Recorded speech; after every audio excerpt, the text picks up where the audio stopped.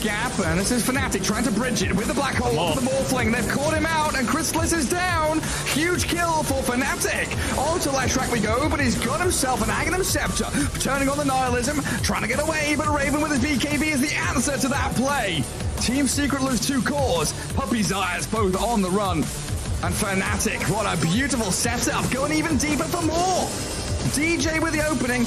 He'll get a lot of damage on the jabs, but it's not enough to kill off the Enigma. Zayat slowed down to a crawl by Raven Skadi Slow, and Nisha Heavenly Jump not going to work. Closed in on by Fnatic. 4 down on Secret. And the Southeast Asian squad striking back incredibly hard. Adorable elbow. They're going with a duel here. They're trying to pull up Pure to the damage, and they do okay. Thunder finds something, and now they look for more. Katomi doing so much damage on Pakas here. Takes down 2, now running away. BKB is gone. So must heal, though. He's going to try and turn around and take down the Tempest double, because if he doesn't, it's just going to kill him. So they'll deal with that as well. Meanwhile, on the sidelines of the fight, Spear out on Stormstormer and Fishman. They actually need to get out here, and I'm not sure they're going to be able to do so. They're stuck inside the arena. Dart go getting off the damage. They're targeting down Fishman. They want to bring down that Jakiro. Toby in around the sidelines, trying to bring down Pakas. Pakas with the extra armor. They're just kind of trying to turn around and fight up into this one, but cannot do so.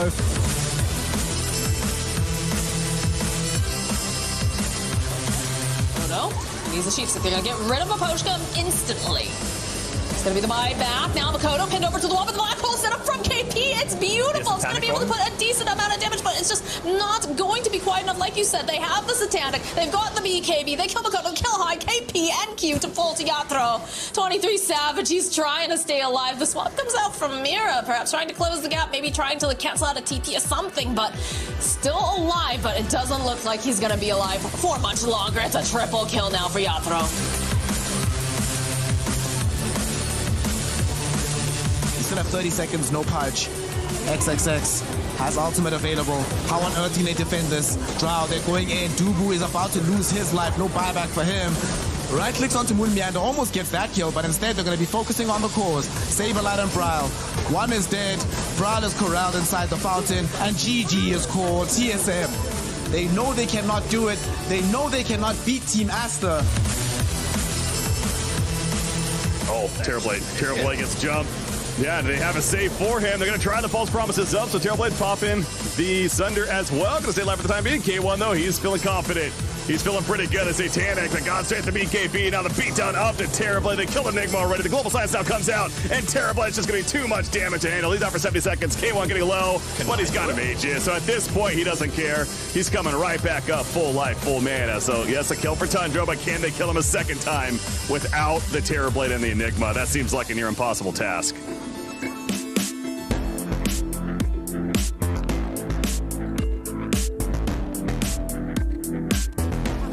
LGD, they want to charge in here.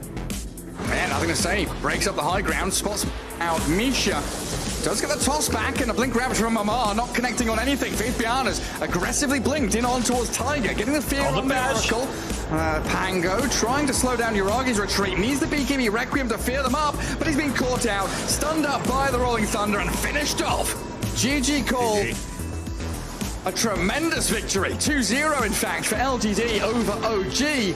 I thought this series would be a close one. Look at this wrap though from EG. They want to try and break this up. They've smoked up all the way behind. They really want to find the Enigma or any other bigger target first. Arteezy still has access to the bubble. Who's he going to commit it on? He hasn't used it just yet. They've already blown up the Enchantress, and now the Corona comes out. But in the freezing field, Arteezy can't put in the damage. They eventually do end up creating Crystal Maiden. Now Matu trying to get himself out of dodge here. He's in danger, losing his life slowly but surely. Does still have an Aegis though. The fear preventing Arteezy from getting the final kill. As Boxy somehow still alive, will eventually end up going down. But Arteezy getting turned around upon by Mickey and Matu. And they're able to get the kill. They don't even burn the first life of the Lone Druid.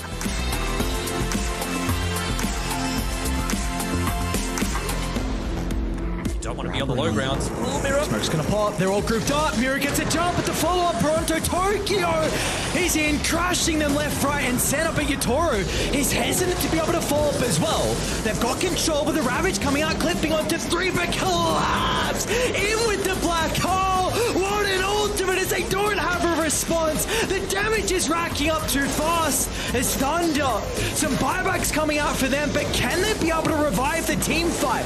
Because he's been able to veer his attention over towards the Enigma, but they do not have an answer. Yatoro just freely right-clicking throughout the team fights, and Toronto Tokyo as well, looking for the rampage, looking for the final kill to give him the fight, man. He won't be able to find it. Onto Picard's, the finishing blow, and they'll give it to him. Rampage for the Pangolier, and now they can go for Sacred as well. That Hide Hunter just brought back prior, and he'll be sent to the grave for another time. Nothing will stop them. No tier 3 tower will hold them back as Toronto Tokyo gets a double rampage. Ward is set up, though, just in time to scout this one from happening. But it's going to be Fata caught by the Scythe of Vice. BZM is all in with Pulverize, but Amar's falling low, and Yower's in with the BKB. Oh, the false promise at the last second for Amar. He's got 2 HP. Taiga got that false promise out on, and he's going to come out full HP. Taiga looks like he's going to die as a result, as Yuragi sicks the bear here onto MSS. Down he will go.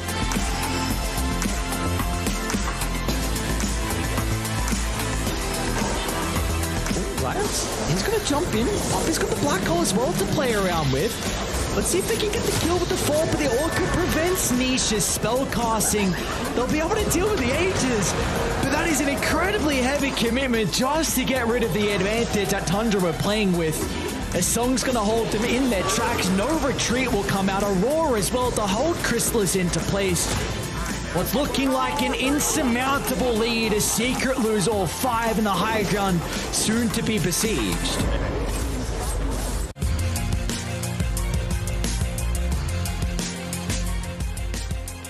Good morning, everyone. We are being treated with yet another day of group stages. It is day number 3 for the International 11. I'm excited to see how these 50 games are going to be playing out. I'm going to be your host, Nat T, and joining me is the lovely Fear, Kezu, and T-Panda yet again. Kezu, we'll start in the middle today, and I'm going to ask you how you're going and if there was a standout game from those replays and highlights of day 2. I wouldn't say that I necessarily have a real standout game of the highlights. It was all good. To be fair, the Dota so far has been very good. But eyes, where I really have my eyes are on the team. Like the teams very far at the top. I feel like they're starting to be, more comfortable. They know what they're doing.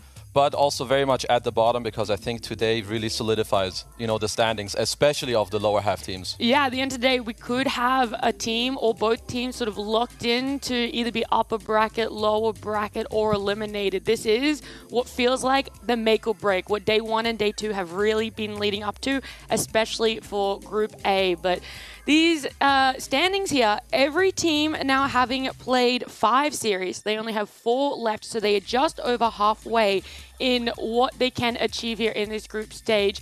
Group A have an RNG sitting on the top, then EG, LGD, OG, Liquid all tied, so that's a bit of a battle for the upper bracket, lower bracket. And then on that bottom half that you pointed out, Kezu, it is Boom, BetBoom, and Sonics. Group B having a similar shape to it, with Asta, Tundra on top, Secret, Spirit, Thunder having the upper bracket, lower bracket battle, and then TSM, Beast Coast, and Talon for the bottom end of it. And your eyes, Fear, there's a certain team, is there not? I mean, yesterday it was EG, but they lost, so... Oh, okay, so you're not looking at them anymore? No, I'm going to spotlight a team on Group B, and that's going to be Tundra. They kind of went under the radar, only playing 2 games on day number 1. They went 1-1 in both of those. But in day number 2 here, this is really where they pick things up. So they went up, this is a game versus Beast Coast. They went 1-1 in this series as well, but later on they ended up getting a 2-0 versus Team Secret and a 2-0 versus Talon, putting them near the top. So Aster is the only team above them. They went 1-1 against them. So those 2 teams today is going to be super important if they want to take that top seed for this group. Yeah, Tundra moved up 3 spots in the Group B rankings on the side of Group A. T-Panda, LGD moved up 4. Yeah, LGD, the team that had a lot of expectations at the start of this tournament, and now I think they're starting to build up again. Maybe day 1 was a bit of people saying, well, you can forgive 1 day, you can't forgive 2 days. So I think LGD is finding their form. Drafting is looking good, looking a bit confident. I think Ame is playing some really good Dota right now, and I think they need these star players to show up as well, as Ame has every single time he's been in TI. Yeah, is there also one for you, Kezu, very quickly before we look at the schedule? like in terms of the teams to really look at. Yeah, because you say like upper and lower part of the ladder, but is there a specific team? RNG. Okay. I knew going in that they're amazing, but they're at the top of their group with 9-1. And you weren't expecting top of the group, or? Not at the very top, and not with the convincing fashion that they've gone for. They're 9-1. Their drafts look very strong. The way they're playing too, and the way that they're executing is, well, top notch. There's a reason they're at the top. 100%. Let's see when they are going to be playing today, as we have our schedules that we're going to flip through. Starting on the B stream, the second stream, OG Hikari are going to be kicking off the day. You can run through, you can check out the times. It is a rolling schedule, so there's a lot of games that you might be trying to keep an eye on.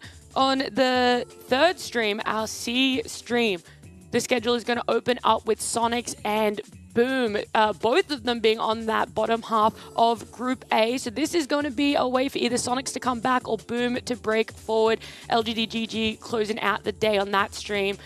Stream number 4 here, GG and Team Liquid. They're going to have some Fnatic, Asta, EG, GG, Beast Coast, TSM.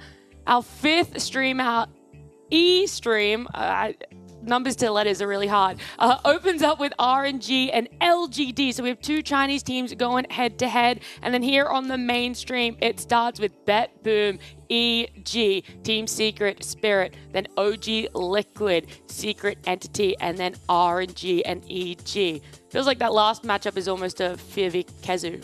Yeah. We have RNG versus EG. Once again, these teams are looking good. EG received their first loss yesterday, but you know, they're always... I feel like this is one of the best performances I've seen from them in the last couple of TIs, at least leading into the event. Yeah, they might have lost that series, but the next one, they got a clean 2-0. So it still is very high hopes for EG and what they can accomplish. RNG LGD, though, that is a matchup we do have to talk about, mainly because there has been, I guess, a little bit of news coming out about what has occurred with LGD. They have received a bit of a penalty for what's going to occur throughout these games. They had a failure to disclose that one of their team members tested positive for COVID over in Singapore. Due to that, they are going to be receiving a penalty for the first series where they cannot pick either side or priority pick. And for their second and third series, they're going to be getting a level 3 penalty, which is minus 110 seconds of their reserve time, leaving them with only 20 seconds when it comes to drafting. So they're going to be at a disadvantage for all 3. Yeah. I don't even know which one feels like more of a disadvantage there. Are you struggling more in reserve time, Kezu, or the inability to be able to pick priority inside? I'm going to definitely go with the draft penalty. Like the side and stuff, sure, people at this point, you have played 1,000 games, we know how to execute both. But the draft penalty, 110 seconds minus, you have 20 seconds reserve time. Yeah. That's a big deal. Usually you have 30 seconds, then you chip in a few seconds here on the reserve. But now it can drastically change what they talk about. Do they have enough time to talk about, oh no, we can't pick this hero. We need to, protect ourselves from this. So this, right now, I don't want to be Zhao 8. Yep. This prep is rough. It's really rough. Yeah, I wouldn't want to be him either. It's going to be a rough day trying to figure out quickly what they need to do. Comms are going to be fast. I think camera shots are going to be pretty interesting to watch as well for LGD side. What's going on right there? Is it hectic or is it calm and collective? Remember, they are coming up against RNG for the opening series over on our 5th, our E stream happening there. There's just so much, I guess, questions around that. All we can do is wait for it to play out and see how it does go for LGD. But we can move on from teams and we can have a bit of a discussion about heroes, how things are shaping up over the last 2 days. And group stages, most picked. Anything really surprising there, Fear? I know you're not even going to look at the Marcy. I'm not going to look at it at all, of course. I mean, Marcy, Enigma, the 2 heroes we went through LCQ all the way through group stage, being like, you cannot give teams these heroes, but only 48% win rate on this Marcy, so people have been able to theory craft and find a way to deal with this Marcy. Quite impressed to see that Shadow Fiend still, I'm a bit surprised. I didn't think this hero would continue to be this strong, but it's as strong as ever. When you say strong, do you mean in win rate or how much it's being picked? Not only just how much it's been picked, how much it's winning, but also how much impact it has. So, on all levels, it's just, one of the strongest carries that is in the game right now, to be totally honest. Okay. Tiny also sticking out for me, 71% win rate, Kezu. I feel like this hero, people are really solidifying how they want to play it. I feel like this mid-Tiny is very hard to execute. Maybe as a last pick, okay, you can do it. But I think with how the meta is shaping up to be, you have these offlane Zoo heroes. They play very well with a roamer, they can stay alone, or sometimes you have some lane dominator. So I really think this Tiny in the 4 position that gets to roam around, to his mid lane, to his safe lane, has very high impact because a lot of the other fours, they're not looking so good and they can't really gank that much early on. You have your Earthshaker, who, by the way, has an abysmal win rate. He's not really doing it. Do you know what the win rate is? Like 25-30%. Oh, okay. So it's not good. Yeah, very definitely much not good. At all. And yeah, I just feel like this Tiny is one of the heroes that does very well with what is played in the meta, and he can also make moves early on. One that wasn't on that graphic, but I have noticed a lot more over day 2 being picked up was the Crystal Maiden. Some of the thoughts as to why it could be picked up and what it is contributing to in a draft lineup. So. I can answer this. It's the best lane duo with Pudge right now. They've won like 9 out of 10 games so far. I mean, easy Frostbite hook combo, but it's a lot of nuke, it's a lot of slow. It's basically everything that Pudge amplifies off of. So I think that's one of the deadliest lane combos out there. And they might even get more popular today. Yeah, I think just to add on to his point, it's very strong against teams that play more greedy offlaners. Like you see some of these Dooms, they're going to have a lot of trouble in the offlane against the CM, as you mentioned with the Pudge or the Chaos Knight. And also, I think a lot of teams are starting to play more on their like early game tempo. And CM, I mean, you get more mana. What else can you ask for in the other lanes? So it just helps not only your lane, but also everyone else's. Okay.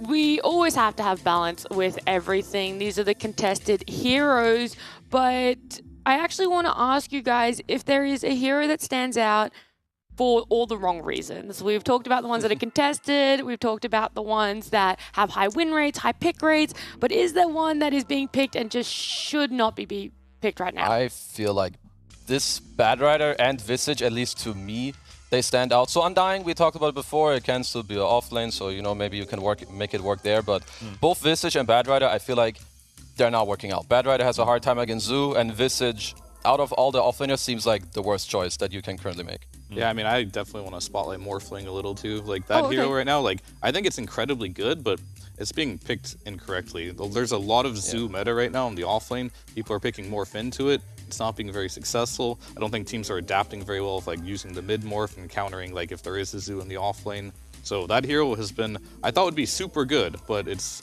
not been picked in the right ways. Okay, I think we all agree because it looked so good in last chance qualifiers. Felt like a lot of people didn't have answers to it. Coming in, you can learn a lot from that, but teams just aren't able to adapt. Is that what you're saying with where it plays?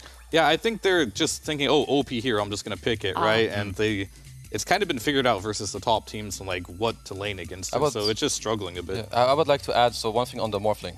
Do you think it is very easy to shift the hero from safe lane to mid and then still have like a proper response in your safe lane against the Zoo? I feel like it could make the draft a little, you know, wonky in a way, maybe not make it turn out the way you want to. I mean, definitely if you don't have a mid-morph player as well, like it's not easy to execute it too. So I just think that hero, like it looks so good and now it's slowing down. People just might need to pick it a bit later. Okay, all right. Hold the cards a little bit closer to their chest. We have to talk about our first series, though. We've gone through everything. We've gone through the schedules, the standings. It's time, though. We want to focus down and have a look at EG, BetBoom, and Fear. There's no one else on this panel that has more info on EG. Yeah, of course not. And we're just talking about...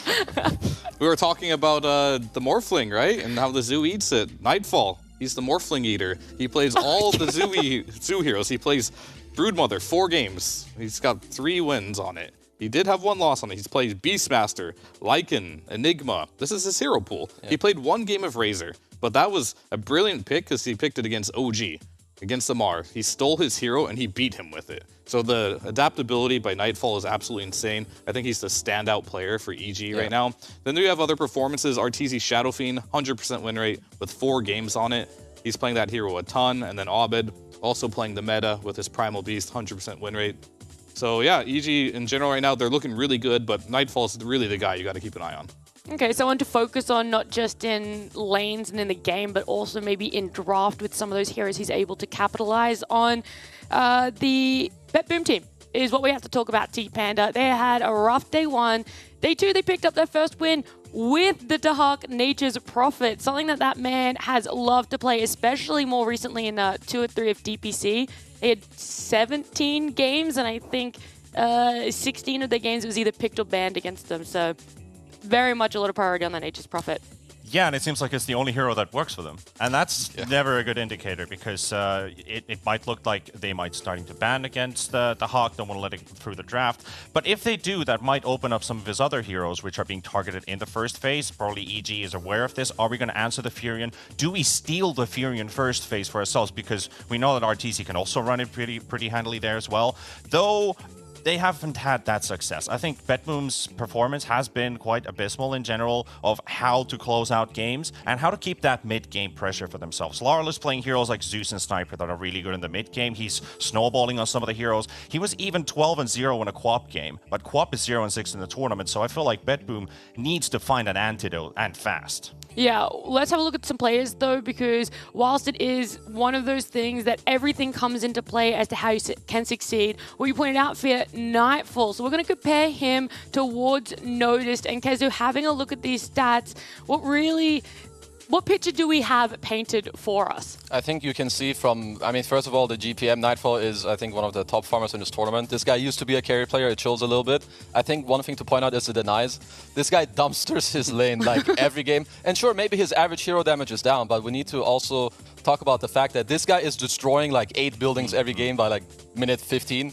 He takes the tier 1, he kicks them out, he free farms, when he comes mid, he does the same thing. You know, like some early game rotations, helps out his team. And I feel like for BetBoom, yeah, of course, it's not the same because they're, you know, not doing as hot. So they're offlaner also. It's harder for him to do it, but really, Nightfall, he's not only like his hero pool has also changed, and I feel like he's just, yeah, he's a star. He's shining right now. Yeah, he's very adaptable too. Like one thing I want to highlight about him is his Enigma. Like you said, like he doesn't necessarily do a lot of damage, but he still amplifies his team with these hero picks that have a lot of farm. Do you feel like he is a hero that you can try and shut down in the draft, Phil? I mean, he's definitely a player you should be trying to shut down for sure, because like they're picking his hero fairly early on in the draft too. Like sometimes they'll wait, they'll get the last pick Enigma. I don't know how they're getting that, you know, in the drafts. So you need to come prepared in draft against this team, but you can just be assuming that Nightfall, he's going to go for the Zoo meta, he's going to try and shut down your carry, and most of the games they win is basically off Nightfall just completely dumpstering the enemy carry and just snowballing the game with the Zoo hero taking every tower, making good rotations, making the game feel very impossible to play for your enemy and very easy for EG's cores to play. Let's have a look at the comparison of the carries here. Kezu to Hawk up against RTZ. I would say that the Hawk stats are still looking pretty good, you know, considering the situation. But once again, I said that this is one of the best years I've seen from EG in terms of the start. And in my opinion, this is the best form I've seen RTZ in, for sure, in this year from the entire season. I feel like he's played very well on his SFs. He has some Morphlings in there. He can play the Nature's Prophet. I don't think they'll necessarily look to, you know, really steal it. They'll either address it or ban it. You know, that's what they will do. But overall, yeah, I would say I've been just very impressed with RTZ. And the Hawk, if he can get his hands on a Nature's Prophet, it's a clear win, right? Can I give a tiny bit of praise for the Hawk? Just a tiny bit, just a tiny bit. He's great at killing couriers. That's very good. He has a record of 5 courier kills in one game, and it does help out a little bit. But like I said, it's just a tiny bit of a praise. I mean, it does give a bit of gold for your team, but that's not your main objective as a carry. You can do it as a Furion, but yeah, that's all if he gets his hands on it. Yeah, you know? which if he gets. Yeah. I want to ask another question about EG. I don't know who of you guys want to go first for it, but what is the biggest difference in how they play, or is it a patch thing compared to Arlington Major and now?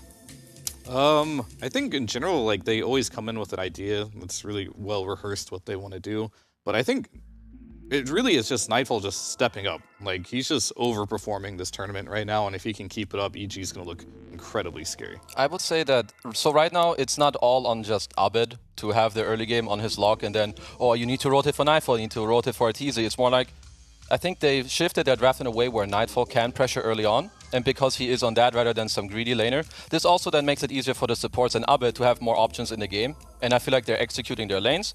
Now their post-laning stage is easy, they make the right moves, and then RTZ has a free game, he performs, EG looks good. Yeah. East European teams in general have been focusing a lot on the stacking game and trying to build up these late game carries and stuff. So maybe EG is a bit ahead on that as well, that they can still adapt into aggressive playstyle, and BetBoom's kind of missing that maybe. I might regret asking this, Sophia, you actually can't answer it, but which lane matchup are you guys going to be turning your eyes towards because of how important laning phase is? BetBoom safe lane and EG's off lane. See, I knew Phil was going to say that. I have to say it too. It's just how it is right now. I think we've highlighted Nightfall all the time, yeah, but also when BetBoom win, it's when the Hawk is like a really good early game. He transitions it all throughout the game with his Nature's Prophet. So I feel like that's just like really what it comes down to. If the pressure isn't there for EG in the offlane, I really feel like that is going to be the first time we will see them struggle a little bit more. Yeah, I think the mid matchup is going to be somewhat even to watch, but I think you have to look at Notice and BetBoom in general because they have a really small hero pool. He's played 4 heroes this tournament. Right. Is he going to bring up something new? Is he going to get banned in the second phase? That's something I'm going to look at Notice. Can he step up his game, and is he going to bring something new to the table? Well, luckily for you, we have our casters ready, which means there's the draft ready. We can see what Noticed ends up with as we jump over to Danog and Aries. Yeah, thank you very much, Nat and the panel. Danog, here we go. Day 3 of Group Stages almost underway. Evil Geniuses up against BetBoom. We're at the halfway point.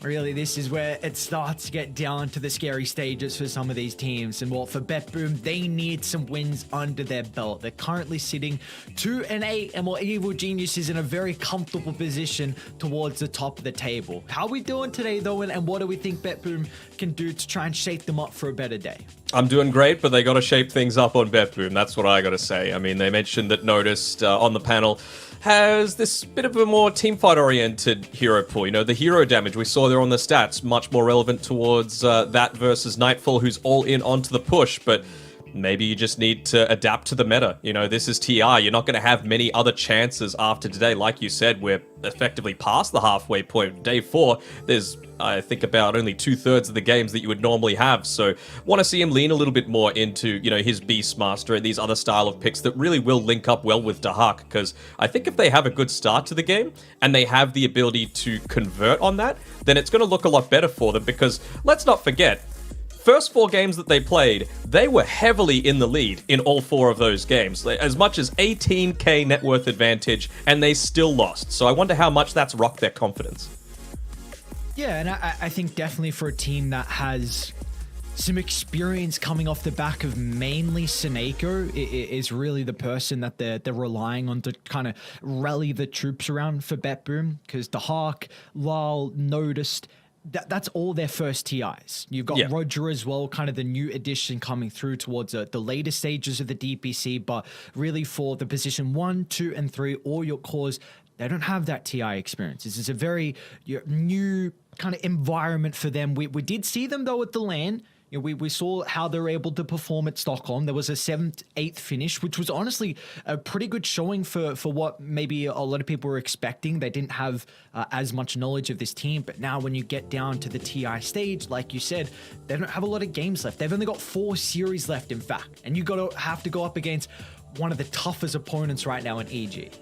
Yeah, I was actually watching a Team Spirit vlog last night, and they said that they were actually really impressed by Na'Vi back in the last chance qualifiers, but it was just the fact that they went on for so long that teams figured out Na'Vi, and they were able to draft against it. They showed a lot of great, unique strats that were kind of new to the scene. You know, at the time, the Lina position 1, for example, and it worked out really well for them. I think BetBoom have the same issue. You know, back at Stockholm, what their style was, it was quite new, but now everyone seems to be playing that, or everyone at least knows the answers to be able to play against that. So that's, I feel, their biggest issue, that perhaps once it gets to the mid game, teams know exactly where they're going to be moving around and they can respond to it effectively. But EG, it doesn't seem like they care. They're just running almost the entirely same strat every single time. Pick Nightfall or pushy hero, first pick Shadow Fiend for Arteezy if it's available. You know, it's just looking incredibly strong, and I think Crit as well is playing a fantastic TI, as he always seems to do. Well, there is some anti-synergy coming through from the EG camp. It looks like Bulba's in the old uniform instead of the bleed spearmint. So we'll see if that's going to be some issues. But I've been incredibly impressed with Bulba and Fly in regards to the drafts. I think really through this tournament overall, oh look, there's some extra synergy as well. Nightfall's got a little cushion there as well. Very similar color, but I think EG, their drafts have been something that has really enabled them in a lot of their games. Yeah, absolutely. I think this is something that's going to propel them a long way. And I really still think that EG haven't shown their entire hand. You know, we've seen that you've got the potential to play on Nightfall a lot more of these team fight oriented heroes. He's done it through the DPC. There's a reason that EG qualified directly to TI, not just on some last chance qualifiers or regional qualifiers. They have a few variable options, and when you consider that he is probably the newest one on the scene, to be able to have all of that experience and have someone that's performing at such a consistent level, that's a big benefit to you.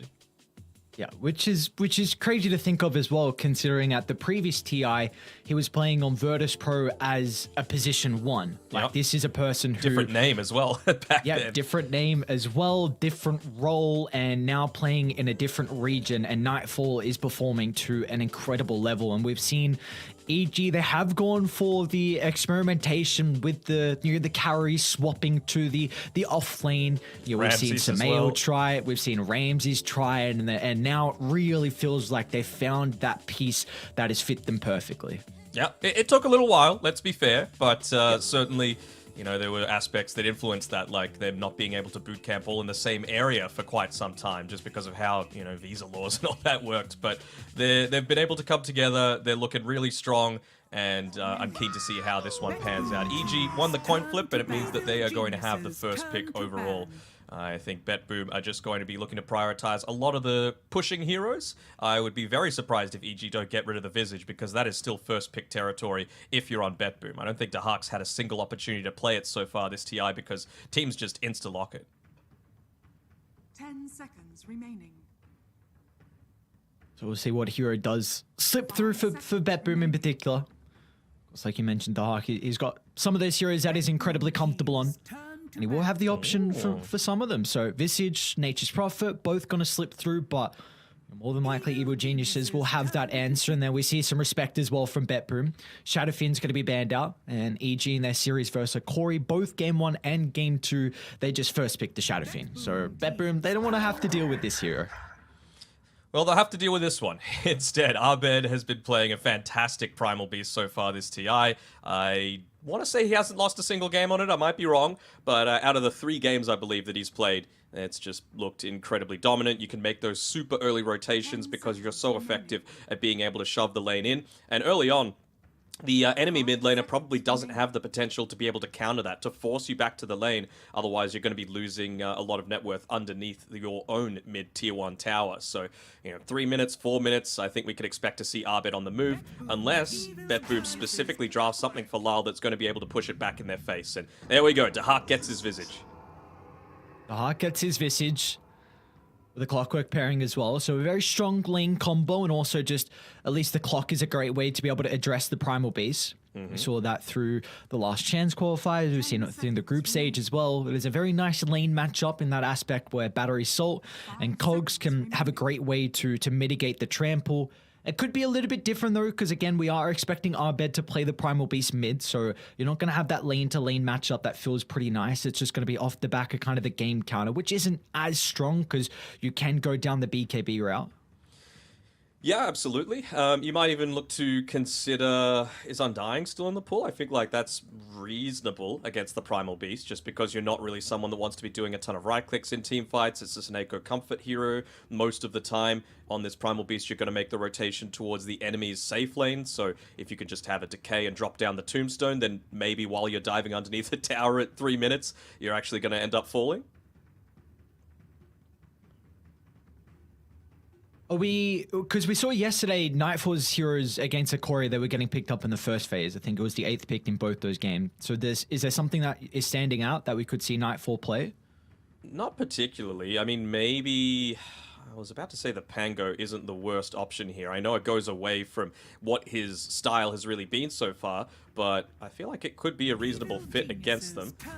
Instead, they're going to go the Snapfire. Okay, something that Fly has been playing most, I believe, for EG so far. So it does give them quite a strong lane. You're able to pair it together with, considering Arteezy isn't going to be playing this position 1 Shadow Fiend, something that's a little bit more... oriented towards going for kills, but that melee aggressive pos 1, which I really like whenever Arteezy plays that and just doesn't just turn into a farm bot. The Ursa, the Faceless Void, even a Sven to a lesser extent has a pretty decent time in lane when you're able to get that super easy setup for the cookie with the Stormhammer.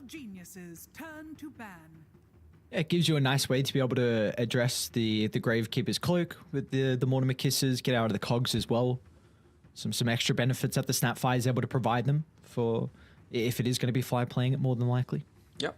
You see the Faceless Void being removed. Just, again, something that's got a jump, right? Something that's going to be able to move away from the cogs. Even just a little bit of that damage over time for the Visage to be able to deal with the Gravekeeper's Cloak a little bit more easily. Visage, of course, and Clockwork. Two of those heroes that really like to be spamming out a lot of their abilities. And yeah, you can just see they're looking to try and protect Dahak as much as possible. All this damage over time stuff just completely removed. All the stuff that's able to either disjoint abilities or just completely retreat from a team fight as well.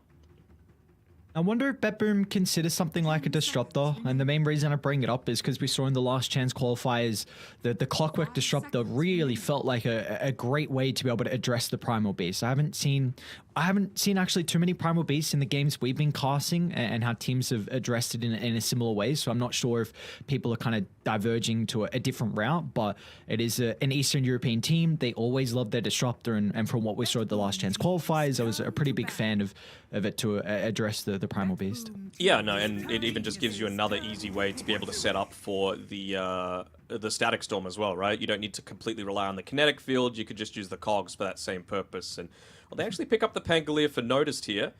More commonly, you would assume it's going to be him playing it as opposed to Lyle, although Lyle has played it a couple of times actually so far in this TI, so maybe they're just looking again for that person that's able to shove out the mid lane when you inevitably want to make that rotation on the Primal Beast, and even just for your own sustainability in lane, you trample towards the Pango, he could still swashbuckle back to safety.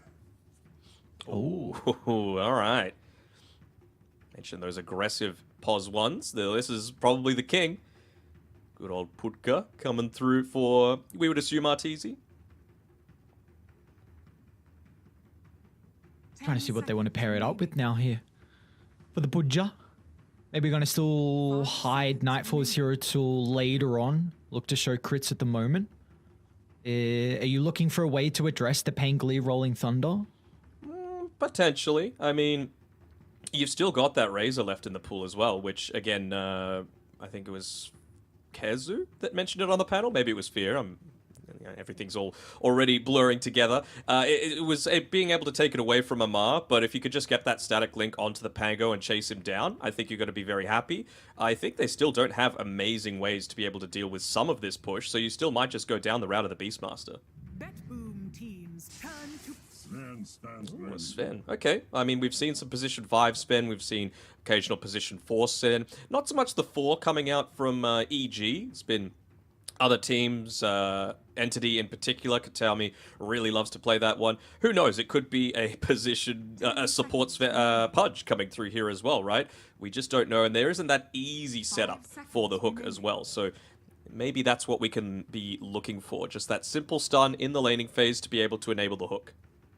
Yep, you even have the potential to give Nightfall the Primal Beast and then give Arbed the Pudge, run an Arteezy Sven. Those are a lot of flex that Evil Geniuses can play with here with the lineup. Yeah, I would say most likely it's going to be a position 1 Pudge, position 5 Snapfire, 4 Sven, and a 2 Primal Beast, because once you get that level 2, for example, on the Sven, and you've got the Warcry, Primal Beast makes that early rotation, you pop the Warcry, you get the extra movement speed, and he does even more damage when he comes to the lane. So there's some decent synergy there, as well as on the Pudge, right? All you really need to do is keep up with people and have that rot on, and then there's very few ways to be able to get away from it. Well, looking for I believe the Seneko hero getting picked up at the 18th. Do you feel like there's any weaknesses that they need to cover here with the position 5? I mean, you got 3 pretty beefy boys right now. I mean, 4 strength heroes, and normally I would say a Phoenix wouldn't be too bad against this, and Senteko plays a great Phoenix, but it's into a Snapfire. So that's the one thing that I'm a little bit more conscientious about. Unless they feel like they've got the synergy to be able to say, hey, when I Supernova, Pango, you better be on top of that Snapfire, or Clockwork, you better hookshot on top of that as well. They're going to go the Venge instead. This is something that they've been picking specifically against the Enigma a lot of the time, both for the amplified damage in the laning phase, to be able to deal with the Eidolons, as well as, of course, the swap going through the BKB. But, I mean, it's still pretty decent, right? You buff up the Visage a little bit, you buff up the Pango in terms of his damage with the Vengeance Aura. It's not the worst. It is not the worst. You save versus the Pudge Dismember is going to be really nice as well as the game goes on. And the Pulverize. And the Pulverize as well. Yeah, very good point. I mean, because these can be often spells that can just guarantee a kill if you're protected with the BKB. So the Venge at least having some way to mitigate that. I am a bit concerned though that EG, if they are very far ahead, then getting on top of the Venge is going to be very easy. So this is kind of the one issue with this hero, that if people are just running at you, you can have some difficulty with if your lineup is kind of far behind, you don't have people to pop in front. So we'll see really how the early game is able to shape up. And maybe they even give it to Noticed as well, right? If you're really just wanting that secondary life. So if they choose to commit heavily, if they choose to run at you, you've still got that secondary life as long as you've got the Ags, but it's going to rely on your... Every time you see this Venge and he's forced to go into the Aghanim Scepter, you got to give him like 17 minutes to be able to just farm and not have too much impact in these team fights. The lane's not too bad. You know, Venge Clockwork, not the worst, but certainly makes life a little bit more challenging. They seem to think that it's just going to be the position 5 Vengeful Spirit paired together with the Visage, and you know, for pretty good reason, and they're banning out the Dawn and the Timber Saw for Noticed. 10 seconds remaining. All right. Heading to the 23rd, Sniper's even going to be banned out as well from BetBoom. So we're mentioning that EG, they have this capability to put some heroes into multiple roles. We're going to try and go for that really, because they don't particularly have a win condition at the moment, or at least a late game hero that can secure the game for them. I mean, I think you could feel pretty confident though with the Visage to be able to end the game. Dahak has played enough games on it that he's going to be able to get some effectiveness there. I mean, who knows? Maybe they're going to go into the Beastmaster still. It feels, a little awkward, considering you're probably going to be going up against a Pudge, easy way to deal with the Boar, as well as the Helm of the Dominator creep. But I think if they just want to go very quickly, which also the Undying kind of deals with, right? You're going to be able to deal with both of the Boars as well as the Beastmaster itself in the lane. I feel like those are pretty good options through the Sniper and the Undying bans. BetBoom teams turn to Templar Assassin. Yeah, huh? They're not going to Veno, are they? Think that's not a bad Veno game against a TA. You've also got, again, 4 strength heroes, so that damage over time from the Poison Nova, dealing percentage damage is pretty good. You can help with the push with the Plague Wards. Not the easiest lane for someone like the Pudge. I suppose the Flesh Heap gets extra value, though, just because basically as soon as you pop it, you're just taking 0 damage from the Pango, from the Veno, even the Familiars to a lesser extent, but I still feel like it wouldn't be the worst pick for him. I think I really like the Venom call. If Viper might be another route they want to consider, they're going to Slardar. I like it. I love Slardar against Pudge. Pudge is one of those heroes that needs to be able to withstand and deal with a lot of that small damage over time that I was just talking about. It's actually going to be a Nightfall Primal Beast. It's an RTZ Pudge, but heavy minus armor, in my opinion, is the way to beat the Pudge. So you've got a Vengeful Spirit, you've got the Lucky Shot from the Pango, you've got a Slardar as well with the Corrosive Haze. So really don't be surprised if you see this Pudge, which a lot of people see as immortal a lot of the time, actually get melted in a couple of seconds in these team fights, unless RTZ specifically buys items to be able to protect that. So initially when I saw the Venge pickup, I was a little bit concerned because they played it into a Sven, and I feel like the Warcry just completely negates what you get out of the Wave of Terror. And now they're like, let's double down on some more minus armor. Let's get Noticed to the stage where he's at level 18, where you get 3 points of Corrosive Haze, and you got the minus 20 armor. So I don't think you want to get to level 18 on Noticed. I think level 12 is going to be like, right, this is good enough. We got to go. Okay. All right. Well, are you concerned then? Because, I mean, Warcry is a great way to be able to deal with lineups that are playing off physical damage and have a lot of minus armor. So do we feel like this buff is going to be enough, or a BetBoom just so far down into the minus armor route? I think you got to go, just continue to go into it. I want to see a medallion picked up as well. You know, it's something that a Visage gets pretty nicely. Even the Solar Crest amps up things like your familiars as well. I think they're going to go very, very heavily into this this physical route. So with the Sven, expect to see an Aghanim Shard come out from him as well. Even just a casual Buckler, honestly, for EG, I think wouldn't go amiss. A Crimson Guard as well, I think we could potentially look to see, because look at what you're up against. Familiars, Swashbuckle, like all this little bit of physical damage that you're able to out-sustain, I think, is going to do a lot of work off EG. If they're just able to withstand this super early game, I think they got it. So what do we need to see out of BetBoom then for them to secure this early game? If you feel like this is a lineup that's able to really push the tempo, who is kind of that key person that we have to look to have a good lane to really help out?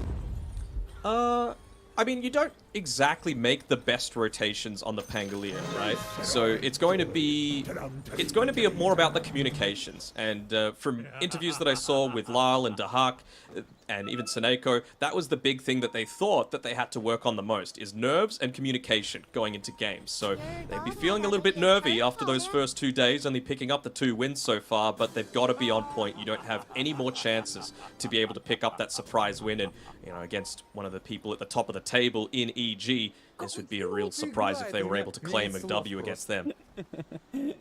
I know. A really important map victory. Again, they are starting to get to the stage where they're the ones currently tied with Sonics in 9th place. So at the moment, if it continues on, they'd be eliminated out of TI 11. But a couple of teams ahead of them. You got Boom with 3 wins, Korean Gaming Gladiators with 4 wins as well. So it is still very close at the bottom of the table. And for BetBoom to be able to start off this second half of the group stages with a win against Evil Geniuses would be incredible. One, just for their confidence and just be able to put themselves in a position where they're not going to be worried potentially about this elimination. Well, who's going to get caught out here, though, by this attempt towards the bounty runes? Arteezy might be the one that actually scouts out this movement first, but just pathing. Gonna catch TA. Great stun, though. Clipping on Tatu and Arteezy with the hook. Get Arbet out to safety. This might be 4 bounty runes for EG. Fly, he's considering it. No, this oh, yeah, he just got it. Thought it got denied. So, all right, 4 bounty runes for EG. It's a nice little injection of gold. All right. I hate to see it. Right, well, this is you're hoping for a little bit better. I mean, I was so close to getting that first blood. Fly with a double stun, and then you get the hook out from Arteezy. Very, very nice. Yeah, just in terms of, you know, there's going to be a lot of teams, Sonics in particular, cheering for EG this time around. Sonics actually have a fair few of the, let's call them easier opponents, or opponents that haven't had quite as many wins so far, whereas Boom, they're coming up against a few of the juggernauts here, so the standings are super up in the air. That they are indeed. Anything can happen at the TI stage. With the caliber teams we have, everyone is so goddamn close, being able to take maps off each other. See, hook on Arteezy on the bottom side. I mean, Dahak, again, early on, you don't have the greatest amount of armor on this Visage, so every single time you can get those big right clicks coming in, although Fly. They continue to be chased down, but Arteezy is going to be able to tank some of the battery assault charges, so some nice harassment. Top lane as well. Crit's also falling pretty low. We'll be able to get off into the tree line. Nightfall acting as the bodyguard. Of course, we do also see the lane spot for BetBoom. You've got the Visage, the carry for them, playing down bottom into the Pudge lane. And you also have the Starter up in the safe lane. So what do you feel like the reasoning is? Oh, another hook from Arteezy. Still without the level 2. We need that rot to be able to hold the Hawk into place.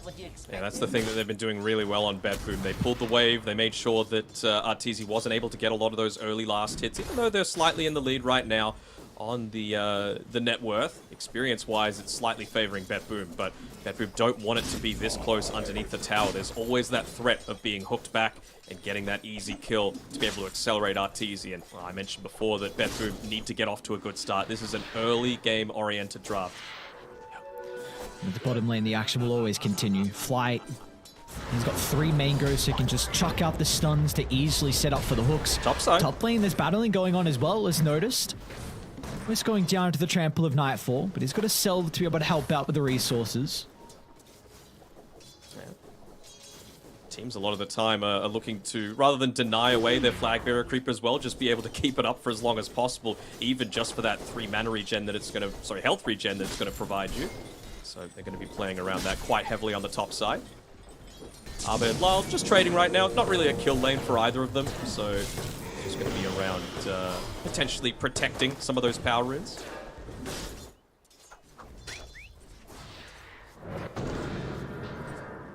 Do we feel like this is a lane that Lyle should be worried about, or is going to have some difficulties, I should say, into the Templar Assassin? Like, really need those rotations? Okay. Nah. I mean, the TA isn't one of those mobile heroes, right? So you're not really going to be able to instantly close in onto either of the power runes. Of course, it helps. Like, you're the one that actually wants to be the initial rotator. And I don't believe they've built up any stacks for the TA just yet on EG. So I think Lyle shouldn't be all that worried. He just needs to play the lane, get the most out of it, and worry about not falling behind in the last hits department. Which is doing pretty well in at the moment. Top of the last hits here for the Pangolier.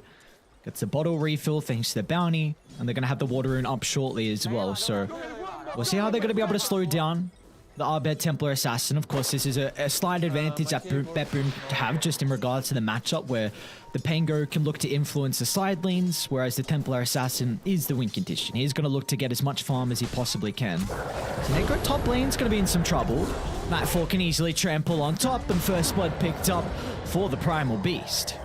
Arteezy was going for the hook there while Dahak was just pathing behind the trees, and you had Clockwork pulling the wave. Roger behind the T1 tower. I mean, the issue for Dahak is right now, he is way behind on network. You've got this big wave coming underneath the tower that I don't think you've got the ammunition to be able to take down any of these heroes. Arteezy is very happy just to keep them running at you, feed a lot of that experience over. Nearly going to be a full level ahead once this creep wave dies. They're going to be cautious. Stun chucked out, but Arteezy just wants to farm instead of going for the hook. All the side lanes very close to potentially members going down. We see the bottom aggression and the top side as well. Crit in Nightfall. It's actually going to be BetBoom that make the attempt, but notice very hesitant about moving forward. Crit's in a position where always Primal Beast can look to step in and help out if required. Fly here might be in a little bit of trouble. You've got the level 2 battery assault, but again, another great hook by Arteezy twice now, saving his team's life. And they might now turn it onto Roger with a little bit of damage coming through from the Rot. Only level 1, just the harassment coming through, nothing too crazy. Really is showing up this TI, isn't he? Arteezy, even this first siege creep wave. We'll see if Arteezy chooses to just instantly hook the siege itself, just to get, again, a little bit of that experience boost. He's half a level ahead of Dahak right now, and yeah, I'm worried if I'm BetBoom. I really don't think they have the damage, especially since he just had those infused raindrops delivered. Top lane. Nightfall, he's going to go for it. In fact, the double charge finds the angle. A crossbow holding back for the moment, but the right-click damage coming through. Nightfall just slaps him down, and now bottom lane as well, Dahak. Trying to get some distance thanks to the boots, but Arteezy's onto his target with the Rot. Dahak will just be able to get some separation, though. Most of the times you see a dual melee lane and you think, well, this isn't going to work out too well, but these two just have such great synergy. Nice hook. Another kill. EG. Off to a great start. 2,000 net worth lead. 3 kills for the Radiant Boys. And essentially no way to die here on Arteezy. It's going to rely on Lyle rolling through. He's got his level 6 and he wants to push that lane out as quickly as possible. He can afford to expend his spells as well because he's got that regen rune that he was able to pick up. Might actually make the move up towards the top side, but you're going to see it. And Lyle even gets that nice little D-ward off. He's going to be able to get rid of the Psionic Trap as well if he was wanting to. Might have done it in the mid lane, but yeah, here we go. One more lane pushed out, I think, and then he's going to look to make a movement, maybe with the Orb of Corrosion once it's delivered to him. Feels like it's a lot of pressure on Lyle, though, to connect with this rotation. It's actually looking to put a little bit of pressure onto the tower. Okay. Playing a little bit more of the passive route, maybe just not wanting to move until he gets that orb delivered. Top side, they've gone for another dive here, and Noticed is pushed all the way back underneath his tower. They can aggressively glyph if they want to. In fact, they're just going to continue to run through the tower range, pushing Seneko and Noticed out of the wave. And yep, there's the glyph coming up, but also the rotation from Lyle. Did you see the micro on the courier? Scouts him out. Lyle's not going to get anything out if this is crit. Jumps to the high ground. You can pop a stick for enough mana to TP. Seneko does get a glimpse of the Snapfire, however. Does look like they're going to be able to catch up to Mr. Crit and hopefully secure. He's all getting very close to Seneko, but doesn't have the spells to be able to turn it back around. So there we go. Lyle, in the end, will be able to get the first kill for BetBoom. That space created all that time. Abed was just sitting in the mid lane, hitting the tier 1 tower, already down to half HP. With all of that time that you spent up with a simple rotation that just didn't work out. Lyle is going to actually go here for Abed, but do they have the damage? I don't think they do. I don't think they do as well, even with the Hawk being nearby. It's a nice bounce forward. targeting down Fly, but this hero is relatively tanky. But Nice the dodge. illusion dodge of the Stormhammer. Lyle's okay for the moment. Doesn't get a lot of distance away. They can move on as Crit puts Arbed into the middle. One more right click is going to be able to secure the kill, but now Arbed's in a compromised position as the Hawk is going to be able to secure a big kill for BetBoom. Roger as well is pushing on 4. They're going to turn it back onto Fly. They can use the Pango illusions to tank the tower if required, and BetBoom get a double kill in the mid lane. So important for Zahak, right? He didn't actually get that first kill because it was one of the Pango illusions that ended up getting the right click, but still, gets him closer to that level 6, gets a huge amount of net worth over to him. I mean, he's still a fair way behind, but it was looking like a hiding to nothing that he was having here at the very beginning of this game. So once he gets that level 6, the map can open up a little bit. It can cause the next movement that comes out from Lyle to actually result in maybe a tower going down. On mid lane. Arbed, they're going to be cautious because the smoke from BetBoom, Roger and Seneko connecting straight onto the Templar Assassin once again with Nightfall's rotation. Is going to be enough chaos to keep the Templar Assassin alive. They need detection. And with a sentry drop, they'll be able to bring him down. But EG bringing the forces to be able to win out in the skirmish. A 3-for-2 trade in the end.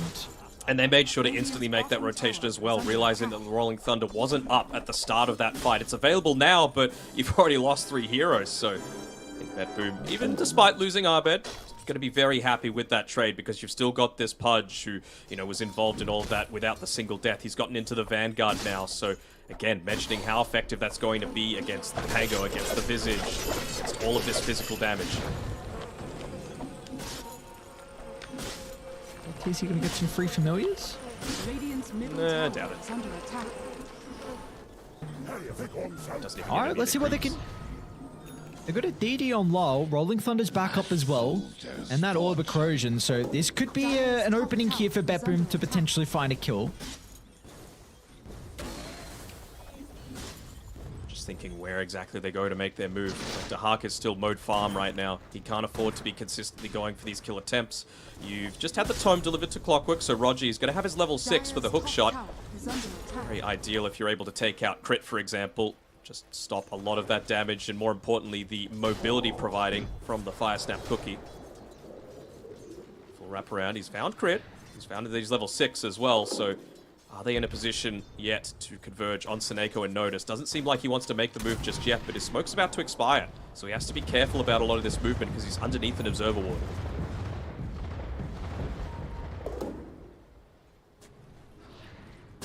A lot of space for EG. Net worth lead continuing to grow. Arbed back at the triangle. Farming up an ancient stack. You got Arteezy mid lane as well, but they're actually going to TP Fly top. Looking to take a team fight or potentially even finally get this first objective of the game. Look at how much they're protecting this though. 2 Observer Wards, both in the lane as well as closer towards their tower. Not wanting to get caught out by a hook from the Pudge or something as simple as... Oh, they actually made the move. Roger will start. Nightfall's the target, but look at the follow-up. Artillery getting rained down onto Roger's head. They're going to swap him to get some distance away, but still Crit's able to bring him down. And now Arteezy is in as well. A beautiful cookie puts him in prime position to capitalize on Slardar being out of place. And now Arteezy wants more blood as well. They see Seneko under the tower.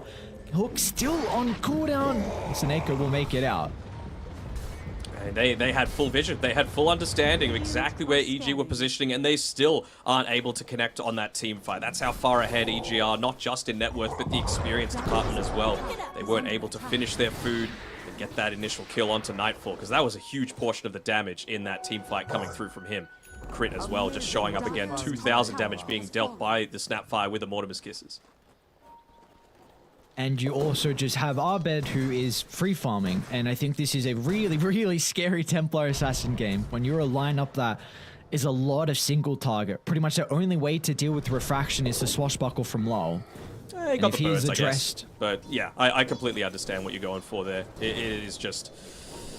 It's a lot, and you're going to have a lot of heroes who are probably going in before you, right? Primal Beast, even a Sven to a lesser extent. Arteezy's eventually going to be able to get a Blink Dagger after he finishes his Ags.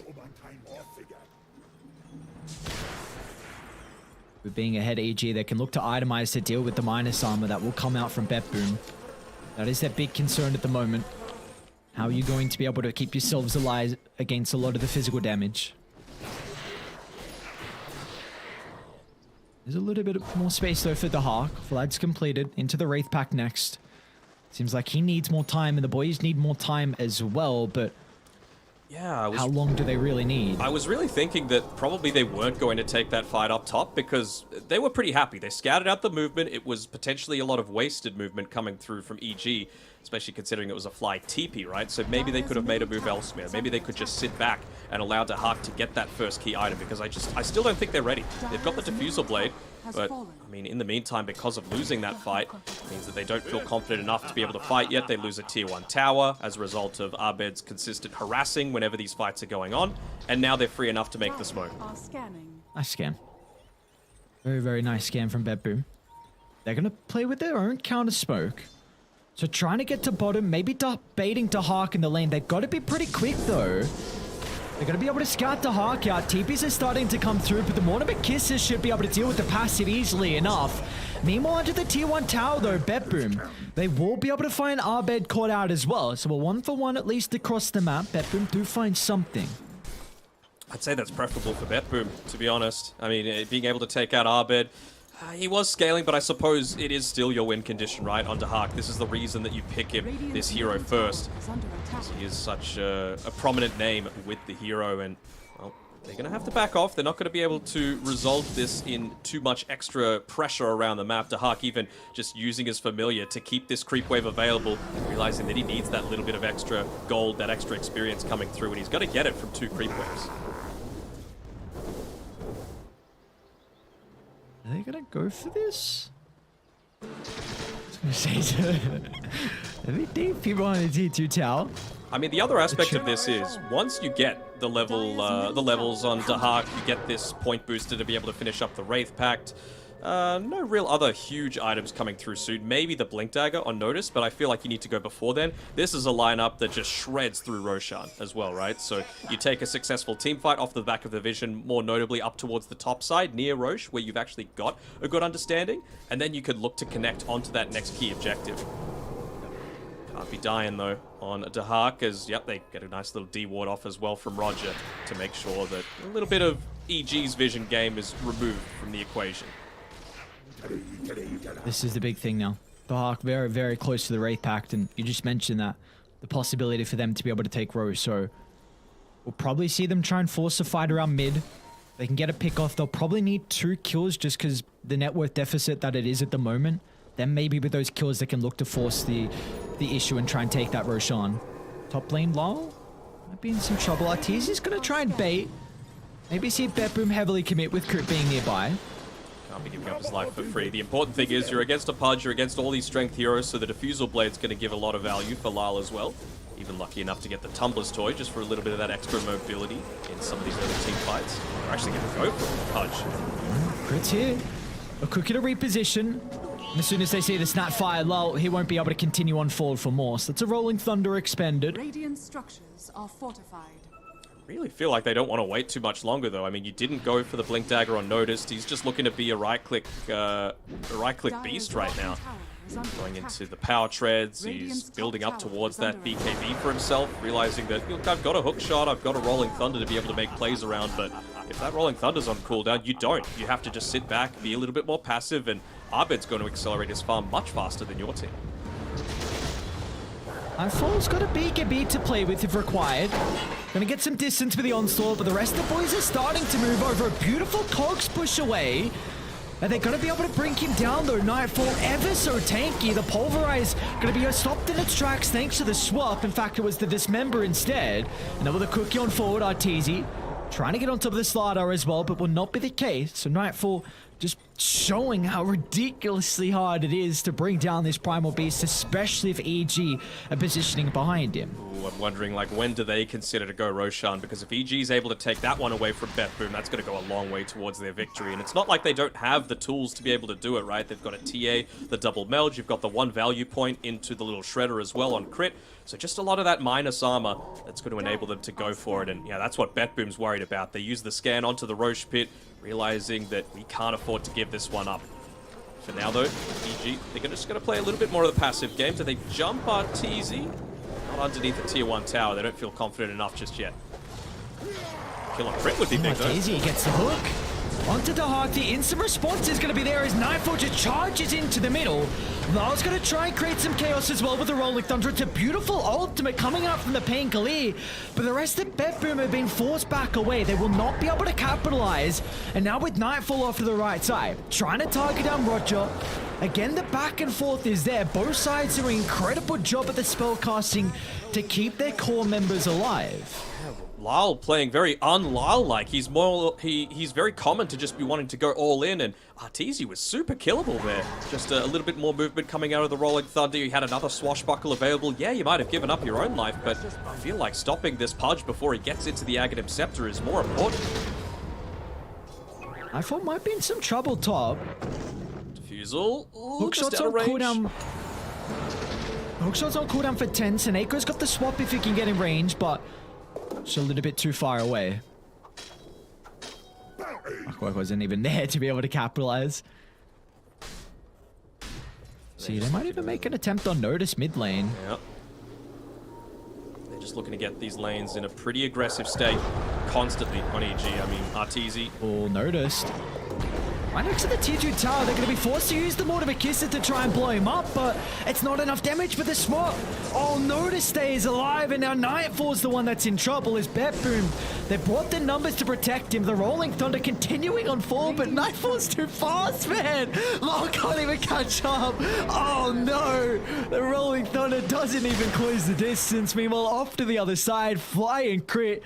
The duo support from EG get the kill onto the Clockwork. Oh, nice TP by Notice. In the end, Notice into the tree lines, able to bring down Crit, and Fly will step out to the left side. I just want to see that race again coming through. You know, that was Vin Diesel and Paul Walker going on. Fast and the Furious coming through between the Primal Beast and the Pangolier. So, what's going on with this Pango build? What are your thoughts on the Manta style from Lao? Good question. Honestly, I'm not sure. What was he even able to dispel here?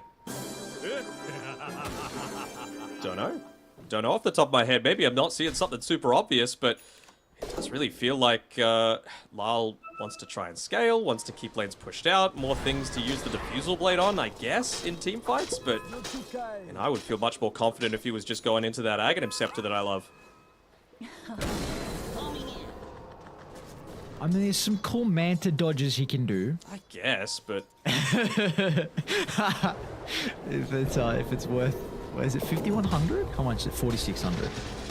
A lot of money. I'm very excited to see. A lot of money. I'm very excited to see. He's got Basher and Skadi queued up as well. So it does look like Lyle is trying to be a real big threat as the game goes on. Like you said, maybe just the extra Manta illusions to help with the diffuser burn. Potentially is trying to push out the side lanes. We'll see. But BetBoom. Yeah. They get some kills. They can definitely go into Roche. It's a big team fight for BetBoom to bring themselves back into this game one. As the triangle's going to be the target. As Roger Hookshot's in, they really want to get onto Arteezy. Fly's going to put himself in the middle, acting as the bodyguard, but they're still pushing on forward for more as Lau just beeline straight towards the Pudge. But can they chill with the rest of EG members? Oh, yes, they can. Nightfall. Moving off to the right side, protected for the moment, and BetBoom, what an incredible team fight for them. They bring down 3 and now can look to get Roche. Yep, right in front of the pit, get rid of the TA trap coming through there. Arteezy didn't actually pop the Flesh Heap there. Otherwise, I feel like they would have felt quite confident, but with some of that vision that they've been able to place down, that they see Nightfall grouping around the area, he's building up into a lot more of that armor for himself, going into the plate mail already towards the Shiva's Guard. Really a very effective tool, not just for his own protection. He's changing up here. Point booster being picked up with the plate mail. Back to the Shivas. Back to the Shivas. Yeah. Right, calm down. BetBoom by mid. Rolling Thunder's going to be back up shortly as well. Nightfall's going to be playing with the BKB, but the instant use of the bash stops the pulverize in its tracks. Roger can help BetBoom reposition. In fact, they want to go back in, targeting down Arbed. They've been able to deal with the refraction, a beautiful double stun, some back and forth with the posture. Another the crit finds an opening for the double stun. This can enable Nightfall to charge into the middle, but he just gives over his life, and with the disarm, Arved can't continue to right click. They need to bounce back off the wall, while unable to find an angle to get onto the Templar Assassin. So in the end, a 1-for-1 from both sides. You just see how much emphasis they go on towards giving Abed that potential to live, to get that next kill. Nightfall realizes that once those BKBs are popped, I'm pretty damn useless, so I just got to throw my life in there. I felt pretty tanky with the plate mail, but obviously not. And LOL is a gigantic reason of why this net worth lead is continuing to be cut. I am incredibly impressed with the game that he's had so far. 6-1-3, second in net worth on the Painkali. I mean, the fact that you are keeping up with the Templar Assassin is crazy. Remember reading an interview that he had, and he was like, I don't get nervous. I don't get nervous. I just want to play Dota. Doesn't matter if we finish first, if we finish last. I don't have any excitement at all about playing TI, he said. My task is to win, and that's it. So I'm going to dub him the Terminator, because it just feels like he is a robot that is designed to play Dota. Robot, no emotions. Well, he's really leading them to a stage where you get another team fight. That's Roche all of a sudden there for BetBoom, and then potentially their lineup. You know, again, this is a 5-man that can end the game relatively early. We're only 24 minutes in. You get Aegis all of a sudden, some towers, and this game can get really out of hand. And when they made that previous movement and they were able to kill Arteezy and Fly, Dahak wasn't level 12 yet. He was still level 11, so those familiars had only half of their current damage. Now they've got that damage, amplified of course by the Wraith Pact. They've got the drums as well, so there's a little bit of a power spike coming here for BetBoom. EG feel like they're strong enough to be able to contest against it. They're going to go a long wraparound, and again, just using the Manta Illusions to push out some of these waves. So that's a big reason as why Lyle is now top of the net worth. Roger's got great positioning. They're going to see Arteezy moving on forward. Hook. Oh, no. Oh, it connects. A blind hook from Arteezy onto Roger, but the hook shot for himself. Roger will still die. Nightfall's going to charge in, and BetBoom feels strong enough to take the team fight. Lyle's going to try and find an opening with a Rolling Thunder, targeting down Fly. They don't want to heavily commit to put themselves in a compromised position as Crit. He's going all the way to the right side as well, so another freebie from BetBoom. But look at the importance of this team fight. Both sides know if anyone comes out on top, that just opens up the pit. Does indeed, and both sides feel ready enough. Instantly remove that vision as well, although Abed able to do the same. Confident enough to be able to go in. They know with all these buybacks being expended, if you had one on the bench, he would have used it by now. Going to scout out with the familiars for now. No hook shot for another 15 seconds, though. They're onto Lyle. Let's see if they can blow him up. Great use of the man to dodge, but still the stun is there into the dismember. Lyle's going to make it to the higher ground, but the meld damage blows him up, and now they'll drag them all into the river. It's still EG. They're losing members. Notice acting like the raid boss. He doesn't give a damn about running into the middle. In combination with the Hawk, they find 3 EG members, and Lyle's even going to buy back as well. They want the prize of Roche. Now, if they could give this Aegis over to Lyle, I think they're going to be incredibly happy with it. I mean, they thought that they had this 5v4 situation, and they did, but the diebacks are expended on the Sven and the Snapfire. There's no way for them to be able to rejoin. Great hook coming out from Arteezy as well, it has to be said, but just not enough to clean it up. BetBoom, it's very clear that this is their big timing. They've taken the first Roche. They've got that big power spike around the Visage, reaching level 15 as well, by the way. Just committing with Lyle. Let's have a look at that man to dodge. Coming through there.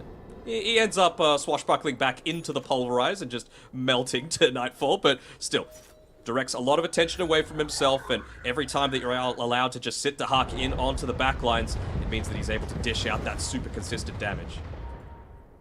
This is going to be a really scary period now for EG. Like you just mentioned, the Visage having level 15 in combination with the Slaughter's 2-point Corrosive Haze. And the AC you got the as well, I think, maxed picked out by Dahak. Oh my.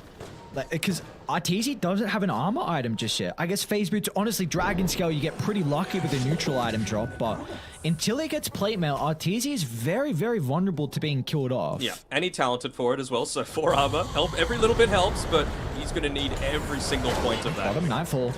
Looking for a solo kill, but it's very close to the tier 1 tower, and he doesn't have many members of EG nearby.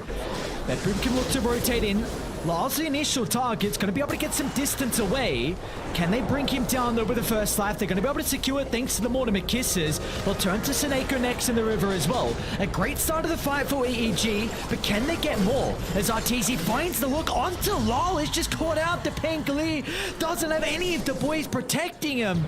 And now EEG going to move over the triangle. The familiar stun covering their TPR. Beautiful micro from the Hawk. It looks like Roger will not be as fortunate. No escape. Stuck in between a rock and a hard place as EG find 3 and now some more objectives to be claimed. And they know, again, no buyback available for this Pango, as well as the Clockwork, I believe, unless he expended it previously. So they're going to be able to continuously push on forward. Might look to expend their bodies to be able to protect this siege creep, but no. Abed feels confident enough with the refraction, with the fact that they're going to be fighting this 5v2, that they don't need to go for it. But yeah, again, this is the power that you get from the Primal Beast, right? You can just run on in. Doesn't matter if you've got this this bash that goes through the BKB, if you're just never able to land it. Those damn mini stuns being a menace for Noticed. And Lal ended up giving up his life a couple of times for free. I thought maybe Dahak coming in with his rotation from the left-hand side would have been able to change things, but again, Nightfall just makes that movement in onto him, makes sure that he's not able to free cast and has to play under a little bit more panic. It's just EG making sure that everyone comes down. It was a location in the map that it was going to be very difficult for all their members to be nearby, but as soon as the fight broke out, see just the heroes swing to the right side and make sure you had at least all 5 members to be able to take the skirmish, which was a big advantage for BetBoom. The net worth lead fell down to pretty much only 2,000. They had the Aegis advantage, but now it's ballooned back up to 8k here for Evil Geniuses. But it's not like BetBoom are out of it entirely. You know, they missed that timing, and I'm sure they're going to be hurting about that. But you've got other ones coming. I was mistaken. He didn't have the full AC on the Courier, so still about 650 gold left before he picks that up on Dahak. You've got the Aghanim Scepter now on the Clockwork as well. You know how much I love that, just providing a little bit of extra vision. Nearly level 18 on the Pango with the Basher. Nearly level 18 on Noticed as well. That's not good though. No, not at all. Yes, at least it's a Clockwork that goes down, but this might be a tier 2 tower that's going to take some damage as well. Instead, EG, they want to try and get control of the top jungle. Maybe get some wards down, get another lane shoved out as well so they can occupy a good chunk of the map. I mean, their pickoff's pretty great, right? They've got Blink Dagger on multiple heroes now. Pudge, the TA, of course, Nightfall doesn't need it right now. He's got the Shiva's Guard as well to feel completely safe and, oh. Just some old teammates, you know, coming together. At least he said sorry. He didn't mean it. That's easy. Cookie's gonna get him a little bit closer to the Hawk. Familiar will protect him, but he's gonna lose them unfortunately. Doesn't have a resummon. No jokes. Okay. Back and forth Phantom, but this is looking scary.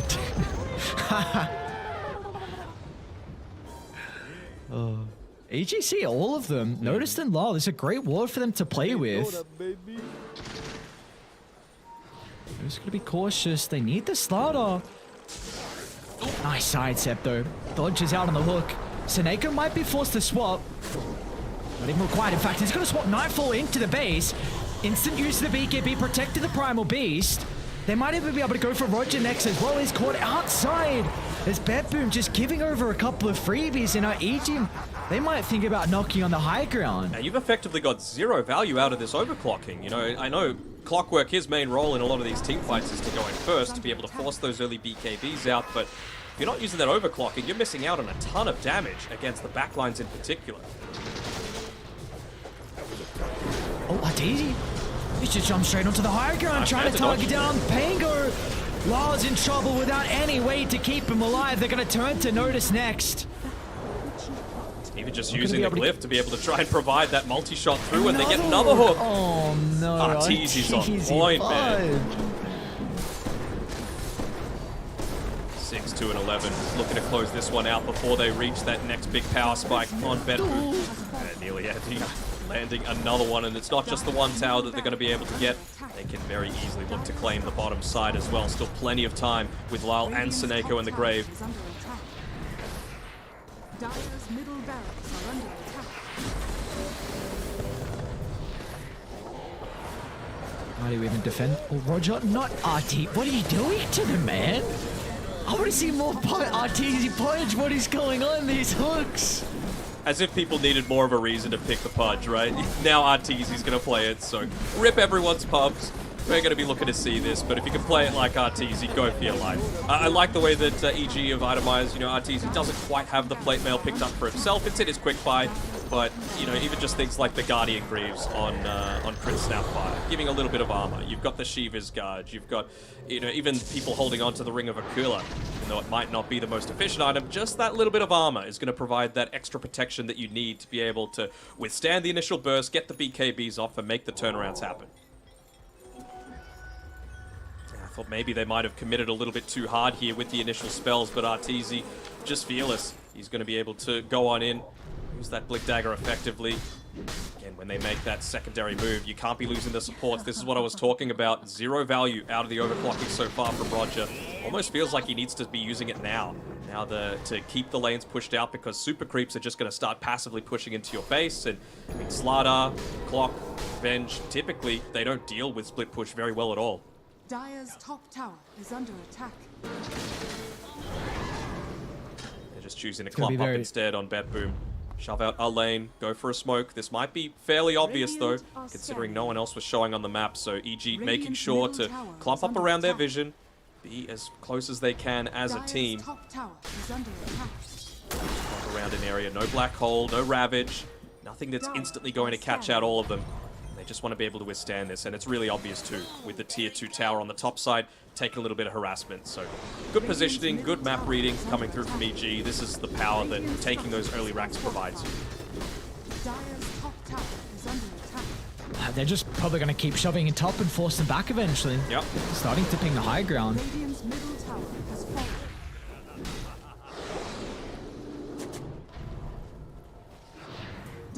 Eventually going to have to reset the formation inside the base for BetBoom.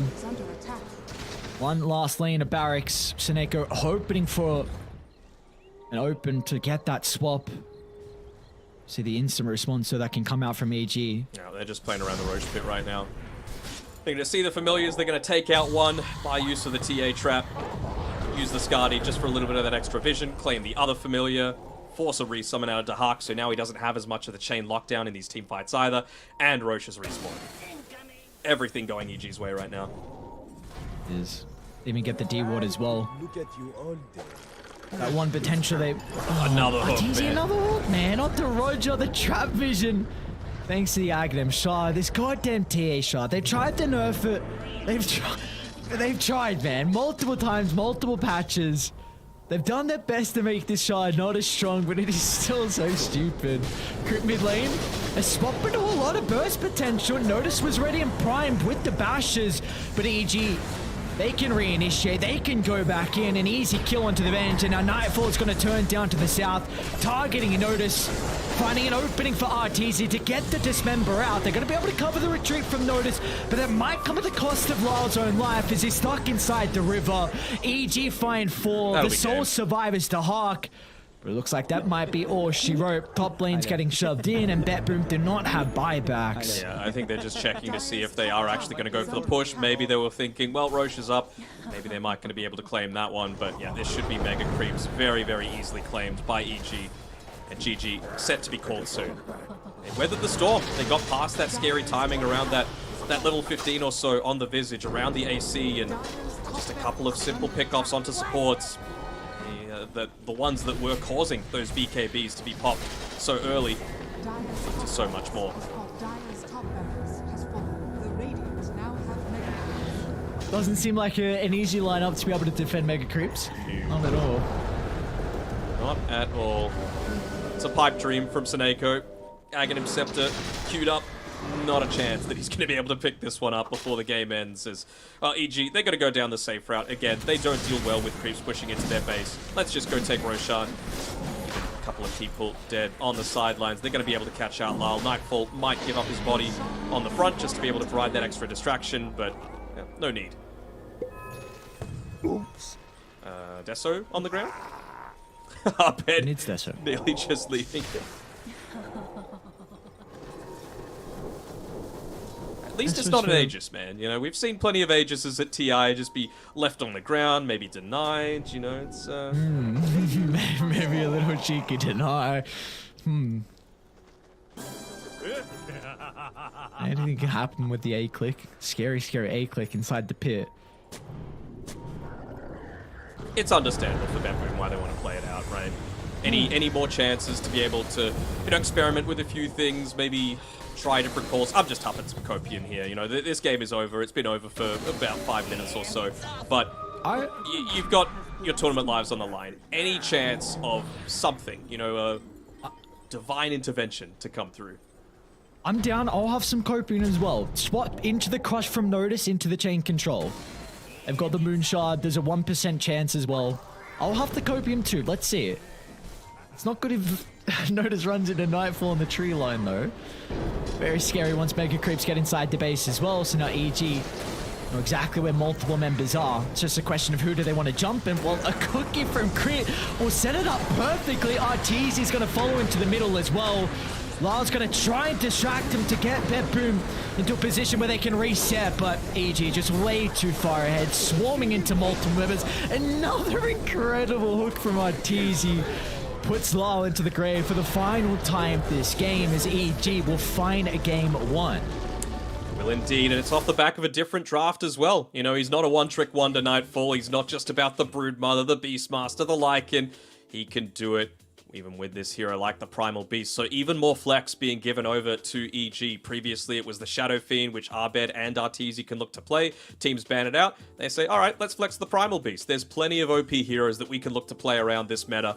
And I'm impressed by the drafting. Again, big props have to be given over to Fly and Bulba. Yeah, that it does indeed. And you know, it's going to be exciting to see kind of the adaptation for BetBoom heading into game 2, because there was, you know, signs of life, and we almost saw them with that Roche advantage as well, where they've been able to cut the net worth lead. If they were able to win that team fight, then all of a sudden this game could really start to turn on its head. But EG just stabilized that advantage that BetBoom were playing with. Yeah, and BetBoom, you know, they went for the Visage. It was with second pick, right? So they had a response to it. They said, all right, well, we're just going to look to try and push you back. We're going to get a little bit more aggressive. We're going to play around, you know, a little bit more of these timings that are able to deal with the damage over time before you're able to band it out a lot. And I'd say Pudge is one of those heroes that's pretty capable of being able to do so. Primal Beast as well. So big props, again, given over to EG. Draft was on point. Team fighting was pretty solid. The Manti was able to get a few great dodges out there on Lyle, but it just wasn't enough to be able to get them across the line. Yeah, I think he had an incredible game. Honestly, a big reason of why they were able to fight back on BetBoom. So a very impressive showing from Lyle, and something you've kind of come to love as for BetBoom fans, and a big reason of why they're able to 3-0 in the qualifiers as well. But you're going to need a little bit more out of him if you're going to even ask for that much more. He's trying to do a lot for the team. The Terminator can only do so much, man. You know, he's putting his absolute best into it, but you're coming up against an EG that is in red-hot form in these TI group stages. Oh yeah, that they are indeed. You know, EG with how they've been looking. Some very, very convincing games for them, and also going to be exciting to see if we get more of the Arteezy Pudge. I say that as soon as he misses a hook, but it was a blind hook on the high ground, seeing if anyone else was there. You see he's even laughing in the cam as well. But you had some the chuckles. You had some very, very good hooks this game. We were quite impressed with the Arteezy Pudge. We'll see if that's going to be added to the arsenal, to the repertoire of all these heroes that he can play. Does feel like he's a lot more relaxed, doesn't he? You know, in past it felt like he had the weight of expectation on their shoulders, but he was just playing the long game. You know, all those TIs where he was so close yet so far. This is the one. This is the one. Sorry, I'm just putting more expectations onto Arteezy. Probably not the thing to be doing, but he is certainly delivering. Great game one coming out of EG there. Yeah, well, the closest he got was in TI4, placed third on EG back then. You know, that's a long time ago for your highest placement. Of course, he's had some good placements recently as well. I think a 5th and 6th in the past couple of TIs recently. So we'll see how they're able to continue on, if he can kind of break the curse. But for EG, a very, very good game one victory, and we see Abed as well standing in the middle with an incredible performance on the Templar Assassin. It was a good performance for sure, but I think he was made to shine by the rest of his team. You know, I think Crit, again, made a bunch of great early damage, contributions to a lot of these team fights, just knowing exactly how to position himself, because you're going up against a swap, a hook shot, rolling thunder, and visage familiars, and a Slardar coming at your face, and he was still able to get off of full Mortimer's kisses multiple times. So big props given over to him. Nightfall, I mean, need I say more? Another game where he just ends up with an insane KDA. I think in the previous series he didn't die a single time, or maybe the once, and well, you just see there, just the one death for him this time around. And when he did die, MVP. and when he did die, that was what led BetBoom into being able to take that Roche, right? That was the one time that he ended up falling down this entire game, I believe. Unless I'm completely mistaken, but it just shows how important he is to the success from Evil Geniuses. So I want to see teams perhaps prioritize him a little bit more. Not necessarily in bans, but of course that is very important to take away that big split push style that he's shown to excel at, but maybe just make a few more rotations towards his lane as opposed to the safe lane carry, because he is doing a lot of the carrying for EG right now. Yeah, that is indeed. So we'll see what BetBoom can do, if they're going to be able to address Nightfall and in general all of the Evil Geniuses roster, because a great showing from them in game 1, but can BetBoom try and find an angle back into game 2? We'll find out after the break.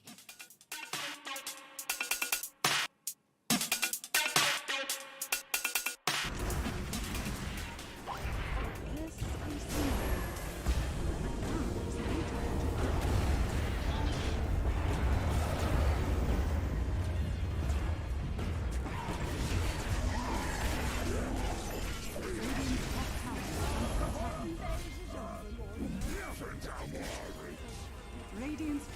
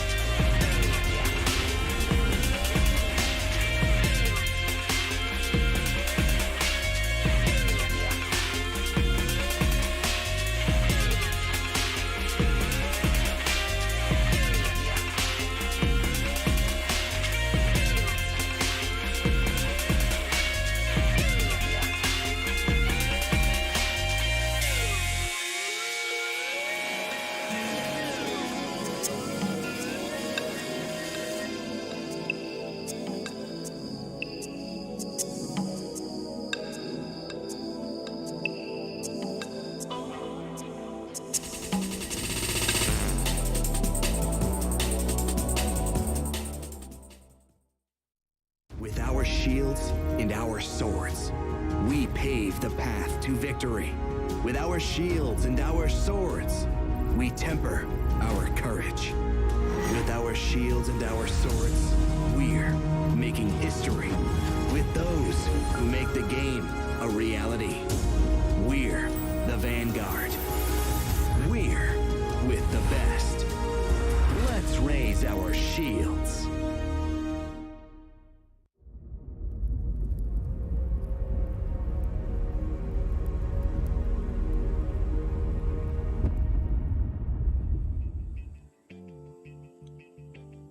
Welcome back to the International 11 group stages. We've got game 2 coming up shortly. Evil Geniuses taking on BetBoom. Now, Daniel, we posed the question of what can BetBoom do to address Nightfall, because even the panel mentioned it as well, and we saw a big reason why Nightfall with his performance in game 1 going 10-1 on the Primal Beast. So what can we look to see out of BetBoom in particular? Is it something in the draft that they just need to heavily prioritize him, or just a game to address him as well? Just always bring rotations and try and shut him down?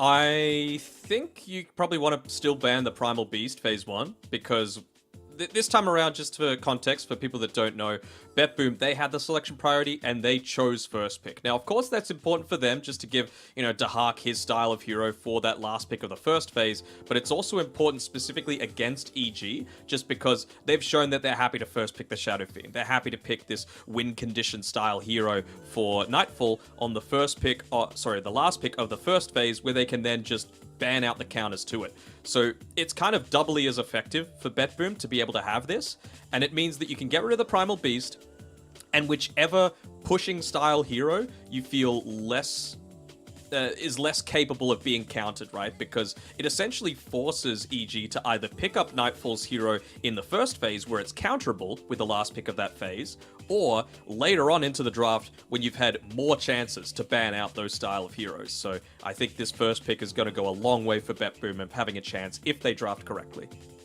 Okay, we'll see how they're able to shape themselves up. Of course, they also have some extra assistance coming through from Mag, their coach. Mm-hmm. He's going to need to do some heavy lifting, though, as we just saw Bulba on the screen.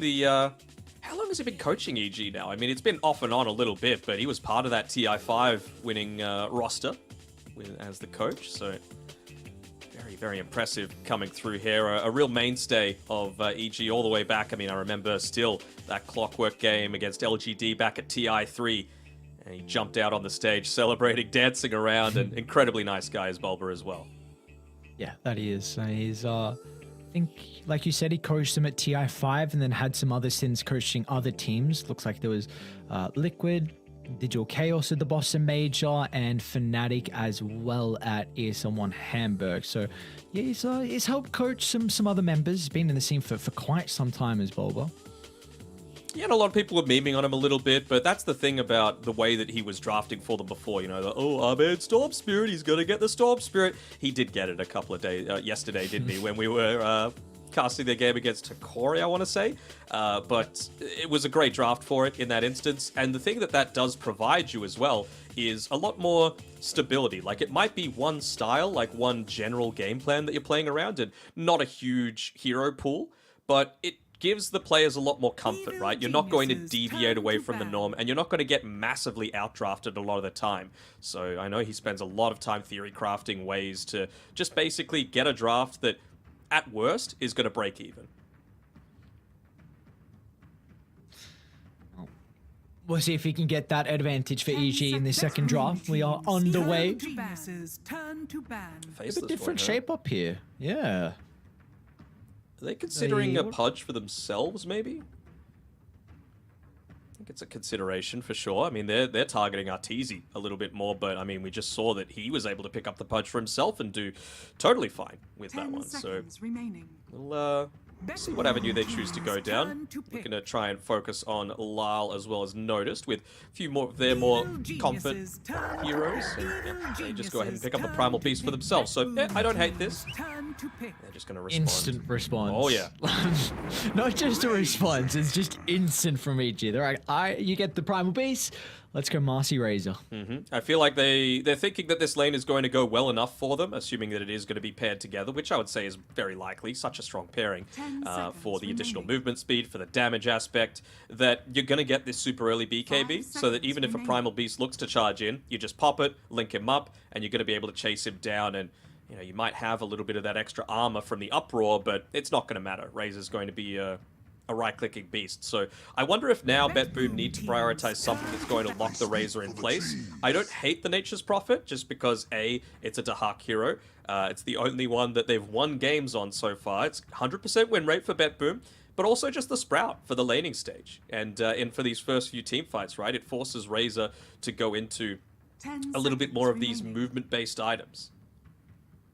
Yeah, Razor has big issues with dealing with the treants as well. Early on, you don't have the AoE damage, and even as the kind of game goes on as well, until you get maybe Ag Shard, you will struggle with dealing with the treant. So it is a very, very good lane matchup. My only concern is the fact that Marcy's incredibly broken, and you could probably break this lane. Yeah, Marcy, the rebound as well, right? That's AoE damage against the treants and the plasma field, so it's an okay way to deal with it, but I would say Nature's Prophet's going to get out on the better end of that trade a lot of the time, right? Just because I still think the treants don't give anywhere near enough gold for the amount of work that they're able to do.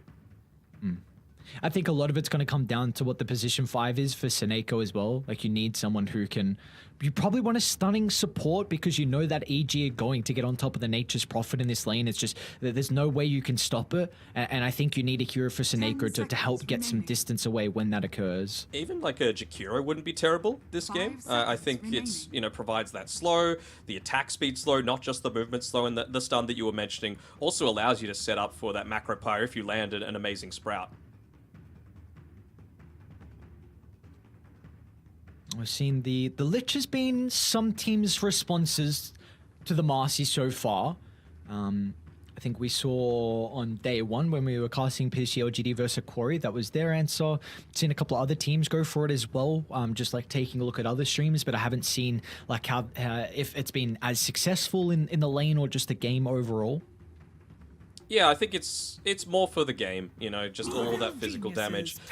Able to counter out something like the Marcy with all that physical. Again, Razor, he is very physical damage oriented, even Eye of the Storm, even though it looks like it probably should be magical. It's physical damage and reduces the armor as well, so there's double synergy there. I do like the fact that they're now looking to target a bit more towards Nightfall's hero pool, assuming that this might be an Arteezy Razor coming through. I mean, Fly has been playing a lot more of the melee aggressive styles of position 5. We saw Ogre twice yesterday, we saw the Sven this time around, so this might be just a Razor Marcy in the safe lane too. It's not 100% confirmed, and it would dodge that Nature's Prophet lane you were talking about before. Yep. Evil geniuses. Yeah, that is a really big advantage here EG have.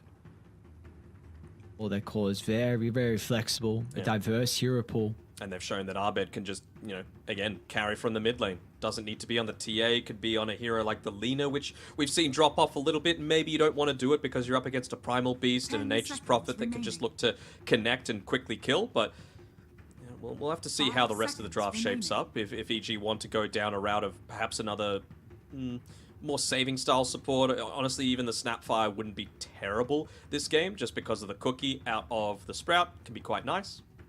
Evil geniuses turn to pick. Sniper and Leshband out as well, so some Lyle specific heroes. Yep, some heroes that can kind of help scale into the late game. Nature's Prophet as a 1 can kind of have some issues depending on some of the matchups, so if you do want to have that kind of contingency plan, then the Lesh and Sniper definitely are able to help out there. Alright, so this hero really started to rising in popularity. We saw yesterday when we casted Tundra, I believe, a secret game. Snaking played it in both games and had a lot of success with it. So excited to see if it's going to continue to be picked up. Yeah, and again, this EG draft is like quick-ish, right? As soon as you get that BKB, you're enabled massively. Marcy, all she needs is levels. Of course, items are great, but all she realistically needs is levels. And CM, early on, you get much more value out of the Arcane Aura just because you've got less mana to play with. So if it means that you're regenerating a bigger portion of that mana pool, it's going to be great. And you fall off massively once the BKB start to come out. So EG, once again, playing this aggressive style, but BetBoom are as well. So I'm excited for this game. It means that we're going to see a lot of early rotations, a lot of skirmishes, and it's going to come down to pretty much a bunch of mechanical skill that sets these two teams apart. You would have to say EG have the slight edge there with how they've been performing so far. See what the response is going to be for BetBoom, of course. Going to lose a lot of their reserve time here with the second phase, looking for their 16th, 17th. Their heroes that, I mean, you're already saying we're going to have a lot of kills and kind of the tempo being amplified here. Is there anything that can kind of further enable? Well, I guess that's one that's going to further enable the fast pace. Are they going to pudge again? Naga Siren, okay. Something that's a little slower, I suppose, and it certainly is a Naga Siren specialty, RTZ, with his hero picks. Man, I remember when they had those player-specific item sets. RTZ, Naga Siren was one of them. I think No-Tail had a Meepo set as well. I want those to come back. You know, there are people that are so synonymous with a hero these days, you know, like a Collapse and his Magnus and a Mar Timbersaw, you know, these sorts of things. Yopaj Ember Spirit. Definitely would be nice to see re-added into the game. You go back now, and when the heroes are popular, the nostalgia effect, like you were saying yesterday with that secret draft, Poppy playing Enigma. Unfortunately, the nostalgia effect sometimes isn't enough to give you a slight advantage. Yeah, the big whiffs coming out there from old man Puppy. I wonder if RTZ is going to be wearing his set, you know? Like, I've got my TI sticker on my profile because I'm egotistical as hell, but is RTZ the same? Depends if honestly, I don't remember the RTZ Naga set, so I don't even know what it looks like. Well, do you reckon it's cooler than a lot of the other Naga sets? No, but it's his, so, you know, there's a little bit of pride that comes in there. Some morph-targeted bans, by the way, for Lyle. The Zeus coming through, one of, I think, his most picked heroes leading into this event, and it was something that he picked up a lot towards the start of these group stages. Pretty good response to the Naga Siren, ways to get away from the Razor and Marcy as long as you're quick on the trigger, and we saw that he was in game number 1 with those Manta dodges, being able to come out in these team fights, just not enough to be able to deal with the onslaught that EG brought at them. BetBoom teams turn to pick. These are all things that just try and slow the game down a little bit, right? And deal with multiple illusions. You might have been able to go into even the Maelstrom to be able to deal with the Naga, so what's BetBoom going to be able to have that deals a lot of this AoE damage, that's going to be able to address this somewhat? Ember's banned, actually, so Void Spirit doesn't feel amazing this game, just because I don't think you're going to be able to deal enough burst. Naga Siren doesn't really like to buy into the BKB, of course, so if you're able to get on top of her, which, you know, Spirit Breaker and Nature's Prophet allows, maybe once you get the Aghanim Scepter, you can look to burst her down during that stun and silence combination before she's able to get off the song. Could work. Evil geniuses turn to pick. Cop instead. Alright. It's AoE damage, and it's burst. And against the Razor, it's quite nice.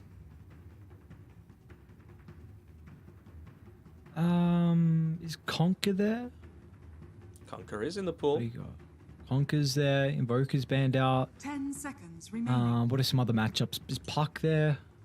Puck's there. It's not. I mean, Void Spirit again, not terrible against the Quap. You can just use the Dissimulate to be able to dodge out the Shadow Strike. Makes the lane playable. Able to dodge out, you know, the Spirit Breaker charge, the Primal Beast initiation, get out of the Sprout quite effectively. I think the hero for Abed needs to be someone that is okay when BetBoom rotate, because you know you're going to have a Spirit Breaker charge you and a Nature's Prophet potentially taping in very early as well. Yep. So the hero for Abed needs to be okay if you're going to have multiple heroes just in your lane instantly. Yeah, even the Quap just blinking in super aggressively, right? Maybe with the Nature's Prophet, he TPs in first, uses the Nature's Call, gets the Treants to soak up the tower damage, and then you can just full-on commit onto this. So, yeah, I think Void Spirit's a fairly reasonable option here. And they go the Puck instead. Alright, something with an escape, something that provides a little bit of that AoE damage, that control. I suppose it enables Nightfall's Razor a lot more as well, right? If you land the coil in the early game before those BKBs come out, then that static link is going to give you so much more value. But it still, to me, is a bit of an issue. I know BetBoom have gone this aggressive early game style, but it feels like Evil Geniuses are going to really fall off in impact, particularly from Fly and Abed once those BKBs do start to become available on BetBoom's side? It's just a question of how early they can get the BKBs here from BetBoom. If they're able to have a really strong lane, which their lanes are set up for success at the moment. I mean, Queen of Pain into the Park matchup. It's going to trade relatively even, but Lyle should not lose that lane. Nature's Prophet's going to have a good time versus the Razor. I'm a bit...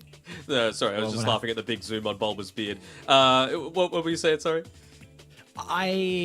So Corp's going to have a pretty good time into Park. I mean, Primal Beast is a Primal Beast. It's going to be interesting to see if the Crystal Maiden can kind of help address some of the issues in the lane with just being able to kind of slow that hero down. My real big concern, though, is honestly how the safe lane's going to go for BetBoom. I think I really wanted them to have like a defensive support that can stop EG from playing really aggressive and getting onto the Nature's Prophet. I don't think the Silencer does that. I think, in fact, the Silencer is going to be food for that lane. So I'm a bit worried on how the safe lane's going to shape up for BetBoom. I mean, he's just going to need to play really far back, right? Or actually not even in the lane at all. Look to go for a lot of these...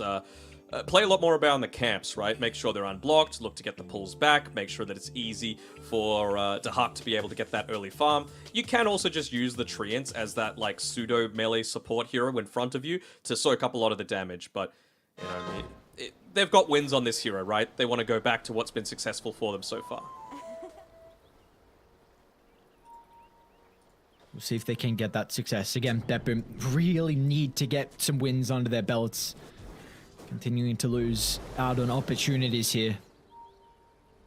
Position where it could be very, very difficult to come back from. You want to be up to your last game and being forced to 2-0 against a tricky opponent. Can I just say, pressure on you. I read Arteezy like a book. He is reading, wearing half of his own Naga set. Just, you know, you got to make sure that you're repping the own set there. I think it's the armor and the tail that he's wearing right now. But there are some other cool things like the jellyfish hat that he's looking to be a part of.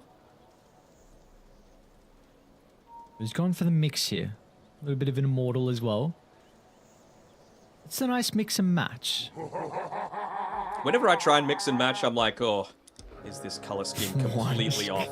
I mean, I'm sure it looks hideous. Same sort of thing with where I wear clothes. It just, they never seem to match. It never works out. Dude, what is going on? Oh my god, I'll hold that thought in case anyone just gets chased down. We got 3 for 1 in the bounty runes, again favoring AG. The Hawk is just sending treants inside the base, trying to see if we can get a Corey snipe, but no, the pings came out and they all sent the Corys back inside the base, or back inside the fountain, I should say, so he's not going to get any freebies. Smart. Very, very smart. You've got the Spirit Breaker, by the way, playing down bottom here with the Nature's Prophet, so at least that's a little bit more tanky. Also going into the Boots of Speed, of course, just to be able to escape from any kind of static link attempt. And, well, they want to try and get it in onto him as soon as possible, but Roger's happy to tank that up if it means Dahak isn't the main priority. And, of course, now, static link a lot weaker. So it doesn't last 8 seconds at all levels, just the 5 seconds to begin with. We'll see how difficult it is for them to be able to deal with the trains. Just, you've got them running at Nightfall. Chris trying to CS as well. It's not going to be easy for them to play into Dahak. He's incredibly comfortable on the hero. See if it's going to be enough for them to get that success. I think a lot of this game is going to be off the back of Lal, though. It's looking like a pretty goddamn good Queen of Pain game. I know. It's looking like a draft from BetBoom, though, that's able to coordinate fairly well together as well. You know, again, 3 ways to be able to dive in super aggressively, even 4 if you're going to count the Quap.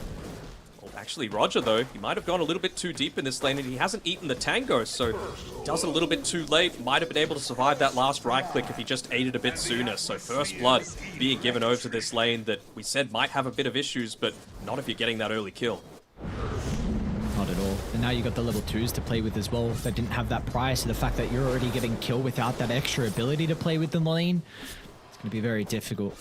See the try and help out with the creep equilibrium, should be shoving out into Dire's favor, and now it's going to be up to Crit and what he can do to try and maintain this. Oh, very clever by Arbet. Just using his illusory orb in the mid lane to be able to bait out Lyle to maybe not be quite as efficient at getting these last hits. Steals 1 of the water runes, but Lyle doesn't commit heavily enough, so he's still able to secure the top one.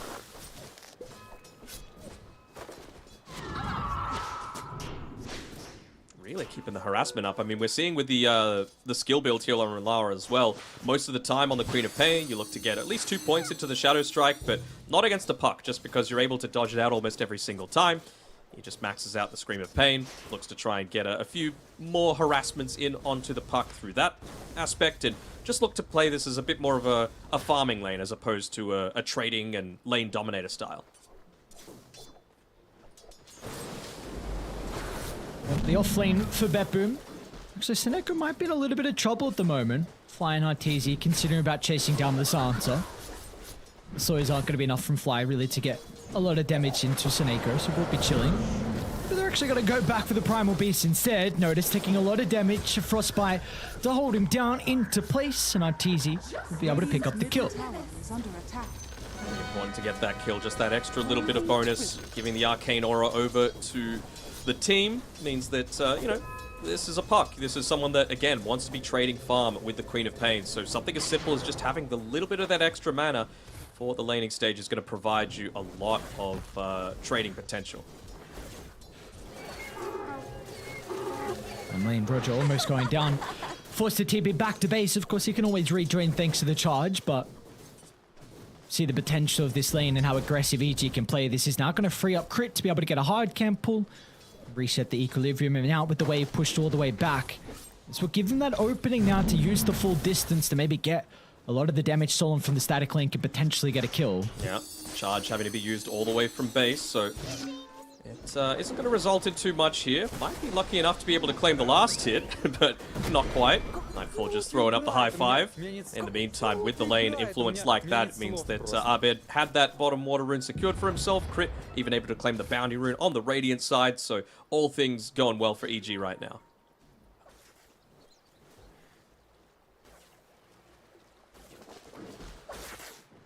Really feels like we're going to be looking at Lal and what he can do for BetBoom this game. Oh, top side. With the other side, Seneko is going to be chased down. Arteezy in a very early level up in the ensnare.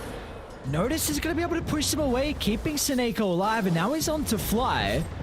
One point in the Frostbite's only going to hold him back for the moment, but it has done its job, at least mitigating some of the damage from the trample. Mid lane, Abed might be able to get a solo kill on Lal. One more right click, but the blink to disjoint that last attack. That's going to be a lot of creeps going underneath the tower here. They're going to instantly look to push that one in. Not necessarily trying to make a rotation just yet, but just scouting out any kind of TP rotations that might be looking to come back in and be able to soak this one up. He's level 5, and he's going to have a good amount of experience advantage. Already halfway towards level 6. Might even get that before Lal's able to come back into the lane. Bottom lane, they're onto Dahak. Charge holding it back, but Nightfall's still going to pursue on. Nice body blocks. Awkward use of the blocks. Nightfall unable to really get out of this route for the moment.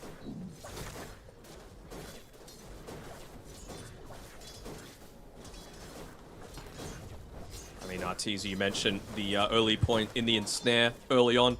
This is what you need to do with a Crystal Maiden lane, right? You just need to make sure that you're dominating it. So you have one of the strongest laners out there, so any sort of opportunity that you get to be able to get those early kills, you got to take them with both hands. And, well, they've been able to secure one on this top side, but I'm sure that they were hoping to be able to connect onto Seneko there as they make the dive on Arteezy. And Frostbite ensnare. Nothing you can really do to play around with it unnoticed. Taking a lot of damage from the tower. So Primal Beast going to be sent back. Need more bottom lane as well. Crit's going to be in with a TP cancel. Roger won't be able to escape. The Hawk's going to kind of put his body up forward here to try and act as a protection against the Spirit Breaker. And that's the other aspect as well, just against the Primal Beast specifically up top. The ensnare really providing that little bit of extra damage mitigation potential, not just for the aggressive aspects too. So, with presence of mind, not just going into the standard cookie cutter build. As Abed just consistently, he wants to enable himself to make these rotations happen. He's holding on to the regen rune, and he wants to push out this lane as much as possible. Even Arteezy committing a few of his illusions into the mid lane to force Lal to want to stay here. I wonder if that'll cause some sort of rotation to happen elsewhere that opens up a kill for the side lanes, or even if it means that Abed's going to be enabled to rotate himself. But he actually had his regen cancelled by Lal. He goes for the Dream Coil. That he does. Very deep. They've got the Sonic Wave as well. He's going to be able to juke it out. As Abed still will end up going down. 3 heroes behind the tier 1 tower. Well, that's a big kill for BetBoom to be able to find as Abed just gets a little bit too aggressive. Yeah, I think he was feeling confident playing around that power rune, but again, good response coming through, and this is what happens with this BetBoom draft that they've gone for here. So much mobility around the map, didn't even use the Spirit Breaker for that, realizing that Roger probably needed to be up top to prevent any more deaths onto Noticed if you were going to make that rotation through on Seneko. That's what you need, though. You need to get Lyle off to a good start. Of course, struggled in the lane against the Abed Puck. Very impressed with what he's been able to do early on. Might be in trouble again on Abed. They're going to have the silence. Quap's nearby as well to get the damage coming through. Can they bring him down before the Jawn? Abed just surviving. Would have been another big kill back-to-back on the Puck if they found it. Yeah, luckily enough, able to claim that power in for himself, even just being given over the salve, the tango as well. Fly acting like that that position 6 effectively. He might be in trouble top. Yeah, BetBoom gonna bring both support to try and slow down the Naga. Nice dodge. Able to mitigate some damage coming up from the onslaught. That might be enough to get RTZ back to the tower. Even just going for that early-ish point in the wind lace, of course, it helps with your farming patterns as well, being able to get between them, but just that little bit of extra gap creation against the likes of the Spirit Breaker, against the Primal Beast, gonna be real handy. So 3v1 commitment, and RTZ still doesn't die. And look at how it's opening up the map for them now. Nightfall is going to be able to drag the wave down bottom. You've got creep speeding into the tower, so someone's going to be forced to address this. It will be Roger to try and soak some of the experience, and meanwhile mid lane as well. Abed's also trying to cut another person move mid to try and leave this lane being vacant. Roger, oh, crit just gets him right. Oh yes, Samasi. Never in doubt to be able to catch up. I don't know why you expected anything else, to be honest. This is just what the Marcy does. Dominates the early game, dominates once you get up to that level 6, and has the potential to scale from that support role. Kind of nutty. And, well, crit, he's not going to be hitting too many creeps, but still important for him to buy that Quelling Blade, the Magic Stick. He's going to have them coming out on the courier shortly, just because they feel like they might have Nature's Prophet issues, even though all lanes going very well for EG right now. So the importance though from either side, looking to try and set up for the power runes. Notice with the charge, Abed will be able to get out of danger, but Fly doesn't have the same capability. So BetBoom get a kill onto the position 5, and importantly, they also secure the power rune for Lal. It's still 4 people rotating just for a single kill though, and a regen rune, it's nice, but you want to be able to make moves a lot more aggressively, and regen doesn't really do that. Regen more likely allows you to stay in the lane unless your name is Storm Spirit.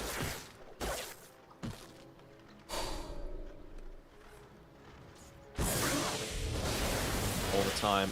Nightfall was sitting back farming. RTZ moved back a little bit more into the jungle. That previous kill attempt maybe spooking him a little bit. Of course, Abed, you don't really need to do much to farm. Very easy still on the puck to be able to shove that lane out with the illusory orb, but someone's going to need to come and address this. If no one TP's mid, yep, it means they're making a play. Roger with the bash. Yep, Lal's going to try and blow him up, but no even use to the Sonic Wave. They don't get lucky with the bash as well. Very unfortunate there from BetBoom. Yeah, the 17% really doesn't feel like it whenever you're playing with it, does it? But enemy team able to luck out. But yeah, this is what I mean, right? They knew that the movement was coming. They set up defensively with crit there, able to provide him that little bit of extra stun. The slows coming through because Abed was always going to make this move. Always trying to push that mid lane in, use the siege creep to its fullest potential. Puck, not the greatest pusher, but if you're able to use the siege creep to its maximum, it means that you're already going to have a mid tier 1 tower on half HP.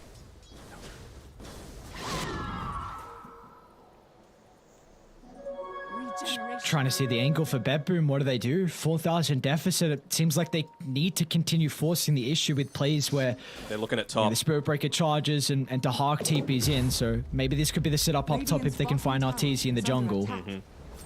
The ward coverage is okay. You know, that Cliff Ward has stayed up for quite some time.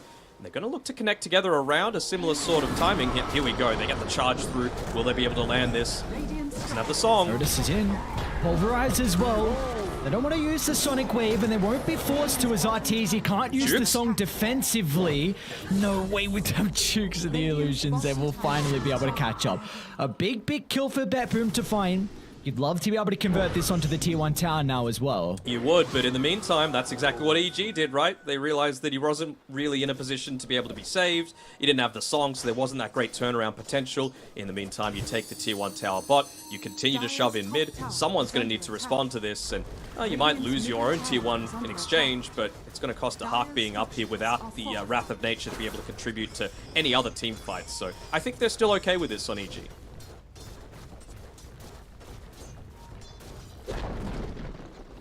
We can see BetBoom make a very similar play shortly, though.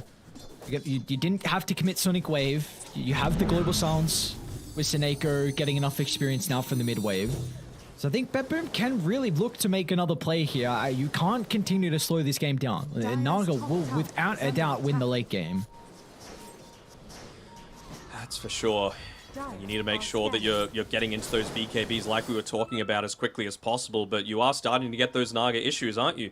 It's only 500 gold away from the Maelstrom onto Hawk with his Nature's Prophet to accelerate that farm a little bit to deal with all of the illusions, but outside of that, there really isn't too many people that are going to be able to contend with it. Primal Beast already starting his build up into the BKB, but I mean, that's really the only one that's having any indication towards getting it in the next 5 or so minutes. Dude, Nightfall, why are you gonna do it to him, man? The scan, being able to scout out this smoke down bottom on BetBoom, then he ducks into the tree line, gives them their own voice line as well. No, just solving the wounds. Well, maybe go for an easy kill onto Fly. Is it easy? I mean, it's under a tower. Yeah, we'll see. Mojo? Okay. Crit's ready. Crit wants to make the play. Otis wants to make the play as well. Onslaught into the middle, tries to move to the right side, but he doesn't catch up to Arbed.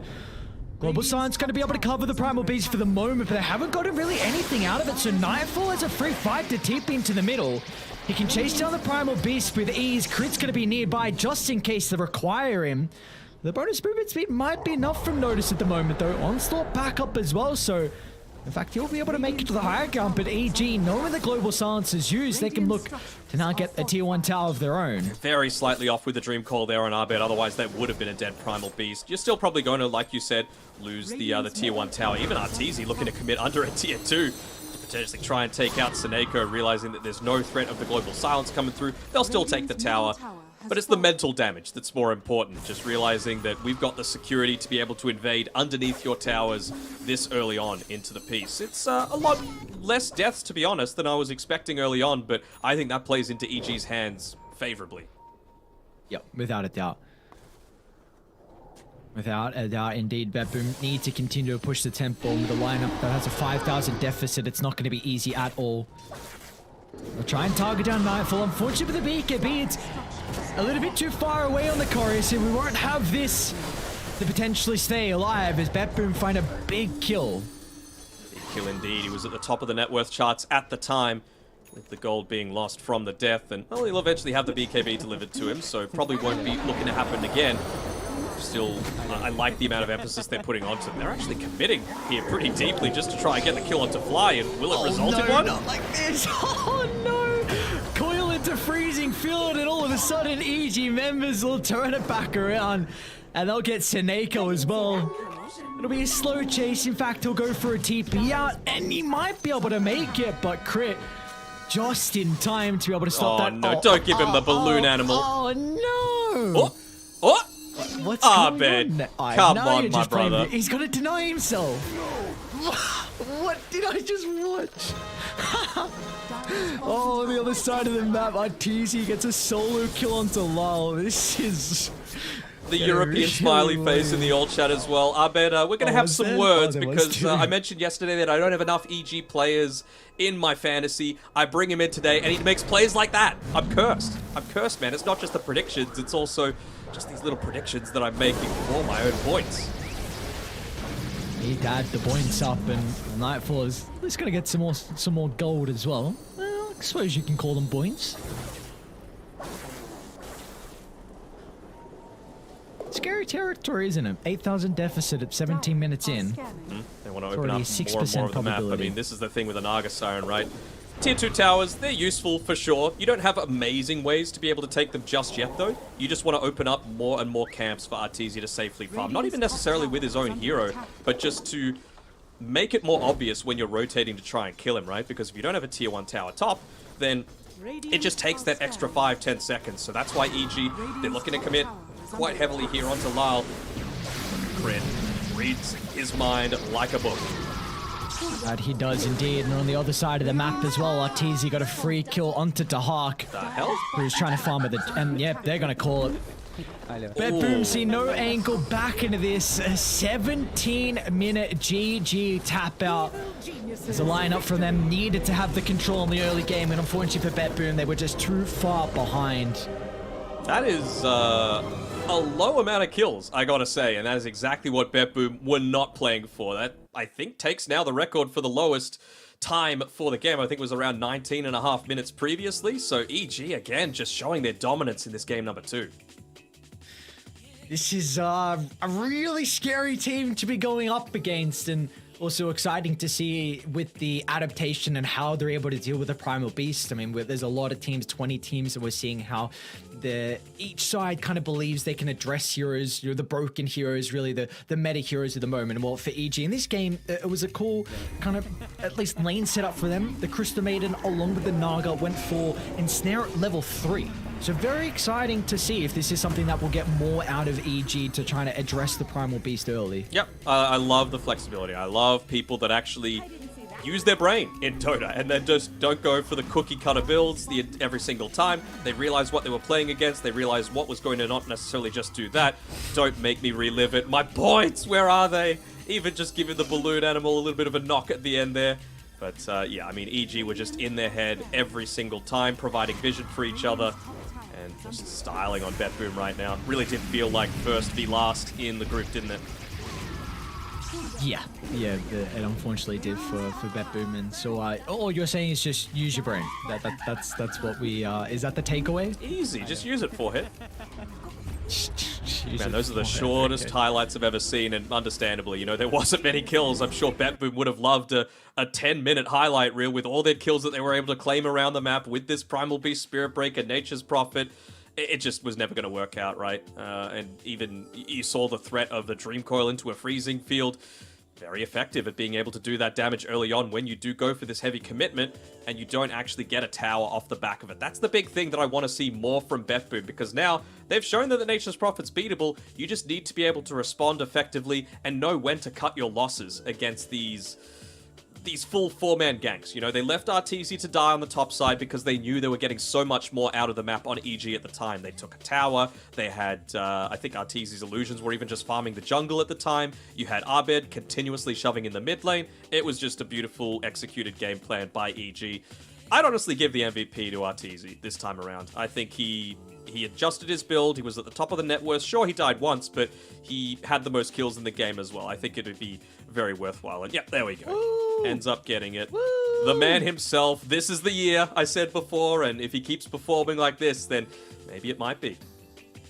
Is this the lowest kill game that we see with a team getting a win? Only 14 kills? Probably, honestly. Yeah. I mean, sure, BetBoom could have lasted longer. They still had all of their tier 2 towers up, but they knew that it was gone, right? And it's not like this was a game where they just immediately all focused onto towers the entire time. This was a demoralized GG, let's call it, from BetBoom. And I was saying it before, in terms of the group standings, it's something that Sonics as well as Boom are going to be very happy about. Every single game that BetBoom does not get a win on, it means their chances are going to be improved a fair amount. And of course, Sonics and Boom are going to be playing each other later today, but we've got more games on this stream as well, which is going to be very exciting. We've got 2 pretty damn hype series coming up, don't we? Yes, that we do. It's going to be exciting to see how those series were able to shape up, because for this one was very, very EG dominant, just being able to dispatch a team that they are expected to beat, honestly. So with this being said, EG convincing a 2-0 victory over BetBoom. But we've got the panel ready to try and shape up and get us set up and also help out for anyone that missed a couple of the other series going on the other streams as well. So we'll send it over the panel.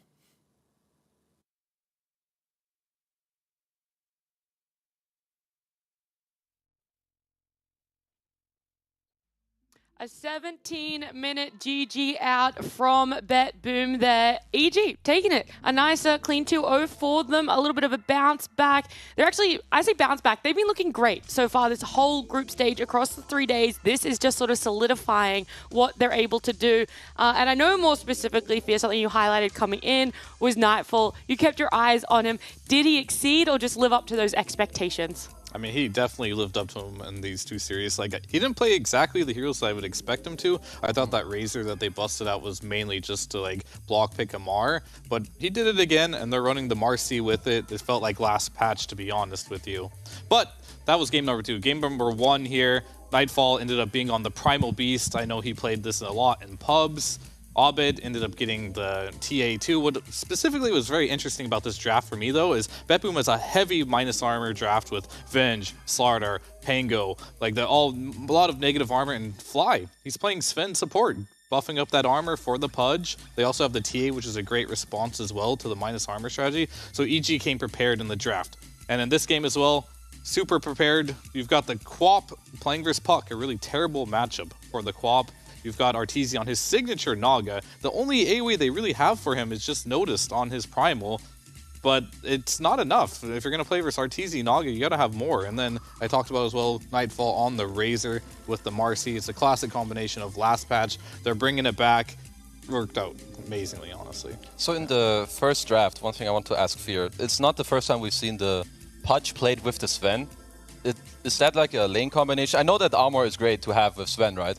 But also at the same time, BetBoom decided to pick even more minus armor heroes into that, even though they already saw the Sven. Do you feel like they should have maybe deviated a bit from that? And is the combo that good? I mean, it makes a lot of sense, right? Like the Sven 5 is something EG has ran on multiple occasions on Fly. Giving armor to the Pudge is like, that's his big weakness, right? I think BetBoom's line of like logic is, we're going to break through all of Sven's armor, right? So they kept like stacking it, and I thought it was a pretty cool idea, but it really put them all in on like one idea. I think that last pick TA, a hero that doesn't really care about minus armor with the refraction, and Primal Beast, he has the Uproar, I believe, has armor added too. They had a lot of like cool ways to deal with it, and BetBoom's lineup was too single-dimensional, I believe. Yeah, I feel like the TA pick was very good for them. It has a good laning matchup. It allows them to like also have more tempo in the game. TA traps are also pretty annoying for some of the heroes, so I just feel like, you know, I could see what BetBoom were going for, but perhaps not so ideal. Could you see it in game 2 as well? And do you feel that the 17-minute GG was able to be avoided? Could BetBoom come back into that game? I personally feel in that game that they're a little demoralized, right? Like Arteezy, they were down 10,000 gold, which is honestly a lot. It's definitely a lot. Especially at 17. Yeah, but they had bad hero matchups too. Like the Quap didn't have a great game playing versus the Puck. Arteezy Naga, they didn't have any AoE. They were relying on the Hawk's Nature's Prophet. Terrible lane matchup, a terrible game matchup. It's just, I can see why they thought the game was over, but to give out in 17 minutes, you have to be mentally defeated for sure. Yeah, I would kind of agree with Fear. We saw it also in some of the camera shots. I think a little bit of despair in some of the players. You know, it's very hard. You know, you want to do better, of course, but then things aren't going your way. You know, your emotions start getting the better of you, and then the start of the game goes wrong on like your signature Nature's Prophet. I think the Hawk, you know, a lot of pressure on him to perform in a game where it's very hard to do so, and then I mean I can't blame them too much. It is all about that adaptability. We keep bringing up that word, but some things are just really hard to change and adjust in one night or 2 nights. So yeah, I definitely see where BetBoom might be sitting mentally. It's still not fully over for them though. They can bounce back. Hopefully that early GG does mean they're able to mentally reset for when they do play again later today. The other streams need to be mentioned. We have our B stream going on still. I believe game 2 between OG and Hikari are still underway. Game 1 going towards the way of OG. Too many G's. And C-Stream having Sonics up against Boom. One of the more important matches for the lower half of Group A over there, Kezu. And Sonic's taking up game 1. Yeah, Sonic, they played really well in the first game. I would like to highlight Quinn in this game on his sniper. He went mid up against Yopaj's Puck, and he performed. I also feel like his team, they bought very nice items for him. This is second Monkey King carry that we'll also see in another game that we're going to cover, which has looked a lot better in the games, at least today. Lelis on his Enigma, they bought a lot of auras. Then you had Fada on the Undying as well, because they understood, okay, Quinn did really well mid. He's our win condition with the sniper. We're going to enable his game, make it easier. And another thing I have to mention is this. this Enigma Tiny combo, we've talked about it multiple times. This just feels like they work so well together. They're a great lane. You enable your Tiny. He can kill on your lane. He can move around. Then they buffed up Quinn, and I just kind of feel like the draft came really well together. And you can see here that 25,000 gold up. Boom only had 3 kills, you know, on them. So this is exactly what Sonics are looking for. If you're an NA fan, this is what you want them to do, because they performed in that game. But here in the second game, we have a Phoenix last pick. And I'm going to, you know, ask Fear what he thinks, because I have some thoughts too, but I want to hear yours first. Well, first thoughts on Phoenix offlane is, do you have a player for it? Right? You got to be a specialist. And just in game 1 as well, or FBZ, I don't particularly like it when he plays these ranged offlaners. He's really good at the melee initiators, his Sand King, his Pango, Mars, or some of his better heroes, where I feel like he may struggle a bit if he's put in a position where he's more of like the damage role instead of the stun. Yeah, I would also say that he definitely like shines more on like these melee initiators, the team fighters who sets things up. I think the idea behind it is that he's in against an ET5 who relies on, you know, right clicking, so the spirits are good there. And the Morph Phoenix matchup is maybe a little strange in the game. If Morph Phoenix doesn't really like to play against heroes that get to choose whether you hit the egg or not. Morph can decide when to commit, but you buy good items against Morphling if the game is going somewhat your way. One of your core items is Vessel, another one is Shiva, so those are 2 items Morphling does not like to play against, but I think the game is still underway, right? So we don't know yet what's happening. Yeah, it's I'm like checking, trying to update, but no, the game 2 is still going on. I have no idea the progress. I or can where make a bold prediction on that go. one. Sure. Right I mean, now. just like game 1, FBC, I don't think he's super adaptable on these type of heroes, and he hasn't been able to prove it to me quite yet. And boom, they're going for something new here. I expect Sonics to take the game, whereas I am surprised Quinn. Like, Sniper is not a hero that I see him play a lot. Yeah. Like, normally he's playing like one of the Spirits, a Puck, something like that. But him able to adapt and play Sniper was really impressive. So going into this next series, you know, Boom weren't able to like make one style work. They go back for it in game number 2 here, whereas I think Sonics are in full confidence going to game 2 here. All right, well, I'm looking forward to seeing how that one plays out, especially with your bold prediction there, Fear. D-Stream, Liquid up against GG. GG, Gaming Gladiators, taking that first game 1 against Liquid. It's pretty important for them as well if they're able to take this series or this best of 2, both of them in a 2-0, then it actually ties them in the same space as Liquid. So Gaming Gladiators in contention for that upper bracket. The draft of game 1 coming up here. How do you guys feel that it played out, especially with what Gaming Gladiators had in their lineup? So we didn't really see this game at all, but in terms of the draft, looks like there was a... So there's an Ursa, and it looked like a good Ursa game, if I just recall from what I saw, but there was a Venno against him, so I feel like if you do get to enable the Ursa SF together in the draft, where you don't allow Zai to own the Ursa in the lane too much and shut down the early game, then maybe that's one of the reasons why Gaming Gladiators, you know, could take away the game. Yeah, I mean, I would agree with that. I think on the reverse side, though, like I did see Matu's playing Lifestealer versus Underlord. Good lane matchup. Ursa's playing versus Venno. Bad lane matchup. And Ursa's not the best hero to come back from a bad lane. And the mid lane, it's Lesh for Shadow Fiend. It really comes down to rotations, I think, from the supports there. So it's going to be a very interesting game. But I believe it was Liquid, Yeah, Liquid had the Lifestealer, right? Yes. Yeah, so I favor their draft a bit in that one. Okay. All right, the last stream being E-Stream had LGD up against RNG. I know you were hoping for some highlight schedule. Unfortunately, we don't have them, so we're going to have to quickly talk about it. Game 1 going for LGD. We have the draft. We have the draft, but we don't have highlights. Okay.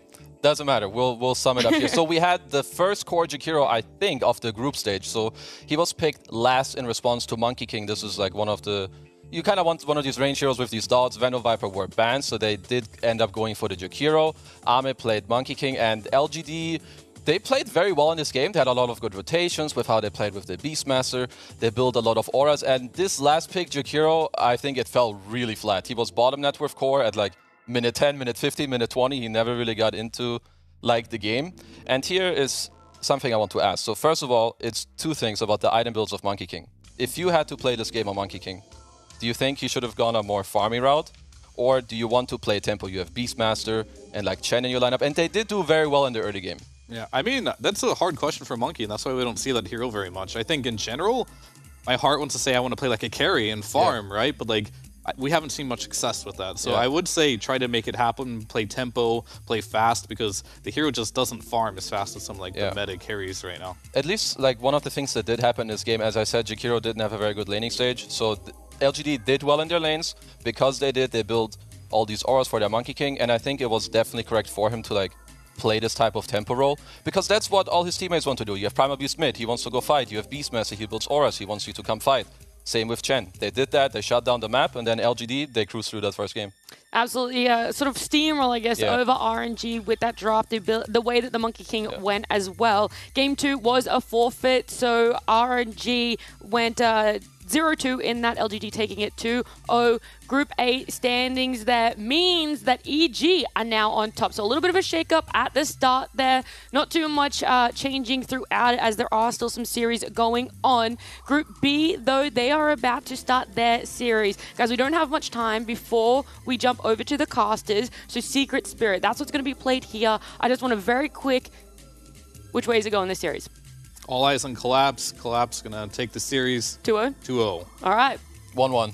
1-1? Yeah, that's all. 1-1. You don't want to say what lane to keep an eye on? Okay, I'm gonna say that eyes are gonna be on team fights. I don't care about lanes. Okay. I want Spirit to have a lot of team fight. Collapse Mars, he's gonna go in there, slap the zoo, but Secret will strike back. Alrighty, I'm looking forward to seeing if that's gonna happen. Secret up against Spirit. It's Ares and Danog.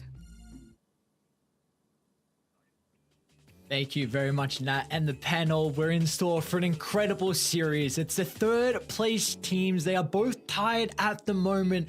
And Secret against Spirit, they've only versed each other once so far as well throughout the year. That was back at Riyadh. That was back with the new iteration of Secret, where they were making this incredible run through the playoff bracket, but Secret stopped them short.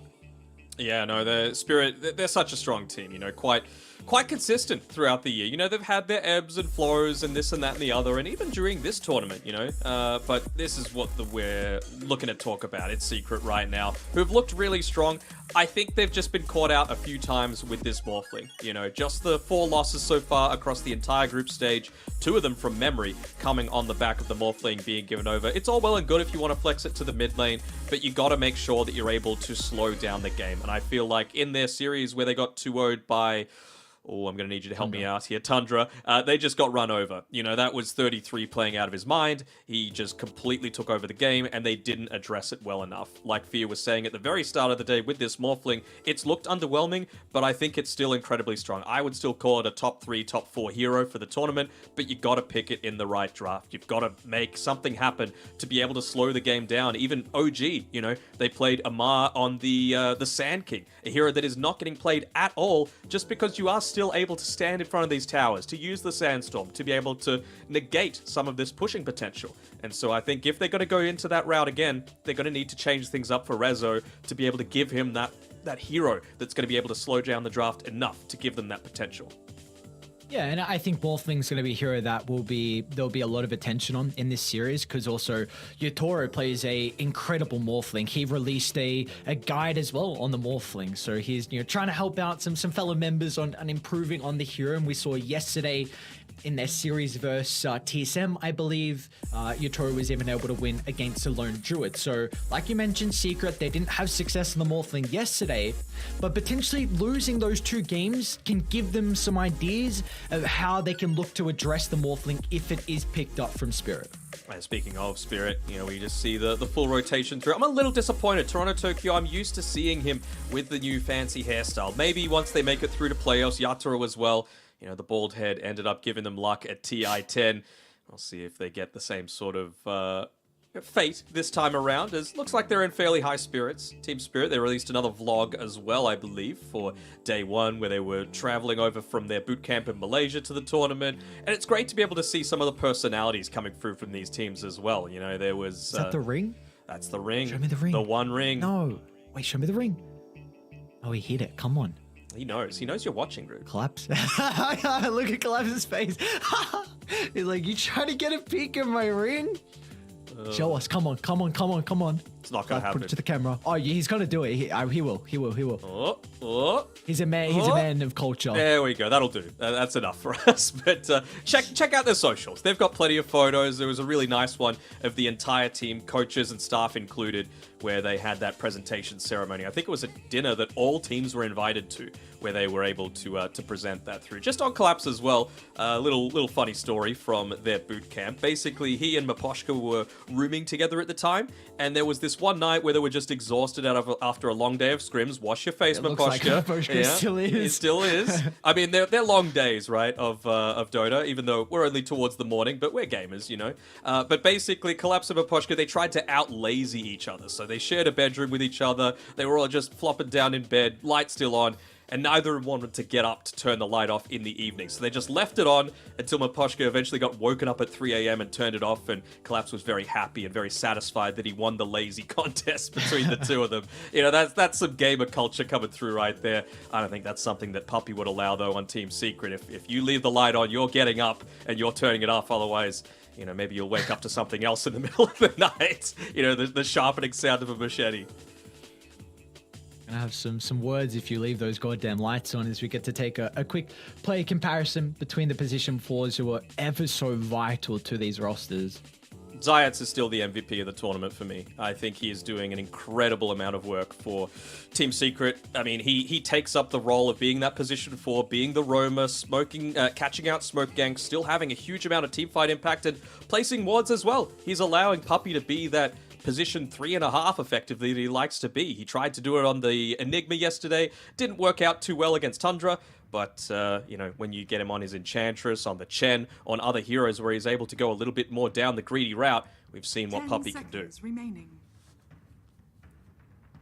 Alright, well, we've got our Game 1 draft underway here, Secret.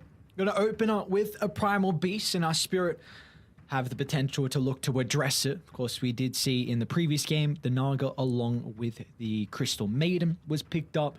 What route would we like to see Spirit go down?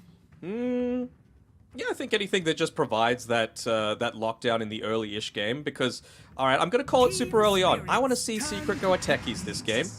Maybe not as much now with the Nyx Assassin, but, I mean, Primal Beast Techies is a really scary lane to go up against. Ooh.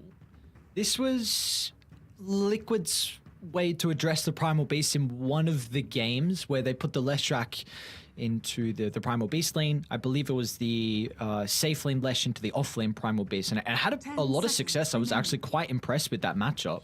Yeah, but Yatoro plays a lot of heroes. Have we seen him play the Lesh just yet? I don't think so. That's a great point. It's much more of a Toronto-Tokyo hero, and I feel like they're wanting to protect that a little bit, of course, just picking up the Nyx Assassin, not just for the aspect of taking it away from Zayats, because I think that's been his best hero by far this tournament, but, you know, it's just a great setup as well, to be able to, you know, walk into the trample, pop your Carapace, and then suddenly you get a little bit of that gap close, and, well, here we go. The greed is out from Team Secret. They're going to be able to get Puppy his signature Chen. Even if you're able to get into the mana burn creep, I mean, it's still decent enough once it gets later on into the game, and you're going to have that full army to be able to potentially deal with the Leshrac. Just somehow find 4 of them and just run them down to the Leshrac. Oh, yeah. Operation just keep the mana burn creep alive. One magic resist creep, but yeah, the rest mana burn creeps. Okay. So you have 1 magic resistance, 3 satyrs, and just you're making a difficult game for the Leshrac. Very cool, very cool. Sounds fun. Wonder if they're considering going into the Pango as well for Team Secret. You know, it's a hero that we've seen picked up pretty prominently whenever it's been a good Diffuser Blade game. Deals very well with the Nyx Assassin. As long as you get into the Rolling Thunder, there's nothing that the Nyx can do to stop it. And it really allows you to create even more havoc in a lot of these team fights, right? You've already got the Primal Beast doing that role, but if you can have 2 and be leaning onto a position 1 for Crystallis that's able to just sit back and, you know, maybe they can, I was about to say get away with the sniper, but Team Spirit, they've gone ahead and banned it out. So I think there's a couple of routes that you can go down here for Team Spirit in regards to Maposhka's hero. Leshrac really likes having a saving support. You want to be in the middle of the team fight. You think you want to Oracle? Really want to... well, yeah, against Primal Beast as well. There's double value, isn't there? There is, but you're against a Primal Beast that comes online early, and a Chen, and then you would have Oracle Nyx as the supports. Horrendous at dealing with push. So I think if they went down that route, Secret would just say, all right, we want to push. We want to get really aggressive with our remaining picks. So I think it's probably not going to be Miposhka's hero that comes out first in this this next phase. They're probably going to give it as like maybe just the position 3, something that's able to deal with the Chen reasonably well or not quite so worried about it in lane. Even something like a Doom, perhaps, could come out for Team Spirit. Does that not kind of nullify your second pick advantage, though, if you kind of save your position 5 to later in the draw? A little bit, but I mean, again, you don't want to get run over either, you know, so it's like pick your poison. The thing that I think is going to benefit Team Secret this game is that Spirit actually have one of the longest average game times of the entire tournament. It's 40 plus minutes, where, you know, a lot of other teams are in the mid 30s. So Secret, with their more greedy style, with being able to pick up these heroes like the Chen, mean that you're going to be able to sit back a little bit more, pick up that farm, and not have Team Spirit look to punish you quite as quickly. So I think that's going to play into Secret's hands quite heavily. Yeah. See if we do get to those later stages. Always like a good late game. Yep, there's the Pango ban. Always like the chaos. 10 seconds So remaining. for Spirit, one more ban for them in the second phase into the pick. Again, another route from Miposhka is also a way to be able to address the Chen, because the Nyx Assassin doesn't particularly do that at the moment. So having someone that is not as single target and can kind of deal with some of the army that will come through. So depending on what Team Spirit pick with this first pick of the next phase, I really wouldn't hate seeing a Shadow Shaman come out for Zayats. I think it's very, very good for the laning stage to enable the Primal Beast. I think it gives you even more push with the Mass Serpent Wards, and it's one of those heroes that you provide lockdown onto the Nyx Assassin through the Hex, where you're not actually worried about him just carapacing it off. Right, so you can get that no damage lockdown in, allow the rest of the team to converge onto him. Once the Nyx is dead, then kill the rest of the team. We saw EG ran the Shaman, right? I don't think I've seen any. It was against an Plus, there's a lot of Undying, games going and out. just when they needed a little bit more push against... I want to say it was against a Morphling draft as well. Yeah, with where you get that instant value out of the Hex. It was a pretty good Shaman game. I'm just trying to think if someone else has played it. But, right, we've got a Clockwork for Team Spirit, so it gives them another form of initiation, and also very good matchup versus the Primal Beast in the lane. It is. Not amazing deep push, though. That's my only concern, right? So maybe they do look to go down this avenue. You're already going to have all these Chen creeps to have to deal with Primal Beast. Yeah, it stops the damage aspect somewhat, but you're not really going to enable too many kills onto the Primal with the Clockwork. So how are they going to address this? I mean, for Team Spirit, at least with these two heroes, kind of like what we've been seeing out of Zayats in particular, they're two heroes that can get out on the map, right? They're going to provide you so much information about a lot of these movements coming through from Team Secret. We're going to see them place down some really aggressive observer wards, allow you to catch out perhaps Puppey when he's going for that greedy style, to enable these rotations from the Leshrac, who really only needs a power rune and a few levels. You know, you're not really a heavy item-dependent hero in the super early game. Of course, Arcane Boots is nice, and once you get into the Bloodstone, you get that big damage spike, and let's just call it a power spike in general, but it really does feel... Oh, there we go. Shadow Shaman, like it, pick up the tempo.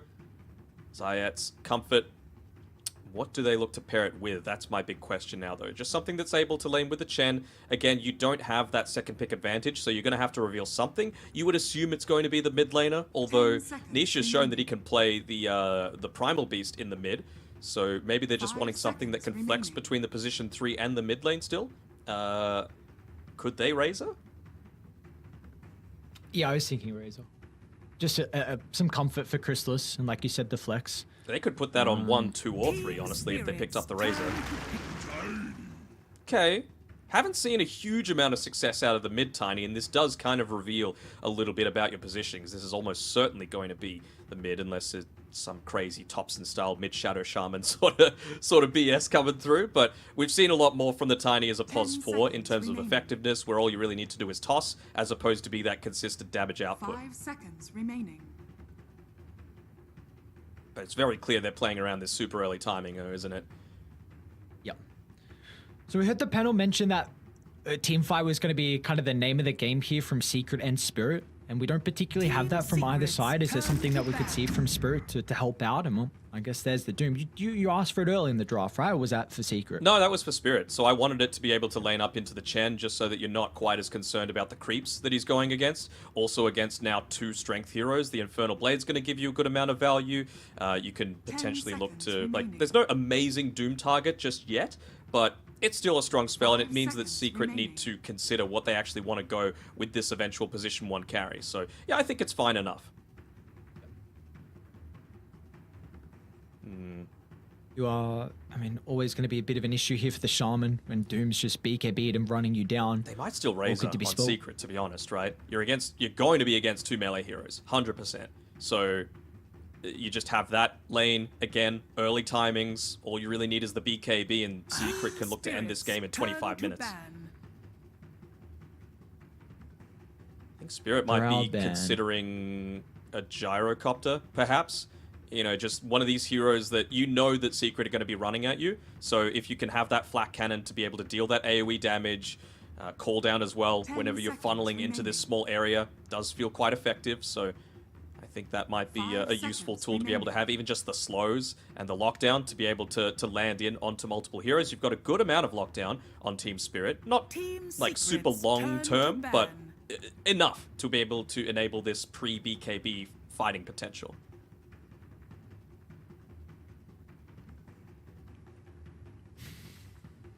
I mean, you can't really ban against Spirit, though, can you, in terms of comfort? Toro is just able to play the full gambit of heroes. There's a reason that he had the most unique heroes picked at last year's TI, and well, he's on his way towards doing that again. Although Arme, he is, I think he's 11 different games from 11 different heroes as well, so obviously very strong in that aspect. Banning at the Lifestealer, yeah, again, I guess for the percentage damage aspect that I was talking about with the Tiny, the Primal Beast, you don't care about the Trample. You can even infest a Chen Creep and just look to get some damage through there. Even enables the Leshrac a little bit further as well if you just wanted that heal burst. I'm trying to see what Chrysalis can pick, man. With the heroes that he has, there's not a lot of options left, honestly. Razor. It doesn't... I would raise it if I'm Secret. Then again, why would they ban the Lifestealer if they wanted the Razor? But, yeah. Yeah, I don't think they protected it enough. Like, I feel like then Spirit just pick like a Terrorblade. So I'm trying to see what the bans are covering for themselves. I mean, Drow Range are very good against Agi carries. Spirit also have some ways to kind of... Bloodseeker, maybe. Act as bodyguard. They might Bloodseeker against this. I mean, they're very clearly trying to stop the aggressive nature. Even just the Slaughter, we've seen that being played as a position 1 by Team Secret in the past. So again, just that really early timing. But I think the Bloodseeker would be fine, right? Doom, Leshrac, both heroes that want to be running at you pretty consistently. Early-ish timing. All you really need is Phase Boost, Maelstrom, BKB, and you can look to move forward. Decent lane against any kind of melee matchup, right? The Blood Right's going to hit pretty consistently. I would look to go that. Razor or Bloodseeker for Team Secret. And then for Team Spirit, okay, something else that's pretty early on, and against the melee heroes, it's decent. Lets you get out of the cogs as well from the Clockwork, which is kind of nice. You can build into the Diffusal Blade as well, if you wanted to counter the Leshrac somewhat. Naga if you want to, I think, on Spirit. You think they can slow the game down enough for Naga to be effective? 5 seconds remaining. That is a great question. Can they slow it down enough? That's probably a concern, honestly. We get the troll coming through. So it's something that's going to win the lane. Yeah. Yes, that's a big thing. It's a very good matchup in the lane. And you've got some nice ways to be able to just lock heroes into place here. That is always one of the big concerns if Troll is unable to continue stacking up the right clicks. Would have made it an even better Bloodseeker or Razor game, though. That's the thing for Team Secret, right? Of course, they would have gone something else instead, but you know, this is why having that last pick overall might be the main benefit for Spirit. So basically, the question isn't necessarily which team is better in terms of mechanical skill and maybe even to a lesser extent teamwork, but do you think that Team Secret are going to be able to end this game in 30 minutes or less? 10 seconds remaining. Posing me the question. Okay. I think they have a lineup they can. I think their lineup needs to. Yes. I'm a bit concerned about how you can go late game into a Troll Warlord. This hero has some very, very good matchups. We probably goes Battle Fury, because I think he's going to feel like if I can get away with the Battle Fury, get away with the Greed, and if I get 3 items, then we should just be able to win off the back of that. So, yeah, it's just a question if Secret can end this game before Yatoro becomes a beast. I wonder if he goes Maelstrom instead, just because you're going up against a Tiny who, once you're level 12, you've got a pretty good amount of armor, very healthy, and at least you're going to have those magic damage procs. Same sort of thing with the Primal Beast, right? With the Uproar. You eventually get into the levels, you're going to have a very healthy amount there. Deals with the Chen creep somewhat. I don't think it's a Midas game. You've got the Doom for that, so if Collapse wanted to go down that route, which is pretty standard. So, yeah, I would probably see Maelstrom working, but there's an argument for Battle Fury. It really does come down to personal preference a lot of the time. Yeah, we see some carries, what route they like to go down. We even in one game for Yutori went the 3rd item Scepter. Of course, it was a very, very situational game where Scepter looked incredible after the Battle Fury. Against the Bat Rider and all this stuff, yes. Yeah, there was a lot that he was able to purge off, but we have our game 1 draft all done and dusted as we get into this one. A very, very important series from either side. They're currently tied in 3rd position, and the upper bracket means so much at the international. So will Spirit come on top? Will Secret come out top? Well, we get to find out. Or will it be another 1-1 tie? Will they still be stuck neck and neck there? As we have a little bit of a pause, but the thing is, what I wanted to point out that we didn't get a chance to is that Team Spirit, they've let a few games slip, you know, against some of the teams that haven't had such a great time in the group stage so far. You know, losing a game against the likes of TSM, Talon, Fnatic, probably teams that they weren't expecting to be able to drop some of these games to. Some kind of surprising results. So, Team Secret looking to get their win on the board super early. They're just relying on the fact that we've got a lot of comfort given over here for some of their preferred picks coming through. So I have faith in Secret. I don't think this is one of those games that they've just outdrafted themselves, but it certainly does mean that they are on this timer. So it's going to come down to the execution from them.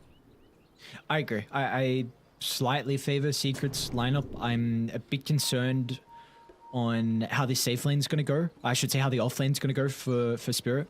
I think Doom and Nyx Assassin is not the greatest laning combo at all. And Clock Nyx don't do anything against the push either.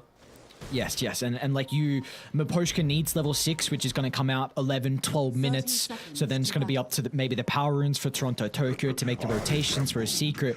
You've got Nisha that can help out. You can even potentially rotate Resolution if he wants it. Maybe he can stay in the lane as well, but I think it's going to be a little bit easier of a time for Secret to make early game plays compared to Spirit. Fine. Losing sucks, but what you gonna do? Life goes on. Life goes on. We know that Rezo is a little bit active on the old voice lines. He enjoys them and getting in the head of his opponents. Begins. Chrysalis and Zayat gonna get a little aggressive at the start here, and it's actually the dual supports that are going to be doing the majority of the damage though. But Miposhka with the Windlace might not be enough to be able to get away. Might have to TP out. Or just run. Okay. He's chilling. Miposhka, no stress. He's got that, Windlace, like you said, bonus movement seed. But Miposhka going to be A-okay. And again, it's going to be Zayat playing down bottom with Chrysalis. So, Uppy with Resolution up top. What do we feel like the main reasoning is here for them swapping the lanes? Give me a moment, I'll think about it. I mean, I think they just feel like they obviously want the Ursa into the melee matchup. That's probably the biggest thing. But in terms of Zayat being there, maybe they just think that super early on he's going to provide a little bit more of that capability to lock in, get some right clicks up. You can see they probably would have secured that first blood if they started with the Orb of Venom, but he's got that queued up next on Chrysalis anyway, so it's very clear that they're going to be wanting to go for some of these kills, whether it be through the Boots of Speed or the Orb of Venom. Miposhka already up to his shenanigans though. Regardless if it was the Nyx or the Clockwork down here, this is not going to be too fun of a lane at all for them to play with. See the Chrysalis is going to be able to dress it as well. Is he gonna? Oh, he's gonna pull the creep all the way under the tower for the Ursa. So not gonna go for the full deny of the wave. Maybe he just wants that early level 2, right? To be able to make plays alongside Zayats on the Shadow Shaman. We know how deadly the Shaman is with that strong right-click potential, but I'm sure Maposhka's always going to have one eye on where exactly that creep wave is. He doesn't want to commit too deep, but he might have. Still don't have that movement speed slow, though. Oh, actually, Urshock, level 2. Let's go one more right-click. Collapse. Gets his body in front of the Ursa, so they will not be able to catch up. But again, with Chrysalis dragging the wave under the tower, Team Spirit will have full control of how the lane is set up. And this is incredibly important with the matchup. Like, the Ursa needs full reign of this lane to continue to chase heroes down. That's a long tongue there as well that he was able to use the shackles for. But again, they would have got that kill if they just had that little bit of extra movement speed enhancing item. He's got the Boots of Speed sitting underneath the tier 1 tower now on Chrysalis, but it was scouted out by Maposhka with the Observer Ward, so he might even be trying to go for the Courier Snipe here as it comes through to him. You'll see the second one coming through. Shadow Shaman, couple of mangoes is going to enable a lot more of these kills to happen. Maposhka, though, I mean, I think he's happy enough to drag him towards the left-hand side of this lane, because if that's where you're positioning... Oh, Courier? Come on. No! Radiant's courier has Yeah, he got the mangoes, it's fine. Yeah, at least he got the mangoes. But it means that if the Shadow Shaman's not there and he's more worried about the Clockwork sniping Couriers, you don't have that kill potential onto Collapse, or you don't have that kill potential because the Ursa needs to stay in lane and farm. So I think it's divide and conquer. That's the main strategy coming through from Team Spirit here. Keep Collapse as separated... keep Zayats and Chrysalis as separated as possible. And with the other side lane, it looks like Secret are doing a very good job. In fact, Resolution. And now get the trample going. Level 2, a lot of damage into Mirror. Stuns ward and back for the moment, but it's not enough as Mirror. One more right click. The miss is not going to stop them short as Resolution finds first blood 3 minutes in. Just going to be enabled to go for these trample attempts every single time that it's off cooldown, going for a little bit of that extra movement speed. He's even got the Purge creep on the Sado Banisher, meaning that they're just going to be locked in place, completely vulnerable to that level 2 trample damage. And Puppey, he's got enough gold to buy the Ring of Basilius as well. So level 3, very, very strong timing to be able to get a second creep. Are they going for a little bit of a backstab here? Again, just separating the lane though. Radiant's bottom tower is under attack. It's awkward Oh, though no without mana. making play. Zayats might be in a bit of trouble. But Post is going to be able to wrap around. He'll get onto the Shaman. Chrysalis needs to jump in to try and eat up some of the battery assault. He'll attempt it, but unfortunately wasn't close enough, so they bring down the Shaman in our collapse. He wants to continue on fall for more. The Scorched Earth starting to tick down Chrysalis. He can find a path through the tree line. Can even cut forward for more if he needs to go to the north, but instead... so we'll be okay. Such a so huge this win bottom from lane is Spirit, going though. much better for Spirit, though. Yeah, I mean, to get a kill into this lane, like, it is very, very rare to be able to get that sort of opportunity, considering they've got the superior stuns, the lockdown, the damage, and Team Spirit just able to influence the lanes to enable themselves to go for that early kill. Huge for Collapse and his impact that he's going to need to have this game. I really feel like they just want to get one kill up top here on Secret. Again, they've got the Sado Banisher. They've even got the Mana Burn Creep to make life just that little bit more challenging for Yatoro. Quite as easily available to use the Whirling Axes even. And here we go. They're going for it. Power of the Carapace, though. 2 points in it for Miro. Recognizing the importance of that extra little bit of stun lock to hold Resolution down, even though he has gone the boots to the Windlace. So wanting all that mobility, but... Getting to the stage now where both supports need to be considering about how they're going to play around with this first power rune spawning in the next 30 seconds. I mean, Puppey's going to be playing close-ish by. Like, the fact that Yatoro doesn't have any mana to play with means that you're not in quite as much danger on Resolution. I mean, he's sitting at full HP right now, full mana, even got the raindrops and that in the backpack. And it means that Puppies can look to play a little bit more farm heavy. You know, once you hit level 3, you can just spam that Penitence off cooldown, essentially, and get a lot of farm and enable the greed for yourself. I thought he might have stayed in the jungle just because he would have been close enough nearby to go for power runes, but they're going to go on Yatoro instead. They are under the tier 1 tower they go. Not going to be able to close the distance, and then it's bottom where the action will continue to break out. Some back and forth, some trading, some posturing, that's the main thing. Both sides eyeing up their opposition, seeing where the weaknesses are. Really is two teams sitting very even in terms of their power levels right now. Toronto Tokyo, he didn't even need, he was able to, claim the double damage rune. Potentially could have resulted in a kill for Nisha, right, if he was able to claim that one instead. Tiny with the Avatos combo, plus the tree throw, plus the right click coming through. Might have been able to take him out. Yatoro. Yeah, they're going to be able to bring him down. One more swipe with a big claws from Resolution. There's that kill you were asking for up top, and they get with a big prize in Yatoro's life.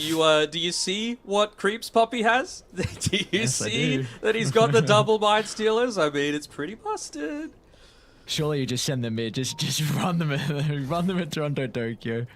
Maybe they're expecting a movement to come up here from him. He's going to bottle the bounty rune and move up towards top. They're not happy with the fact that Yatoro has had a little bit of a difficulty. They're going to end up killing one of the Mind Stealers and maybe even the second one to enable Yatoro to have a bit of easier time in the lane, but it's a bait. Oh, they baited it. Oh, no. Mirror, not like this. Resolution can close the distance. It doesn't matter what heroes they pair against the Primal Beast. It always seems like Resolution will have an incredible lane on this hero. He's doing a really good job up on that top side. Even now with the phase boots completed up as well, you can't afford to leave Yatoro up here. You're going to constantly need to rotate back, and maybe that enables some sort of movement elsewhere, because you've just hit level 6 on Rezo. Uh-oh. Mirror's going to try and TP back in to help out.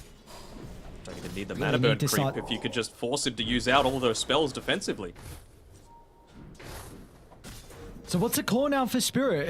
Are we hoping that Toronto Tokyo is going to start to influence some of the other lanes? I think they might even just be waiting for Nisha to actually make that first rotation, right? He's going to move down towards the Radiant jungle, just doing this thing, shoving in the lane, getting a lot of the farm on Toronto Tokyo, but when I want him to make his movement, a kill's not enough. It needs to be a kill into a tower to allow Yatoro to go back and be able to pick up that farm for himself. Because while Collapse is having a fantastic game, it's coming at the expense of your carry.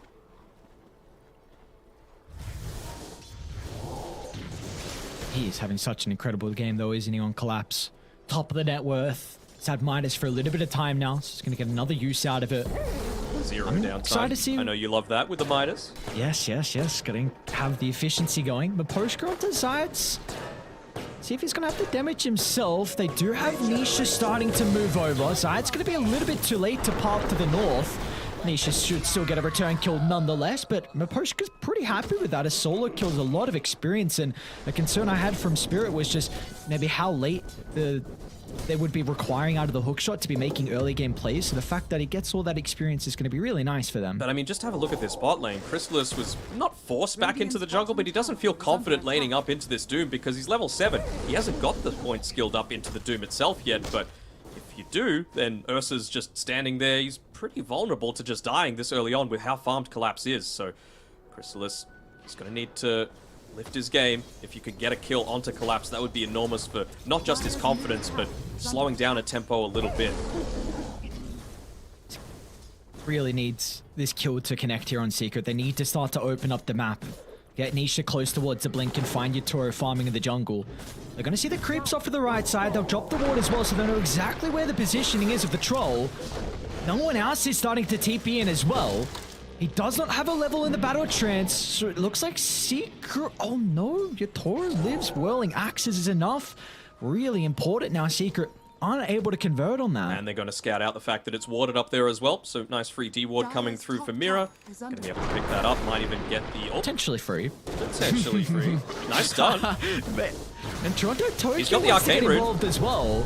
They know a lot of spells were used prior. They're going to turn to try and deal with the last track, making it difficult for Toronto to look to enter. Or not. Even Maposhka wants to get involved. When Rezo shows, though, you can't look to pin onto this. He's way too strong. That is indeed, but still, both sides respect each other.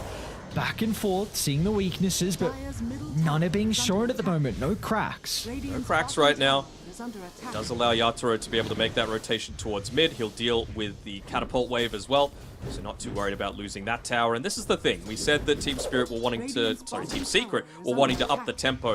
And every time you're able to take out these siege creep waves, it's going to be beneficial. Oh, Maposhka A hook shot in. They're even going to try and rotate Collapse as well. He's got the Doom and the Blink already. 11 minutes in. But where's the follow-up though? That's where Toronto Tokyo is going to come into play. They can connect onto the Primal Beast and stop the escape as an incredible movement from Spirit, catching Secret off guard with the Blink Dagger timing. Yeah, and Yatoro is like, thanks boys, I'm just going to chill back and farm. Look, I mean, Collapse, what a god coming through. He might even be able to get another kill here, or at the very least force another TP rotation to come out from Crystallis. Every time that this happens and you're not getting a high value kill, it's a huge amount of your time and farm wasted. He needs to get into that early diffusal blade and make the impact happen, and he might have made a rotation just for nothing. Miposhka TP's away. Jeez. Oh no. I mean, you're now really hoping that Nisha, with this Blink coming out shortly, that they're able to find some kills off the back of it. I mean, the Tumblr's Toy is without a doubt going to be able to help out with Tiny's game, but this is not the start you'd be hoping for if you were Secret. No, absolutely not. They wanted to have the net worth lead at this stage. They wanted to dominate that bottom lane, make sure that you weren't able to get into this lead, and I mean, it feels like they're going to have a lot of difficulties with being able to take out Collapse, especially if he's going to be able to get into a BKB timing equivalent to that diffusal blade. That's going to be the big issue.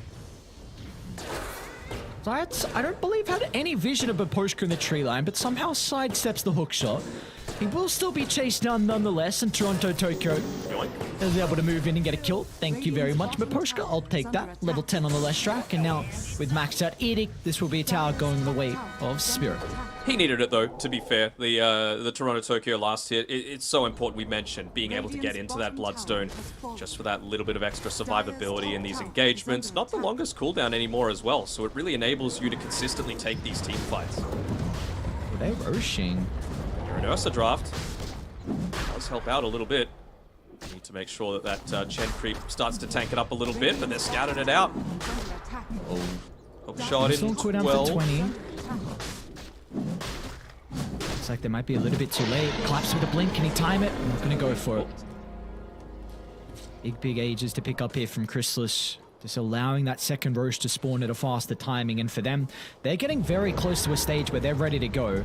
And Resolution's going to have a great timing on the BKB. You got Diffusal Blade almost completed. Serpent Wards are ready. But really, the other important thing is this mechanism on Poppy now completed. They can get some kills. You can really do a lot of damage into the objectives. Oh, for sure. Even just the Caesar Serenity, it might not feel like that much, but when Yatoro is locked in onto someone, you just drop it down, provides them with a little bit of that extra survivability. No points of the Divine Favor just yet, and no Hand of God. Speaking of Yatoro, is really far pushed up forward, and with Nisha's Blink as well, an easy kill for Secret to find a much needed kill for them. Very, very greedy coming through there from him. I mean, he hadn't picked up the Battle Fury just yet. I think it was almost available on the Courier. No, never mind, about 600 gold away. And with that as well, Puppy was just sitting mid, getting his level 6. Now the Hand of God's available, and now maybe you look to make that aggressive movement with the Aegis, with the Diffusal Blade, I believe, coming out for Crystallis. And they've even got the Mass Serpent Wards back up again. This is... all the timings are aligning here for Secret. Like, you are ready to go. A Nyx Assassin is very weak into a 5-man. You know that the Troll Warlord is going to have some difficulties with getting involved as well. Just trying to see what Secret, how they want to set themselves up. If they're just going to brute force down mid, or if they feel like they need a pick-off before they can maybe start to put some damage into the tower. Yeah, obviously it's not ideal for Yatoro to die on the bottom side, but I can see why they were doing it. You know, he knows that that timing was coming very shortly, so they wanted to make sure that every single rotation would be completely obvious, right? So if the lane's pushing in underneath the tower and they're not showing on the map, something's up. So he causes his death, slows down that Battle Fury timing.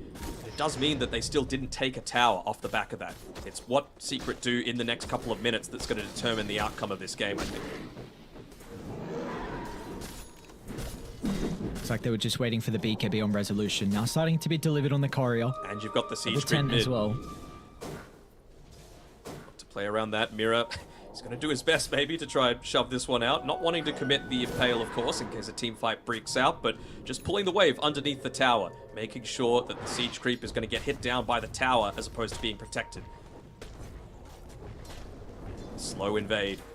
Coming from Secret, just slowly taking a bit more of the map control away from Team Spirit.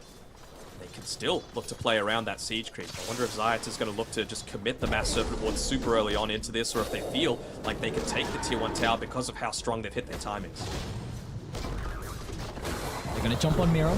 Toronto Tokyo's off the right side, ready to provide some assistance, but yeah, no, you're not going to look to enter the fight as soon as it starts like that. So Secret get a kill into an objective, and now they're going to look to try and occupy some of the jungle. If they could cat collapse, that'd be a big kill, but he's playing underneath his vision, and he's got the BKB as well if he wanted to make a bit more of an aggressive jump. Might just be looking to wait for Miro to be back up online. Puppy. Clap's going to move on forward. Jumping back, respecting the threat of Chrysalis. Both sides will be able to clean up the observer wards. Chrysalis still sticking around, but... Spirit are happy with this. You know, it's a heavy rotation. They were forced to use the Mass Serpent Wards because they weren't confident in being able to take the Tier 1 tower without it. Means that you're still able to defend the Tier 2. You can have more space to farm on Yatoro. He's got the Battle Fury and he's going into that BKB, and you certainly feel a lot more strong once you've got that to play with. Collapse might be in trouble top. He's going to be quick on the fingers, but Zayat's still gets the BKB off, and Collapse going to turn it around. Wants to kill onto the Shadow Shaman and instead get the deny now the damage. Oh my, Chrysalis just rips apart, sinking the claws deeper into the Doom. And that is big now. An ultimate use BKB as well. You can get more out of the map if you're Secret. Yeah, they're going to try and do a little bit of a push onto the top side, but again, Shadow Shaman, deny, great. Don't have the Mass Serpent Wards anyway, but you're still forced to TP back, so they don't actually get too much out of this top side of the map. They're going to deal a little bit of damage into it, but no glyph being used, just forces, again, Team Secret back to be playing a little bit more defensive. They've got some timings coming up, I suppose, with the Sange coming through from the Primal Beast. I would assume he's going to go into the Halberd this time around against the Troll Warlord as opposed to the Kaya Sange. Oh man, Nyx Assassin again, what a hero, but really it's the player that makes it shine. Pops the smoke from Zayats and Chrysalis. Yoinks the haste, maybe.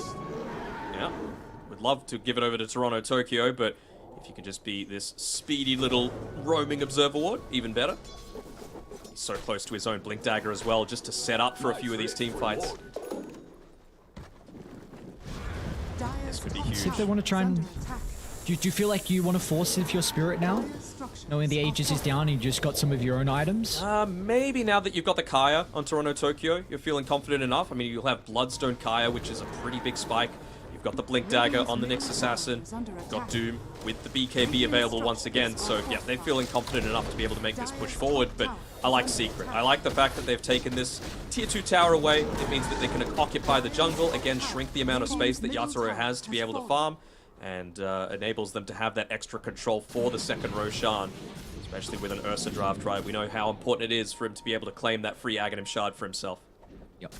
Very, very important for him to have that extra little survivability. See how both sides are able to get themselves set up here for that next fight that's eventually going to occur. I feel like Spirit, the big reason if they're going to come out on top depends on Collapse and who he can use his ultimate on. Who do you feel like is that prime target? Who does he need to focus down in these fights with the Doom? Depends who he makes the initiation onto. I feel like as long as you could block out, I would probably say the Primal Beast, to be honest, before he's able to use the BKB, then you're just a slow right-clicker at that stage, and then you just don't need to worry about him at all. You can pop your own BKB, you can run at the Shadow Shaman, and look to take him out with just some of your right-click damage and, you know, a lot of the other tools that you have at your disposal. Bottom lane Collapse. No basher Some yet, trouble. but We'll stomp into the BKB. they use the BKB for it, though. Not going to be too happy about that on Spirit, and maybe that opens up the opportunity for Secret to make their own move. DD picked up. Now for them. Yep, DD, Echo Saber. Now Nisha becomes a little bit more of a team threat. It's this roller coaster constantly, right? Going back and forth with who's strong at what period around what timings. Team Spirit, they really do feel like they need to play around these BKBs quite heavily and just, again, make more time for Yatoro to be able to pick up his. He's only about 700 gold away, but there's not really too many camps for him to be able to farm, and he knows that without Doom having that BKB for himself, he has to play a little bit more defensively, which means that Yatoro doesn't have the freedom to farm. He's not in this jungle, he's just off inside the tree line as Secret, going for the next pick off to lead into a tower with the Mass Serpent Wards. I want to force the issue here. kill into an objective, getting some map control potentially with the Roche spawning shortly as well. But they've read it. Have a lot. They've read it on Spirit. They're grouping up together at the top of these stairs, making sure to pick up a bunch of these kills. Miposhka as well. Look at this. He's even stacking inside of the Radiant jungle. It's going to be under vision though, so I wonder if that's going to get scouted out and have a response to it by Team Secret. You're not quite at the stage yet where you might be looking to go into the Roche pit, although actually it's a 2-second respawn time. This is going to fit Secret entirely as they make that rotation back. Down. Yeah. Yeah, Nisha. So we get onto the postcard. A couple of members of Spirit are nearby. They actually want to take the team fight. Mira's going to jump in with a fault from Vitora. They need a way to be able to cancel the shackles. Collapse going to try and target down Crystallis the moment the doom being applied to the Ursa. They've got the 4 damage thanks to Toronto Tokyo leaning to the middle of the fight as well, but it's not enough as Resolution now looks to hit back with the pulverize. The damage instantly negated thanks to Mira's spike carapace. So Toronto Tokyo is gone unaddressed. They were trying to blow him up, but it just wasn't enough, and now Spirit can catch up to Nisha onto the left side. But Resolution, he wants to hit back and charge into the middle and dancing off to the right side. Mira's got the blink back up in a couple of seconds. They know that they can catch up to the Primal Beast. It's pretty speedy. They'll have to... Oh, Nisha's also nearby. Beautifully done. Nisha stops the blink. Mira's still always gonna miss. Oh, Nisha, incredibly done from himself. Just enables Resolution. The only issue was if the Nyx Assassin could get on top of him, and Nisha make sure that was not the case. Remember game 1, TI-10 Grand Final. Similar sort of thing happens with Mira. Just a little bit off with that stun coming through. Ends up giving up the first blood. This time around, it would have been a super valuable kill to be able to claim onto Rezo, who, I mean, are we surprised anymore? Top of the net worth for Secret. And really does feel like he's doing a big part of carrying this game. Miposhka survived for so long in this fight as well, just causing a little bit more emphasis to be given over onto him. It was a great doom as well onto the Ursa, realizing that, look, you can take him down, and Crystallis isn't able to do that right-click damage that's needed to be able to not only win the team fight, but he's the one that's going to be able to go into this Roche and take it. They still feel confident enough to be able to just run on in. Zayats has to be addressed in this next team fight. He did way too much for them in Secret. A lot of the control that he was able to provide. And we'll see if they will be able to do it in this fight. I think so. Roche rolling down, and Anisha's going to get the jump as well. Ooh, a lot of damage blowing up Mira. And now the second Roche, the all-important Roche given over to Crystallis. Yep. And now it's just, yeah, you can farm, but you want to make good use out of this Aegis. You don't want this to be the farming Aegis where you can be on the enemy side of the map. Just be a little bit more greedy. Couple of minutes, 2-3 minutes. That's when Crystallis really wants to make his move with that BKB timing. Combine the Mass Serpent Wards together with that, and then really look to try and close out this game. He's getting close to the Shadow Blade as well, so he's just going to go for pickoffs to try and enable this, and they'll find one. Poshka a little bit too late with the hook shot. And the rest of the boys, they don't want to follow up. Spirit, they're just going to look to get out, try and get the other lane shoved in. Miposh's going to dance into the tree line. Cheeky. All right. Some individual plays coming through, again, causing all 3 cores to rotate down to the bottom side. And yeah, Rezo gives him the tips. He's like, all right, good work, man. Wasn't quite expecting that one to come through as the Arcane Rune now picked up by Nisha. They're tired of playing on their own side of the map. Maybe the call came from Puppy and saying, why are we going back there? We've got the Aegis, we've got the strength right now, and they're playing without a Doom. So let's drop the wards, let's push this tower in. Even if they pop the glyph, this tier 2's still going down. And this is actually pretty big, right? I feel like the tier 2 is still going to be under a pretty good amount of threat. And now, if you take the next team fight and win, they're not going to have that glyph for the tier 3 on the high ground. Dire's middle tower is Rezo. They see Resolution alone at the moment. How do they get the jump? It's going to be off the back of Collapse. Oh, hooks it off the mark. Resolution. Anti on the fingers as well with the BKB use. Let's see if this is going to mean that Spirit can take the fight. The Puppy might use a couple of his creeps to assist with taking the tower, but just wanting to understand the situation with, where Team Spirit were positioning themselves, and yeah, there we go. BKB being used on Rezo. They feel like they can go, and they've got a pretty good Observer Ward to be able to catch someone out. Might just be the quick kill onto Puppy. Even Zayats as well. Zayats is That's a huge target if you can get vision of him. Yeah, they see him. Instead, it's going to be in the top lane because they see Nisha collapse and Yutoro in combination Double together. stun. Going to be able to get rid of the position too. Now back down to the south as well. They found another jump on a Zayat. An incredible start to the team fight, but Spirit, they want more and they'll get it.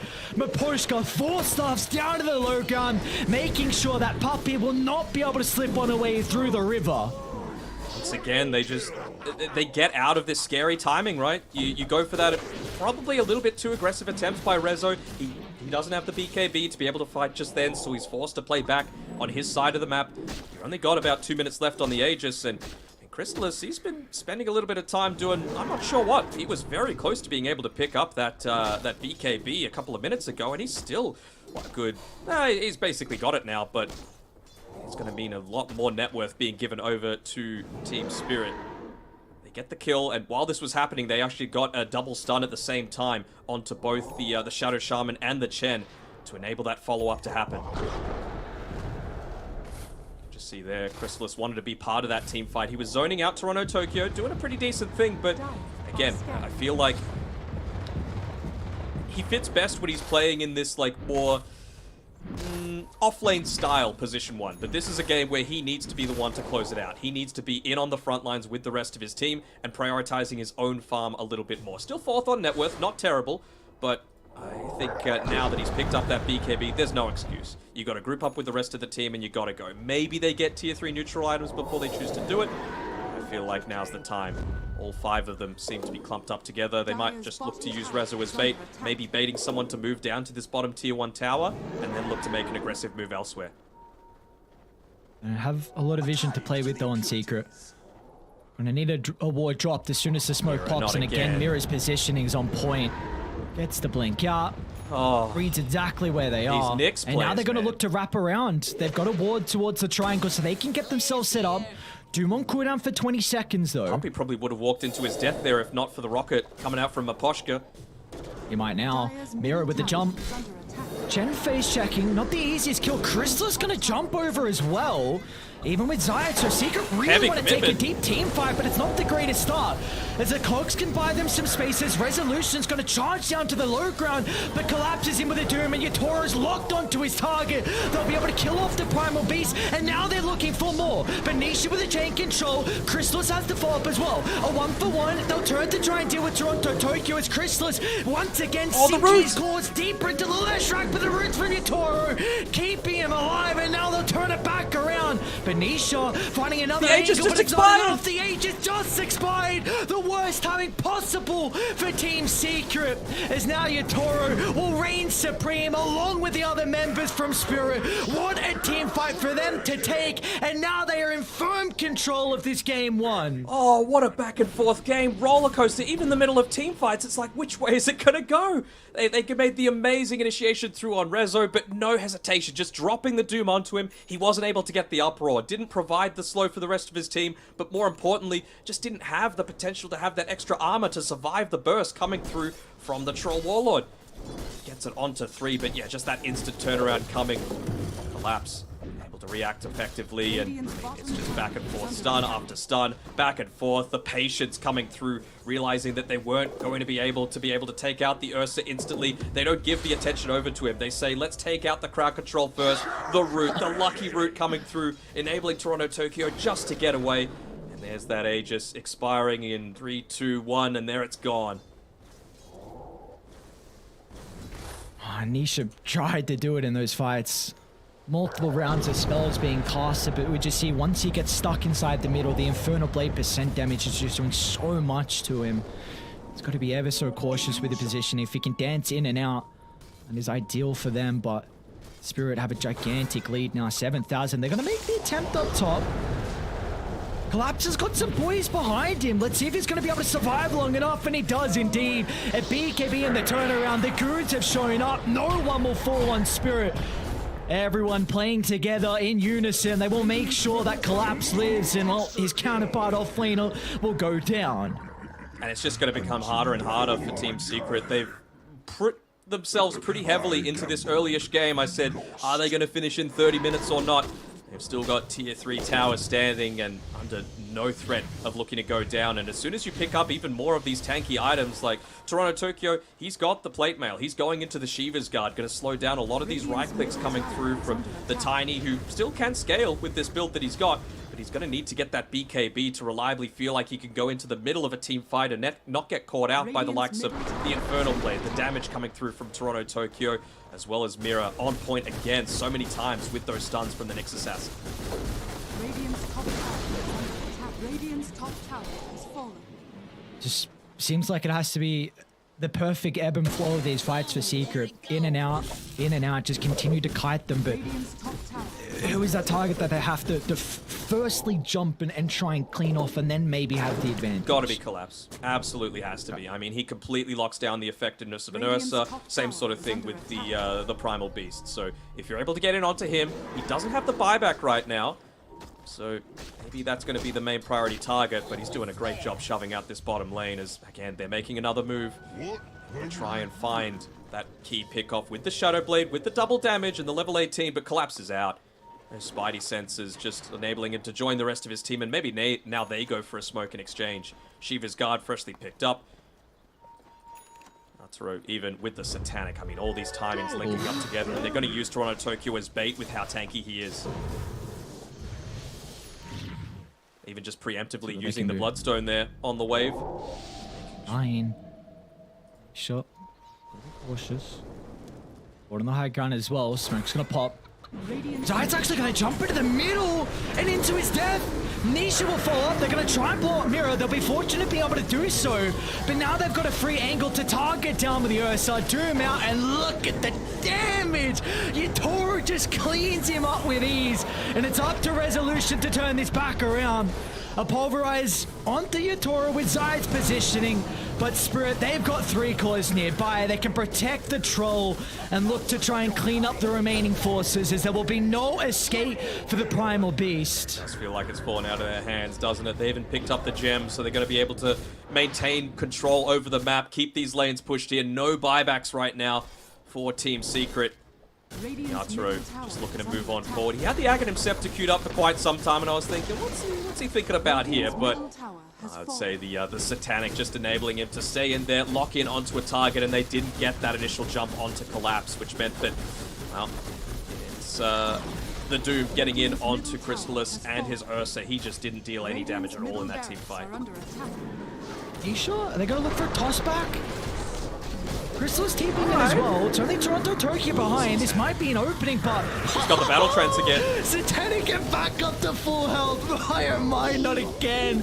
It's a repeat of the last fight. Now Nisha as well. The Infernal Blade. They might need to call it. Just making the Tiny crumble under the damage, and that'll be all she wrote as Spirit. They withstand the early aggression, and they, in the end, will be able to take it 33 minutes in. What a game by Collapse. They easily MVP for by getting away from the laning stage. A good 2,000 net worth ahead of everyone else on the team. You know, some good scouts coming through from Mira for sure, but Collapse, God, for a good reason. Ending that one in just about the amount of time that you were expecting. Secret had this window that they needed to close the game in, and they just weren't able to accomplish it through a couple of little overextensions, a couple of uses of the BKB that didn't enable them to fully fight as a team, and they didn't find that key target in the Doom to be able to start the team fight onto, which really hindered the effects of multiple of their heroes in those fights. Such a close game for quite some time though. Very back and forth. A lot of the team fights really beautiful to watch, honestly, with just the teams respecting each heroes in the middle, dancing out, trying to find their openings, whatever angles they could get.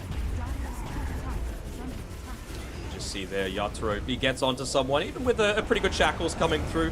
It doesn't really stop. The threat is always going to be there. Even this fight, which felt like it was going so Team Spirit favored, they were still able to somehow claw it back on Team Secret. They're such a skilled individual team, but unfortunately, just the weight of the more late-game oriented draft meant that Team Spirit were able to come out on top. It helps to maybe miss a stun here and there, but, you know, it happens. It does happen indeed. Your players are only human, but it felt like it was this fight, wasn't it? Yep. Where they just a little bit too far in an area where it's very difficult to take a fight. Just look at Collapse, the heroes on his positioning, getting that Doom off.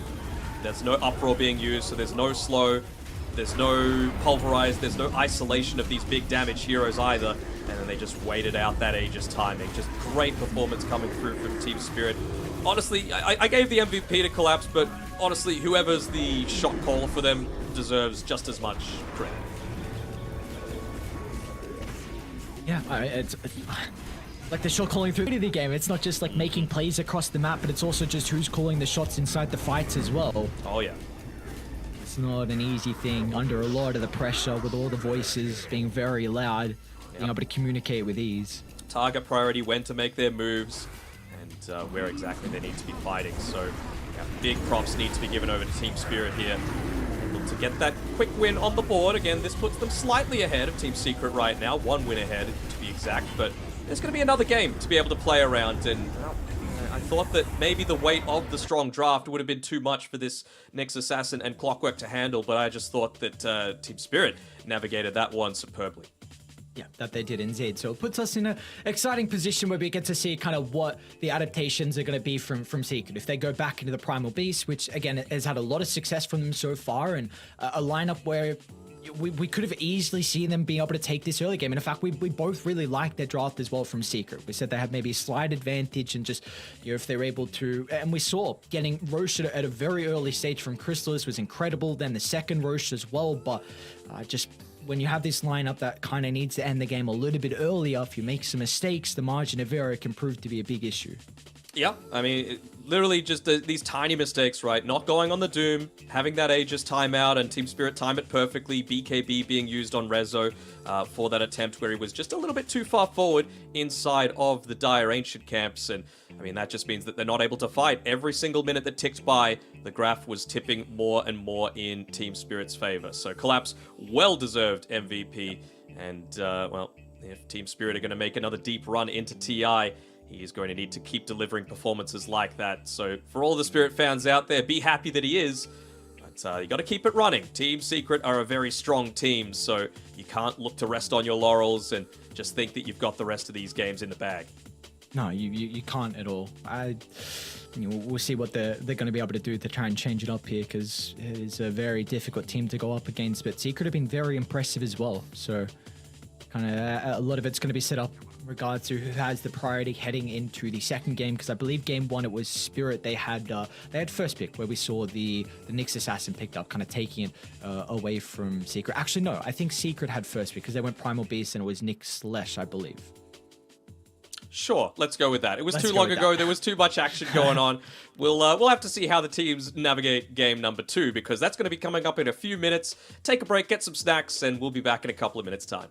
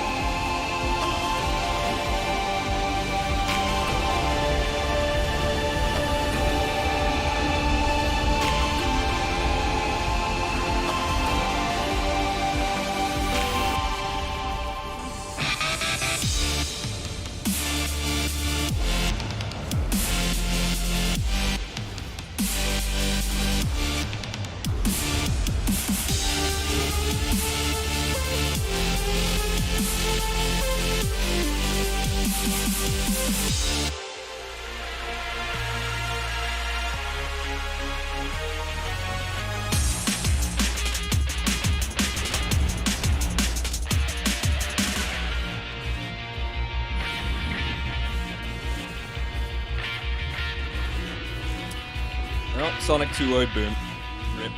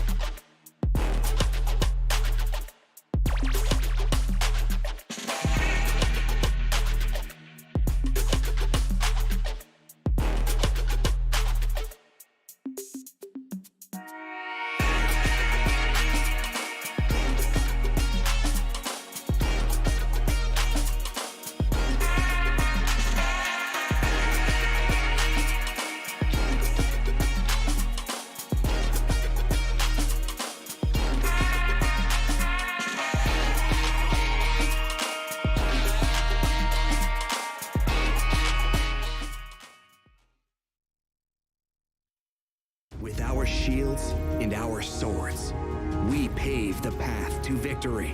With our shields and our swords, we temper our courage. With our shields and our swords, we're making history. With those who make the game a reality, we're the Vanguard. We're with the best. Let's raise our shields.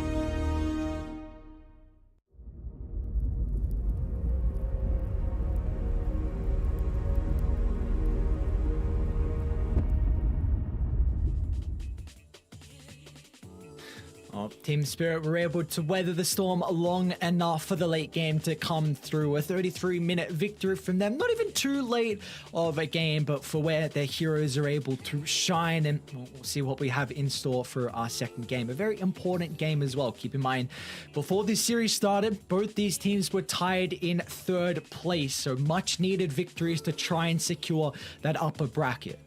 Yeah, I mean, one of them can really start to separate themselves from the pack. Of course, Team Spirit, with that Game 1 victory, going to be leading themselves to be a little bit more likely to be that one. But we can see, I mean, Secret, they're a team of veterans, you know. They've got a lot of players that have played a lot of TIs. Probably Chrysalis is the only one that needs a little bit of support coming through from the rest of the team. You know, I'm sure that he feels like they had the draft that was set up for the victory. There were just a few tiny things that didn't go their way that meant that it was different. And you just have to have a look at that. I mean, Team Spirit, they're all huddled around the one PC. It's all a collective unit towards the drafting. And it really does feel like Secret give a lot more of the emphasis over onto Heen, their coach, to be able to be the one to make that last call. Yeah, it does. It seems like there's a little bit more of a different dynamic in the Secret and Spirit booth. Like a Teen and Puppy kind of with the decisions, and for Spirit, it's, you know, the collective, like you said. Mm-hmm. You know, I like referencing a lot of these. If teams make content, you gotta consume it. You know, there's a reason that they do it. Engage with it, guys. And you know, we just saw there on the Team Spirit cams, of course, Maposhka taking center stage, but you've got Yatoro there just standing over to his side. And well, when Yatoro was asked who he gets along best with, it was actually Maposhka, and he said he might even marry him later on. He's just that kind of guy, just very kind, cool, calm, collected, just a super friendly guy. And every interaction that I've had with Maposhka, it's been the exact same. You get to see Maposhka potentially back out of the clockwork in this upcoming game. We had a pretty solid showing in game 1. Oh, yeah, for sure. I mean, and they've got the flexibility for it as well, just to give it over to Mira. Obviously, this time around, I don't think... I prefer the Clockwork versus the Nyx Assassin as the first overall pick, because I just feel like there aren't as many avenues to be able to punish it, right? You've still got that BKB piercing disable. You've still got something that you're able to lay down the cogs so that even if you're not landing the perfect hook shot, you're creating space in these team fights. And even to a lesser extent, you can stop the push a bit easier, because with the battery assault now dealing double damage to creeps, you can also use the rocket flare to help shove out other sides of the map. It just feels a lot more effective for that purpose. But I think if Team Secret want to try and pick up a win on the back of a Zayat's Nyx Assassin, it'll go a long way. That it will indeed. Maybe that's the way they can kickstart this draft. We've seen what Zayat has been able to do with the last chance qualifiers with this hero. I think 9 games and he only lost 1 of them. Let's see, Spirit. They've previously addressed the Enigma in regards to the gyrocopter, so let's see if they want to go down that route here with the 8th. Of course, there's plenty other ways you're able to do it as well. I mean, it's just such a strong hero, man. you can't let this Enigma get through a lot of the time. There's a reason that it's the most banned hero for the entire tournament. It's beatable, for sure. And you don't exactly have the position 4 that's truly going to enable it in the lane. You know, the stun is nice, for sure, but maybe just even being able to set up for a lot of this counterplay. I love the Pangolier for this combination. Again, you push out the lanes. You don't care at all about the Nyx Assassin once you're in the Rolling Thunder, and then you can go into the Basher to be able to deal with the Enigma. I would say in terms of responses to it, not necessarily for the lane, but for the game, Pango's near the top of the list. Yep.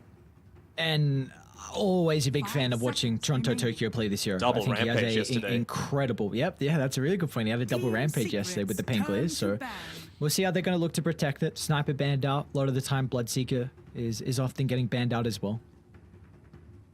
Makes a lot of sense, right? You just want to prevent the comfort from coming through, just enable Toronto Tokyo to be able to style as much as possible, and well, there we go. Even just Secret, obviously, having done their homework, the Gyrocopter ban against the Enigma, very, very useful with the Flak Cannon for being able to deal with the Eidolons in lane, something that Yatoro went first item, and I'm not talking after boots, first item Crystallis in the lane just to be able to deal as much magic damage, physical damage as possible, so that that push wasn't quite as impactful.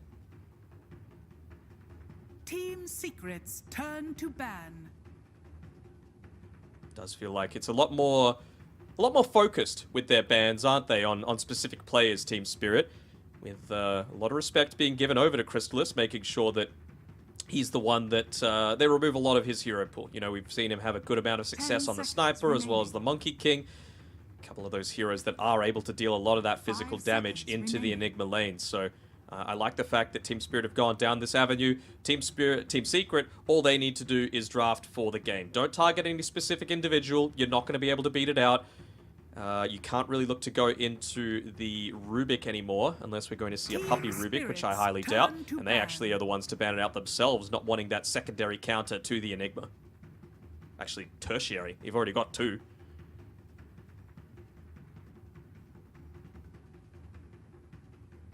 Wonder if they use their other ban now for the lane counter. Because you're happy with the game. You know, BKB Black Hole is not particularly going to be a threat. But it's just you really want to shut down his other kind of key way to play the hero, and that's just the power of the Enigma in the lane. So I wonder if they'll put another ban into that for Secret. It's a possibility, for sure. What else could you... I mean, again, you can't ban specifically for Yatoro in this sort of situation. Like, he is just going to find something to play, whether it be Alchemist or... we've seen him make Dawnbreaker work if you just want to make Toronto Tokyo the true carry, although he is probably playing the Pango, so a little bit less likely to go down that route. But you've still got options, plenty of them, for Collapse to be the one to carry this game, or rather provide the push that's going to enable you to continue on forward. You're not worried about the Visage. It's not really something that Collapse leans into, but you know, definitely heroes along the lines of the Beastmaster can open up the draft quite heavily. In regards to picks that we're going to see come out from Secret at the 15th, do we want to see Puppy's hero or not, because the potential flex of the Enigma? Were you convinced by the Puppy Enigma? I wasn't completely convinced. No, but I don't think you can shy away from it if you have one tricky game. No, but I feel like... Secret's turn to pick. I feel like the way that Puppy plays is already so greedy, and yes, you can use the demonic conversion to keep the lane pushed into your tower so that Crystallis has a bit of an easier time with being able to last hit under that, but I feel like you just don't have that as much of an early game impact if you're not playing the Enigma in the lane, and that's really not what Puppy does when he plays the Enigma. He wants to move to the jungle, so they're going to pick up the Bane instead, just again a direct counter to the Pangolier. They've already gotten rid of the Rubik themselves. They're not wanting to show any cores just yet, so we've seen pretty good effectiveness come out of the Bane when this is picked up as a specific response to the Pango, but that just means that whoever's going to be playing the Clockwork, whether it be Miposhka or Mira, they just need to look to focus in onto the Bane, and maybe they even look to go down a little bit more of this aggressive route, right? Nyx, Bane, Enigma really don't do a great job of dealing with push, and so that's exactly what Spirit do. They're just going to pick up the pace, go into the Beastmaster, and, I mean, just something else that's got an early-ish timing that can help with push. Not a Sven position 4, I don't think. What else could they look to go here? 10 seconds remaining. You would imagine it's going to be Mira's hero. I mean, do they just go into the Shadow Shaman? I wouldn't hate that for Spirit. It's not like you're on a timer just yet. Pango can still have effectiveness in the late game. Beastmaster, I mean, double Roar can be pretty damn effective. Silencer instead, okay. I mean, it's good for Fiend's Grip and the Black Hole, right? Yeah, I mean, yeah, that's... It might be a full Silencer. The reaction? Yeah, they have the potential. I'm laughing at the fact that, like, have fun doing a BKB Black Hole this game, but exactly like you said, it really addresses the Fiend's Grip as well. So you've now protected the Pango. I wonder if you can consider about the Bloodseeker again for Secret. Bane Bloodseeker is a very good lane matchup. You can kind of deal with the summons as well. And they do. Okay, so you now Because the Silencer really covers the Pangolier and Rolling Thunder and covers the Fiend's group response, but it's going to be a lot easier for the Bloodseeker to be able to counter the Pango still, so it kind of goes back and forth here with maybe not having as much effect out of the Silencer. But this is still a hero that a lot of people are putting some value on with his kind of laning prowess that we see at the moment. To me, I'm favoring the Spirit draft right now for a multitude of reasons. One, I think they've got the earlier tempo for the reasons that I mentioned, and the supports really don't deal with the push that well. And also, I think these team fights are going to be pretty heavily dependent on does Team Secret find the Silencer first, or does Team Spirit find Enigma, Bane, so on and so forth, right? Yep. And at the moment, you've got the vision advantage on the Beastmaster with the Hawk. So you're always going to get that little bit of information before Team Secret does. So for their last pick, it's most likely going to be Nisha's hero for the mid lane. But what heroes can you really look to do? I feel like Azus is a really nice ban because it provides that little bit of vision. Not that you have the great abilities to be able to instantly jump and connect. I'm kind of wondering, I don't think it was Secret that did it. I want to say it was OG maybe. Or no, actually it was Liquid. Back at the Riyadh event, they ran mid Night Stalker. And I feel like if you could get away with a mid Night Stalker against a good matchup, whether it be like a Puck or a Void Spirit or something like that for the mid lane, even the Pango isn't horrendous, then I feel like you might actually have a chance to come back into this, because not only would you get that instant jump onto the back lines, you're most of the time going to pop the Dark Ascension before the Silencer ulties, and then you can just look to find him and enable the team fight, right? And even then on top of that, you've got the Aghanim Shard that can deal with the Beastmaster summons. So I feel like that's what Secret are potentially hoping for, but it's got to be the right matchup. Luckily enough for them, they've got the last pick, so they're going to be able to get the best read on this game as possible. Yeah, I too agree. I like Spirit's draft at the moment. I think there's a lot of issues with Secret where they're very single target, and I like the Naga ban a lot due to that. So I think regardless of what the hero is going to be for Secret, you kind of need someone with some AoE damage, and you need a way to find the Silencer. So what do you think they're going to go, PL or Chaos Knight for Spirit? Chaos Knight's a bit faster tempo. I'd be more leaning towards that. Maybe even the Terrorblade, to be honest. It potentially Terrorblade leans out of maybe a little bit more just with some of the bans, but it also protects the CK. Even in games where I think PL is really viable, teams are not picking at the moment, so I'd probably lean to the CK or the Terrorblade. Mm-hmm. I would say CK and Terrorblade, of course, are going to make better use out of the Beastmaster as well, with just how he's looking to position. A lot of the times PL likes to be, right there in the thick of things, whereas CK, you draw them back towards you. So that's why they get rid of the Terrorblade, just wanting to be able to stand there, engage on fights, and again, Team Spirit right now, they're happy to hang back on this Silencer. Silencer wants to be playing as far back as possible, as long as he's able to get that global silence to enable the Pangolier. That he is indeed. So let's see what the call is going to be here for Spirit. You might even be able to preemptively use the global silence, right? If you find the Pango or the Bloodseeker off on their own, the Bane or the Bloodseeker off on their own, then with the Hawk Vision, you're going to be able to get that Rolling Thunder in on top of them, pop the global silence so there's no immediate response, especially early on, and then just look to take them out to start the fight. And then it's just all about your positioning, making sure you're not getting caught by a multi-man black hole. I'm still on the Night Stalker train for Secret. I think it could work, but it's going to depend on how fast of a carry Team Secret go for, Team Spirit go for. These names, man, they're too close. The fumbling back and forth can be... Yeah, I've almost done it a couple of times. Let's see what the call is going to be here for Spirit. What hero do they give over to Yatoro? Even more vision, man. This is scary. Oh, man, this is even a bit of a Night Stalker counter as well. Because if the Night Stalker uses the Dark Ascension and you use the dagger onto it, then you get all of Night Stalker's vision. So you're just going to get even more on top of everything else. It's this concept of shared vision. There's only a handful of spells in the game that do it, but Spectral Dagger onto the Night Stalker is one of the ones that just gives you that extra amount. So this is a fantastic pick coming through from Team Spirit here. I think you need a lot for Secret. I think you really, really need a lot. A hero that doesn't mind about people getting on top of you. Conqueror is definitely one of them. Helps kind of deal with the push as well. Coming out from the Beastmaster, you're not really going to address again the Pangolier, but you're somehow hoping that it's Puppey and Bloodseeker can do that. So yeah, you're looking just to be a body and get involved early here for Secret. So yeah, I don't mind the pick. We'll see if it's going to be able to help out. We were both kind of favoring Spirit's lineup even before we saw the last phase. Do we think anything has changed? Well, I think Team Secret are just banking on the fact that they are hoping to try and dominate these lanes, right? Enigma, such a strong laner. Bane, Bloodseeker. Really easy setup for a lot of these kill attempts. Yeah, you will have the boar, I suppose, on Collapse to be able to break the Nightmare so that maybe that isn't as big of an issue. But we know that Spectre's a weak laner, and it's probably going to be a... Maybe it's Spectre Silencer, but there's going to be a double melee lane somewhere for Team Spirit. So I think if Secret are going to have any chance, they need to crush these lanes. Not just win, they need to crush the lanes to give them the tempo that they need to be able to find that extra item and be able to invade onto the backlines, take out the Silencer, and hopefully use that to win the game.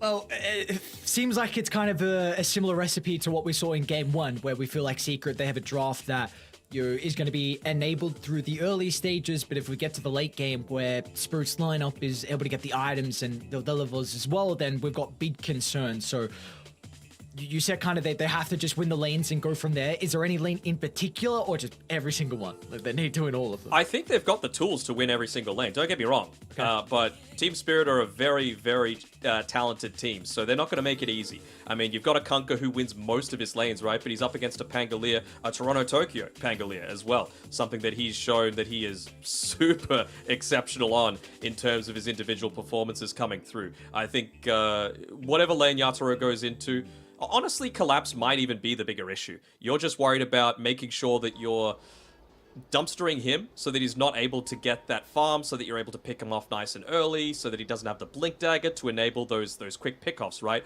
Onto the Bane, onto the Enigma. So I think probably just a little bit more emphasis being given over to shutting down the Team Spirit side lanes. Does look like both sides, Spirit and Secret, should be able to get this D-ward with the smoke from the position 5s. And yeah, Puppey's going to get his D-ward. I might actually deny his own. That's going to be the case. So I will further on to the point of what I think Secret are able to do successfully. I think what their lineup can thrive on is that they do have a lot of pickup potential, and if they get towers early on off the back of catapult timings, it can be a bit awkward for Spirit to play the map. You've got Clockwork that can set up on a side lane. You've got a Bane that can set up as well. And we've seen what Nisha's Conker can do. Like, he is, I really think, one of the best Conkers out there. Mm-hmm. So if they can get kills across the map and get a lot of pickoffs, it can be a bit awkward for Spirit to play the early game. But that, again, is all set up off the back of how the lanes go. Puppey has to be a little bit careful here. They don't have the summons just yet to be able to deal with it. They do have the battery assault, though. Just run past the blood right, then turn back around instantly as soon as it expires. Like, all right, we can maybe do some damage now, but very similar to what we saw in Game 1, Maposhka just getting chased from the Puppey man. I wonder how long he wants to stick around here. Obviously, you don't want to be going all the way back to base. You want to try and get back to the lane as quickly as possible. That TP. I mean, it's not the strongest lane, again, for Spirit on the bottom side. There's nothing stopping him from TPing away, but again, it's just about this divide and conquer strategy, right? You want this to happen. You want a 1v1 between the Beastmaster and the Bloodseeker for the bottom side. So Maposhka's doing his job. I think Puppey needs to get back to lane. What is this? Oh god, Puppey's gonna stay on the high ground. Like, no, you're not going anywhere, sir. At least he's not going to get level 2 anytime soon on Puppey, so that Nightmare's not going to be as big of an issue. Can't send the courier there. There's a minute of this. This is the most intense gameplay I've ever seen. Let's do some predictions. How long? Hold on one second. There's stuff happening mid lane. Toronto-Tokyo is already getting pushed underneath his own tower again. Nisha doing a great job there.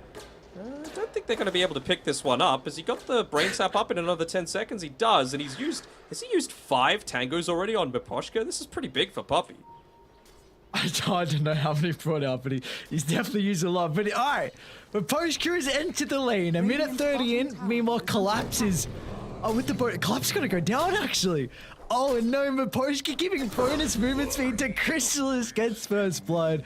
What a very interesting start to this game, too. Actually, I didn't even think about that. You know, the Thirst coming through, just allowing him that little bit of extra damage, the ability to dominate the lane. So in the end, very nicely done by Puppy. Shows what I know. Alright, now we can look at the lanes. Now we can get ourselves set up. 2 minutes in, we can see how everything's shaping up at the moment. Mid. Looks like Nisha with the battle against Toronto Tokyo. Relatively nice start for Nisha. To be expected. I mean, the Conkers are much better later than the Pango, but Toronto Tokyo will do well and truly okay in this lane. Got to make sure they keep back to his securing the water shenanigans. runes as well for Toronto Tokyo as well, right? Kunkka, not one of those heroes that relies on the mana for being able to effectively harass and get his farm in the lane. Pango, completely the opposite. He needs to use the shield crash and the swashbuckle as much as possible, and even with those, you can just see Nisha already doing such a great job of bullying Toronto Tokyo out of this lane. So, I mean, not mission accomplished just yet, but nearly 3 minutes in, we've got 2 lanes going very favorably for Team Secret.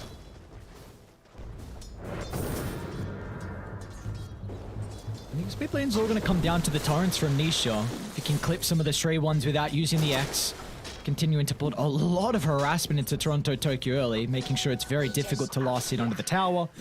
And he's missed a couple here for the Pangolier.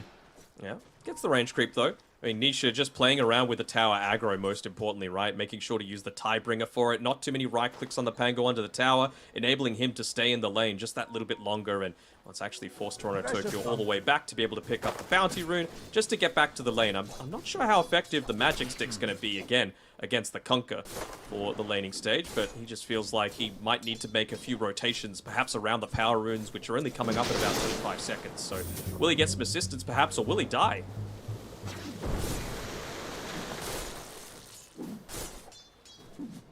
Guess it's going to come down to how the creep equilibrium set up in some of the side lanes. The carries and off laners are in a position where they'll be okay, as it's actually top lane. Resolution, with the help of Zayats, is able to get a kill. So we've seen a couple recent games here from Secret that they've kind of swapped up the lanes, with Puppy, playing up top with Resolution, and Zayats playing down bottom with Crystallis. And we see this time it's back to the natural setup, and already enabling this good start that Resolution's having.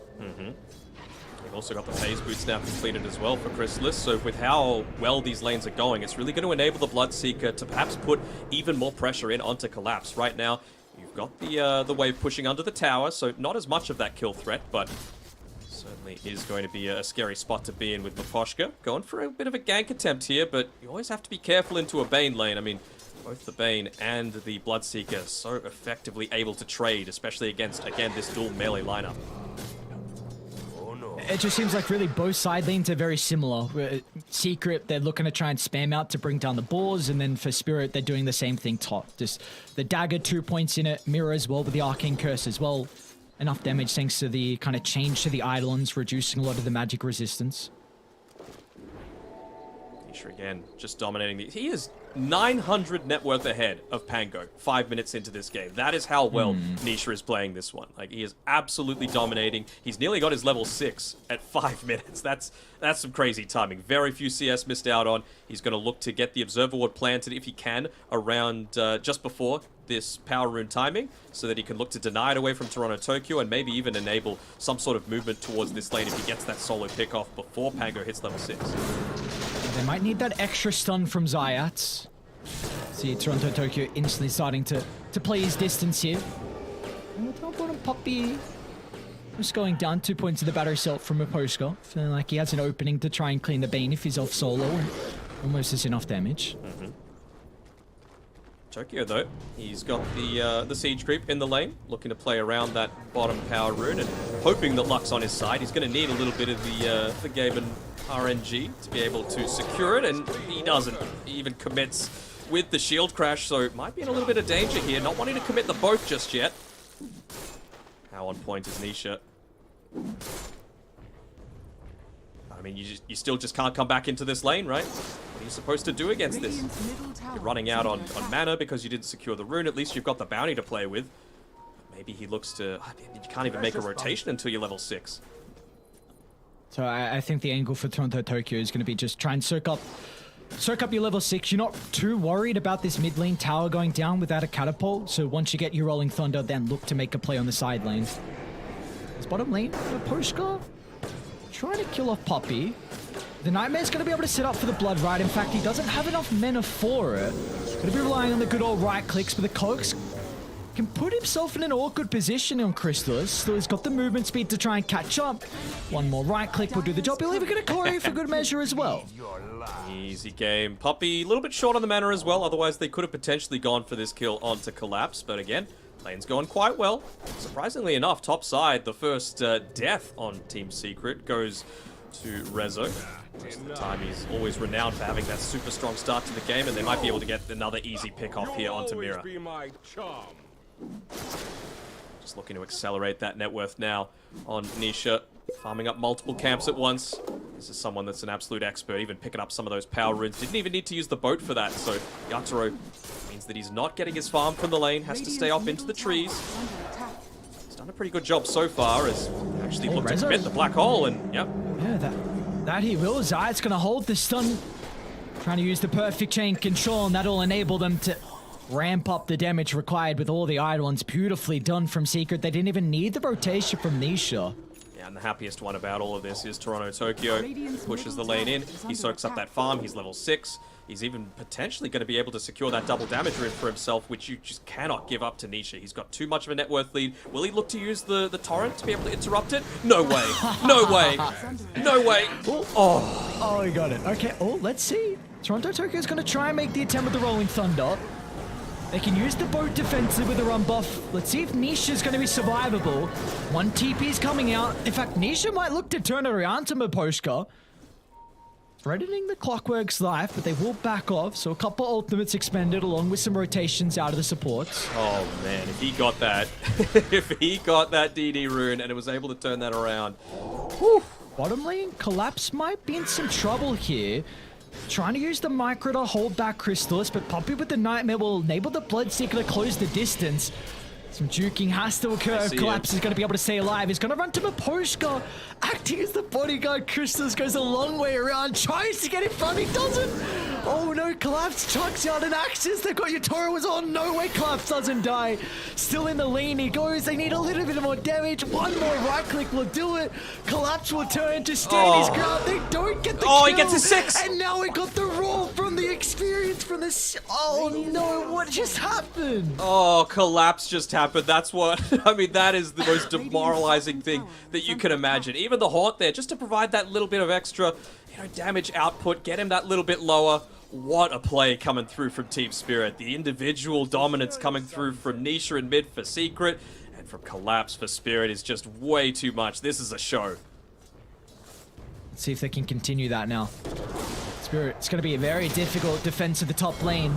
Nisha's nearby to help out as well. Boat's going to get laid down. They need a little bit more damage. Nisha's going to try and find an angle for the Tidebringer instead. He'll just run out of the tower. They even got Crystallis here as well with the Rupture. Toronto Tokyo will attempt to TP out and he'll make it. They're going to try and cut their losses here, but look at the spread damage. Crystallis to Mira. They're lacking the stuns because the rest of the team are focusing down Miposhka's Clockwork. At least they still get the aggressive push in onto the tower. They get a couple of kills. Well, for Team Spirit's sake, you've got Collapse playing down on this bottom side. Able to hit into this tower, keep the creep wave pushed. Again, they're playing for the later stages of this game. I mean, what a play. Getting the level 6 off the back of that. You don't expect this. Big smiles. Oh, God. Some scary issues now. At least Secret, like one thing we were saying is that these lanes had to go really well for them, and they have. They had a 2,000 net worth lead now. Tier 1 tower top's been claimed. What else needs to go right for Secret here? Oh, they got to keep the tempo moving. How close is Nisha to some of his timings? Miposhka. Finds Zayat. Black hole if they need it. Boys playing behind him. With Crystallis just beating down Clockwork. An easy kill onto Miposhka, and Zayat will not be able to escape though. Toronto Tokyo be able to claim the life, and now he's going to move in for Crystallis as well, as we're at choke point, so we get a couple bounces back without the Rupture proving to be too much of an issue, but Puppey, he's even going to make the rotation as well. Another easy kill for Crystallis to find, so again, Secret bringing multiple members for these early skirmishes. And importantly as well, not committing super heavily for it either on Team Secret. They still didn't use the black hole for that attempt, and it means that you still need to be playing a little bit scared. No Pango means that you can keep pushing the waves out as much as you can. I'm liking this play coming through from them. They're grouping up a little bit more than they were in that game number 1, and hitting their timings, realizing the strength of their abilities when used in conjunction with each other.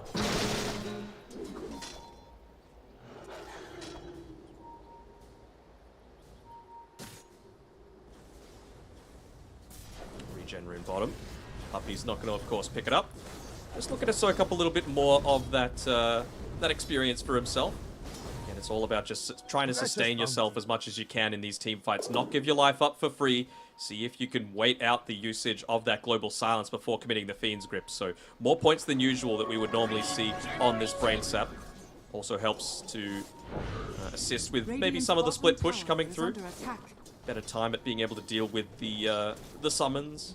Speaking of those, they're just pushing down into this bottom side of the tower, trying to bait someone to make this move a little bit more defensively on Secret, but they're not taking the bait. They want to keep playing aggressively. They know that they don't have to deal with the Helm of the Overlord for the next little bit at least. So they're happy enough to lose out on some of this net worth because they've still got other ways to be able to pick it up. Mid lane, top lane, that's enough for them right now. Yeah, we see with all the... Actually, Secret, they're going to smoke themselves. Miposhka's in a pretty good position to pop this.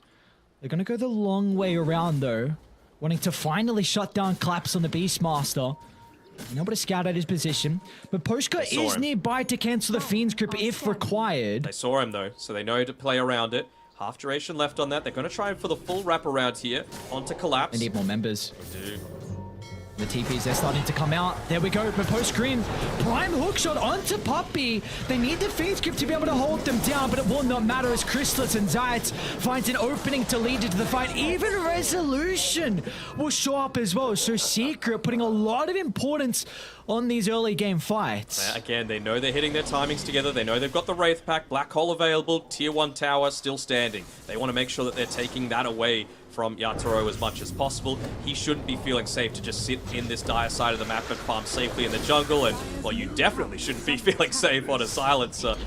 Mira just getting easily picked off by the team as he tries to drag the aggro away from the tower. Dire's middle tower has fallen. And now with that, Anisha, BKB, he's looking to make the aggressive move forward, realizing how hard he is to kill, trying to, yes, accelerate his own net worth, but also deny some of this away from Team Spirit. Radiant's top tower is under attack. A little farm you can slow down from Spirit getting is going to be incredibly important. Taking the camps away here from the Spectre. Or even the camps for the Pangolier as well. You have Toronto Tokyo rushing to the Lincolns. Oh, they found Yatoro. Yeah, they're onto Yatoro. Resolution. What are they going to commit for? 1 point in the it? Midnight Pulse. Hesitant because of the use of the Blade Mail, but Poshka's nearby as well. They've got the Global Silence. They're going to hope that they don't need any ultimates, but Poshka, oh, what a beautiful angle. Somehow slips the hook shot into the middle, but Poppy and the boys are nearby to respond once again. A Fiend's Grip to hold down the Rolling Thunder, and they will be able to chase Miposhka into the tree line as Chrysalis finds a double kill, and now the Tier 2 tower is going to be in some trouble. Yeah, I mean, Secret are too good to just let you get the perfect Global Silence off, right? You're always going to need to get something in exchange for it. That time around, they popped it early, realizing, look, there's no BKB for the turnaround. We're still going to lock out this Black Hole. We're still going to stop this Fiend's Grip from coming through. They get the 2-for-1. They get some damage in onto the Tier 2 tower. And, well, they even get another kill onto Mira. Movement coming down top from Rezo, looking to not give up their own Tier 2 tower for free. Again, Collapse is doing a pretty good job of creating space by shoving out this bottom side, forcing the more defensive movements. No Black Hole used, but if you're not up there with the rest of the team, you can't make use of it.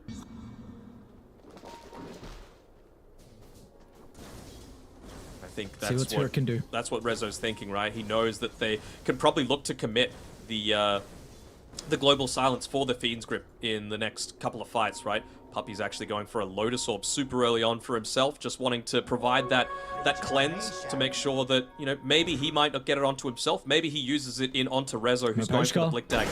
He's going to see Resolution, but the rest of Secret is starting to connect. They need to be quick on the kill, and they should be able to do so.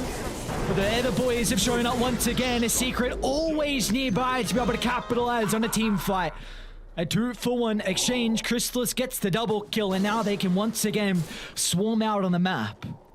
They've done pretty well with their strategy, right? This is exactly how the game needed to go for Secret to have a chance in this 5K net worth lead, but if you just have a quick look over at Dota Plus, it's obviously Secret favored a little bit, but not as much as you might expect from an 18-6 kill score. Just 62% right now. And for good reason. Spectre, if you let her get to the late game, if you let that Blink Dagger and some of these other backline invading items and abilities start to come out from Team Spirit, then suddenly the game can turn a lot more towards you. You've already got the Helm of the Overlord available. He's going to take over the Ancient Thunderhide, so maybe now's the time that Team Spirit actually look to make a bit more of an aggressive move. Yasha nearly picked up from Yatoro, level 11 on Beastmaster, with that Helm of the Overlord that I mentioned. Could almost be go time. I wonder when Secret feel like they can force the issue on Roche as well, because they don't have the greatest lineup. I don't know if they need to. What big abilities are you really needing to stop, right? Of course, Roche is great, but I feel like they need to put even more emphasis onto just taking these towers. That's the bigger objective this game, in my eyes. Do you think they can... So you obviously think they can take tier 2 towers without Aegis? Yes. Yeah, you're stronger right now. You've got the Enigma, you've got the pushing potential, you've got decent vision up around the area. I'm an idiot, they're going into Roche anyway. But... you know, again, you're going to have to give something up in exchange for this. Collapse takes the tier 2 tower, gets them closer to that next item. He's going to keep trying to put the pressure down here with the Helm of the Overlord, so yeah, you might take Roche, but what are you going to lose in the meantime? Got the Clockwork as well, Rocket Flare, used into the Roche pit. They look to go for some sort of big play here, and you're going to need to make a decision, right? Collapse is still Radic. And this is what's going to happen for the entirety of the game now. Like, Secret are just going to look to ball up, and in fact, they're backing out of Roche, so they're not even getting it.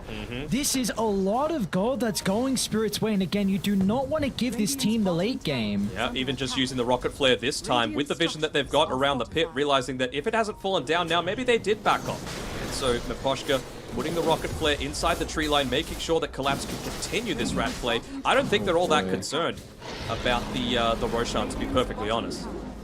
Oh, not at all. You don't care about this Aegis. Like, yeah, Secret are going to ball up, but now you just have an open tier 3 tower. So Secret have to push through bottom. Like, ideally for Radiant, you want to take this tier 2 top. You want to try and play in the top jungle.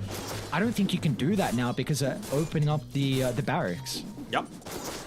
Complete agreeance there. I think they would have gotten a little bit more value if they just took the tier 2 tower in time. I suppose that would have just meant that you still lost the tier 3 tower, but I mean, you've got a Conquer that can just use the X marks to go back, right, and be able to deal with that. So I don't know. To me, it's just Collapse again, playing another stellar game, realizing the weakness of the draft. Of course, he didn't get the best time out of the lane. He had that, of course, enormous play, but ever since then, he's done an amazing job of creating space for Yatoro, and meaning that 2-death start hasn't ballooned into much more. They're clawing back that net worth. Bottom lane. See as well, Spirit trying to set up a trap, but Secret, again, bringing more members. Need to try and get control of their jungle again. They need to try and get control of the map just in general. Not let Spirit continue to find their farm for free, because they are getting way too much out of these past couple of minutes. As Poppy probably going to be the target of the Roar and just an easy kill. And that's all you need here. Bring down one member. It'll make him work for it. Poppy will still go down nonetheless, but Secret are going to look for the rebuttal. And they'll catch up to the Clockwork. Oh, even Global Silence potentially just to cover the retreat of Collapse. Yeah, they realize how important he is. They still were able to take out the Helm of the Overlord creep, so there's not going to be as much pressure put down onto this bottom side. So I like that out of Team Secret. What this does mean as well is that with the Global being used, maybe now with the Blink Dagger on the Black Hole, you're free to make a big play happen. It should be a pretty free kill onto Mirror here. I mean, it's a silencer. You can only do so much in the lane, and well, they're going to reveal the lane. Okay, they hit the Malphus though. Really awkward. Couple of spell casting. So Secret had to look to address this mid lane because the catapult, so they will continue to hold their tier 1 tower. And finally the map is in a good position for them to get something out of it. All the lanes over the halfway mark. They should finally be able to get some firm control back with this Aegis. It's been a really big nuisance for the past couple of minutes. Spirit have been annoying for them. And you just see Collapse immediately going back, taking another one of those ancient creeps. The extra health is going to do a good amount of work, but again, maxed HP against an Enigma and a Bloodseeker. It doesn't have the Blood Rage just yet with the Aghanim Shard, but as soon as he picks that one up, he doesn't really care about these high HP pulls, so... Isha, they're going to make the attempt. Yatora's going to get involved as well as Nisha gets blown up. This is starting to get some really dangerous territory here for Secret. Yeah, even like not even committing collapse for that one. They just use a Toronto Tokyo to go down onto the bottom side to potentially force more defensive rotations. Again, they're basically playing the style that Secret have tried to play. This really greedy, like, play for the later stages, and Team Spirit do it better than anyone else. They just know the timings they need to Great hit. positioning. They're okay with giving up the life of the clockwork. You need core kills. You can't be continuing to get these position 5s. And in fact, Spirit, they're potentially thinking about taking a fight. Toronto Tokyo with a Rolling Thunder just wants to snag the Illusion Rune and get out.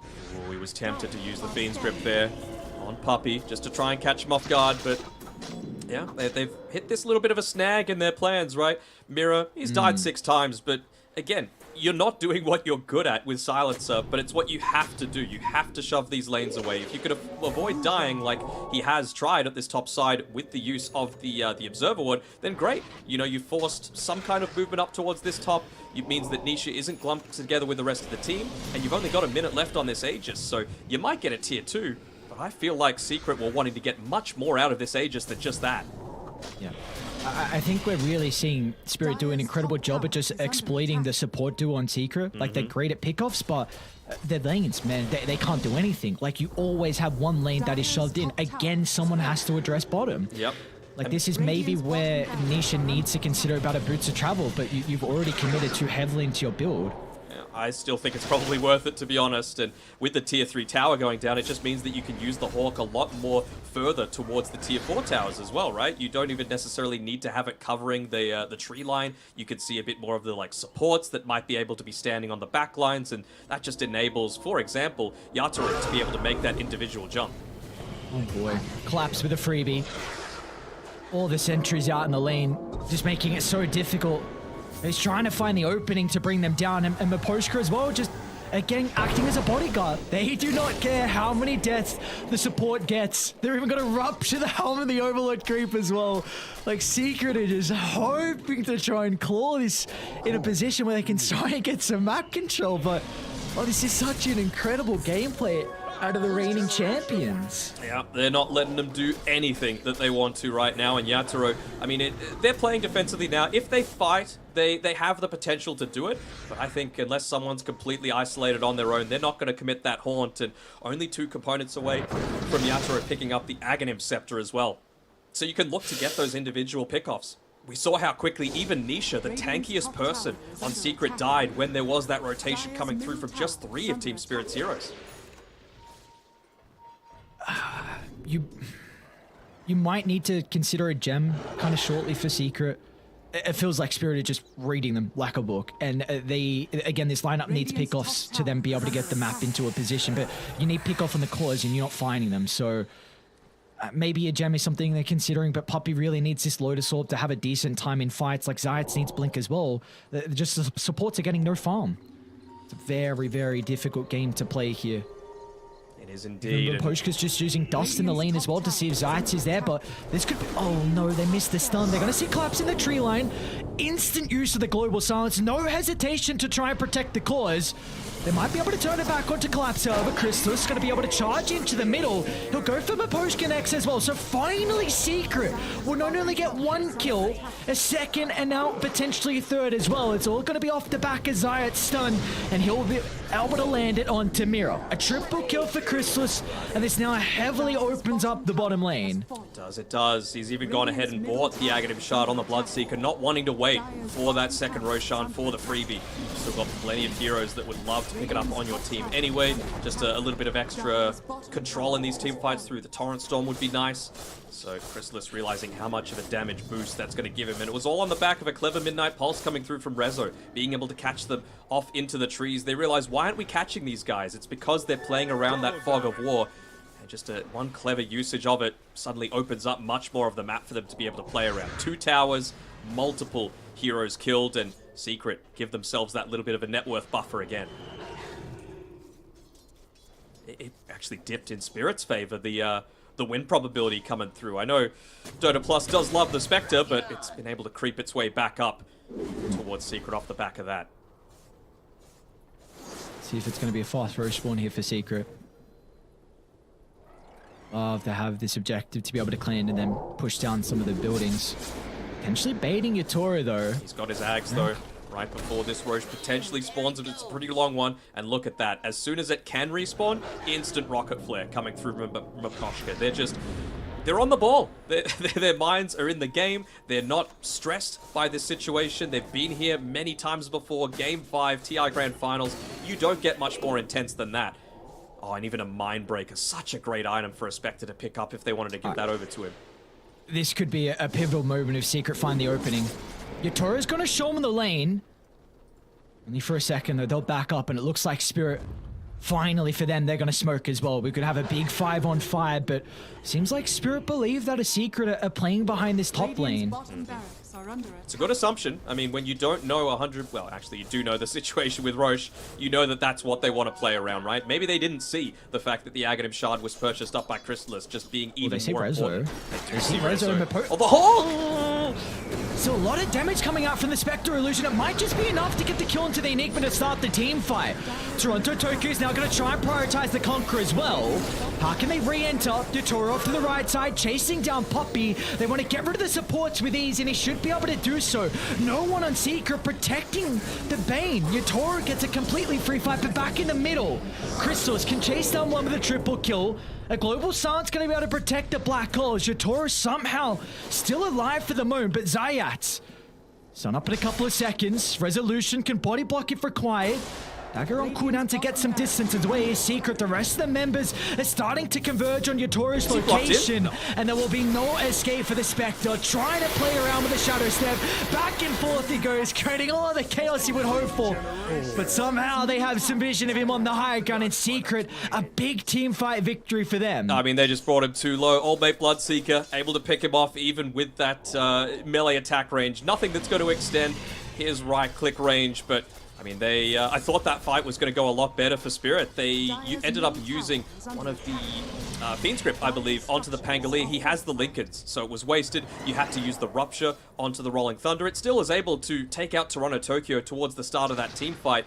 It just shows the strength of this Bloodseeker. If you're able to get into this stage of the game and allow the right clicks to happen. Already so fast with the Blood Rage, amplified by the Mjolnir on top of everything else. They used everything to try and hold him down. Raw cogs to put him in a position where Crystallis couldn't stun. Back but live. Collapse is actually getting Zaya. dived a little bit here underneath the tier 2. Looking to try and keep the creeps away from him, but they're just going to commit. Yeah, they will. They will indeed. Crystallis protected with the BKB, and you know the fight. Zayats might be in a position to get another one though. They scouted up with Poshka, and they're going to be able to jump forward as well. It's a great position from Zayats, giving them another +1 kill, and this could be the opening for the higher ground now for Secret. Such a good job with the way that the lanes were. Lotus Orb now as well finished up, so you're going to be able to have that Fiend's Grip capability. Know that against the Lincoln Sphere though on the Pango, it's not necessarily the best use of their abilities, but even just to allow, for example, the BKB not to be popped super early on, even just providing the Lotus in onto the Enigma perhaps to allow that blink black hole while the BKB still isn't up quite yet on Rezo would be very big. But you've taken all the tier 2s, you know 100% that Roche is up, so they're just going to go back and claim it on Secret. Good vision set up to Zayats once again, playing a great game on his next assassin. They're pinging out exactly where he might be, knowing that they might need to go for the full wraparound in the lane, but he's just looking to get a little bit more aggressive with his position. He catches out the smoke from Maposhka, gets pinged out immediately, and they still secure the Roshan. And they got a great ward to go to instantly on Secret. Team Spirit have to be so cautious if they stick out on the map here. Shove them back in, giving any breathing room. Spirit, they're in trouble. They still see Toronto Tokyo. Yeah, but they should see that Niche is coming here. They should. Lincoln's gonna be popped. Oh, he's gonna go from Maposhka instead. Easy pickings. Look short, tries to... Okay, relatively well done. A pickoff's a pickoff, but yeah, able to get away with a double 4-staff coming through. It's still a bit of the delay game though, isn't it? That it is, but can they stall this high ground? Because it's time for Secret. 13,000 advantage. Maybe you're waiting for the Basher to be completed on Crystallis. Only buybacks on the supports as well. Spirit realized that Look, we weren't able to hold out as much as we thought we were, even though they did a fantastic job. But they got to commit with their items right now. And Toronto Tokyo, he's going into the Aghanim Scepter, hoping that they can win the next team fight. It's going to be a 5v6. They don't want to get Collapse caught out super early. Ruptured up to the northern side. We'll be able to backfire enough away, and that's way too deep for Secret to attempt that, so... Do you now get aggressive, though? You don't have to worry about the Rupture. You've got Toronto Tokyo with this Basher, with the Lotus Orb, might feel very, very capable of just moving in, taking this next team fight. You just got to fix the lanes. Bottom is fixed. Mid lane, they're doing a fairly decent job, but Chrysalis doesn't want to let them manipulate the map any further than they already have. They even gave the Aghanim shot over to Puppey, just so that they can get that AoE brain sap, so that they can make lanes constantly be in their favor and make these spirit moves more obvious.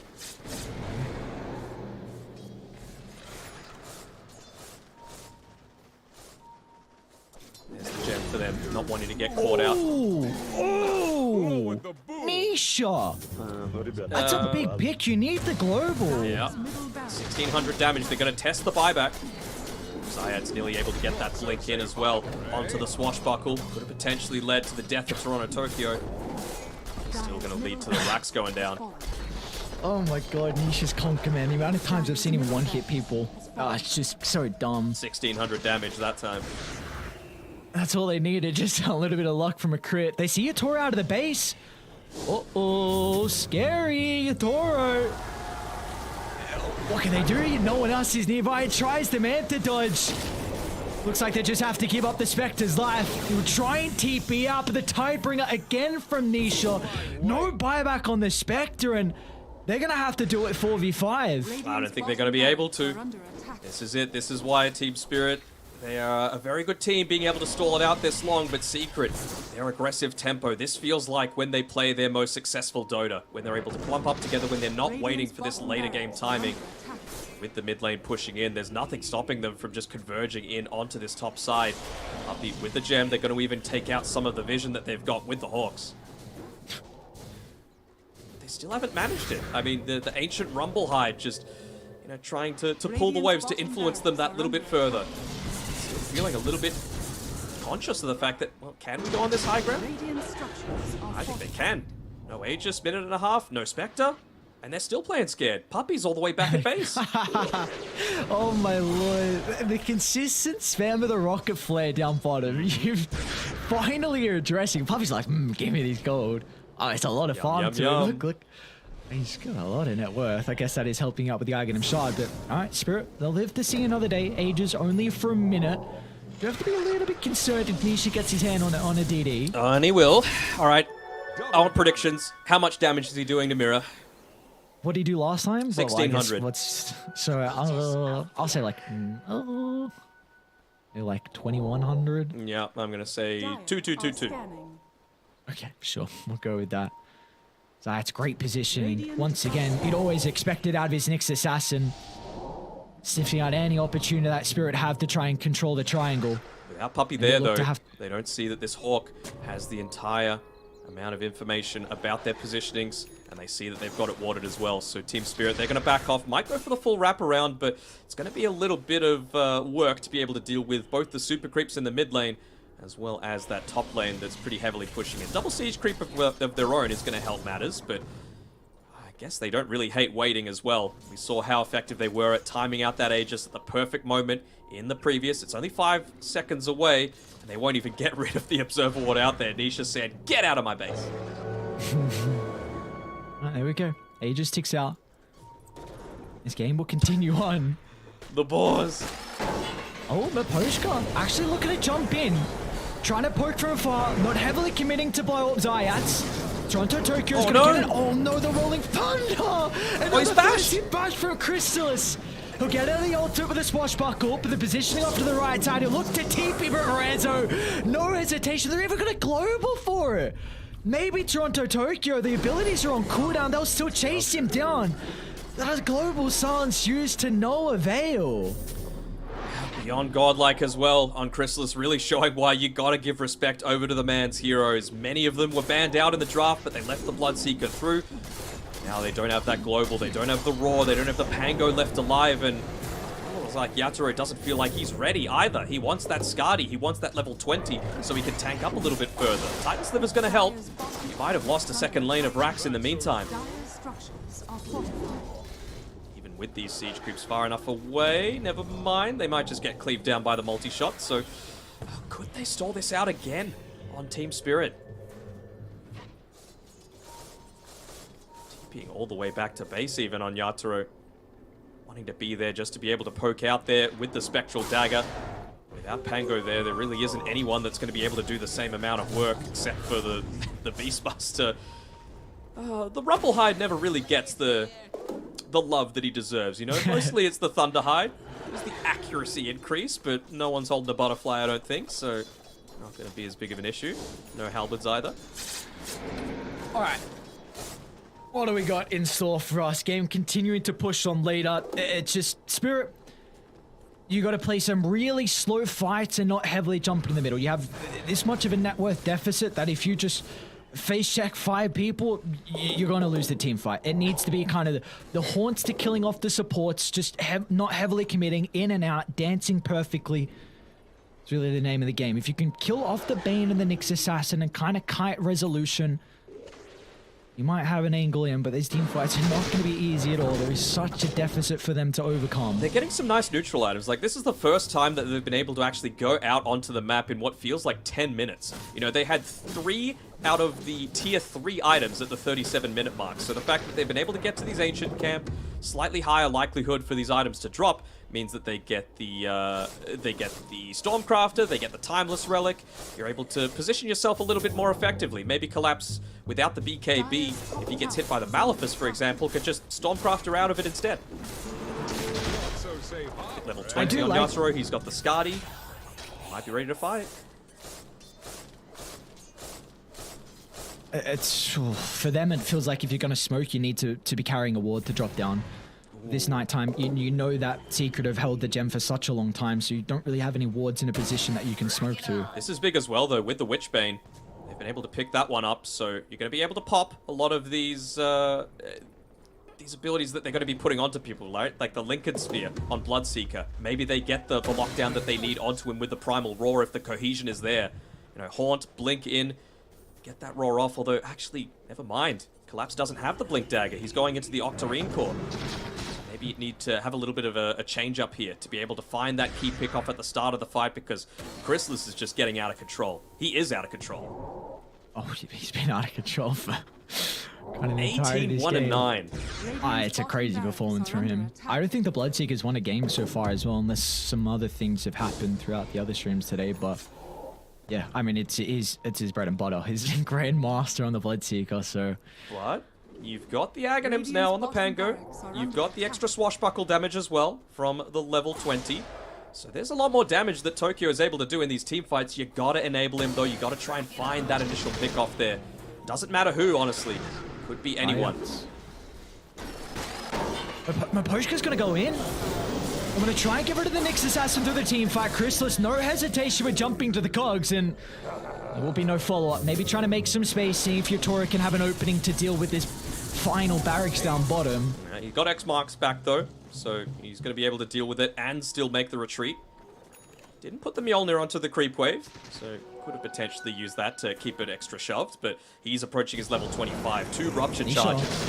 An aggressive jump on the high ground with the Roar as well. They found him. Try and blow up Nisha. It's a lot of damage to start the fight. Down to the low ground they go, trying to target them with the Nyx Assassin. They'll be able to get a double kill. And the gem. What a perfect way to start the team fight on Spirit, and they want more now with this advantage. Yatoro trying to chase down Puppies, got to be cautious about the Rupture. That'll just cover the retreat on Chrysalis, but they're still going to be able to catch up nonetheless as Toronto Tokyo easily closes the distance, and Spirit don't even sweat it in that team fight, and they can now consider about Roche. Oh, you got one creep hitting into your tier 4s, but you don't care. The lane is pushed out enough. Maposhka dragging it away as well, just making sure that your own creep wave is able to overwhelm the super creeps. And like I was saying, it's just an individual pick-off that you need, right? Doesn't matter onto who, but you probably couldn't ask for someone better than Nisha to just be slightly out of position, get that initial stun through. They're going to commit the buyback on Puppy, but I don't think this is going to result in much. It's going to need to be the biggest black hole of all time from Rezo.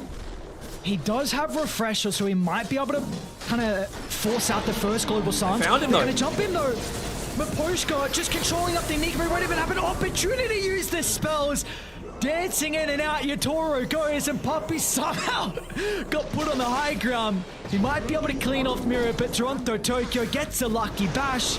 Soon to be a dieback, but Chrysalis, he wants to enter the fight as well. Being able to clean up the Silencer up to the northern side. He's going to get some distance away, but Toronto Tokyo, hot pursuit, a bash there, and now he can bounce back, but Spirit, they want to get out. Bash. Oh, They are Chrysalis not went gonna for the stick bash. around. He went for the lucky Unfortunate that they- bash.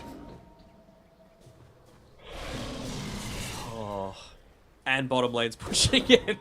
I mean, these double creep waves, they are just lasting for way too long. Someone, again, is going to need to come back. Puppy, yoink, says him, with the AoE Braid Sap. But, I mean, the damage that you're able to output, if you're able to just get in on top of them, it's reached this stage of the game. It's a 16k net worth lead, but it's a similar situation with the Rax. You've got the Aegis advantage as well.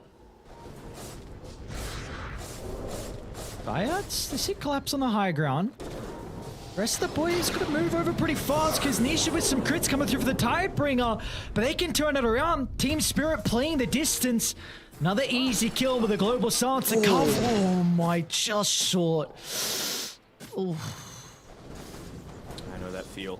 But, yeah, we get the bottom lane. I mean, Puppy, he's not there. He's just continuing to farm. Let me just have a look at the difference between the support's levels as well. Puppy nearly up to the level 20. Not going to really provide him too much in these fights, right? The Nightmare cooldown, it's nice, I suppose, just to be able to juke out perhaps some of these Rolling Thunders or maybe even the Roar if you're really on point. But he is one of the prime targets if Spirit are able to find him position-wise. So it does feel like they're just doing every little thing right. Team Spirit right now to give them the chances to get back into this game. Maybe even looking to play more around this bottom side. You know that they're going to drag people down here to have to deal with this lane. Maybe you can find a pickoff as they try and deal with it.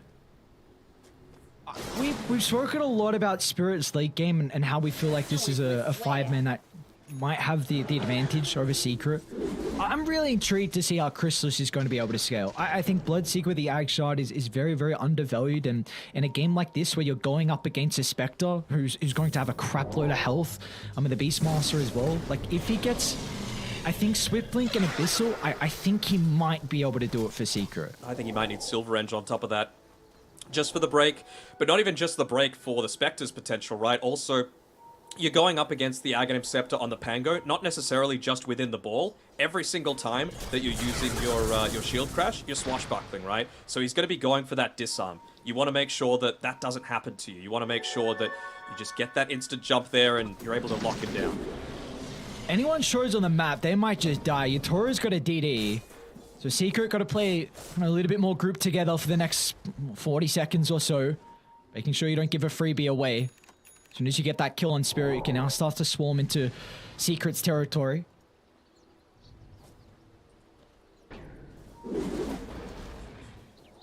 See if they can set up. Starting to move down bottom. Crystal's going to TP out. Zayat's in the jungle at the moment. Maposhka was smoked.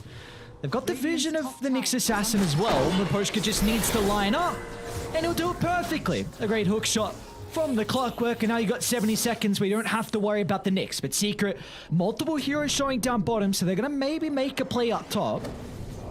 Have to contend with a pretty healthy creep wave again. Is there a reason they're using this Rumble Hide instead? Maybe just the attack speed aura they feel like is going to provide the extra Radic potential rather than just the simple right clicks? Radiant's Yeah, I can't. Not that I can see, no, so yeah, I'm not sure. You sure? Okay. Jeez.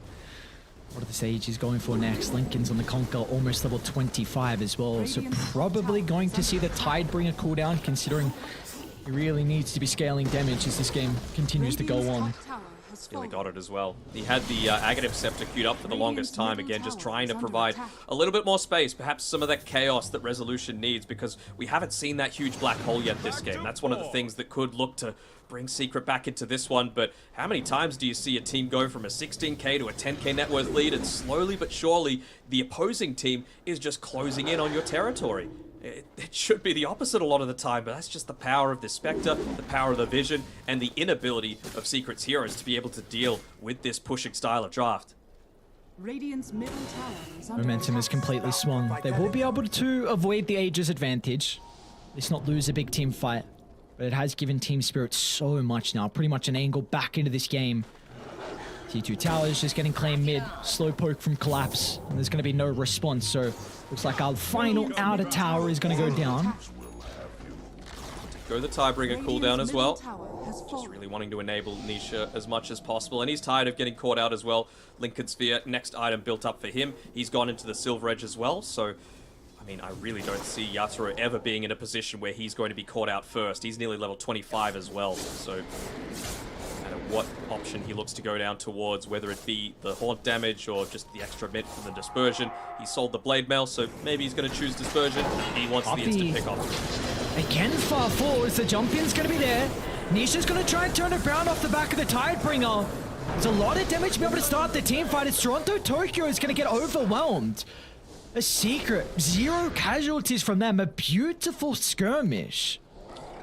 As they ended up popping the Haunt for that one as well, and I'm sure they're going to be aware of that. Still waiting for that black hole. You know, they didn't pop the Global Silence for it, so clearly they were thinking that we just need to be able to save this for the Enigma. That's the thing that's going to be able to bring Secret back into this game. It's so hard to say that with an 11k lead, right? But it does feel like if they are able to get that big 4-5 man wipe, then they can actually look to aggressively push out these lanes. They need to try and control their jungle though. With these 2 pickoffs, you need to start to deal with the map, and they're going to do it as a team. Spirit, they have this potential to go for these pickoffs thanks to the Spectre. So there's 1 ward gone. Should be able to get some more as well with the outpost control. So this is incredibly important now for Secret. Gives them a position that they're not too worried about Spirit having full control over. They're still going so heavy down that burst route though, aren't they? On Team Spirit. Got the Refresher Orb available on Collapse. You would imagine the Blink Dagger's set to come after that. You know, they've got great ways to jump with the clock, with the Pango, but they just need that extra layer. Zayats. Gonna find one. He's got Puppy nearby. Yatoro's gonna jump in and just assassinate the bait. He's out! And get out as well. They didn't need the Global Silence to counter it, but they've used the first one. Where's the Refreshers coming into play? But it looks like both sides are gonna back up. Split the middle with that hook shot. I mean, you understand the Global Silence every single time that you see the black hole. That's why you're using it. He's even been able to pick up the Refresher Orb as well. Silencer, one of the better heroes to actually carry it these days. Not, of course, just for the double usage, but you're always going to need that extra mana regen coming through. It really seems like that's probably what it's gonna be. Like Yatoro jumping in onto one target and Rezo just waiting for him to use the Shadow Step, where you try and pop the black hole first time, and then global out, and then you use it a second time to follow up again afterwards. Medium length Roche respawn as well. Zayats, another jump with Crystals nearby, plenty of damage. Collapse gonna be able to cover with the Raw. Yatoro's in as well. They just blow up the Bloodseeker. And now they're looking for more as Yatoro is gonna be able to catch out Resolution. In and out they go. Have they got detection though? A great timing with the blink, but the Hawk is there to scout out the Enigma. But Spirit, they will not be able to move on over. Clockwork's got the hook shot available. Again, it's just all about that vision. Coming up in a couple of seconds. Could he catch someone on the retreat, or could potentially Nisha be the one? And he goes for the 1 shot. 2 shot. That'll do. The rest of the boys are coming.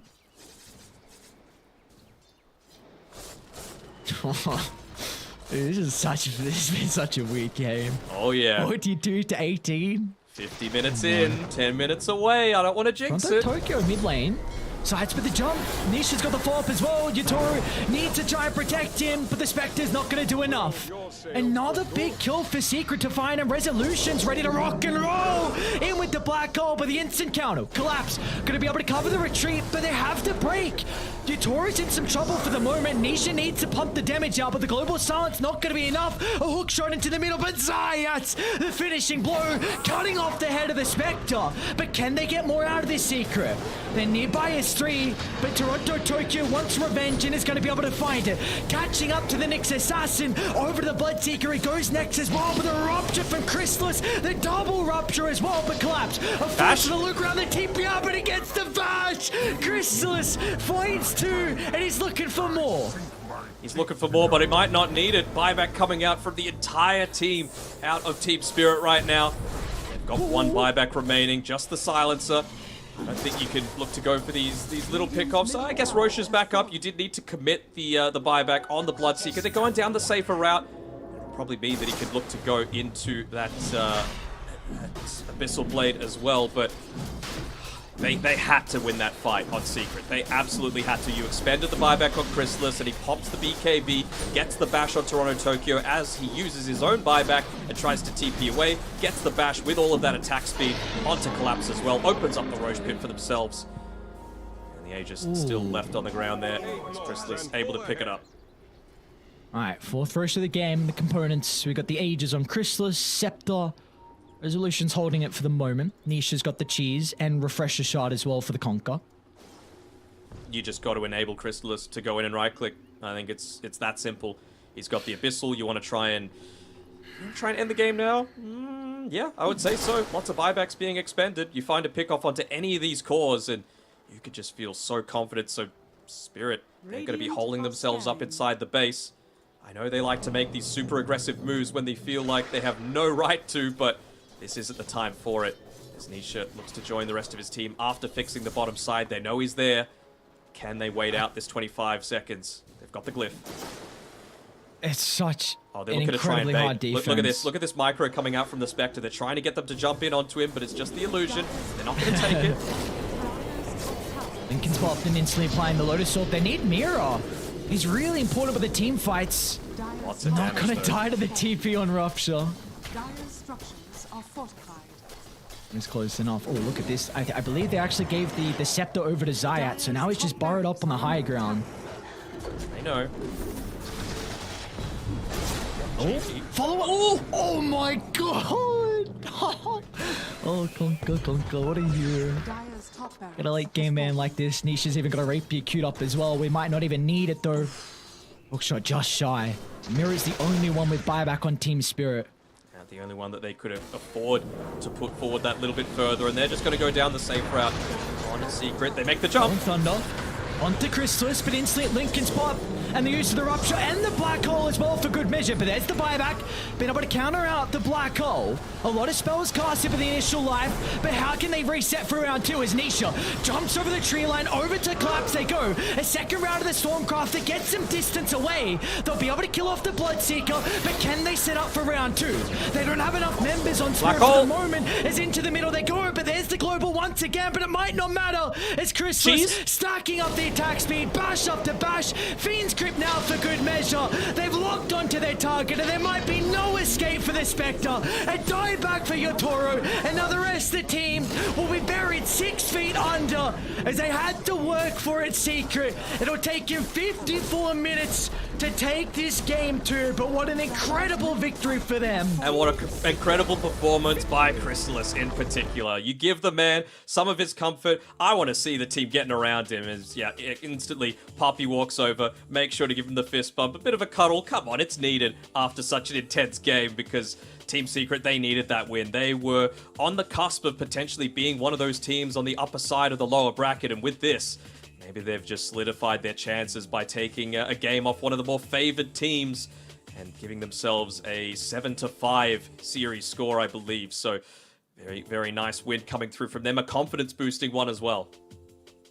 Yeah, without a doubt. A very draining series, and I should say game, I can imagine. You see Spirit, Secret in high hopes after winning that game and really clutching up in the end, a 54-minute thrill. And then for Spirit, they had to use a lot of brain power to try and even almost find an angle back in.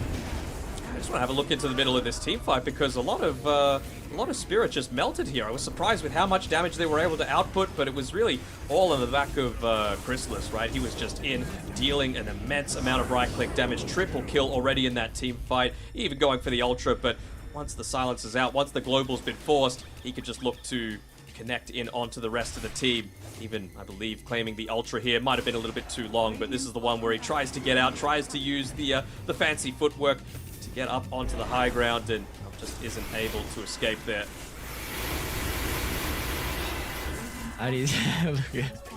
Oh god, very close to making it. Christos, what a performance from him, man. Just from start to finish, really, with this Bloodseeker. And we saw Spirit, they had the potential to ban it out as well. With the Pango picked up in the first phase, where you could then look to address the Bloodseeker, leaving it through the pool. I wonder if they're kicking themselves. I think they might be. I mean, this is, again, a specialty hero for a reason, and there are some heroes that people just know how to play. There's no rhyme or reason behind it. It really did feel like Spirit were setting themselves up in a position to be able to take control over the game, though, right? Being able to kill off Rezo, no buyback, Aegis claimed.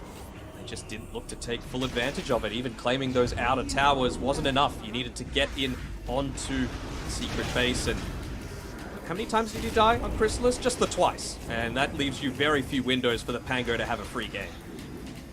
I think we're seeing a lot of praises for Christos, and of course, well deserved with how the KDA. He nearly got very it close.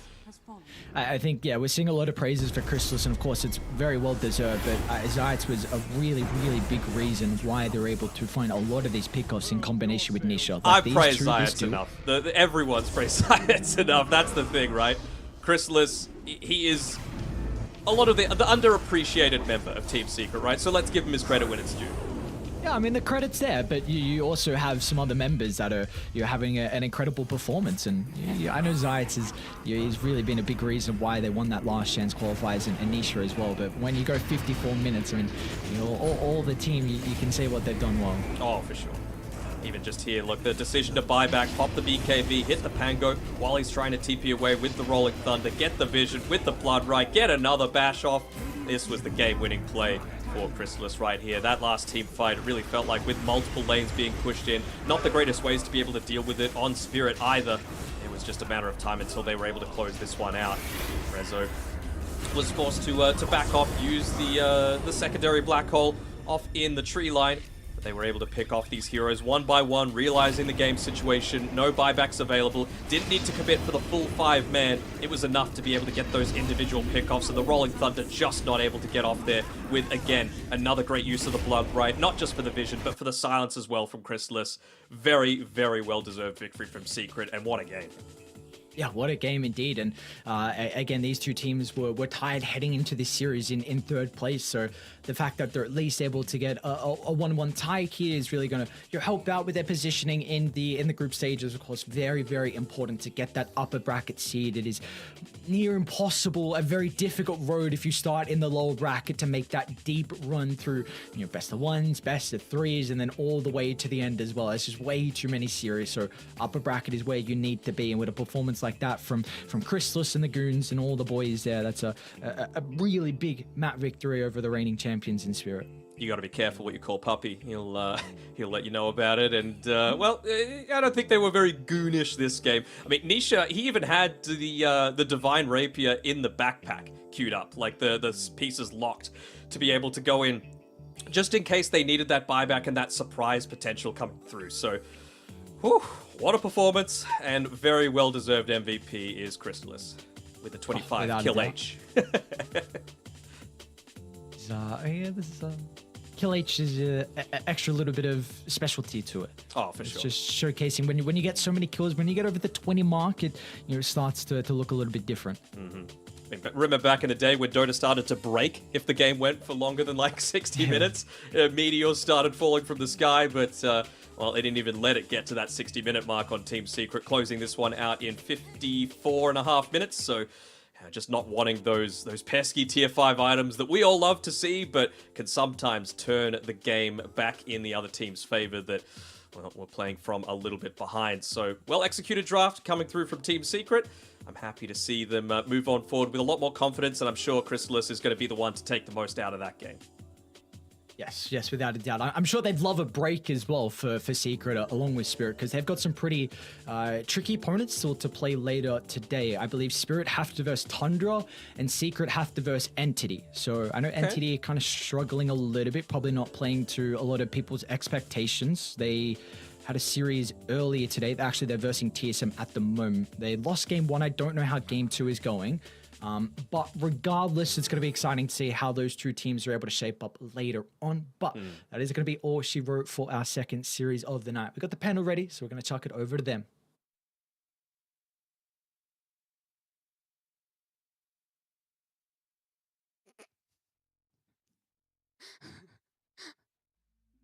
Secret and Spirit came into this best of 2 tied up on the cusp of upper bracket and lower bracket, and they're going to be leaving tied in the exact same position as they take up 1 game each. We had Spirit winning out game number 1, so let's jump on in. Let's have a chat about that one, how the draft played out, and also some of those team fights, Fear.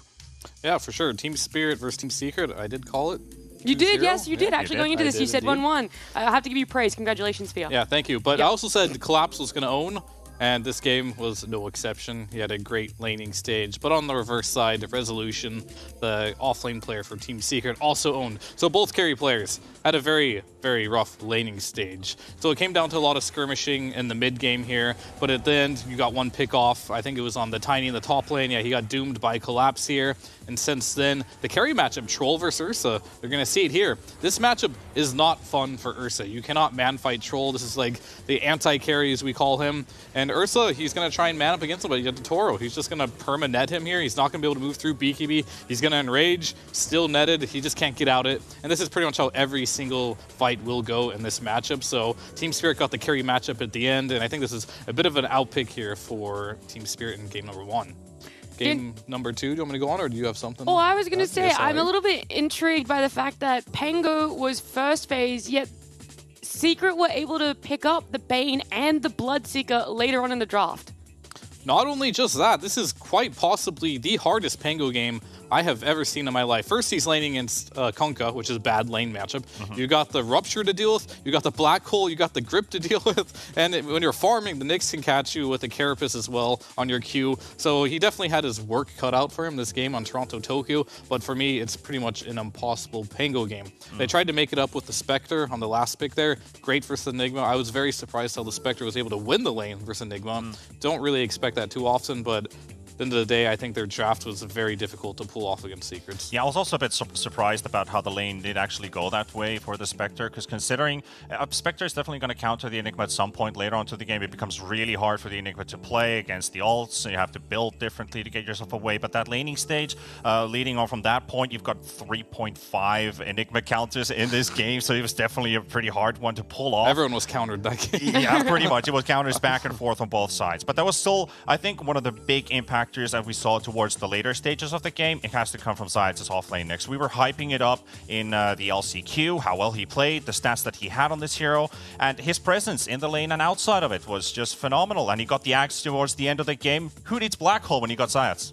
I feel like that's such an easy praise. Every time we see him on that hero, he just outperforms his previous performance. It just feels like he's forever one-upping himself. A little bit of spotlight on that Spectre, though. It is the first time we've seen it here at the International. Do you think we're going to see it again moving forward, Fear, or it is such a niche pick at this point? We might see it once or twice more, but like it's a very theory-craft hero. Like, it's very good versus many things in the game, but its laning stage is so weak right now. And it feels like every game right now is very snowbally. If you get a huge lead, you don't throw it away through like good map movements, you win the game. You always start at a disadvantage by having a Spectre in your lane, and that's why we don't see it very often. Yeah, and it could also come to like how the post 3s and the 4s play out their lane. Can they shut down the enemy carry, slow him down? Does that buy time for the Spectre to get online? Because like you said, it takes some time to get the Spectre up. So if you get yourself a good offlane player in your team, you can easily buy time for the Spectre types of heroes to get back online. Spirit and Secret definitely delivering here on the main stream, BO2. Stream B has currently going on the Game 2 of Beast Coast and Talon. Beast Coast picked up Game 1, but this Game 2 draft playing out field. We don't know the results, so how do you think it's going to fare up for either Talon or Beast Coast? Yeah, it looks like they picked the Batrider to counter the Shadow Fiend mid. And then we have Venomancer countering the Monkey King in the carry position, which is very good. And they picked the Naga versus the Enigma here. So I definitely favor Beast Coast draft here. The only question will be, will this Batrider in the mid lane be able to shut down the Shadow Fiend hard enough where they can buy some time? But I think both side lanes will struggle pretty hard. The bench is also nice. Like, you can break the lasso, you can also get rid of the Monkey King ult if it gets dropped down. So I think that's also a pretty solid third pick. And some teams have been opting for this bench in their second phase. Yeah, I mean, it could definitely work, but I'm still going to go with Beast Coast on that one for me. Yeah. I just got word in my ear that Beast Coast is currently leading. So you didn't know that information coming in, Fear. Wow, it's like you've competed or something before, I swear. I've been to a couple tournaments. Just a few? Ever won anything? Yeah, 10 of them. Oh, wow. Moving on to C Stream, we had DSM and Entity, both of them really looking for some wins, kind of get some more points on the board there. TSM picked up game number 1, T-Panda. Yeah, Tolby deciding to play the offlane Naga in this game. I believe, like what we discussed off stream, is kind of like maybe they wanted this Naga to be a bit of a surprise pick, that, okay, they might think that this is a carry, we're going to bait them into it. And also Kezu, who's not here, but he did mention as well that this is something they looked for and to kind of put the balance offset. But Naga had a difficult lane and definitely had a difficult game as well from here. So it's kind of like, what is the purpose of this offlane Naga in the end? Is it a semi-carry? Is it a more, situational area creation hero? You've got a good ulti to utilize, but are you setting up, or would you prefer to have a support do the same role? So we're kind of still looking for its place. Hasn't had too much success, but Toby, he's kind of known for going for these offlane heroes that might not be so meta. Goes for the outside of that, so it's always, brave to bring them up. But for this game at least, TSM, Saberlight had a really good game of the Axe. They basically won all their 3 lanes. It was a difficult one for them to bounce back in to that one. And, the Drow just didn't really seem to get online at any point. Positioning is really hard against the lineup. I will say, in Dota, your hero has to have a purpose. No matter what role. You can't just put a hero into a support role, and if it's completely shut down. If you're playing that Naga, I saw Lesh in that game as well. It's doesn't matter if you throw it to offlane. If your hero just doesn't have a place in the game, you're not going to be able to succeed. Yeah. Something to look forward to moving ahead. That game number 2 also going on currently over on C Stream, the third stream, but the D Stream had their first game played out. I do believe they've only just jumped into game number 2, but that's Fnatic up against Asta. I'm going to pull the draft up for you, Fia. Fnatic won this game 1, but this was their draft. Did you see it going that way, just looking at the draft, knowing the lane matchups, how it could potentially be, especially because, I have to point out, that Brewmaster being on support. Yeah, that's definitely unique, right? They probably tried dodging a matchup, but Slark is good versus the Primal Beast in the laning stage, but on the opposite side, when they got the carry matchup versus the Enigma, they do also have Silencer versus Enigma too, so I think Fnatic must have just outplayed him, as this draft looks fairly even for the most part. For you as well, T-Panda, a pretty nice even split across it, the Naga carry, question mark. I kind of like both sides. Like for Fnatic, Jabs and DJ, I think they've been a really hot offlane duo lately. Enigma, Hoodwink, both playing comfort heroes. They've had some good results with both of these. So I could see it going into their favor. But then again, Fnatic got to start getting those points as well onto their bank accounts as well. Otherwise, it's going to be a rough ride. So you got to go for your comforts. And it worked out for them. Fnatic definitely did pick up that game. E-Stream, though, that one has already finished their best of 2 ahead of us. It was Thunder Awaken up against Tundra, and they picked up 1 apiece. 46 minutes on game 1 and 33 on game 2. That's all of the streams, how they've played out or are currently playing out. If you guys would like to check out some of them, like I said, B, C, and D are still going on with the Group B games. Standings here on our screen. Nothing too crazy being shaken up over those best of 2s. Again, just Team Spirit and Secret tying right now. Thunder Awaken joining them too. Talon, Beast Coast down there. Really, really looking for some more wins, especially with TSM picking up that first win. I mean, Tundra hasn't lost a series yet, still just drawing, so I still have my eyes on them. They're drawing and winning right now, which is definitely a winning recipe. If they get another win, I could easily see them in the winners bracket. Yeah, I agree.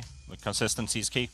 Consistency is key, and 2 teams that have been very consistent coming into TI 2 different ways is OG and Liquid. They are our next matchup on this main stream. OG being consistent in what they feel comfortable picking, Liquid being consistent coming from last chance qualifiers, having that momentum. Let's take a look at OG first though, Fear, and how you think their mindset and what they want to draft is going to be coming into a Liquid matchup.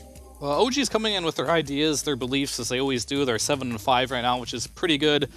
Hero spotlight for this team, everyone talks about it's Amar. He's still playing what he plays. Razor, Timbersol, most played heroes. Yuragi is the one that I think has a little different hero pool, more meta. He's playing a lot of the Naga Siren, undefeated on Naga Siren right now. So he's definitely the person to look out for. The last thing I will say is they had a crazy draft earlier, and they had the carry Broodmother, off-lane Viper, and a mid-tinker on BZM. And it won. It won the game too, and so like this team is definitely very scary to play against. They will do out-of-meta things, and they're winning with it, so that's definitely... Yeah, Yuragi's top 3 farmer list, basically, they have a very high amount of stacks per game. Maybe that's something that Liquid could potentially strike in. As we see, one of the highlight players from Liquid's side has to be Zai. He's been playing a pretty good tournament so far. And outside of Zai, like the way that they can get things rolling, I think Matumba, man, with like the high hero picks like the Legion Commander, the Bristleback, the Lycan, less picked or barely picked carries, that could be something that OG has to prepare for, untraditional hero picks and how to adapt in the drafting stage. Or maybe swap out lanes. Like if you have an opportunity to maybe look at is Mickey or Matumba Man doing the lane swaps between mid and safe lane, OG's got to be prepared for that. Of course, I have to ask again. This time I'm not going to ask who's taking which games. I'm going to say arbitrary percentages because I know you love that fear. Oh, yes.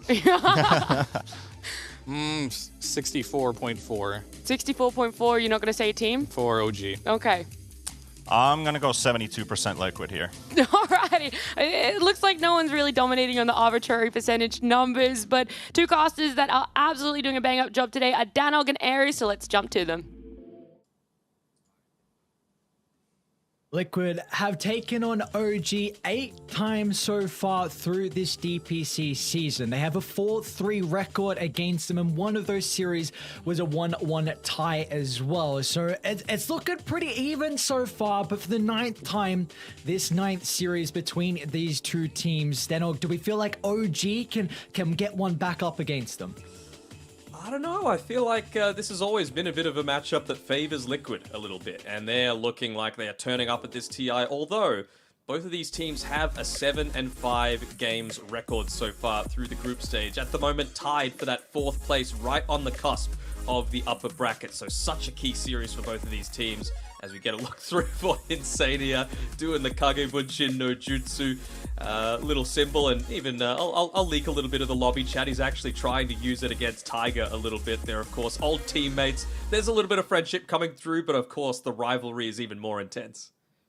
Yeah, that it is. Old teammates and new rosters as well, and we get to see as well into the camp of Team Liquid. Looks like they're wearing some of their TI jerseys at the moment. I should say the TI jackets instead, and we'll see how they're able to shape up. There's still some more some words being said between Tiger and Insania. If you ever felt bad about being a weeb, just know that Tiger and Insania, I'm not sure if this is ironic or not, but they are just going back and forth with the Naruto references here, saying you've got a Shuriken Rasengan coming at you. So yeah, it's and lots of little back and forth things. Chidori is being spammed out here, easy counter, all this sort of crazy stuff, and that's exactly what they're smiling about on the cams. Just lots of meme banter, lots of weeb banter coming out here, and yeah, there we go. Mickey says muting these two dogs as they just continue, keep it going back and forth here. Whose chakra is going to be stronger? We're going to have to wait and see with the draft that's coming up pretty shortly. Yeah, that we will indeed. You see, there's a lot of friendly competition between these two people, these two teams, I should say, and we get to take a look at how the OG camp is looking as well, as you see all smiles at the moment for Insania. There's a lot of friendly banter, but for OG as well, similar to them. This is a really, really important series. At the moment, they're just in the upper bracket, but like you said, it's tied with them and Team Liquid, and we are starting to get to the later stages where you don't have a lot of series left as well to pick up some map victories. So this is an all-important series for OG and Liquid. Man, is BCM doing some Naruto gestures as well? I just saw him do the bloody fireball jutsu hand signs coming through there. I swear, if Tiger does one as well, I'm going to absolutely lose it. No, okay, he's more of a normie coming through, even if his words in the lobby aren't going to deliver that same sort of thing. But I've got a question for you. You are a renowned anime lover, Lockie. Who is Naruto and who is Sasuke out of Insania and Tiger? Insania is Naruto, and Yeah. Tiger is Tiger's the Sasuke. other guy. Sasuke, okay. Tiger's okay. the other guy. The other loser. The other weeboo. Loser. Okay, so we're saying Team Liquid are favored based on the words of Ares. Is what I just heard out of that conversation. Is Sasuke better than Naruto? What's the? It's up for debate. You know, there's Up for the debate. yeah, Okay. yeah. There's the battle to end the entire series was pretty epic. I gotta say. Lots of filler to get through to be able to get there. But again, this is two teams that have such a friendly relationship with each other, right? Lots of respect coming back and forth. It comes off the back of the game's record as well, like we were talking about. The 4-3 in favor of Liquid with the tie on top of that. So, I mean, what better place to get the edge out than at TI, right? Where it really matters. Everything has been building up to this point.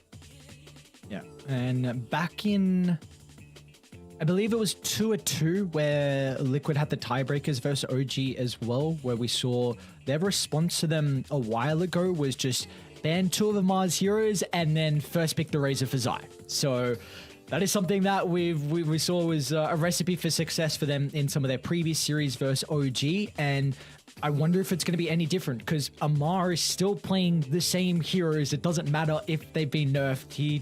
He makes them work. It doesn't matter if they're good or not.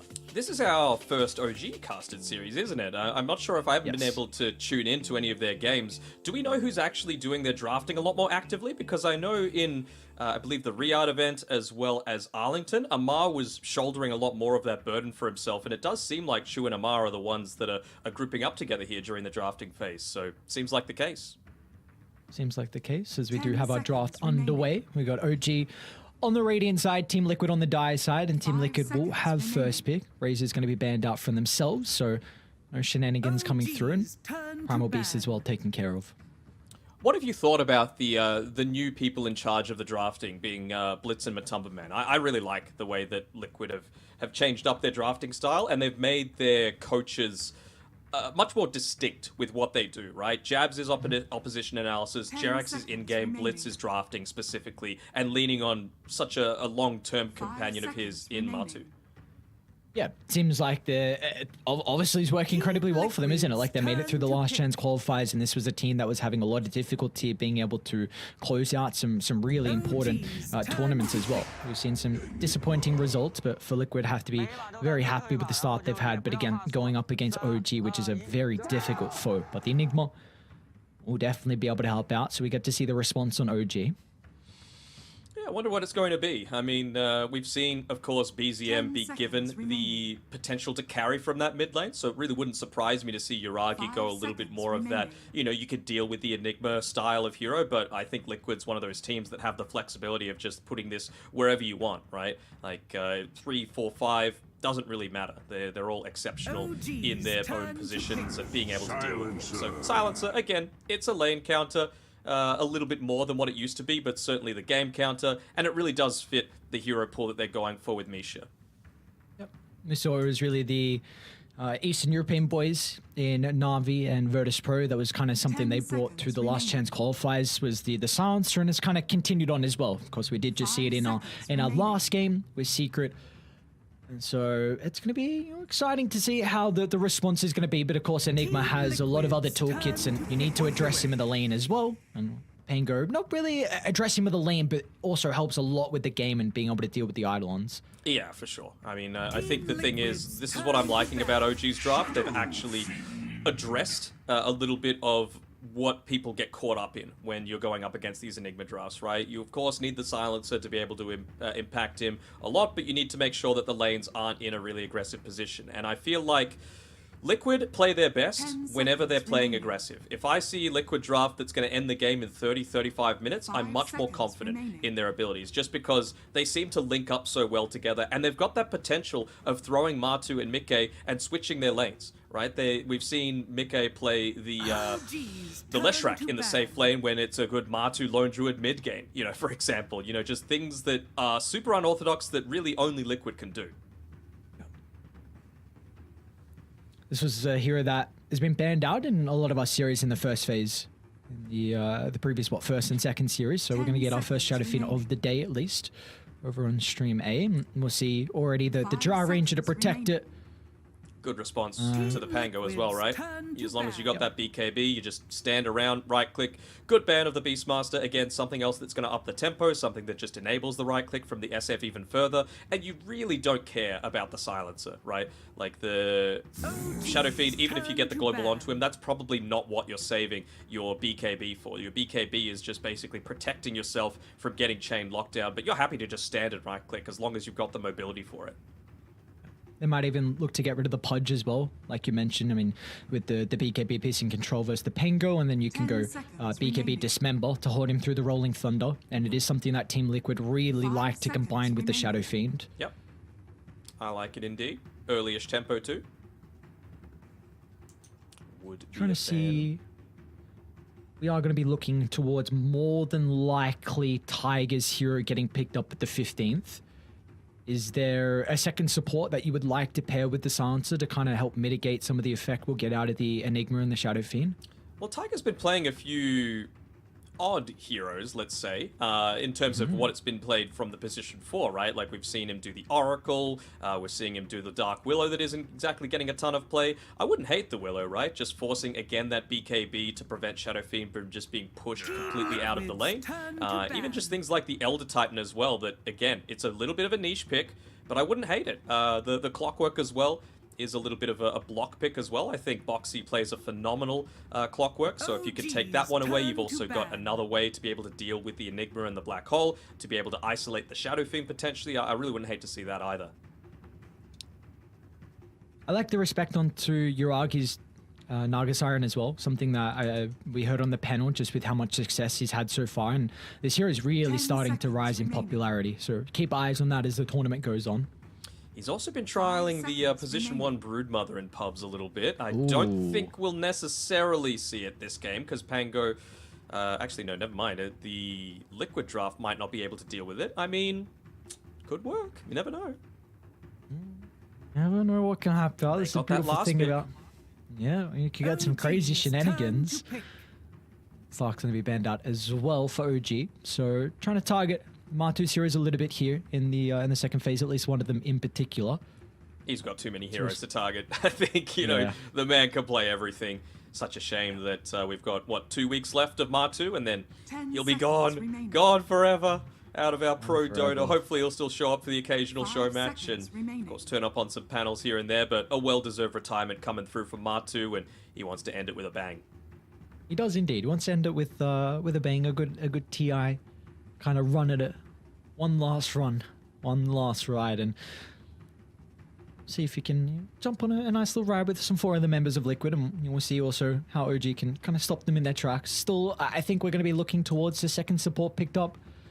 Trying to see what you want to try and cover, though, which is the big thing. I think you need to kind of consider about how you can address the Shadow Fiend issue as the game goes on. Does have a very, very scary late game matchup. I think the clock's still fine. I think you just want to be able to isolate him as much as you can. You can even, if you get the cogs in the right place, bounce back and forth on the Pango for that chain lock. Okay, they're going to go Enchantress instead. Something that's going to be a little bit more aggressive, a little bit more up in your face, and prevents them from just continuously running at you, right? You're going to need to make those difficult decisions. Do we commit to this Enigma, which is really good at pushing, or... along with the Shadow Fiend's timing, or do we look to defend a little bit? Kind of like what we saw in that last game where Collapse was just abandoning his team, essentially, but he got a lot in exchange for it. Enchantress does a similar sort of thing, and gives you a lot of this vision and control around the map through how aggressive you're able to get with your warding. And it's also a pretty nice matchup into the Enigma as well. So if you want to look to put the Silencer in a different lane, like the Enchantress stealing one of the Eidolons and getting kind of a better Eidolon can be very nice. So... at least if you're looking to try and address it, because that's really, again, the main thing. You address the Enigma in 2 ways. BKB placing Black Hole, which they've done with 2 heroes, Silencer, Pango, and then you need some other heroes to address his lane. And Enchantress definitely fulfills that. Now for Liquid, how can they look to address this? I think some AoE damage wouldn't go astray, just to be able to, again, deal with this Ench. you remember me on day one, right? I was like, why are all these teams picking these slow damage supports that just aren't able to deal with someone annoying like the Pango or the Enchantress? Silence is dead if you just catch him, but if you're just going to commit another 10 or so seconds onto, you know, a hero that really doesn't deserve that kind of time commitment, then it feels really bad because the other team's going to be getting so much out of the map in the meantime. So I think a lot of these heroes that are being banned out, the Marcy, the Tusk, they are ones that do that. They're going to give Boxy his clockwork. It's catch, but it's not necessarily the damage output that I was wanting. But at least you're still able to, you know, roam around the map and be a pretty decent laner as well with the Enigma. I think you look to go for Martu's hero here so it doesn't get banned out in the next phase. Pudge and Druid still wouldn't mind from them, because again, you're going to put a lot of emphasis onto Mickey just to be that late game threat. You want a hero from Martu that doesn't need a whole lot of farm. I don't think you can raise it here, but it's not bad. It's banned. OG's turn. Yes, you definitely can't raise it. Alright, so actually go for Martu's hero the last phase. Witch Doctor's going to get picked up. Of course, addresses the Enchantress very well. If you're more than likely going to try and put the Witch Doctor into that lane, maybe have the Clockwork running to the Silencer as well. Turn to bad. Templar Assassin. A very scary TA game though. Being on Radiant, early potential to be able to take Roshan. You do not have ways to go through Refraction at all, and multiple members of OG play an incredible TA. You've also got the potential for using the traps as well for the silencing potential. You know, you get that onto the backline, you catch out the Enigma, suddenly you can cancel a black hole, you can stop the Witch Doctor from getting a save through with the paralyzing cast perhaps. OG's turn to ban. It's always been known as a pretty good matchup versus the Shadow Fiend as well, mid. So more than likely give it over to BZM. Again, Uragi can play it, but you just have such a damage advantage where early on when Shadow Fiend's having some difficulty with the right clicks, of course you can rely on the razors, but not going to be able to go through the refraction. I'm just trying to make a case for this Broodmother to still be picked in the same blade. I mean, the Tidehunter going away helps. Not that you would throw the Enigma anywhere else. It feels like it's going to be Martu's hero still yet to come. I mean, BZM hasn't played the TA yet this tournament, I don't think, unless he's done it earlier today. He's been more leaning towards the Invoker. I think his Void Spirit's kind of up there towards the top of the pool. And I mean, those heroes do fairly decently against the supports, but certainly not against the Shadow Fiend if you were looking to put it in the mid lane. Martu has played the Shadow Fiend. He played in the Last Chance qualifiers. Again, we haven't particularly been able to see too many of Liquid's games, so I'm not sure if he's done it again. Would you like to see them maybe go for a better matchup mid versus the TA? I mean, what matchups are there even left? Like, there are very few winning matchups against the TA, right? Like, you're just so strong at all stages unless you're going to full-on commit into something, honestly, like that Viper that was banned out by Liquid of all teams. So maybe just realizing that it's more likely to be an offlane that's still yet to come. If you're pairing that together with, you know, an Enchantress or a Silencer, you just dumps to the lane. So I would have to say it's more likely to be a melee hero combining together with a Witch Doctor that Liquid are going to be looking to go for. 5 seconds remaining. Is the... Sorry, go. Could they Bloodseeker? Maybe. Oh, yeah, true. Just forgot about that here. I mean, great matchup versus the Pango. Doesn't need a whole lot as well.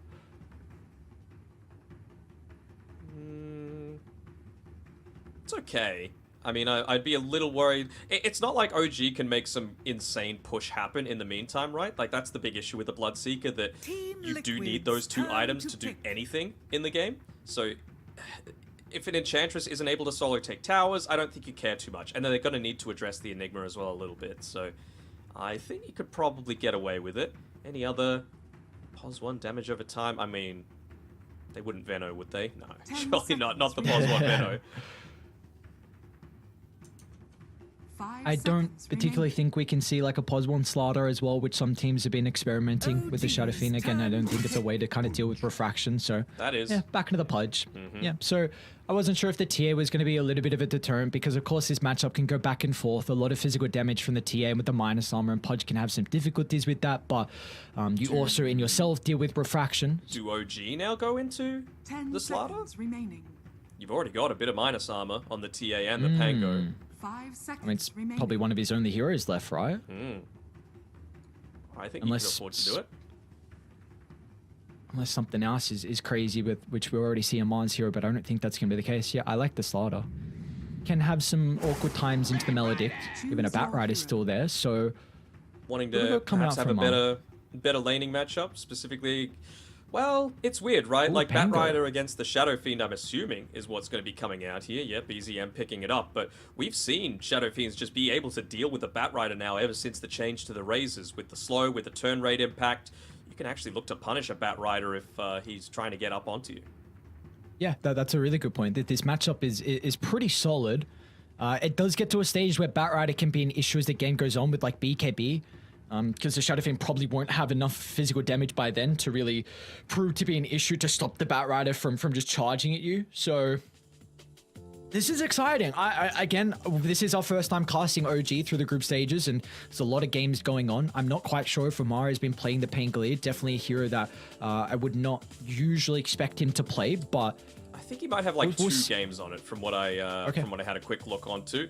I mean, the thing is as well, I feel like Shadow Fiend really doesn't hate this mid matchup at all. You know, you're going to be able to go the magic stick, of course, and then you're just going to be spamming out those waves consistently so that BZM probably doesn't have the avenue to go for too many dives onto you. If anything, would I say the Shadow Fiend has more potential these days just because of the change to the Razors? Maybe, yeah. You know what? Screw it. Yes, I think Mickey could potentially get a solo kill onto BZM, and then that would mean so much for just being able to get a little bit of that solo experience, get that level lead, most importantly, because it's really around that level 3 Shadow Rays that you're looking to try and get the domination happening. I think regardless, this is a very, very exciting Game 1 draft. I think both sides have a lineup that is going to look to get active very early on. You've got a TA that wants to try and get Roshan as early as possible, naturally being on the Radiant side, and Liquid are playing with a Shadow Fiend and a Pudge. Like, sure, ultra late game, they're going to be pretty happy, but this is also a team, and I should say a core duo that like to be involved very early on and control the map. So I think regardless, what's in store for us is a lot of kills and a lot of action. Insania did say in the lobby that he was going to show Tiger his Kage Bunshin. Well, we'll have to wait and see because... What is that? Can we... So it's basically... It's splitting up into multiple copies of yourself, but there's also just like ninja moves where you turn into a log, basically, like a decoy. And Insania's got that this game. He's got the voodoo switcheroo, so a little bit of Naruto memes coming in here. It's almost an identical thing we see in the Game 2 of Secret vs. Spirit, where both supports go and drop the ward of the cliff, and they could get the D ward, of course. I wonder if they're going to try and deny their own ward as well. I mean, they would have shown that they have the vision on the high ground, right? They didn't place anything up there. They would have seen them slowly walking up, so I would imagine so. 30 seconds to battle. Seb's grandson on BZM's end of his name. Really showing respect to the people that come beforehand. Very similar ideas of vision from both of these teams. Both placing on the same high ground, both placing in the exact same spot in the river as well. Man, this game looks so even. I'm trying to work out who I favor. The battle begins. It's going to come down to individual outplays, I think. Oh. Monto a little bit too early there with the hook. Not going to get the bounty. You reckon it comes down to just individual outplays? You feel like this is really not a draft where there's just that slight advantage? Specifically mid, I think, is going to be the thing that decides a big part of this game, and which team might have a bit of the early tempo or doesn't need to necessarily, for example, protect the Shadow Fiend quite as much, because, I mean, you look at the Enchantress, super capable of rotating through with that movement speed slow. Once you get perhaps around the power rune time, and Mickey is going to need to try and pick it up, but you can see, starting with the magic stick, realizing that, you know, you're going up against a Batrider. This is what you need to be able to continuously bully him out of the lane and secure your own farm. I've been really impressed with Mickey throughout this entire tournament. You know, multiple games where he hasn't died a single time, creating so much space and even having the flexibility to be able to farm on this win condition hero like the SF. Yeah, he's had an incredible performance so far. I mean, if you go back to their qualifying match against Virtus Pro as well, flawless in both those two games. The Queen of Pain and the Pangolier had an incredible performance. Cool. I'm very worried because BZM, yeah, he's going for the dive. Sick charges and Fairy Fire ready to play with for Mickey. And, well, he's actually going to have enough movement speed regardless to get out of danger. be a little bit careful again. The movement speed slows coming through. Not going to get in range for the close range Shadow Rays, but it does mean a couple of creeps are going to go underneath this tower unclaimed by Mickey. Still obviously. Bottom lane, Boxy might be in some danger. Yuragi only playing with the level 1 just yet, so Boxy's able to step out. And this is another one of those lanes where the individual outplays could come into effect. Of course, the micro from Zai is going to need to be on point because that pure damage coming through from the side blades might be able to catch him out, although looks like he'll be able to back up enough. Might actually kill on the top side of the map. Amar, nice early kill onto Insania. Big kill for them to find as well. Pangolier, especially in the side lane, not the greatest laner. And Amar's going to go into the double Wraith Band early on, so this will drastically help out how much the Pango is going to get out of this. Just look to trade a lot more effectively. Again, Pudge not exactly renowned for his armor pool. So just playing with the Ring of Protection for now, I like it. But Amar is certainly going to be looking to right-click a lot more frequently in this lane than you would see a lot of the time with the offlaners, specifically melee offlaners against a Pudge.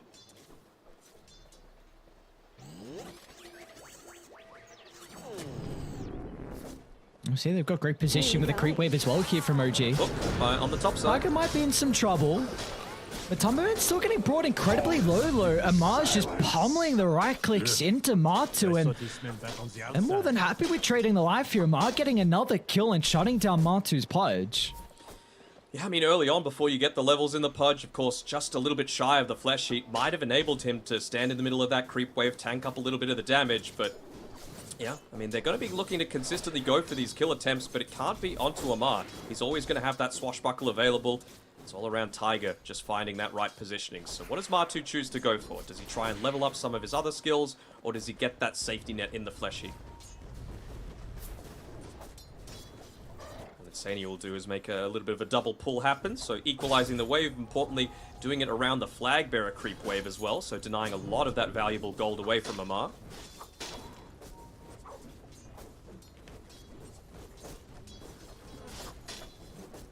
Bottom lane, some back and forth as well. Spells being casted. Boxy will be able to trap both members of OG inside the cogs. A little bit of damage going there. Misha's got plenty of sustain. Be able to help out. EZM once again really able to get that kill in onto Mickey. He's still in a reasonable spot. He's got the full magic wand built up. A little bit more regen coming through. But they are almost entirely denying away this water rune control. BZM able to pick up both as Mickey just tries to get anything out of these creep waves. Still a couple away from being able to pick up that bottle. Maybe he can then retreat, maybe ask his team to build up a few stacks. But up top. Top lane, Insania. Almost going down to the damage from Tiger, trying to look to find the finishing blow, but it's going to be Matu that pursues on for more. Will bring it down the big kill into the Pangolier as Amar was really starting to get out of hand in this lane. And Insania ended up giving him 2 shared tangos by accident, so obviously not the way that you want to be doing things. He's going to switch it in, look to play a little bit more aggressively, perhaps out of necessity. Don't want that valuable regen to go unused mid lane. Dive onto Mickey. Yep. Cool, BZM, and this is really scary territory. A last pick Batrider for BZM, a hero that is incredibly comfortable on, and if you get this Batrider out of hand, he might just take over this game. They don't have many ways to address it. Yep, solo kill, full creep wave. Wave goes underneath the tower, takes the bounty rune. Oh, I was about to say even might look to make the move up towards top, but he's going to go back to mid lane, make sure the SF is pressured. Now level 6, while Mickey is sitting at just level 5. If you can potentially get this power rune as well from BZM, then we might see him rotate, or he could just help out with the farming, of course. The Batrider loving to go into the Boots of Travel is that first item, and then that could really start to open up the map here. Really depends which rune he gets, right? He would love a haste rune to be able to make that quick rotation. Probably towards bot. Not that any lane is really going that poorly for OG right now. And just look to solidify that bottom lane, prevent a lot of the push that's going to be coming in onto your side of the map if the Enigma's dead. Very interesting. Double Wraith Band into the Falcon Blade. So we've seen a lot of the kind of mid lane Pangos go this Arcane Boots. Oh, that Boxy in the river. Good position with the Cog. Should be able to find the TPR. BZM having a point in the lasso. Sorry, having a skill point available if they need the lasso, but of course will not be able to find the opening. Okay, we're lucky enough. Are they making that rotation through? with Misha and actually get a kill on Amar in the meantime.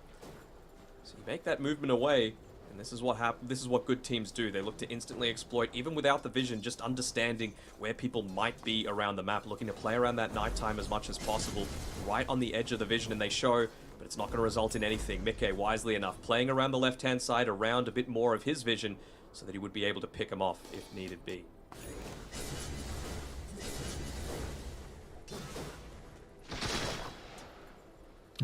Very even start. Do you feel like there's someone who's a little bit happier with how the lanes have gone so far? Yuragi might not be too happy if they are able to connect with this attempt, but Misha's going to TP in fast enough to be a deterrent for Boxy. To me, it's still probably OG. You know, you've had one movement that didn't work, you got that return kill onto Amar, but they're still putting a ton of pressure up on this top side. Matu being dived, forcing out a little bit of the later use of the Flesh Heap, I believe, so wasn't able to soak up as much damage as he would have liked. Of course, you still need to put more points into the rot just to be able to secure your own farm, so... And it's going to be playing around these power runes. Actually, BZM not even needing it, wanting to go for the pick-up onto Insania here. Next to the tower. Should be able to find it easily for BZM. Cheeky dive, nothing to be of concern. Spartu trying to put himself deep into the tree. Oh, looks like they didn't see him. Okay. And Mickey's actually starting to move top as well. Amar has the potential for the Rolling Thunder. Let's see if they're going to be able to get fast enough close to the Pudge. Matu back towards the T2 tower. A quick U-turn for the Pango. A beautiful sidestep even for Mickey. But Amar's going to go for the kill. A couple of damage left and he'll find it thanks to the right click. And Amar is out with murder. Man, and Tiger's even going to live as well. Oh no! Tiger's going to live, even having the confidence to not use the swashbuckle to go for the kill. Those right clicks enabled by the Falcon Blade, by the Wraith Bands, and use the swashbuckle to get back to the safety, not give up your life in exchange. Now bottom lane's Eye. Another move from BZM to top, and then the opposite side of the map. He goes first lasso of the game to slow down Zai's Enigma. Already a killing spree for the Batrider. A really solid start to this game, even...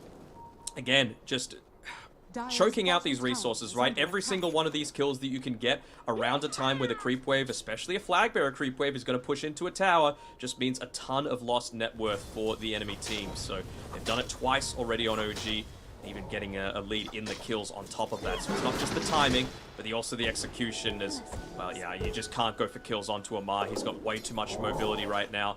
You're going to need to wait for perhaps the hook shot to be able to come through so that you get that initial stun that's uninterruptible. Seems like also the first play potentially they're looking for is just the having the Vlads completed on Zai. He's gone the Arcane Boot, so needing a little bit more gold until he can get that Morbid Mask, and that's probably when you're wanting to maybe force a fight down bottom around probably your more powerful hero at this stage in the game.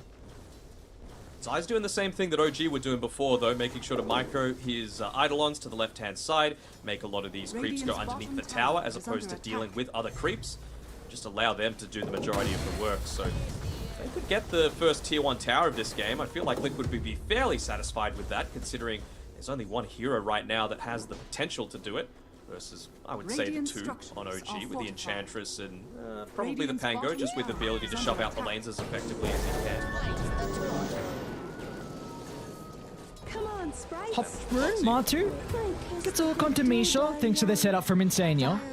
Does have Tiger and some of the rest of the crew nearby, but they will not be able to pressure Matu and hit back, so that's pretty important as well for Liquid. They stop BZM from being able to refill his bottom and play around with the DD. That also opens up bottom, so Zai can find that first tower of the game, like you were expecting. Yep.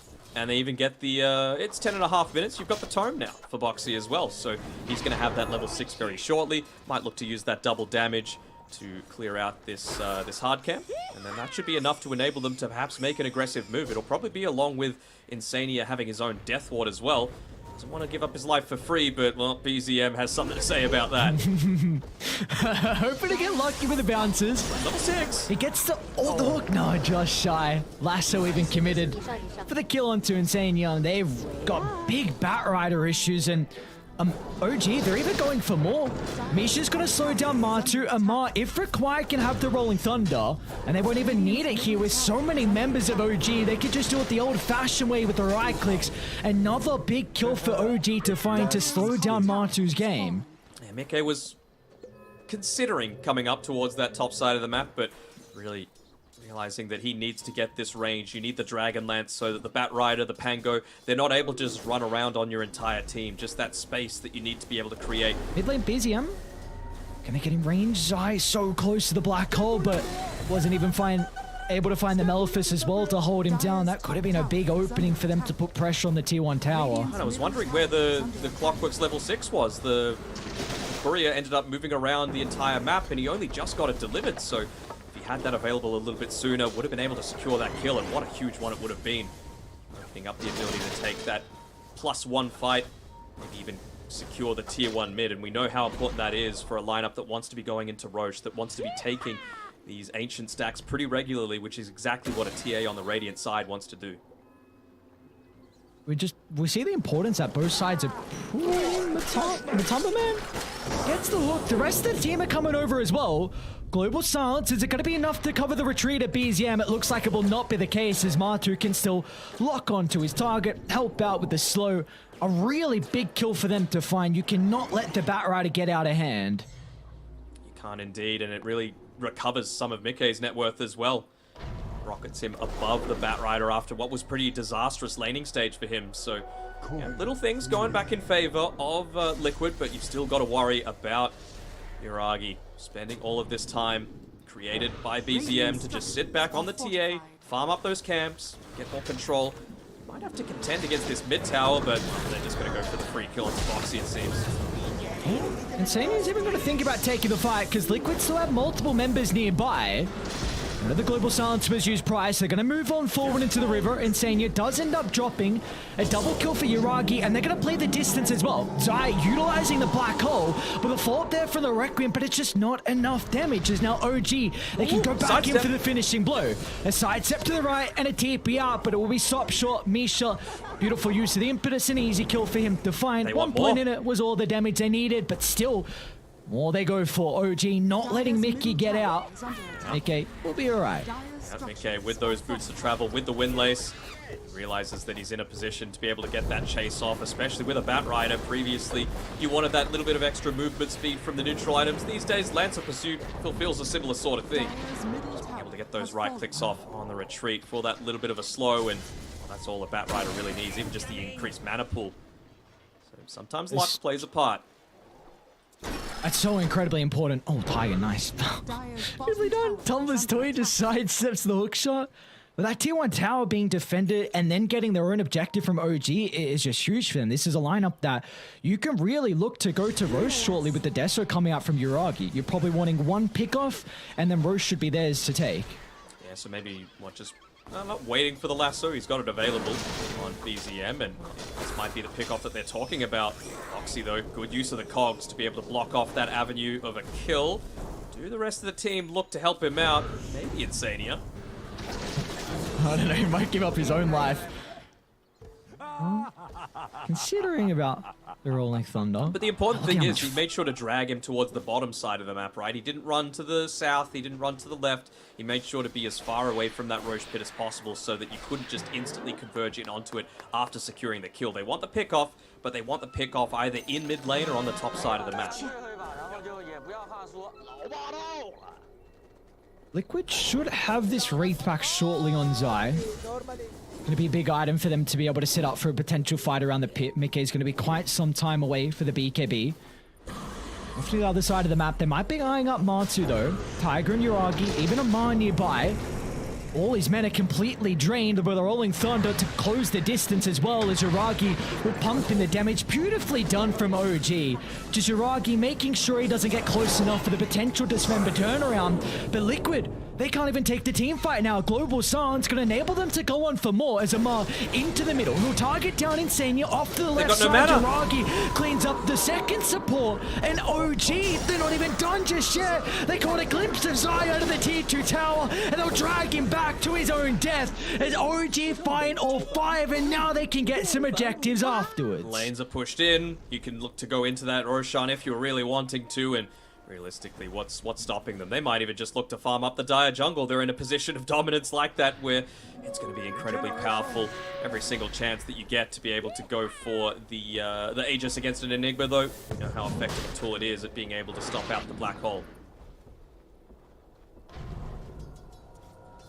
Just perfect for them. Tiger's global has been incredible multiple times this game. Oh yeah, just about to land the Maledict, excuse me, about to get off the Requiem, and even just the presence of mind, the +1 impact that OG love to emphasize. They aren't satisfied with just taking a team fight on the initial target that they're going for. You know, against they know the meta that they're playing against, and they know that there's going to be backup. So they can just look to extend a little bit further with the heroes that have had a good early start to the game, like Amar, use the Diffuser Blade a second time, and then get that key pick off onto Insania, which enables the kill onto the rest of the team. OG into Roche they go now. Foxy's nearby. Let's see if you can go for the hero play. OG are going to try and put themselves out there, and he won't even attempt it. So early Aegis given over to Yuragi. 17 minutes in, they're playing with a second life, and they've got incredible wards as well across the map. You take a look at the observer behind the T2 tower. It's going to give them a lot of information here on whenever Liquid are looking to make a play and where they're going to be positioning. Doesn't really feel like they're ready at all, though, right? You're still going to need to wait for probably another at least 3 minutes for Matu to get that axe, for the BKB to be available for Mickey. Luckily enough for him, though, he's been able to pick up the Grove Bow in addition to the Dragon Lance, so he can really look to stand on the back end of these team fights. It's going to put a lot more pressure onto Amar to make sure that those swashbuckles are on point, because he completely destroyed Liquid in that last engagement with just draining the mana from him as well as Matu. BZM, is it going to go for it? Yuragi sweeping over as well behind the T2 tower, and OG have no fear. Just going to shove Liquid away and making sure they can't set up a formation. Just across the map they go, trying to hope that they can get towards these next set of items. Like you said, it's really just the BKB into the hope of the Scepter if they can get that fast enough, but OG, they want to try and shut down Mickey. Oh no. We'll have the ward that sees BZM before he gets up to the higher ground, so Mickey will make it out. Zai as well is going to TP. Let's see if they try and take a fight mid now, knowing that some other members of OG aren't here. They're ready though. I still don't think they've got the items. I think they're going to be happy enough to be able to say, okay, well, we dodged out this initial start. They are walking kind of solo underneath this, so if Matu's able to land the God Hook, Foxy tried to do it himself, but again, Amar just on point with the swashbuckles, making sure to block any sort of avenues for additional aggression. They might go for Misha. Nature attend us. Just dangling his life. Unparalleled in my eyes. Yuragi is even going to jump to the backline as well, straight on top of Matu. They're going to miss out of the hook, and Amar wants to go forward for more. He's stuck inside the cogs, a very awkward position for the Pangolier to be, but they just don't have the right-click damage to bring him down and off to the northern side as BZM finds an opening for the lasso. Yuragi's now going to commit on forward for more. An easy kill for BZM to find. He doesn't need more members to move on to help with that. You could tell that Zai, in a normal game, he would have loved to go for the black hole in that situation. But again, Tiger just positioning perfectly with the Force Staff, with the Tumbler's Toy, making sure that he's never in a position to get easily picked off. And he would have been on point with a Global Silence instantly if that was the case. Yeah, and Boxy, not enough, but you just see the vision control that OG have right now is making it so difficult for Liquid to get outside the base. Not only do you have to deal with the wards, but the traps as well, and all the lanes that are shoved out. And the Hellbear Smasher just roaming around as well. You know, just this roaming observer ward essentially that Misha is microing incredibly well behind the towers, essentially revealing all areas of the map that Liquid might be trying to make a play. But at least for them, they've been able to hold out this little bit further. Matu, level 13, 80 gold away from the Aghanim Scepter. Already had one use out of the BKB come through from Mickey on the Shadow Fiend. Gonna need a big play to come through shortly, though. Maybe still 2 minutes left on the Aegis, man. Yeah, I was just looking at. I'm like, all right, I'm gonna pose a question shortly. Like, do we feel like Liquid can try and take a fight with Aegis expiring? And they still have 2 minutes of it. It's probably for Liquid, it's felt like this first Aegis has been an eternity. OG have gotten so much out of it. Yeah, just never letting the foot off the throat, essentially. They're just continuing to keep the aggression up, and again, with the tier 2 tower going down in mid, do you afford to use the glyph here on the top side? Because we've seen OG, they play without fear. You know, the arrogance of youth, a lot of people like to call it, but I don't think it's arrogant. I think it's very well justified confidence coming through from BZM in particular. He is happy to go in onto the high ground, get the jump, pull back, isolate one, and then if you're fighting 4v5, you just can't defend against this net worth lead.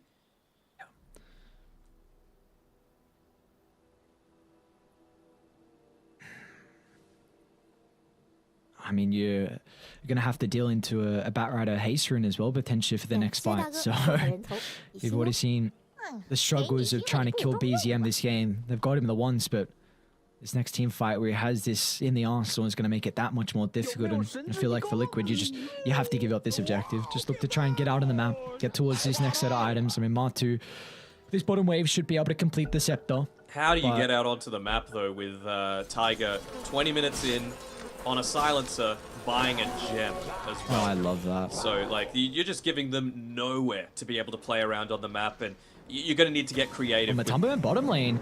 He's going to go for a TPR, but Amar it's over the tree line.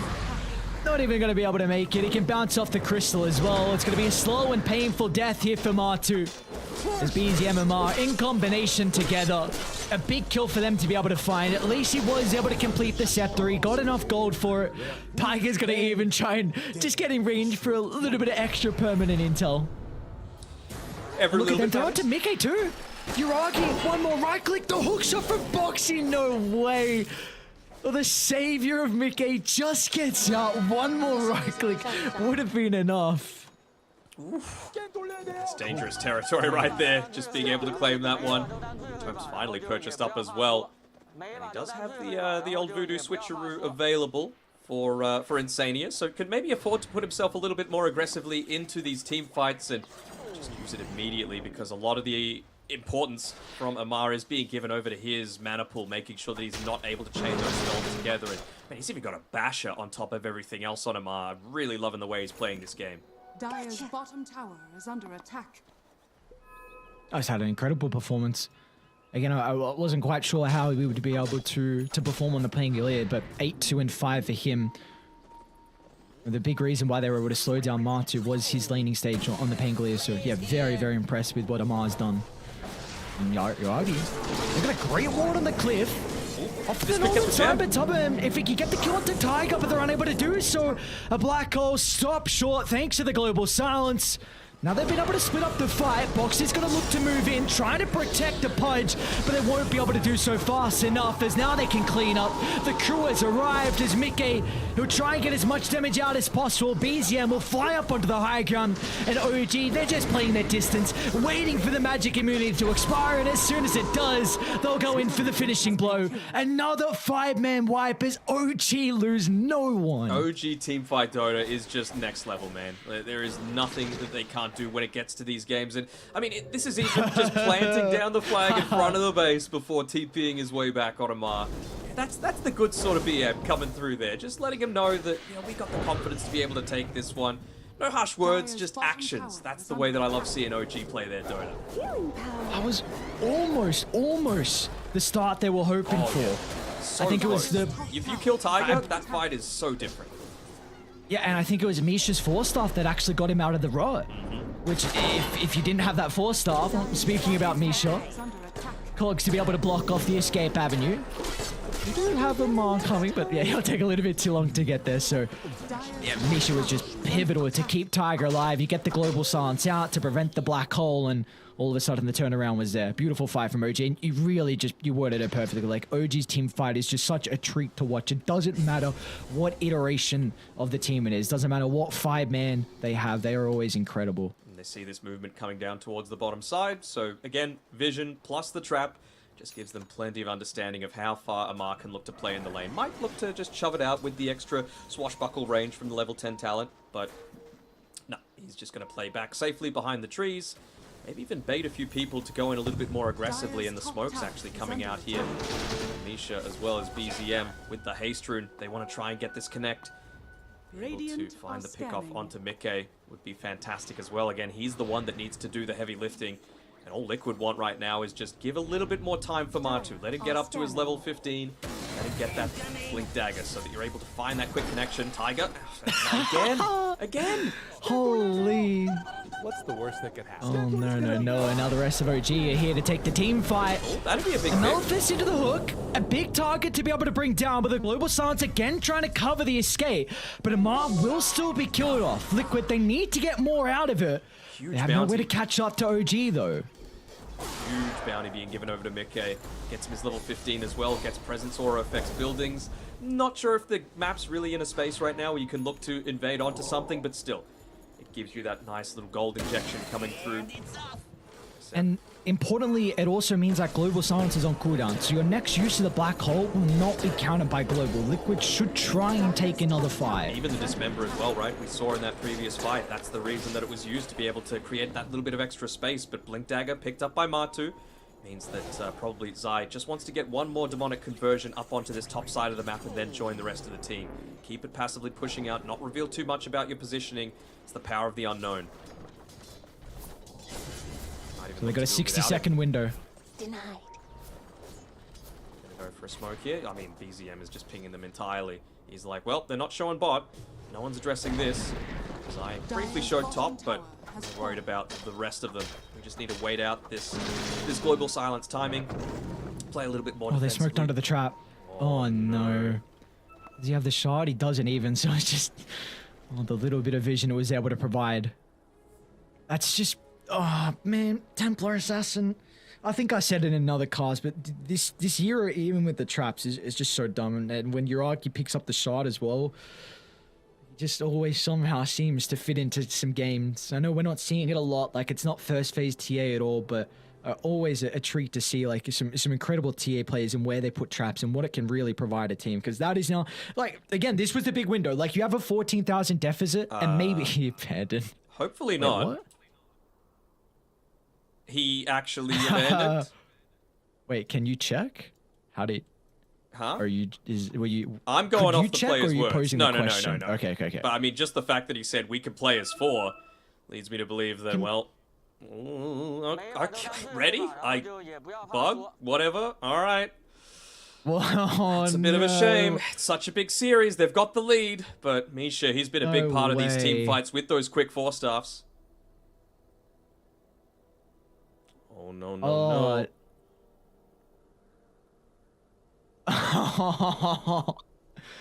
What the hell? Dude, how is this still a bug? Yeah, this... I'm not a programmer. Don't ask me about this sort of stuff. Okay. No, yeah, I know. Denog, what the hell, man? Why did I make him abandon? It's your fault. Just Come like on, starting the game, I always. should started the game early. I should have allowed him back into the game, but no. I rule with an iron fist, and what I say goes. And I mean, you should be able to predict everything, every hero, every ban, every movement. You should be correct. You should also be able to program. You should be able to add extra runes. You should be able to buff heroes. You should be able to make... I'm trying to think of who's busted right now. Well, Marcy, Enigma. Marcy, just get them out. Come on. I thought you were Ice Frog. I legitimately thought for a second that you were Ice Frog, but I guess not. Yeah, well, I do have a love for ice cream, that's for sure. I still can't wait to be able to pick that one up. But yeah, reconnect equals abandoned, so don't DC. Let that be known to everyone in my pubs that likes to just go for a quick break at the very start of their games. Please don't do that anymore, because you don't want that to happen to you. What's more important, TI or 30 MMR? 30 MMR, come on, man. What do you mean? It's the ego. You get that 30 MMR, you're on top of the world for a little bit. Who gives a damn about TI? TI means nothing, really. What, only a couple million? Oh, it's not really life-changing money, right? Oh, but Come on, think I of all make it the in a ice cream day. you could buy with that one. That is, it's pretty... Well, I was about to say spicy, but ice cream's the opposite of spicy. All right, what else could we look to talk about this game? Because Liquid, before that disaster, let's call it, happened, they were going for a smoke, and they were going for this long wraparound, but of course it was under the cover of the trap. So they're still going to be trying to go onto Tiger. He's got, of course, the Tumbler's toy. He's got the Dragon Lance, so he could even start to be a little bit of this right-clicking menace. I don't think we've given enough, not credit, but the fact that OG are getting away with this position 4, which so many other teams are exclusively playing this as, like, you know, your Tusk, your Nyx Assassin, your Marcy, your Clockwork.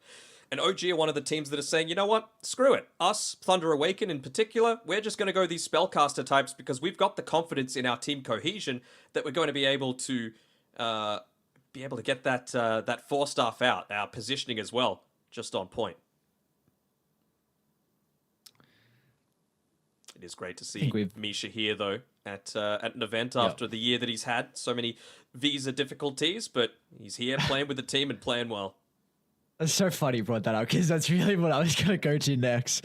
The fact that he's had so many difficulties of getting to some tournaments, and then he has this issue of the bug occurring for him. Like, he just wants to play Dota, man. Like we heard in the winners interview, was it Riyadh? But where was that winners interview that he had? It was a very, very, it was great to hear from him, and he just wants to play Dota. A lot of people just want to play Dota. That's all they want to do. You know, just enjoy the game, live in the moment, have some fun, and we are hopefully getting a fix coming out. Hopefully. Fingers crossed. What's the time? I guess Valve are actually over there in Singapore, so I was about to say what's the time in Seattle right now, but probably not going to be relevant. Of course, they're going to get all the assistance they could possibly need. And speaking of Singapore, you know, you and I are going to be going over there in you in a few days, me in about a week or so. Anything you're excited to see over there while you spend your downtime? Dota, let's go. In your downtime, I said. Oh, you said damn. See, I kind of tune you out half the time. I heard Singapore and TI. I'm like, all right, no downtime. What do I want to see in my downtime? Well, I still got a gym. So here we go. You could do that anywhere. Singapore, come on. Sites. Have you had a look into any of the sites? I'll give you a few. Okay, go to the Gardens by the Bay. It's fantastic little, not even little, huge gardens to be able to walk through. Very picturesque if you can withstand the humidity in Singapore. Marina Bay Sands at the very top. There's a nice bar with a great view, especially if you can do it around the evening time. All of the different food stalls as well. You know, a lot of people say Singapore can be a bit expensive, but when it comes to the street food, it is still one of the best parts of the city, in my opinion. So there's just a few for you to be able to try out there. Are we going to the bar? Of course we are. Are we getting day drunk? Day drunk, probably the best drunk, right? All right, let's people that know me will know my answer to that, but let's see. What's the answer? Come on, some people don't know you here. We've got people that want to get to know Daniel. They want to know the man himself and but I like what the he air enjoys. of mystery. If you do end up seeing us, by the way, when we're over there in Singapore, feel free to come and say hi. As I'm sure all of the players and people involved in the tournament are happy to see the fans after, this is only, the third, fourth LAN that we've had with in-person spectators, so I'm sure there's going to be a lot of people that are very excited to see some of their favorite players in particular. A CTI as well. Oof. I mean, that is... that's going to be so high. Heard the Seed crowds go crazy, and now we get to see how crazy they get to go at the stage of the international. So... we're going to send it to a break, though. We will hopefully have some issues fixed when we come back. Hopefully we get a 5-on-5 and OG don't need to try and close this game out in a 4v5. But we're going to send a break, and when we come back, we've got game 1 that will commence afterwards.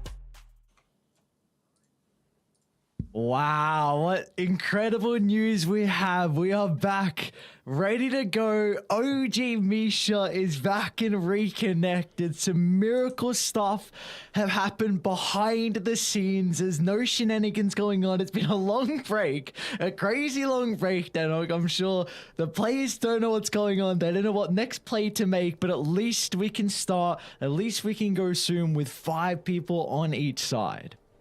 Don't jinx it, bro. No more Caster's Curse, please. Please. We've been waiting for too long. I'm so excited to see how this one's going to end out. It happened right on that moment where Liquid had hit a few of their timings. They went for the smoke, but remember, it was caught out underneath a trap. So they know that this is coming on OG's side, and they're saying, let's get ready to go. So the amount of G's in this chat, more than SEA pubs, and well, let's see how teams are going to look to be able to respond to this. Have they abandoned the smoke? It seems like it. This is huge, man. Uragi under the observer and look at Liquid go to work after the mud pause. Is it going to live? Uragi goes down.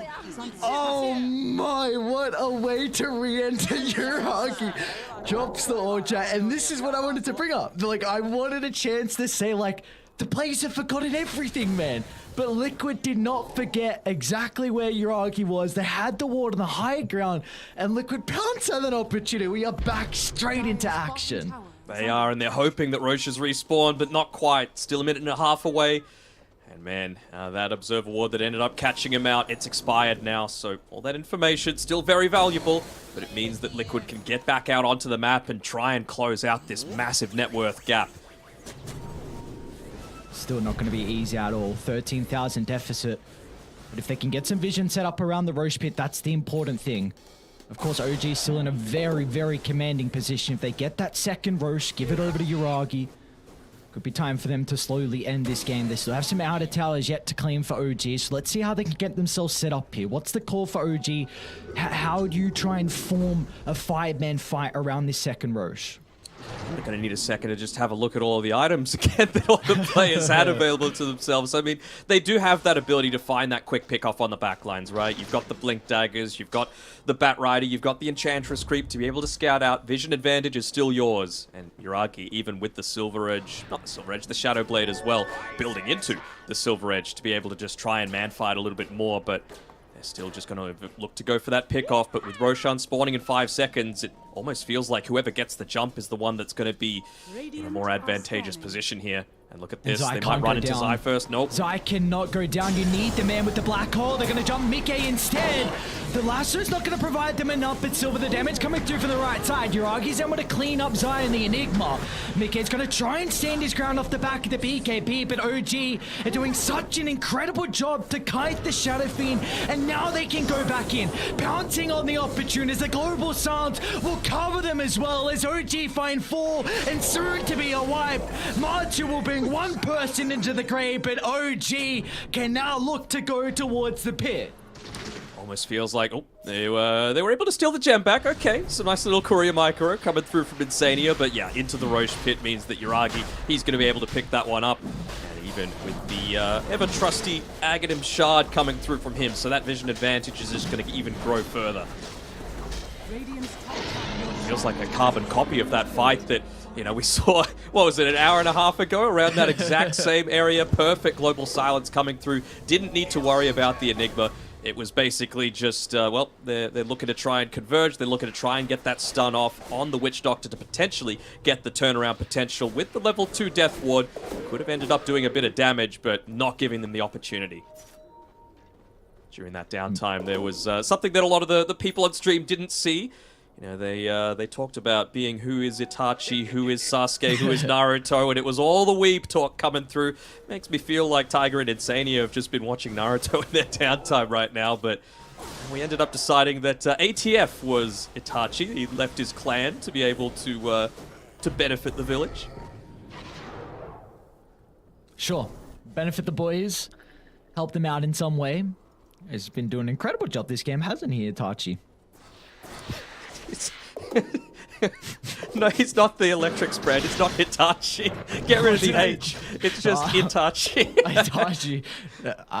The massage wand is what I was thinking of as soon as you got that. I meant to pronounce it with an I as well. I didn't mean to try and stick a H in there. I was like, hey, did I pronounce it right? It didn't respond straight away. I might have messed up.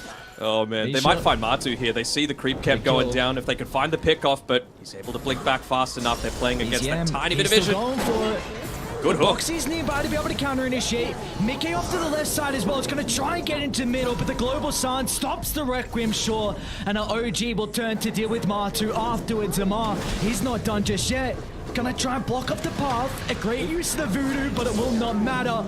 Zai still attempting with the black hole. It's a pretty decent ultimate, clipping onto 2 with the follow-up damage. Zai's able to hit back. They'll even buy back on Insania as well to see if they can catch up some more members of OG, but Yuragi just cleans up one, goes for the final member, an ultra kill for the Templar Assassin. What a fight for OG in the end. And Misha even able to get all the way back to base without even popping the Nature's Attendant, so that Death Ward being used with the Maledict, not enough to be able to take him down. It was an admirable attempt. I feel like they needed to get something out of that black hole, but it was when the SF and the Pudge were both in the grave, so there was no chance to get a good one. It was a nice use of the hook shot as well to try and disrupt this one a little bit, but just that silence coming through, able to take down Matu from 100 to 0. Absolutely no response. Oh, they have the hook! What's Yuragi doing here alone? They have the Requiem BKB. He doesn't have it. Mickey's going to try and charge up the ultimate, the cogs to block out the escape. What's Yuragi doing alone there? They're going to try and scout out where BZM is looking to farm as well. They might have seen that the Firefly is about to expire, so they're pinging it out. They're saying, oh, where can we look to move on to? Even Insania just driven over the gem to Boxy, seeing if they could find someone on their own, but well, right now it's important just still. They're so behind in net worth on Liquid. They got to get it back out onto the map. They got to pick up some farm. That DD is going to help things. They might even be able to spot out this Observer Ward as well. So again, just those little safe avenues, those safe places to be able to pick up that next bit of farm. Only about, 800 gold away from being able to pick up the Silver Edge. So that's going to go a long way to potentially finding that backstab, getting the crits out. BZM taking a lot of damage. They have to use the Global Silence again, which gives Liquid now an opening. Black Hole still on cooldown for quite some time, but maybe they can look to make a play off the back of the Dismember. And that's going to be the attempt. The Tumbleman straight towards Tiger with the assistance from Boxy as well. They'll be able to get on top of the Silencer and a freebie for them. But really, you need to get something out of this now. You can't just be finding kills. It will now open up the map to at least get the creeps in a decent position for them to maybe get some objectives. Yeah, Global Silence used, of course, the Rolling Thunder as well. Still going to be quite some time until Amar gets into that level 25 talent so he can have a little bit more uptime. Again, you're just playing still... I mean, you're playing heavily around the black hole, but you can actually look to make a play happen now. Actually, never mind. The Global Silence is going to come out at about a similar sort of period, but they're just going to push out this map. They're going to try and find someone feeling a little bit more overconfident for being able to find that individual pickoff, because Liquid as a full 5-man unit, they're still incredibly strong. Boxy with his hooks and more importantly the cogs have been fantastic for just opening up the map, pushing them back closer to the team so that OK can do what he does best, and that's just stand there, right click. He is a beast now, especially with that DD rune and the Silver Edge pickup. That he is. We'll actually use the DD. It might have even expired, in fact. So, yeah. So a T2 tower is going to be claimed. Let's see if they can take a fight. Now, you really want to force an engagement with the double damage rune. And, they might be able to onto Yagi. Matumbaman again finds an opening, but the Global Silence going to stop it short. They're pinging Zai. He's got the black hole already. He's going to look to jump in and use it. Solo into BZM, but the swashbuckle, the lucky bash has come through. But Boxy, he's got the rebuttal. A cogs to hold him into place. Mickey needs to start to stack up the right-click damage, but again, the bash off the swashbuckle. Amar covers the retreat perfectly. Man, Amar again in these team fights, dude. He's way too good. The instant reactions coming through, cancels the black hole, cancels the Requiem, stops them from being able to get those right clicks that they need to be able to get, finally a good pick-off to translate into something else. I mean, they're pinging the fact that they've got the vision, but it's been pretty well protected up here on the top side of the jungle by Team Liquid. They're going to continue to try and play around it, especially with that black hole off cooldown. They don't have as much to be able to take these next few team fights, but Matu, he's still got the blink, he's still got that individual pick-off potential. I wonder if he might look to make a rotation together with Insania, just because Dismember into the Maledict and even just the Voodoo Switcheroo, probably enough to find anyone in this game. Dire are scanning. So for Liquid, it needs to come down to how you can address this Silencer. Like, Tiger's just doing way too much, completely disrupting any hope of a turnaround in these fights. So it's going to come down to some vision advantage that Liquid can get and probably the jump from Boxy. I mean, he's involved in 29 out of the 36 kills so far, and with only the 4 deaths, I believe. So, yeah, playing a phenomenal game with his positioning, with the timing on those global silences, and they're even looking to make an aggressive attempt, realizing that it's important to maintain control around the Roche Pit. Still potentially about a minute or two away, but they've got to make sure that they're setting themselves up. That's something that OG does tremendously. They understand how the game state's going to be changing in the next couple of minutes. The thing is, this was all while there was a big creep wave hitting in onto the top tower. So just playing around the tree line was Liquid, and they're going to be able to retreat so this smoke doesn't end up netting them anything. Okay, this will give him time to get towards level 20. So a little bit more damage here for the Shadow Fiend. Really needs that big item though. Still going up against a lot of damage here with the Farm Templar Assassin from Yuragi. Doesn't have the items to stand toe-to-toe, but once that Satanic is completed, could see some remnants of the Shadow Fiend being able to go 1v1 against him. I mean, there are so many important targets to have to go on, right? You want to make sure that you take out the big damage component in the TA. You want to make sure that you're removing this global silence aspect. That's why you're saving so much gold on Tiger, so that you've got that buyback potential, so that you're never caught out. And even just the Pangolier, we've seen how great Amar has been at being able to create the control in a lot of these team fights, and that's even while playing aggressive. 24 kill involvements for him too. What can Liquid do? Level 20 on the Pudge, a little bit of extra duration on the Dismember, especially combined together with the BKB as well, means that you're almost forced to combine the or use the Global Silence or the Lasso to be able to stop him. There's not going to be many other ways to stop it. No Rolling Thunder. I guess he's got the Swashbuckle, but most likely it's going to be the Pango that gets initiated on. This is a really big item for Amar to pick up next. They don't particularly, like, TA is not really a Skadi buyer. It's really nice against range carries, and the fact that you have the luxury of Amar going into this item is really going to benefit Yuragi as the game goes on. Even just some of that spell lifesteal coming through as well from the Pudge, right? He's got the level 15 talent, so to be able to slow that one down a little bit, it's going to help him out a fair amount. Still a minute left on the Roche respawn. How have both teams done in terms of tier 4s? Liquid prioritizing that one a little bit more, the more farm-centric strategy as opposed to area control, understandably, because they need the farm to be able to catch up. Still a 17k net worth deficit right now. But they've picked up a few of those nice items. I mean, the Flicker, whenever you're going up against the Silence from the Enchantress, the Silence from the TA as well with the Aghanim Shard. Hell, even just the Global Silence, right? That could be a real useful tip.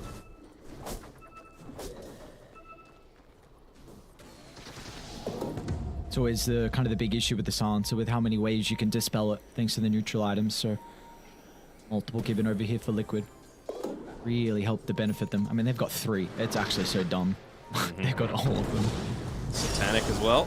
Oh, all right, BZM. Not the longest cooldown of the Lasso. Using onto Illusion. That's the opening again when you are this far behind.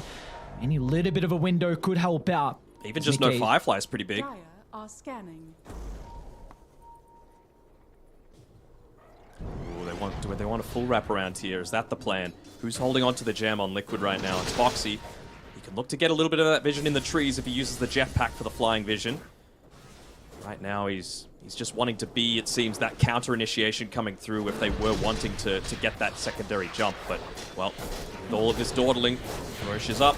Rocket Flare's going to scout it out. Will it be quick enough, though? And you know that they're going to be coming into this little choke point. Oh, man. It's so tense.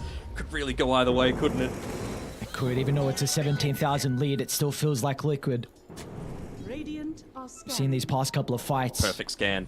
They're pinging out exactly where Liquid are looking to position themselves. It might be under a couple of TA traps.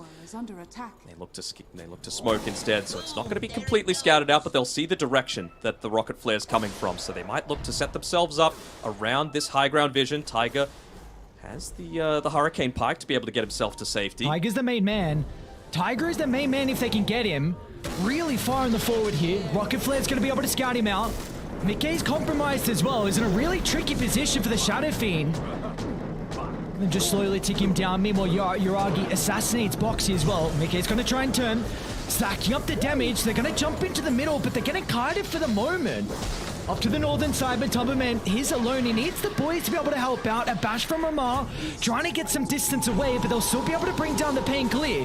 Great timing with the BKB from Yuragi. He's going to try and stand toe-to-toe.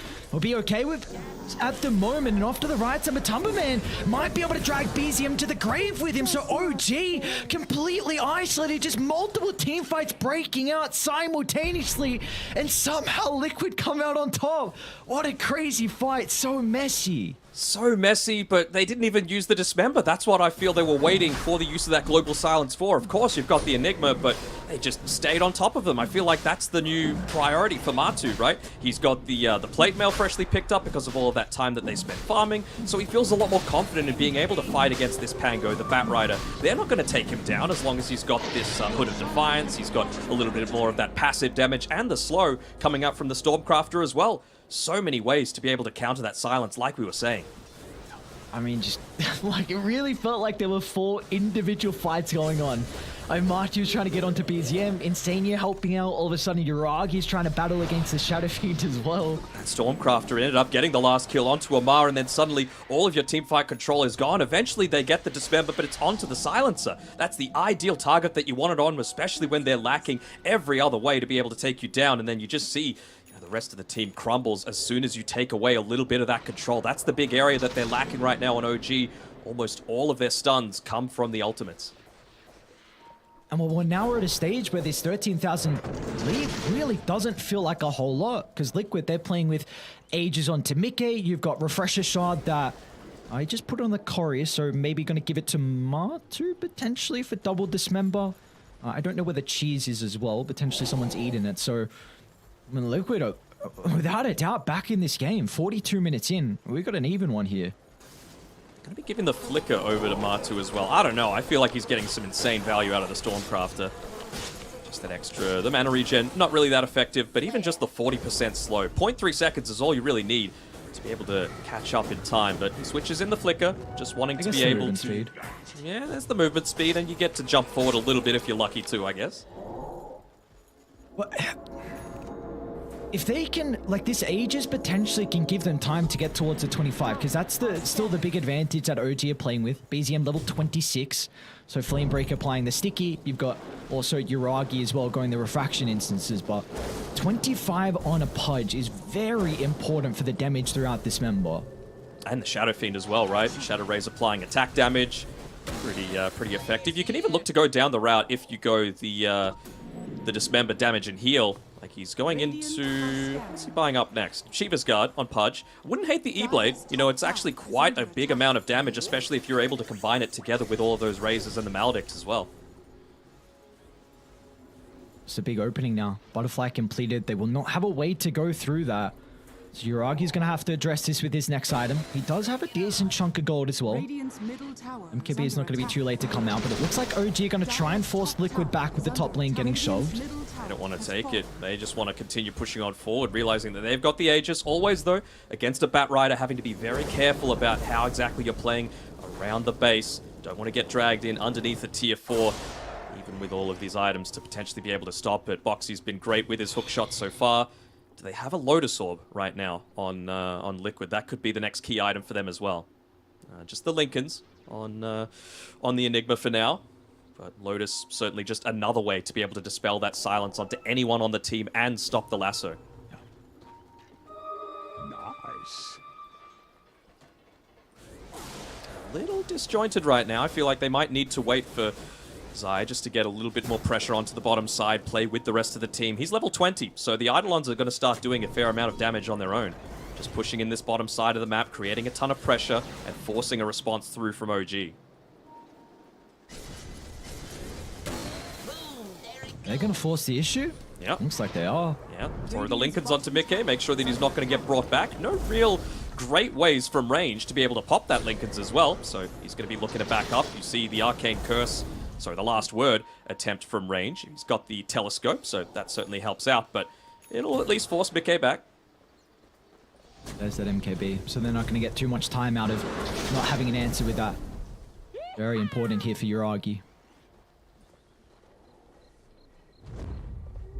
Smoke up once again. Exactly where Liquid are with the scan. Do have a very good formation set up, so it's going to be the long wraparound for OG. The scan didn't actually connect onto anyone, did it? I know that they just used the scan there on the Radiant. Of course, the Telescope, lower cooldown. They're probably going to throw Nisha up here first. He's fairly tanky.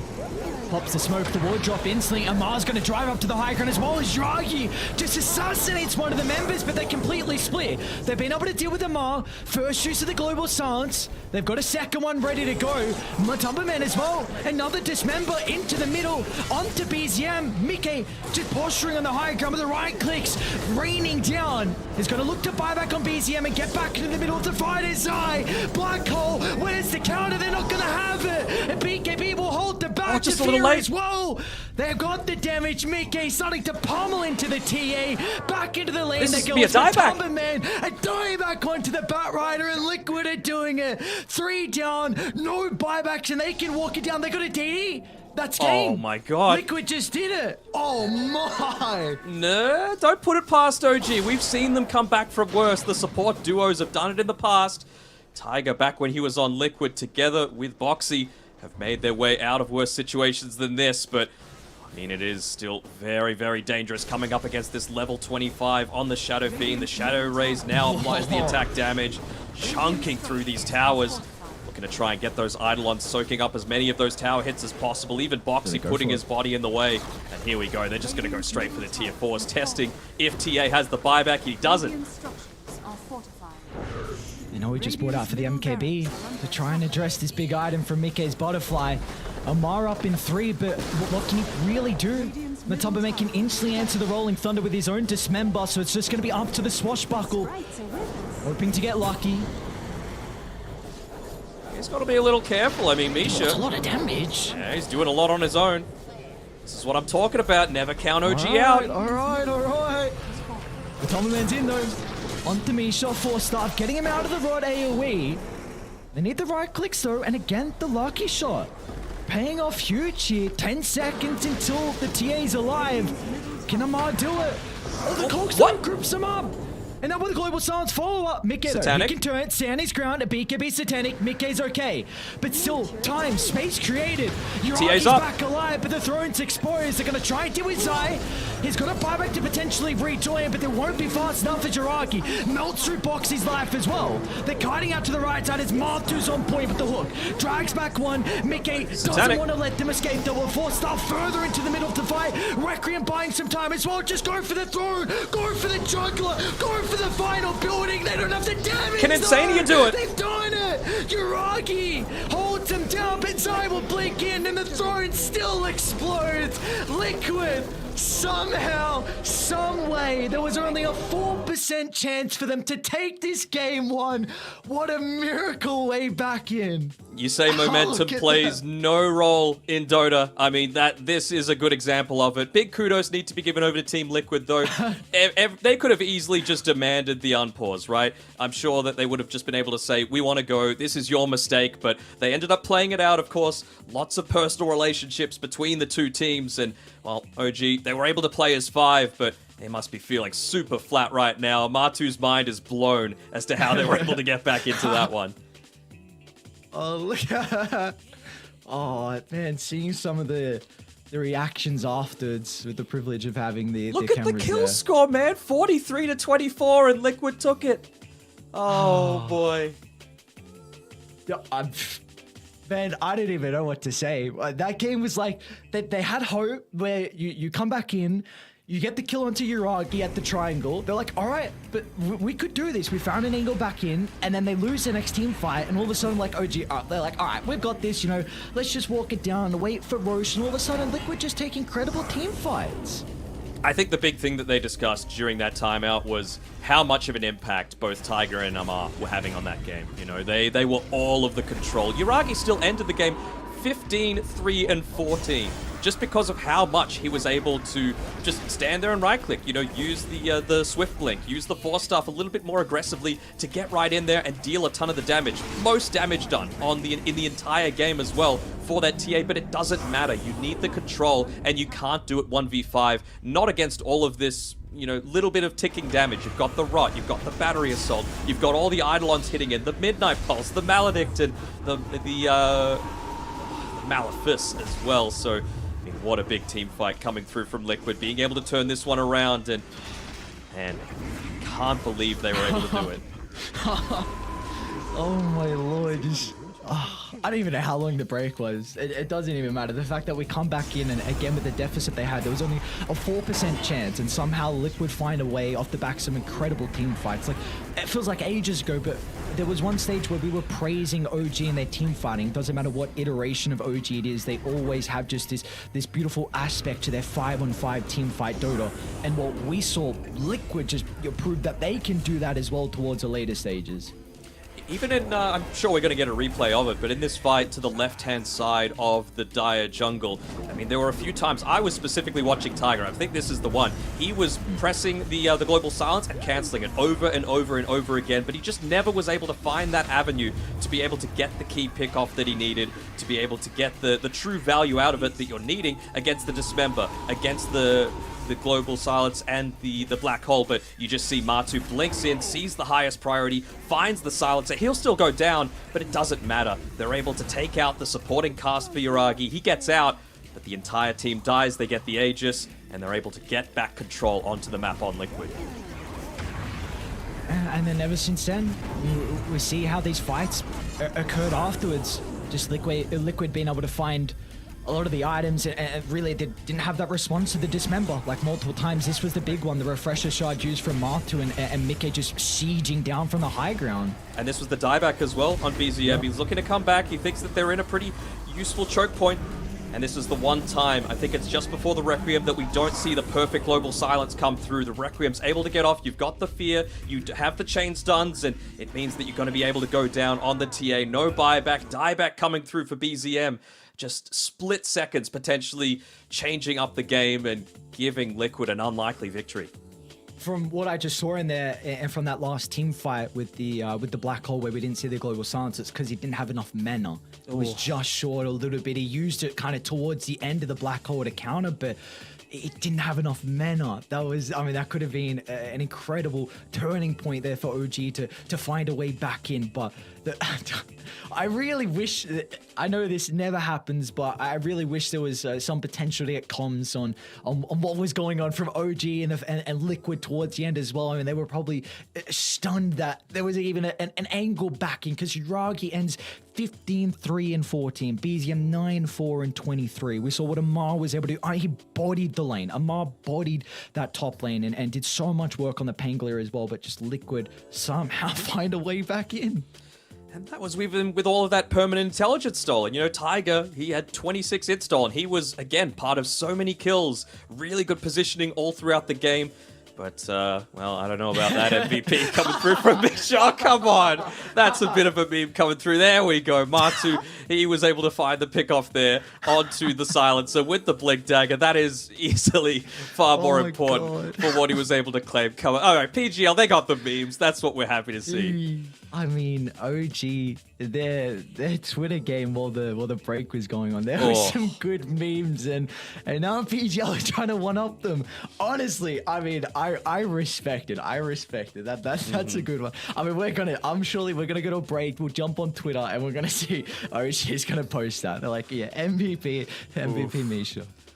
Man, what a game. What a game, though. I mean, again, high kill participation, that's all you need on the Pudge. It was only 16 flesh heap stacks. It's not an amazing amount, and I don't think he even got value out of the Aghanim shard, at least not from what I saw. But, you know, you just get to that point where all of that damage and healing coming through from the Dismember. We even saw at the very end there where he was able to get it in onto, I want to say, Misha. He gets 4-staffed out, but still ends up taking a ridiculous amount of damage just from the Dismember on its own. And again, good calls coming through. If experience leads me to believe anything, I would have to say that was probably Mickey calling that very last fight, saying just hit the throne, don't worry about anything else, listen to my voice, I'm going to give them the control that they need to be able to close out this game, even if it's just Zai and Insania hitting the throne with their squishy little range right clicks. We had it all in this game one. We had it all, from probably one of the longest breaks we'll get to a back and forth, a 4% chance that Liquid were playing with, but somehow finding an angle back in and taking game one in thriller fashion. I'm so excited to see what we have in store for game two. I'm with Liquid OG, with these two teams battling against each other through the entire of the DPC. They've had 8 series overall. Liquid have been able to win 4 out of 3 of them. Of course, one of them has been a tie as well. And we'll see if they can find their 5th series victory against OG, or if we'll get our 2nd tie as well between these two organizations. All our questions will be answered after the break.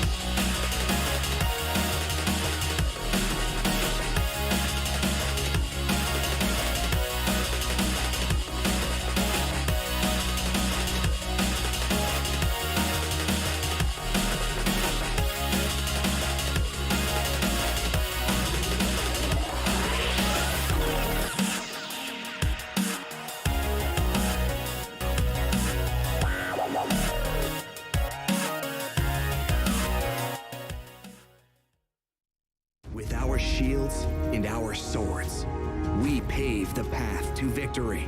With our shields and our swords, we temper our courage. With our shields and our swords, we're making history. With those who make the game a reality, we're the vanguard. We're with the best. Let's raise our shields.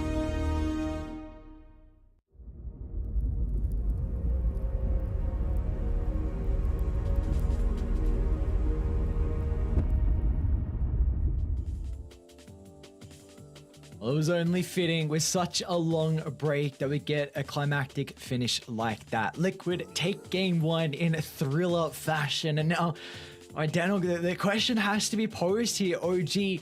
How do you reset after a game? After such a long break, having a 4% chance on Liquid to win this game, it looks like you've got it. It looks like you got it in the bag. One team fight, Roche, walk it down, close it out. But for OG, it doesn't go their way. And what has to be going on in the camp right now? What are the comms for these boys? In OG's camp? Yes, in OG's camp. Well, I know a lot of people talk about Puppy being, you know, the ever-present ruler over Team Secret and like the, you know, let's say the dominant captain within the scene, but I would say it's one of the coaches that I would be a little bit more afraid about. Maybe a bit of a softly approach from Seb, because there are a few players caught out solo for no real reason in that game on OG, and it really did feel like they had that game in the palm of their hands, but a couple of big mistakes ended up throwing it back. And, you know, sometimes Ice Frog likes to smile on the team that's ready to make the comeback with the double damage as well on the Shadow Fiend, with the presence of the Dark Lord hitting onto the buildings. And, yeah, I mean, look at Yuragi. He just seems flat after that one. Might be able to brush it off. I'm sure that was a big part of the comms coming through as well. But you can just see the wry smile on Boxy as well. He knows that they were able to claw that one back from not an unwinnable position, but pretty damn close to it. Team Liquid's Pretty damn close to it indeed. And we get underway here for the second draft. A little bit of difference in the banning phase as well. Liquid, they've gotten rid of the Marcy and the Morphling due to them not having first pick, so it's going to let the Undying slip through. Razor was banned previously in Game 1's draft as well, and OG want to avoid that. I think they've got the flexibility to play it themselves. I mean, you have to be careful of a few things now, right? The Primal Beast and Enigma, they've been banned out, but Shadow Fiend's still in the pool. So it's basically a question of, do Liquid pick it up, or is it going to be allowed to slip through all the way to OG? Seems like that answers the question, though. Good way to be able to deal with a Tombstone, and a very quick response coming through from an Arc Warden. All right, let's see. I mean, we don't know exactly where this is going to be played yet either, right? BZM, Yuragi, both capable Arc Warden players. Well, that is a close-up shot of, I want to say, Zai.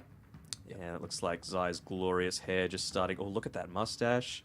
He's looking good today. But, yeah, the Arc Warden coming through. It's something that I think they've played it in the past few series. Obviously, we've been casting, so we haven't been able to get the chance to watch it constantly. But they want to slow down the game. I mean, it is very clear with all of these OG bans coming through. We know how prominent Arc Warden can be once it gets to the later stages. The issue is, I feel like Shadow Fiend is a pretty dominant late-game hero these days as well. Yeah, so I think there's some angles you can now take down this Shadow Fiend in particular for Liquid. Like you said, it's someone who can go relatively well late game, but you could also look to switch it up in regards to your item build, because a range carry versus an Arc Warden is going to have a lot of difficulties. So you can consider on Mickey going for this magic build if you would like to. Or you can just go for something that's going to have some kind of reposition, right? You can go the Mars, the Tiny, the Magnus even, right? Or even the Venge, right? To be able to get that swap for whoever's stuck inside of the magnetic field, just to be able to switch that up, make sure that the Shadow Fiend's got the ability to right-click them down super quickly. And you've got some minus armor strat as well going on with the Snapfire, play on Radiant as well, so I wonder if Liquid are even going to consider something that's going to lean into the Roshan as well. 10 seconds. Yep, I think Tusk can also be something that you're considering here from Liquid. Boxy plays a very good Tusk and matches up great with the Shadow Fiend, one of kind of the few heroes that can also kind of do a pretty good job into the Undying lane, depending on what your position 3 is. Tag team can sometimes be an issue. Yep, for sure. You would imagine it's probably going to be the Snapfire being played as a 4, though, just to dissuade the Tombstone. Of course, again, Strength Hero, Decay spam, much more common these days, so really think that OG won't be too fussed, whichever way that ends up going down. But now the bans. What else are they going to be able to do to slow things up? Is it a Broodmother? Is it... What else have they got that they're able to bring out of their wheelhouse? Maybe a Leshrac would be too bad of an option?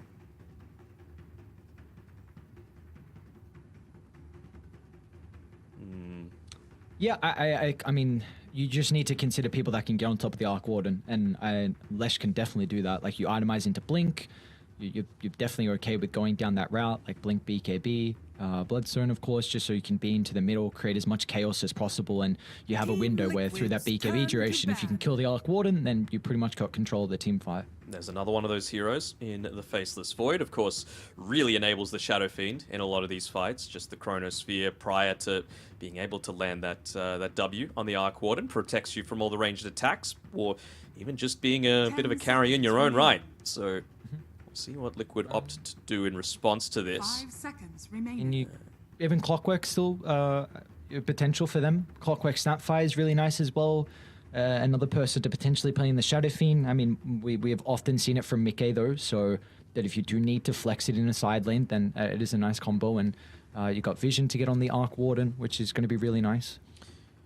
Yeah, I mean, obviously OG playing the Bat Rider, it's a bit of a specialty, but it would have been a pretty decent Bat game if Liquid hadn't banned it.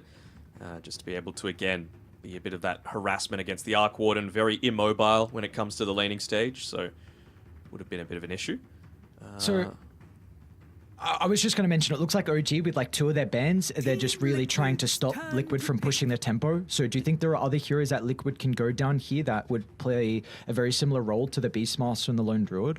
Well, that was the Leshrac idea, right? Like, it's still something that's able to act as that pseudo-carry, Shadow Fiend plus Leshrac, or Leshrac Lone Druid, I believe, are things that they've done in the past. Obviously, Lone Druid's banned, but I still feel like the Lesh, for all the reasons that we mentioned, is still going to be super effective. Again, Undying not really going to be doing too much against it once you've got the BKB available. You can, again, like you said, buy that Blink Dagger so that you can get right in on top of the Arc Warden. They might be saving it for the last pick of this phase and maybe just picking up something now that's a little bit more defensive to be able to just secure the laning stage. Would I hate an Omni Knight? I wouldn't hate an Omni Knight here for Team Liquid. Tusk is fine. You know, it's a little bit of that repositioning, and it gives that flexibility to be able to say, well, what if we look to just play it as a core, right? And then we maybe get that earlier Aghanim Scepter. We could kick someone out of range where Arc Warden isn't actually able to save them from the Shadow Fiend right clicks. 10 seconds remaining. Even more Roshing potential, though. 5 seconds remaining. And that's kind of the thing, again, like OG were looking to try and slow down the tempo and make sure Liquid didn't have these heroes to get objectives. And well, when you get Roche, then having that age's advantage, you can just go from tower to tower. OG's turn to pick. Response so Amar's going to get his Razor. We'll be able to combine it with the Nurse Shaker as well. A hero that has a abysmal win rate at TI so far. Pretty decent lane together with the Razor, though. And it kind of makes you not want to have this Shadow Fiend in the safe lane a little bit. The Tusk, maybe, is now being switched, or more likely prioritized as being that position 5, perhaps, just because you might be able to get the Snowball, roll it through the Fissure and back to safety, but certainly Static Link, if you're blocked off, is still going to do a good amount of damage. So maybe just looking to prioritize some kind of core that has a movement ability. We can see the Faceless Void, it's already gone, Morphling, already gone. Not many others out there in the pool, unless you wanted to go a super, you know, weird route down the Ricky pathway. Acts as that, like, semi-carry, I suppose. You can go into the Sleep Dart to enable the Shadow Fiend a bit further. I think the Razor really covers a lot of the picks that Liquid were looking for nicely, because you can't really go for like another ranged hard carry again because the Shadow Fiend issue, and Mantu likes a lot of his melee heroes and yeah, have fun playing a melee into a Razor. So I really like the response from OG. It's going to make it very difficult for them to find a hero for Mantu to play. I'm just thinking, like, what else can they look to go? I'm just thinking of all the green heroes for Mantu right now, like anything that's able to come through for him. Doesn't feel like a Veno game, doesn't feel like a Viper game, certainly. They're going to go another dishonorable hero is the way that Blitz likes to put it. I mean, he said back when they were playing with Koikfa that they are the most dishonorable team in Dota. They have no qualms with being able to just give you a Brood, a Huskar, a Lone Druid in the right game to be able to punish. And, well, Arc Warden, you can go into the Maelstrom, but it's not amazing at being able to deal with all these Spiderlings, and of course as well, it just provides you so much vision. Again, Undying, Earthshaker, not amazing heroes at being able to deal with the push and the fast pace that Liquid are going to try and run at you. And we've seen this hero is really starting to rise in popularity as well. Nightfall on EG is having some incredible performances on the Broodmother. I'm sure there's some other people that are playing it as well, but we're really starting to see this hero come back, and a big reason is because the supports, just a lot of them that are strong at the moment, do not address the Brood at all. I'm not sure if it's necessarily that that Aghanim Shard game that we've been talking about. The Brood Ag Shard is very good, but I think you're going to have a pretty hard time with being able to just get in on top of the Razor and do damage, and same sort of thing with the Arc Warden. You're just going to get static linked and have a rough time. So now they're looking to ban out a little bit of these illusion style carries, right? The Naga Siren. Yeah, you're playing with an Arc Warden, but we've seen that BZM is able to pick up the tempo with it. You know, go a little bit more of this Orchid-style individual pickoffs, play pretty heavily around the Tempest double as opposed to the farming aspect. 5 seconds remaining. Can you go like some Ember or something on Yuragi? What are your thoughts on going for like a non-kind of greedy carry that can help deal with the Broodmother? Because it really does feel like you're putting a lot of the weight onto the Arc Warden, and you need to make space for him. But then my issue is that you might just put the Shadow Fiend mid, and you're very happy with that, you know? Or even you could bump up the Tusk in priority to be a mid laner, you know? And Liquid have the ability to make that choice. You're going to have the right-click advantage in the lane. You're going to really pick up the pace in terms of that Aghanim Scepter timing, which really good against the Razor and the Arc Warden, right? All you need is them isolated away from the rest of the team. So do you think, what role do you think they're looking for? Do you think this is a BZM hero we're still looking for? Turn to pick. I was about to say anything that's going to be able to slow down the game. Like, you can play the Razor mid, and I think it's generally okay. So could they break out the Sand King again here for OG? It's not the greatest pairing with the Earthshaker, but it's going to be able to deal with the Broodmother once she hits those early timings. It's just stalling it out, right? That's what Naga does. Use the illusions with their Riptide to be able to cut waves. Tidehunter just place them in front of a tower. They go Magnus. There's some repositioning of their own. All right. So how are they laning this? Is this a mid Magnus? I think so. So I kind of forgot, like, Yuragi is, I believe, more their Arc Warden player. I imagine BZM potentially can play it. Okay, BZM. Okay, so there you go. I have been seeing BZM has been playing a lot of Magnus in his pubs, so this is going to be exciting to see kind of what build he wants to go down here in this game. I think it's just a pretty standard off-laney style, maybe affording to go into like an Echo Saber beforehand. Just more aggression, right? More push, more damage early on, more tower taking potential, and another beefy hero. So Martu Death Prophet as well. Okay. Yeah. Maybe just wanting to run that into the Razor, so if he static links and run at you, at least you've got the Spirit Siphon to be able to withstand it a little bit. We'll see. We'll see how it ends up turning out. Okay, playing the Shadow Fiend. They're not changing up these lanes at all, are they? I doubt it. Like putting the DP into mid, I'd say you're pretty happy with the Shadow Fiend against the Magnus. Even has a bit of a rougher time getting the Shockwave into the Skewer back, just because you're going to have that Shadow Rays to have to contend with for the movement speed, the turn rate. Makes life a little bit more challenging, and I'm sure Mickey is going to try his best to bully out BZM if he can. Well, how do we feel about this second game? Because game one was, and had it all. Game two, we got a very interesting draft as well. Martu pulling out a Death Prophet carry. Of course, we get the Arc Warden. We get a Magnus as well that I know is getting picked a little bit more often here in the TI group stages. But again, we haven't seen it too much as well. So do we feel like OG have what it takes to tie the series 1-1?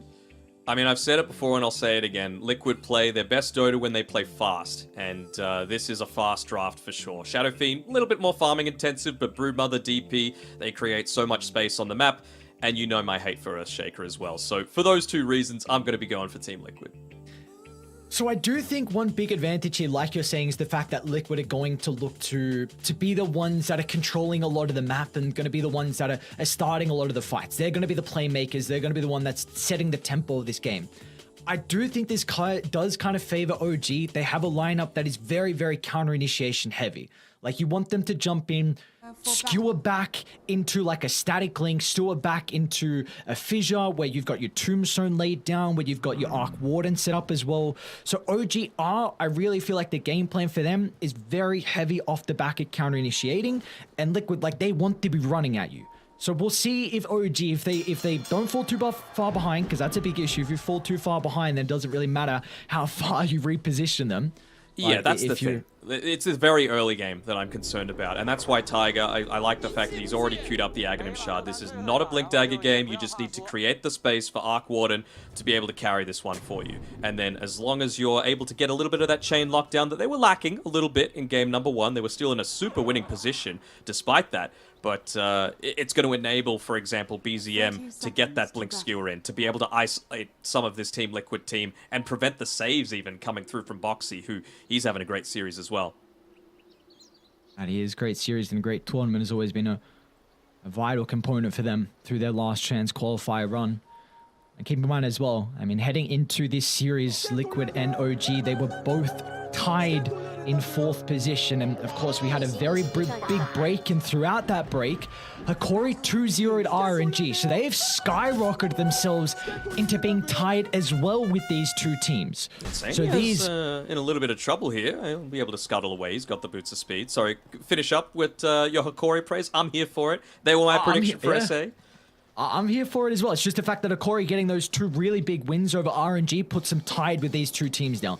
So Group B is ever goddamn close, and you need some victories here heading into the last day. Even Talon took a game off of Fnatic, right? So there's so many opportunities in Group B to be able to get that surprise win, to be able to scrape your way into the upper bracket. I feel like we're set up for tiebreakers tomorrow. Don't jinx it. I'm not saying anything. I keep jinxing stuff. I keep my mouth shut. I say nothing about tiebreakers. I'll let you do the jinxing. I hope you don't have that effect like I do. No, I think I'm a little bit different there. Misha, he's got the whole fruit market with him. 7 mangoes holding on to at the moment. Plenty of regen coming through just passively. And Insania, he's just looking to do his best to try and block up as many camps as he can. Make sure that you're not trying to influence this one. Again, it's just make sure that you get the good early start onto Zai. I think they're going to be satisfied enough to trade up here on Liquid, whereas OG might be looking to get a little bit more aggressive. Definitely seems like the better lane setup as well. The Snapfire going into the Undying. Yes, you're a strength hero, but you're able to address the Tombstone if Misha ever uses it aggressively. And then you've got the Tusk to be able to combine with the Death Prophet as well. One person to really enable the DP's strength in the lane and potentially finding kills. Yeah, but I'd say this is one of those games where Misha really wants to just max out that decay instead. Like, that's why you've bought all of these mangoes. You're going to eventually need it to be able to deal with the Broodmother and the Spiderlings. You can't afford to just keep it at level 1, because that's going to do nothing against any of this push. Oh, he might... Okay, never mind, he's alright. That's a lot of health back. I was going to say he got stuck in the trees, and then the Spark Wraith, he wouldn't have been able to escape it. No, Zai's chilling, Zai's chilling. 2 more mangoes coming out on the courier. It's very clear what Misha's strategy is right now. Just keep the pressure up, keep Zai away from this lane. What HP is he down on? Yeah, just 460, so... certainly not easy to just walk up into this one. Especially if he moves away from the creeps. He's got the Flux leveled up on Yuragi. So you don't want to become isolated away from any of these creep waves. Insatiable Hunger will do him a good amount of work though. They will. It will indeed. A very strong spell to be able to play with him. Like you said, maybe a big reason of the Broods. Bot lane, they're making a little bit of a move down here, but nice block off by Tiger, preventing the connection through on Martu. Spells being traded back and forth. Boxy's got a Self to play with. A lot of resources being expended between the two. I would have to say it's eventually going to start to favor Liquid a little bit more. Right now, it's damn even, just because of the situation with the cooldowns with the Spirit Siphon and the Static Link. But the Static Link, sure, it gets lower as you start to level it up, but Earthshaker, again, doesn't do too much in the laning phase, and you're eventually going to get those multiple charges into the Spirit Siphon as well to allow you to get a little bit more active a lot more frequently. It's a very interesting read from Mantu as well, going into the chainmail instead of like a boots or something. He just wants to be able to stick on top of Amar if he goes on to him, right? That's a big reason as to why they picked up this DP, not just for the pushing, but also the survivability in the lane. You don't have a way to get over the Fissure, but if you're able to just withstand it, then it's fine. BZM nearly went for a skewer back underneath the tower, but Mickey just spamming out the Shadow Rays occasionally, making sure to let him know what time it is. Is it raisin time? What time is it? Are you trying to say something? No, no, it's no. Raisin time? Okay. I'm like, what's going on here? Am I missing something?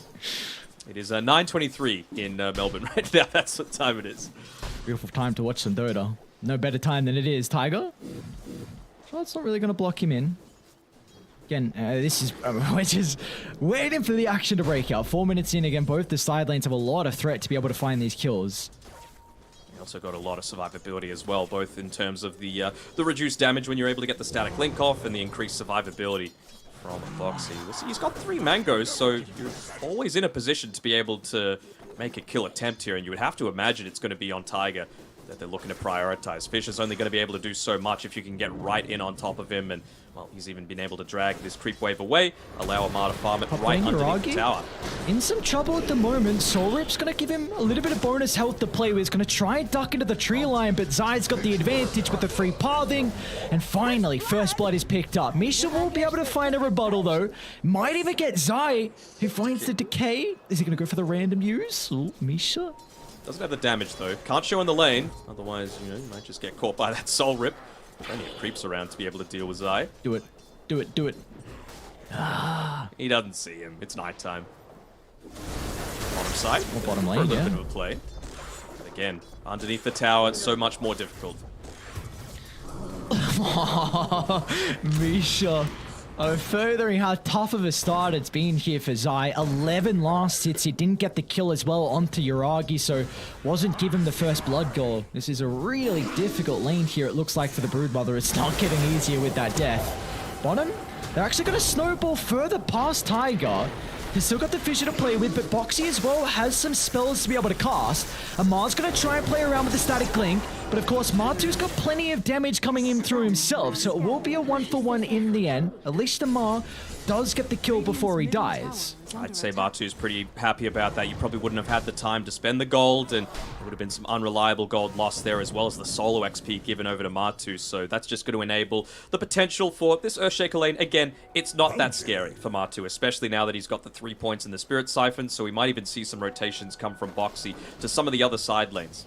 Power runes have already been picked up, though. It's actually the double damage on Mickey, so as expected, he's got a little bit of a lead over BZM, but that's the advantage of this Magnus. Down bottom. Yep. Oh, another death. Oh, a Tiger as well might be chased down. Grip Swarm not enough, but the last right click will do the dirty work as Martu up to a killing streak. Every little bit counts, right? They've got the vision on both teams, but the one that has the stronger lane is the one that doesn't have the Earthshaker, as the old saying goes. But yeah, Martu, he is left on his own. Boxy getting a little bit of a pull-off. Again, just denying as much of that gold away from ATF as possible. Do we feel like Martu's going to get to a stage where he can be left alone and that potentially Boxy can rotate top as soon as Zai gets level 6? I mean, I think he can be left alone right now. It's just a question of, do you want to? Or do you want to continue shutting down Amar's game? How important do you feel he is to being able to, you know, get OG and Avenue back into this game? Not that they're too far behind, you know, having a good start on Yuragi. Instead, it's going to be Tiger actually making the first movement up towards the top side, doubling down on the fact that Zai's having a bit of a rough one here. Insania is going to be the one to scout it out, though. Oh, great fissure, but... You're a spider. Broodmother stuff. Easy try and run over the wall. And not enough. Meanwhile, bottom lane, they get Amar as well, so the rotation for Tiger is not going to pay off. Was a movement coming through from Mickey, though. He'll be able to get this stack off on his way towards securing the power rune. Just out of range with that sentry, I believe, to being able to claim the... Mickey in the river? I don't know if they have the damage here. See, BZM's going to be playing with the potential of the RP. Yuragi's even going to look to TP in as well. Mickey protected with a snowball only for a moment, but that Protection is enough, and he's now going to try and stand his ground to beat onto another. Mickey might get the triple kill again, because all the goons from Liquid have shown up. 3 members going down from OG, spilling blood in the river. Yeah, and just playing around that rune. Oh, Yuragi, you're committing pretty heavily for this. Just a little low on mana, unfortunately, for Boxy. Although, tag team just coming up, but the slow not going to be enough. Man, if he waited just a little bit more, he would have had the mana. So just 5 more mana for the Snowball versus the tag team, but getting a little bit antsy. They're feeling themselves right now on Liquid. Ooh. This is despair for Amar. He's got a Midas queued up. Like, you needed this hero to have a good lane so he could kind of act just as an unkillable force throughout the entirety of the game, because your playmaking potential in OG is very limited. Yeah, with the Razor not showing back in the lane, it again just frees up Boxy, the more superior rotator, compared with the Earthshaker, to being able to make these moves around the map. No real reason to come back bottom, and he's nearly hit up onto level 6 on Boxy as well, so you're going to be able to get a lot more of those quick pickoffs happening. Now, Zai recovering the rough start to his game. They've taken over this top side a little bit. It's feel a little bit scary to come up here as, whoa, exploding on Misha. Marta's like, thank you very much, sir. I'll take the kill. Easy peasy, and also scout out where Amar is. They're going to see him shortly in the lane. They want to wrap on bottom, or they want to wrap on mid. They've got the Exalt already. A kill into an objective would be huge here for Liquid. But so is the mental damage. That's what Dota's all about. Emotional damage, being able to take out an important cog to the OG machine. No. Oh no. They're going to try and TP down. Shard's a beautiful placement from Boxy, but the rotations, are they going to be fast enough? Martu activates the exorcism, and BZM and the Tempest double. I don't think it's going to be enough. BZM tries to play around with the RP, skewer back as well. They get the kill. This is under an Exo. Just going to sacrifice his own life as Martu is more than capable of charging on forward. He might even go for another. Does he stop the T2 tower? He will not do that as Martu wants the Ultra, but he doesn't have the damage to find the kill on Tamisha. Still, though, great early game coming through, and all the while, Mickey's just whacking away at that mid-tier 1 tower. Siege creep at the ready. They're going to be able to open up the map even further, so even the last bit of safety coming through from the jungle for Amar to make that comeback happen, not going to be as much of a safe haven for him. Zai as well took the top tower. He's farming under a ward, but he's taking away one of the big advantages of playing on the Dire side in those easy-to-pick-up jungle camps. OG need to get an objective. You're not going to have a jungle to play with, and with how far you are behind, going this double Midas, and again Amar going bottom, and no one's here. No one is here to play behind him. Liquid are just bullying Amar at this stage.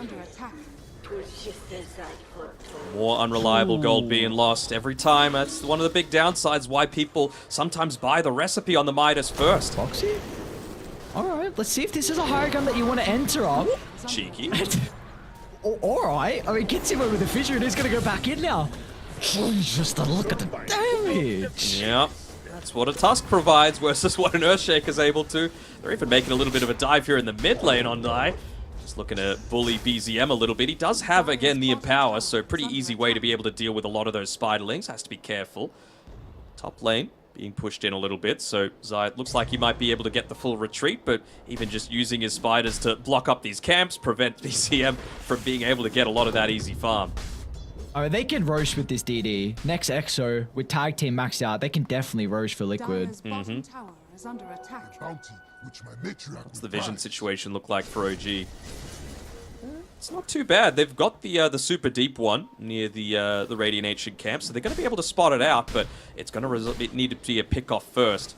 I don't think Boxy's going to be able to do it alone, but that's not his priority right now. He just wants to try and bully BZM away, make sure he's not farming while the rest of his team is. Even Martu just staying down here on his own. 3 heroes making the move down here. Tiger with the Echo Slam available. It's on the wrong side of the fissure.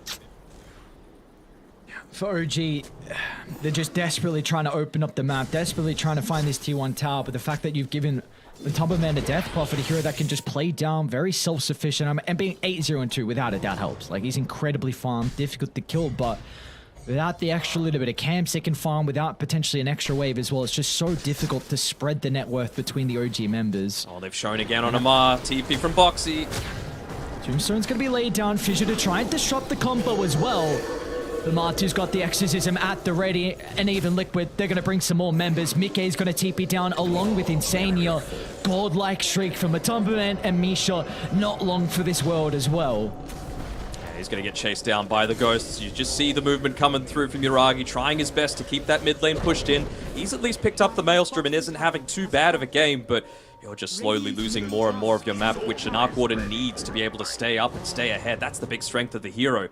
Multiple units being able to put that aggression out onto the map. Dire's bottom tower is under attack. And Zai's just taking 2 of their camps inside their jungle. It's net worth lead just continuing to grow off the back of the kills and just off the back of the farm that they're able to take away. The economic damage is just so rough for OG at this stage. Yeah. Building up even further. I was thinking we might have even... Actually, he did put the Spiderlings inside the 2 camps that he doesn't feel safe farming next to. You can see Yuragi, he turns up to the camp next to the tier 2 tower, and he's like, wait, where have I got the ability to farm? They're going to put down the sentry wards, but they're not going to be able to unblock any sentry wards right now. It was all the doing of the Spiderlings as another death from Amar. 1-6-0 at this stage. Only 14.5 minutes in. Dire's top tower is under attack. Oh, they scout out the blink as well from BZM. Yep, all the spiders, even just getting a few of those little bites, you know, the baby bites coming through from the spiders, disabling the blink dagger, making sure you're not going to get that reposition on Zai. A lot of damage onto Matumba Man to start, but an even better shards once again from Boxy. Misha will try and lay the tombstone down, but off to the right side, Boxy and Martu, they'll switch their attention over towards the Earthshaker. Yuragi's trying to get some damage out, but it's just not enough for the Arc Warden himself. BZM? Oh, the Requiem timing from Mickey as well. The Yules was perfect. He went for a jump in, tried to find the opening, but just too quick on the fingers is the old man Martu. He's still got it. Still got it indeed. They weren't able to protect their high ground vision, but it did its job. It stopped that blink skewer back underneath the tier 2 tower that BZM was going for, and it's all about that instant response. That's going to be the issue until you get the BKBs, and Liquid don't want to give them that opportunity. Is just, again, more value coming out of this DP who's not scared of anyone. The high ground vision spotting out the Earthshaker Tiger there. Boxy instantly closing the gap. Have a look at this on DP in a couple of seconds. Clumping together for the Flux, maybe thinking that they might be able to get the turnaround, but instant coming through there. Oh, it was so fast I didn't even see it until you said it. Oh, just pre-clicking, I believe, with the ward on the high ground. Yes, indeed. So beautiful stuff. And he's got the Midas. Let's go. We're back, baby. We're back. Farming Midas. It's a catch-up, Midas. Come on. Question is, can he catch up? They're showing right now on Tiger and BZM down here. Ooh, just quick enough on the fingers to be able to get the blink away. Paid to give up Mig Magnus, the hero that still needs to do a little bit in terms of scaling, right? He's going into the Falcon Blade next, actually, on BZM, having just the blink dagger right now. But I really feel like he needs the BKB for himself. Otherwise, you're just going to get targeted by a lot of these instant lockdowns, the stuns, your own BKBs as well. That is going to be not next on the agenda, but close enough for Mickey. See what they can get on Liquid. Invading to the triangle. No one's home, though. No camps to be farming. They know where Amar is. Boxy again, he sniffed him out. Oh no, under the tier 2 tower is quite deep, but no one's nearby to be able to capitalize on Boxy's dive. Another kill onto Amar. Rack up the tally. Is now Liquid. And consider about taking the tier 2 tower. OG are nearby. They are, but I think unless someone gets really out of position, they're not going to be able to do anything here because they're just giving a lot of space to Tiger right now. I said I like the fact that he went the Aghanim Shard, but it's getting to the territory where you need that Blink Echo Slam to be able to turn this game around, get some kills, get back out of the map, take these kill streaks away. And it looks like he's going down that route. Hasn't bought out for the Ag Shard just yet, so very close to them. Might catch BZM. Zai went for the ultimate instead onto the creep, so no way to be able to stop the Blink. Great reactions out of the Magnus. Speaking of Blink Daggers as well, Boxy, he's almost picked his up, so maybe you're going to be able to get the save. Liquid don't have everyone nearby. Tombstone's going to get laid down. Got the Aegis. BZM, it doesn't skewer him back, so Mickey just stands, turns, couple of right clicks, not enough though. Sure, they're asking for some kind of vision. Yeah, there we go. Spiders will do the job, maybe. Oh, look at this! Did you see how many there were? What the hell? Tiger's still 100 gold from that Blink Dagger, otherwise he would have been licking his lips. BZM This time he'll get the skewer into the static link as well, and first life taken care of. Liquid is starting to move over to try and help out, but Amar just gets beat down. The slow from Zion, the right clicks for good measure. Silken Bowler doing work, just a couple of right clicks as well from the Spiderlings. Enough to cause the 8th death for Amar. Top side being pushed into. So this should be even more map control obtained by Team Liquid. Not losing anything as a result of that. Aegis only had about a couple of minutes left on it. And it's accomplished what it's needed to. The chain control needs to be perfect, and it is from Boxy. Big pick off for them to find. This might be able to open up higher ground. I could just slowly poke with the spiders. Yeah, especially with that that Magnus still in the grave. That's the main thing that you're concerned Blink about. Echo has to be huge from Tiger, and it is! Look at the burst! Oh my, they blow up Matu, a gigantic streak for Yuragi to get.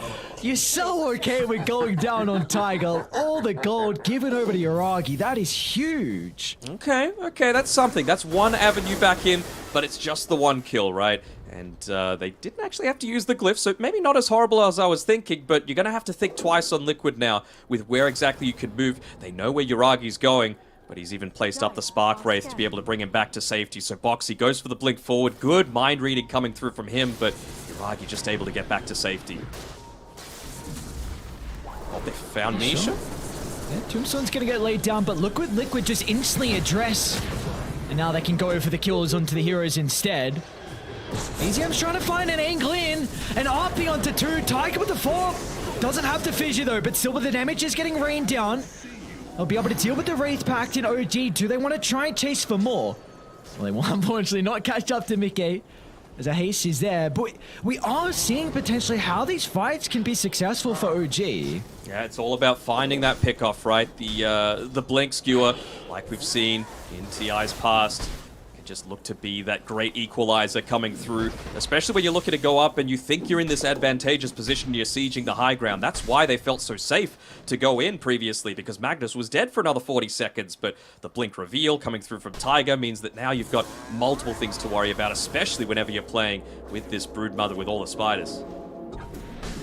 Yeah, I think the big thing for them is just your blink RP, skewer back into Tiger's fissure, and then being able to allow Amar to drain the static link. That's kind of what baited me in that last fight. I saw Tiger blink forward. I'm like, oh, he's got fissure already. It was just already used, already tucked on the ground.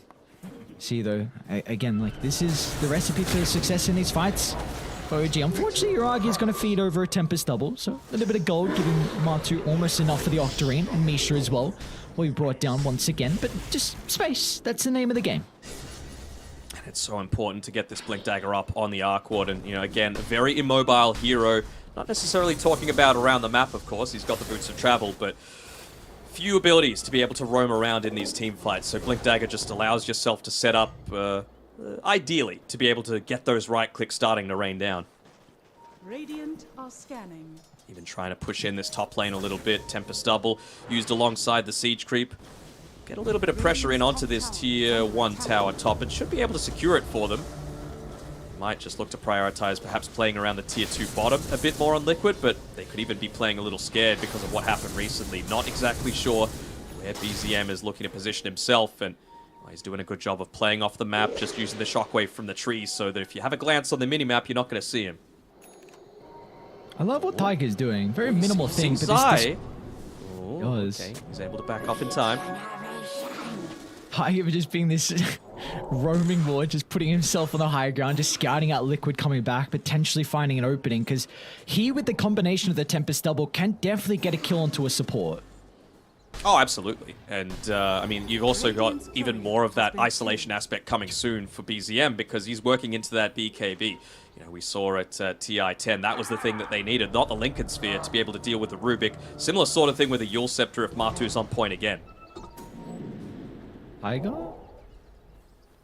Making a lot of space, forcing heroes to react to the task, so instead OG, they're going to go to the north. They've been able to scout out Mickey. BZM's going to be in. RP out with the fault from Amar, once again being able to soak up the damage.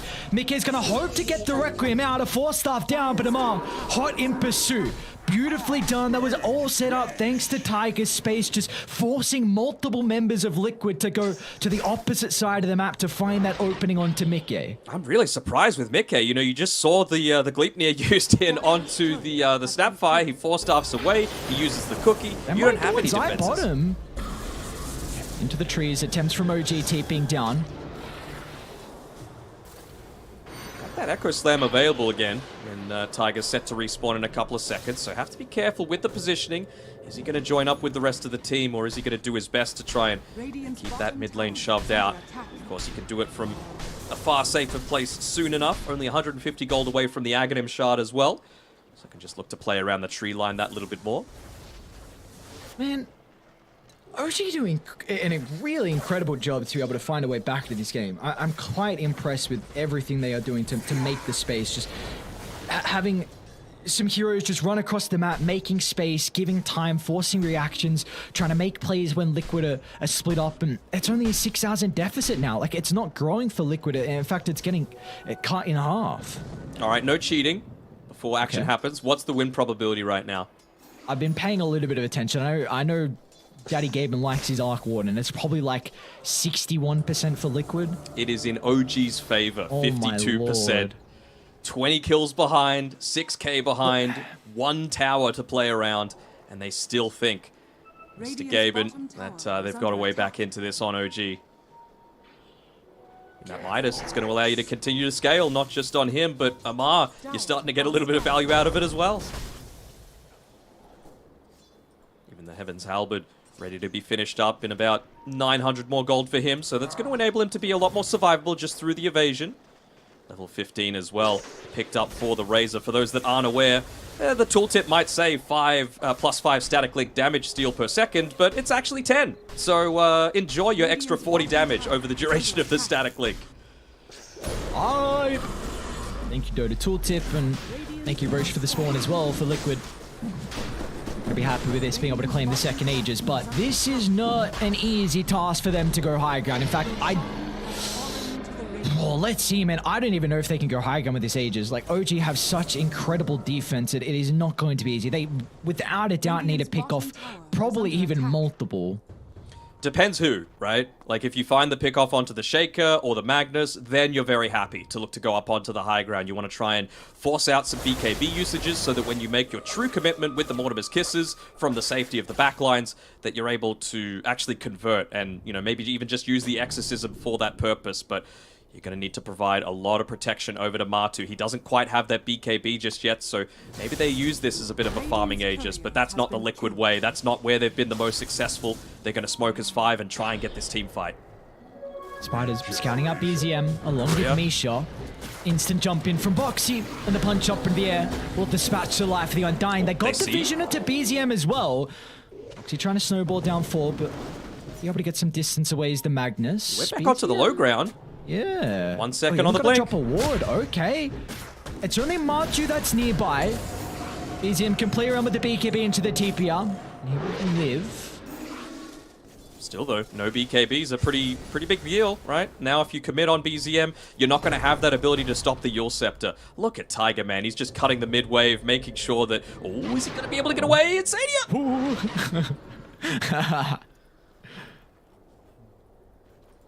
We'll be able to see some of these item timings coming through as well. While he was doing that, placing the Observer Ward inside of Liquid's base.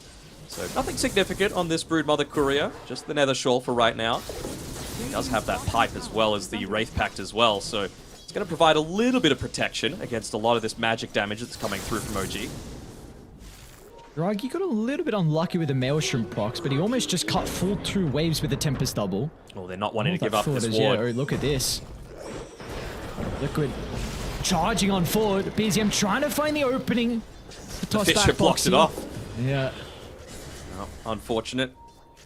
It's a good Fisher to find the initial catch, but just the terrain being his undoing there. Again, though, more time for Arc Warden. Just sitting down here with the Midas. Getting some good value out of it, and eventually he's going to start trying to win this right-click battle coming on between him and the Shadow Fiend. Dragonlance coming through next. He's also got Octarine queued up afterwards, so I wonder if he's going to go Scepter off after the Octarine. I was thinking he was also going to go right click with the Hurricane Pike, but more frequent yeah, Midases. That's true. More Midas is thinking about the late game. Gotta be careful with these Spiderlings up top. We've got Tiger there, ready for the jump. Reading the wings is Tiger, waiting for the opening, and BZM, that's where they can get the opening. Fissure into the drag back, but they don't find it. Mickey is going to be protective of the moment, thanks to the Yules from Martu. Tombstone, very aggressive positioning as well, but Liquid, they're going to look to back off. They're happy with just waiting out the duration of the Tombstone from Misha.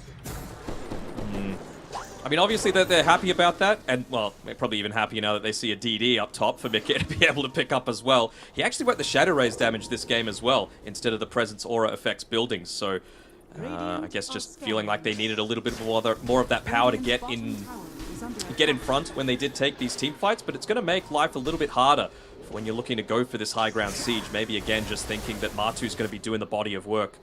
Especially once he gets up to that level 18, really close to the BKB2 on Martu's Death Prophet. It's a big item though for Liquid. They've had some difficulty with being able to catch out OG, but just with a gem now on Insania, try and deal with some of the wards that OG are playing with and just stop them from split pushing the map and stalling this one. T3 tower is going to end up going down, and see if Liquid... Oh, it's a lot of damage with the spiders onto the range barracks. Unhealable damage as well. Love to see it. Still though, Yuragi going for the split push route, nearly level 18, getting more and more value out of that Midas. I believe he's finished up the Hurricane Pike, so he's ready to defend the high ground if need be. Still 30 seconds left on the Aegis, and they're actually going to preemptively use the kisses. Alright, maybe just trying to cover Mickey with the siege. They blow up Tiger. He's got a buyback to help with the defense. They need the Earthshaker to hold this. They need to not clump as well. They deal with the Tombstone. They don't have the Wraith Pact. They ended up pushing it forward a little bit, maybe just to disable some of those Blink Daggers while they're under the cover of the smoke, but are they going to be able to wait out this magnetic field right now? Mickey on another situation. Enigma Alliance. We've seen what Arc Warden's able to do in these building defenses. There we go, they made the jump instantly as the Aegis is about to expire, but Liquid composed enough to be able to make that retreat.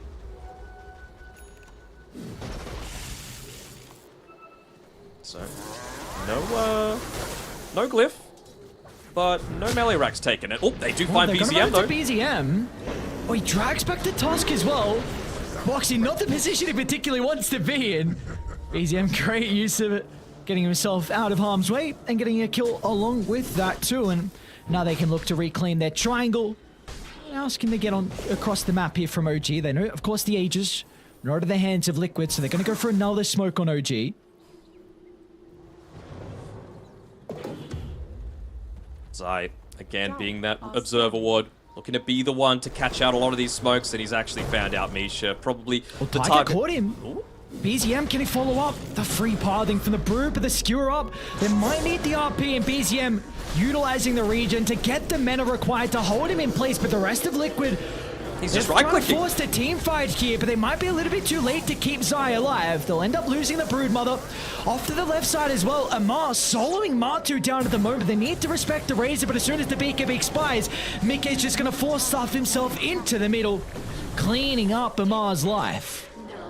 Tiger got to go for the full-on retreat. The damage output from the rest of the team isn't there. Not worth going for that Echo, but he's actually getting caught out here. Another great catch by Boxy. And they've still got a couple of creeps here on the top side. This is the level 3 Exo. Well, just about to run out. He's got the blast ring available, but well, at the very least, they'll claim the melee racks on the top side. Okay.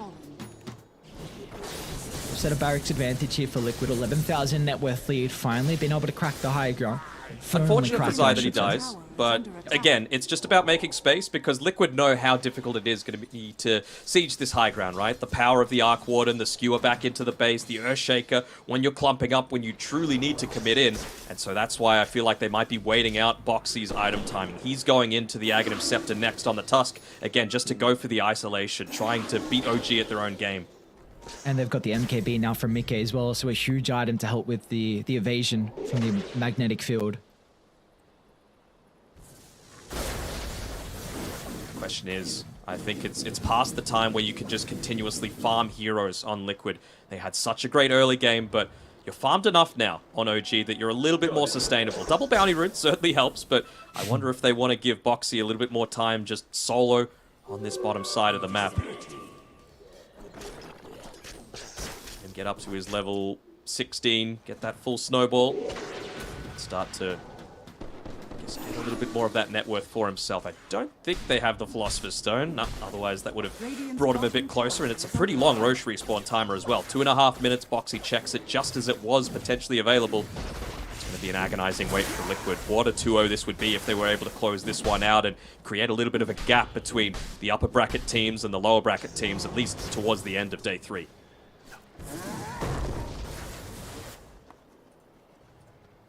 Let's see, OG potentially grouping up for a smoke. Uragi's going to join them as well with the real Arc Warden. Hasn't got enough gold at the moment. Very close to enough for the Octarine. Zai again, though. Look at this positioning coming through from him. On the money is Boxy. Prime position to be able to pop the smoke and get the jump away. Zai's going to try and charge up and help Mickey as well. But they're on to Tiger. 2 clicks. Instant assassination. But now can they get more as well? Artillery getting rained down. Covering Liquid to be able to deal with the Tombstone and forcing OG to retreat back to their side of the map. As a Mars split from the team though, he's still got the BKB if required to escape, but Mickey can just pummel in the right clicks afterwards. Uraki's going to drop the evasion, the field not even required as Liquid and will not go on for more. I think you're still generally happy with that, right? Like, you didn't use the BKB, but you did use the buyback on the Earthshaker, and well, now you are going to have a guaranteed situation where you might not have the exorcism available for that damage output, but I still feel like the rest of Liquid's heroes do plenty at this stage. They might need to fix the bottom side, but if anyone reveals, you don't want to be on this bottom side of the map around where Roche is going to be respawning, so wouldn't even surprise me to see them go for another smoke attempt if they have one available. Just going to look to fix out the position of this lane first, and well, Misha's holding on to one right now, and Zai doing a great job of just creating that distraction, not allowing the lane to push out, and making a few more of these movements just that bit more obvious for OG. They want to wait out the exo timing if they can. There we go. Boxy. Look at how he's facing as well. He's making sure that he's got the avenue to get the instant blink out, not having to wait for the turn. He does just that. Gonna run to Mickey first. Tempest double, pretty important for the extra damage, and BZM's just off the mark as well. An incredible 4-staff gets Liquid out of danger. Got a really good ward nearby from OG. They're going to be cautious if they group up. Blink almost at the ready from BZM. In fact, it's going to be Tiger that starts. Onto Boxy's task. Another the heals again from Martu. Holding down the Magnus now with the right-click damage. Amar's going to be in with the disarm. So BZM will be able to skewer back to the right side, but it's not enough as Zai's able to secure the kill. And now Mickey once again onto Amar. He tries to seal as much damage as possible, but Mickey's just too farmed. The MKB coming through huge as Mickey gets a killing spree. And now they should be able to firmly secure the Roche for Liquid. With the gem just sitting inside the pit, not wanting to lose it as they went down in that team fight. And again, another fantastic Yules coming through from Martu, just instantly on the fingers, obviously precasting it underneath that high ground vision, and again, just showing the impact of what that, plus the these tanky heroes with the 4-staffs coming through. What's happening? Oh no, that was the third Roche. Boxy just got a free scepter. Ooh. Oh no. Oh yes, and that means that he's going to be able to go into the BKB as well. And well, we'll look to reveal it. They're just letting the pipe creeps do the majority of the pushing right now. Oh, they're going to see it now. Ooh, he was fishing forward for the jump. One is a really solid target here, but Earthshaker's the one that they want, so Tiger, he's going to go for the wraparound. Get that initiation. Doesn't seem like they're in a position to be able to continue moving on forward. Every little behavior is going to be scouted out by Liquid. Just walking forward through a creep wave is not something that OG is going to be doing at this stage of the game, so if they went for it, they know that there's some kind of play happening.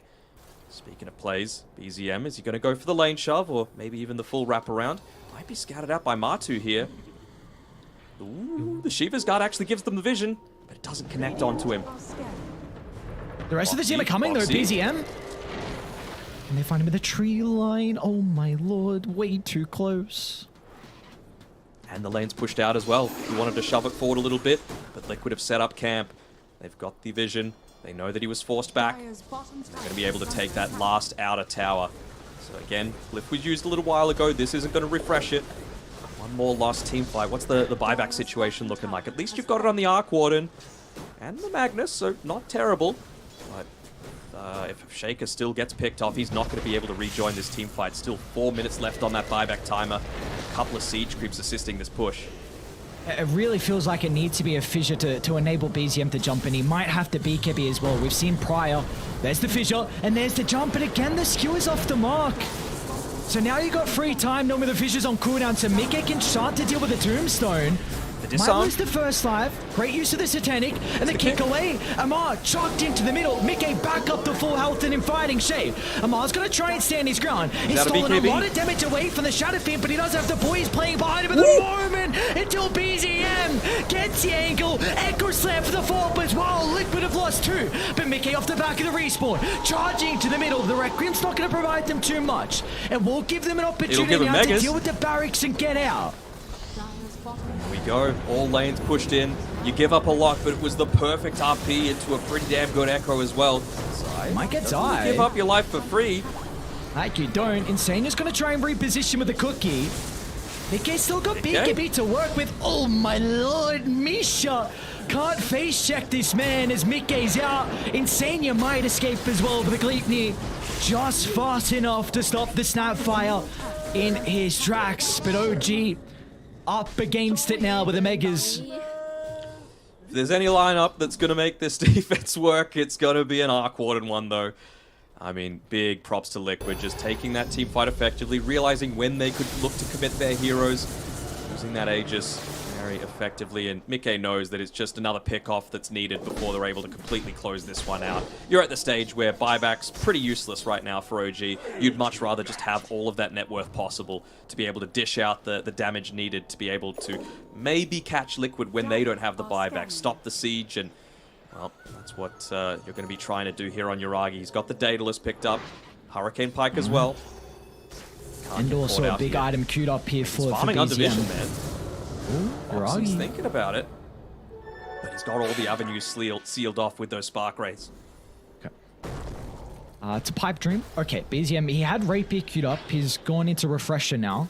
I do very much wonder if he's going to consider Ag Shard as well. Double RP could be huge in these team fights. Just a BKB piece in control against Mickey. He's got his level 20 as well, so that extra skewer range does isolate them a little bit further. Right now, Liquid are going to let the creeps do the majority of the work. Insania, isolated from the rest of the team, going to make sure that those siege creeps are dealt with as quickly as possible. Matu on his own underneath the vision with the rest of the boys nearby does it as well.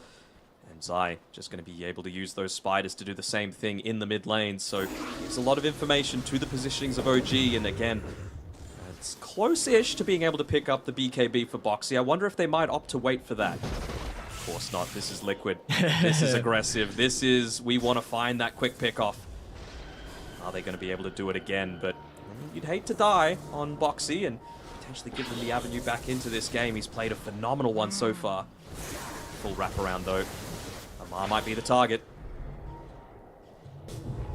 Where's the counter initiation if it's going to be ready? Oh, they were attempting the kick into Requiem, but now Boxy forced up further inside the base. He's going to at least get the kick onto Misha, so they'll trade a 1-for-1.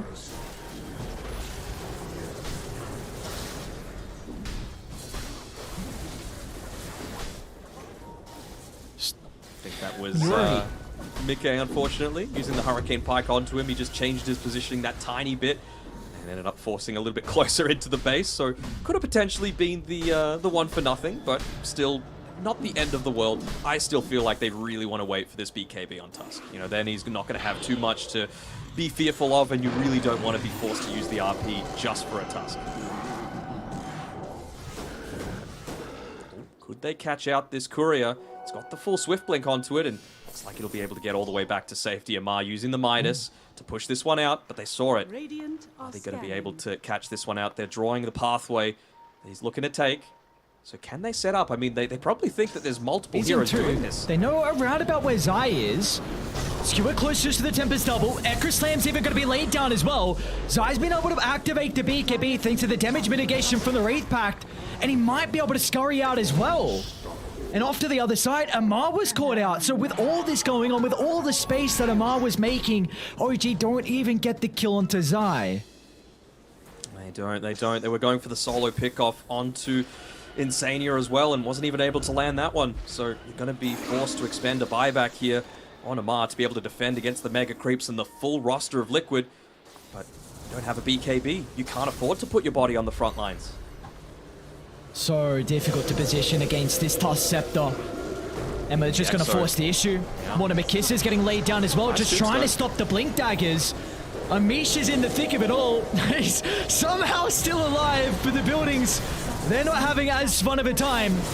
As Zai goes in, RP is going to be there from BZM for the instant save from Boxy. Skewer out to the right side. They've been able to kill off Matumba, man. They need to get onto Uragi, but they haven't been able to do so. Some buybacks are there. Zai off to the right side. They still hold him down though with the Gleipnir. Buildings are falling though. Liquid, they've lost 3. A decent ult from OG in all the chaos. Multiple fights breaking out, and OG will still live to sing another day thanks to the buybacks. Be cautious though, this is not a high ground you want to charge up to. Mickey, beautiful use of the Requiem, and a choke point like that. No responses. BZM and Amar get sent packing. Yeah, and they're not even going to be able to get anything out of this, unfortunately, for OG fans. They're stuck inside their base. These Mega Creeps, even an Arkward, and one of the better heroes at being able to deal with it.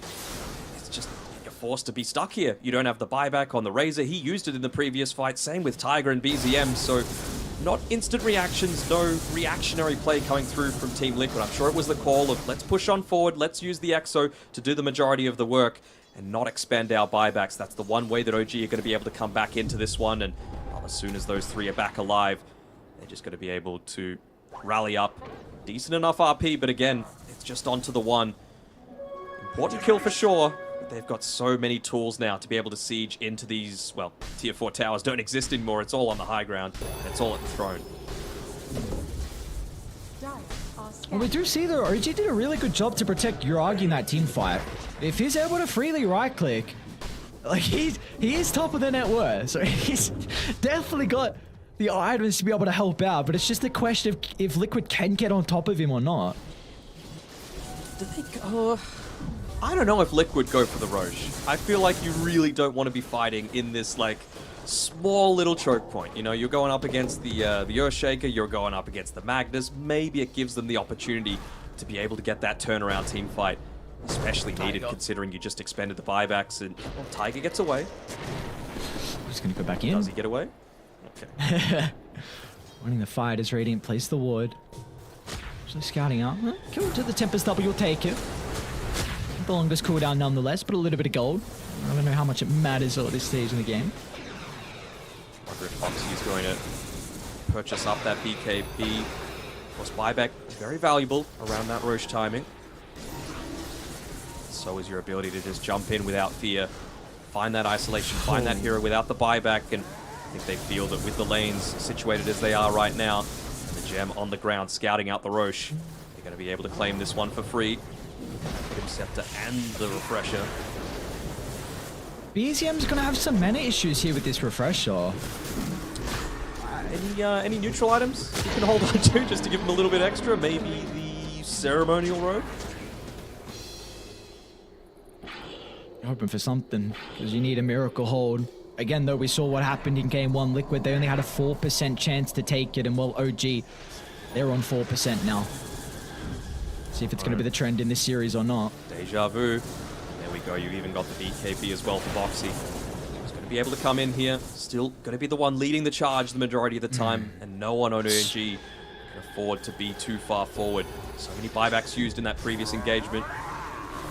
Just the spinner snare, cutting off the avenues to leave the base. Uragi's so close to 25. Needs a little bit of experience, man. Just get the experience. The kiss is in. The kickback. Foxy with a jump onto BZM. They're going to try and target down with the Magnus at the moment. He's been able to score. Oh no, the RP from BZM. He's got a second one to utilize, but he needs some mana, so a trip back to base will help out. He will still end up going down.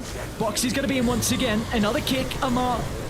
There's no one else nearby. Tiger's going to find an opening, though. A pretty big ult for the second round of the RP. They're going to drag them closer to Uragi, but Mickey wants to protect it with the use of the Requiem. Send them all back inside the base, and the throne's just falling too fast.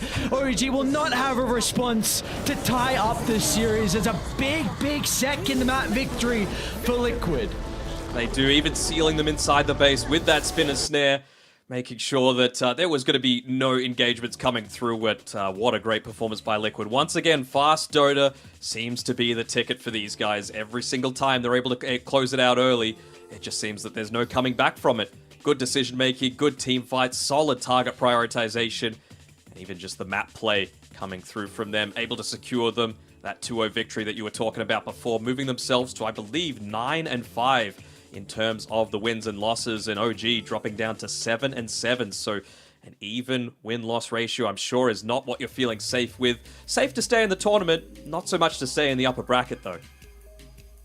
Not at all. I mean, we saw some signs of life for OG and how this lineup could work and how the team fights could really work as well. But unfortunately, it was just Liquid had such a net worth lead where it was, I mean, it was a hope and a prayer for them to be able to find an angle back in. That Death Prophet doing wonders for the position 1. Unorthodox for sure, but when has Matu ever been the one to go with the flow? Also, another loss for the Earthshaker, it's got to be said. I mean, you can only do so much. Tiger played that game about as well as it could, but with the Broodmother being able to provide a lot of that blink cancellation, with you having that slower timing to be able to have an impact, it was a pretty good impact when he hit that first Blink Echo, but that really felt like the one shining spot the entire game. And it just seems like no team have really been able to make Liquid sweat with this Shadow Fin. Maybe not make sweat, that's probably the wrong way to put it, but Liquid have had some incredible success with the Shadow Fin. And this is now another carry, like you said, given over to Matu, that you're showing that Matu can play a lot, and Mickey, you give him the Shadow Fin, and this man can have success. It doesn't matter when you pick it. So this has got to be just, teams are really struggling to find a response to it. Who are we giving the MVP to before we see it on the screen? I'm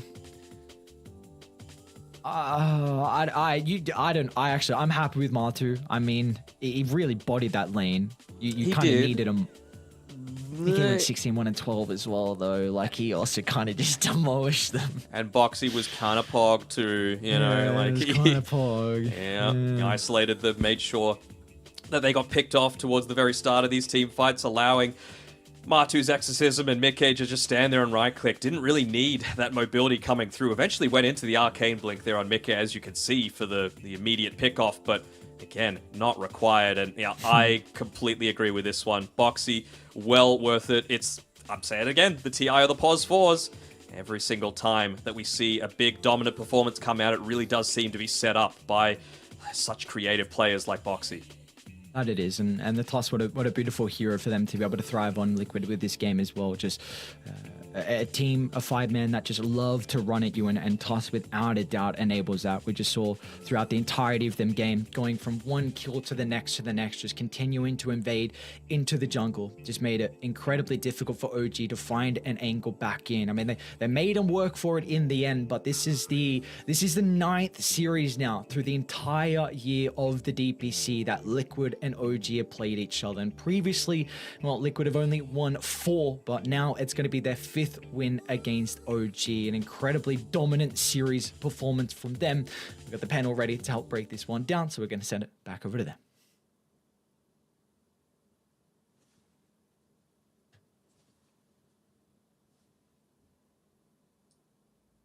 If you had asked me 3 hours ago how this would have played out, never in my wildest dreams would I ever have gotten it right. But a 2-hour pause later in a game number 2, we see Liquid take the 2 games against OG. Let's start with game 1. Let's have a little bit of a discussion about what happened pre the pause and then after the pause, T-Panda.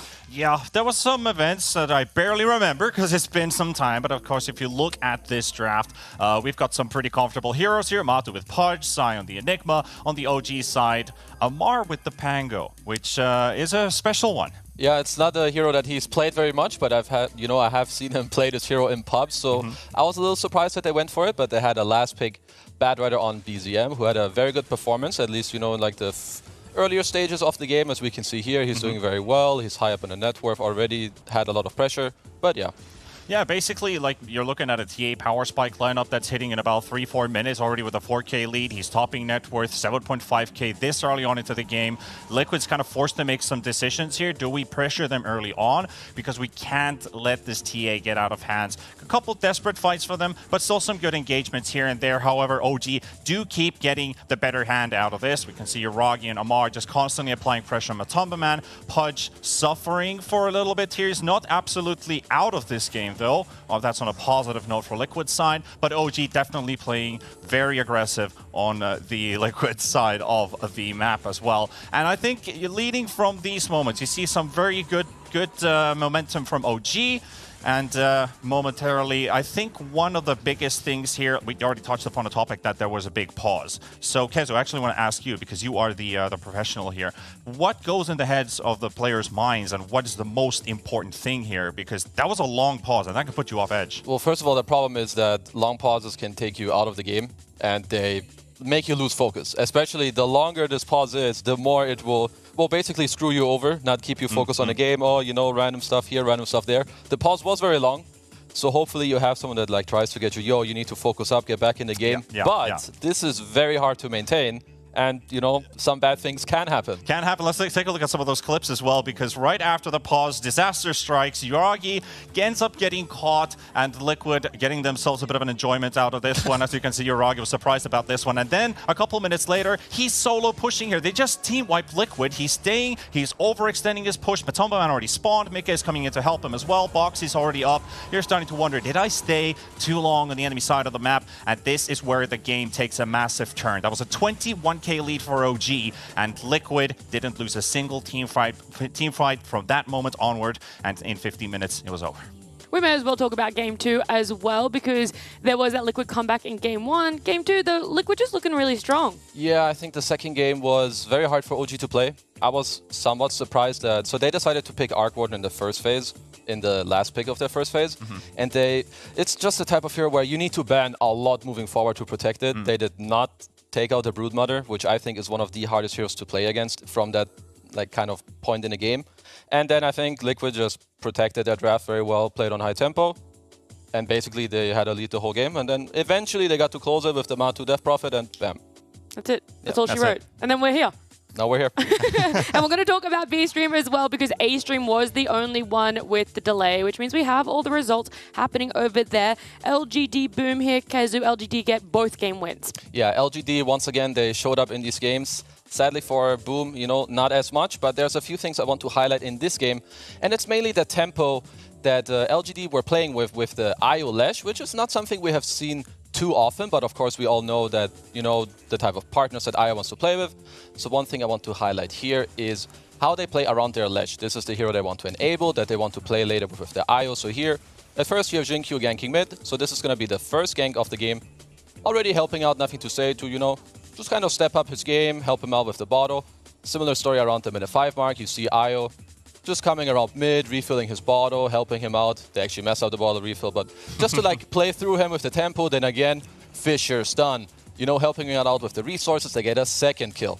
So now his game is already very good. And then I want to talk just a little bit about the map layout here for LGD, because this team, they just do this so beautiful. It's better than really any other team that you can see. At least in Dota, for the most part, they play their IO Sven together. In the bottom lane, then they have their Shaker. He's kind of chilling now, also helping out their Sven. And then top, once again, nothing to say. They helped him earlier. Now he's helping Faith Beyond. And then I want to quickly jump in. That was our first IO for TI11.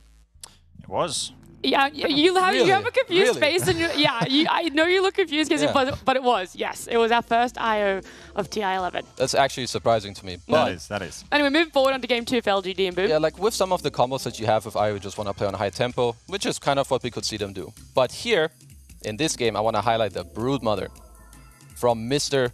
Faith Beyond, because they play this hero very well. So here you just have, I want to note that Nothing to Say is currently going back to base, and this is the important part.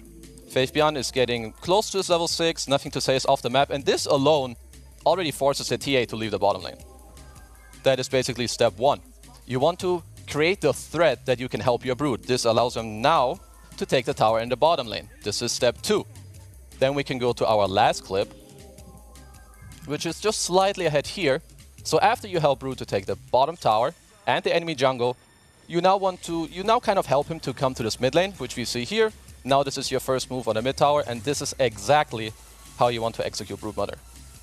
Oh, there you go. Yeah, you just have to play like LGD. I mean, that's simple. All you, yeah, Simple. Very simple Brood plays.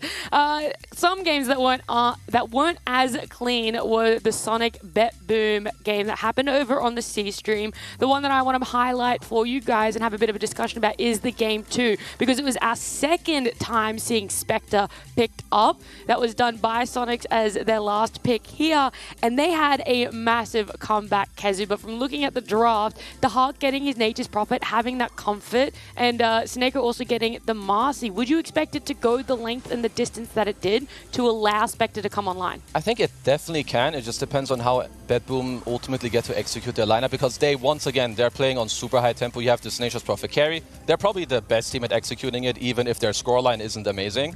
They have a lot of other heroes that help them out with the Pango, more push with the Rasta. You have the teamfight from Zeus, but Spectre against Nature's Prophet is a matchup where you need to be ahead at all times with Nature's Prophet in order to win.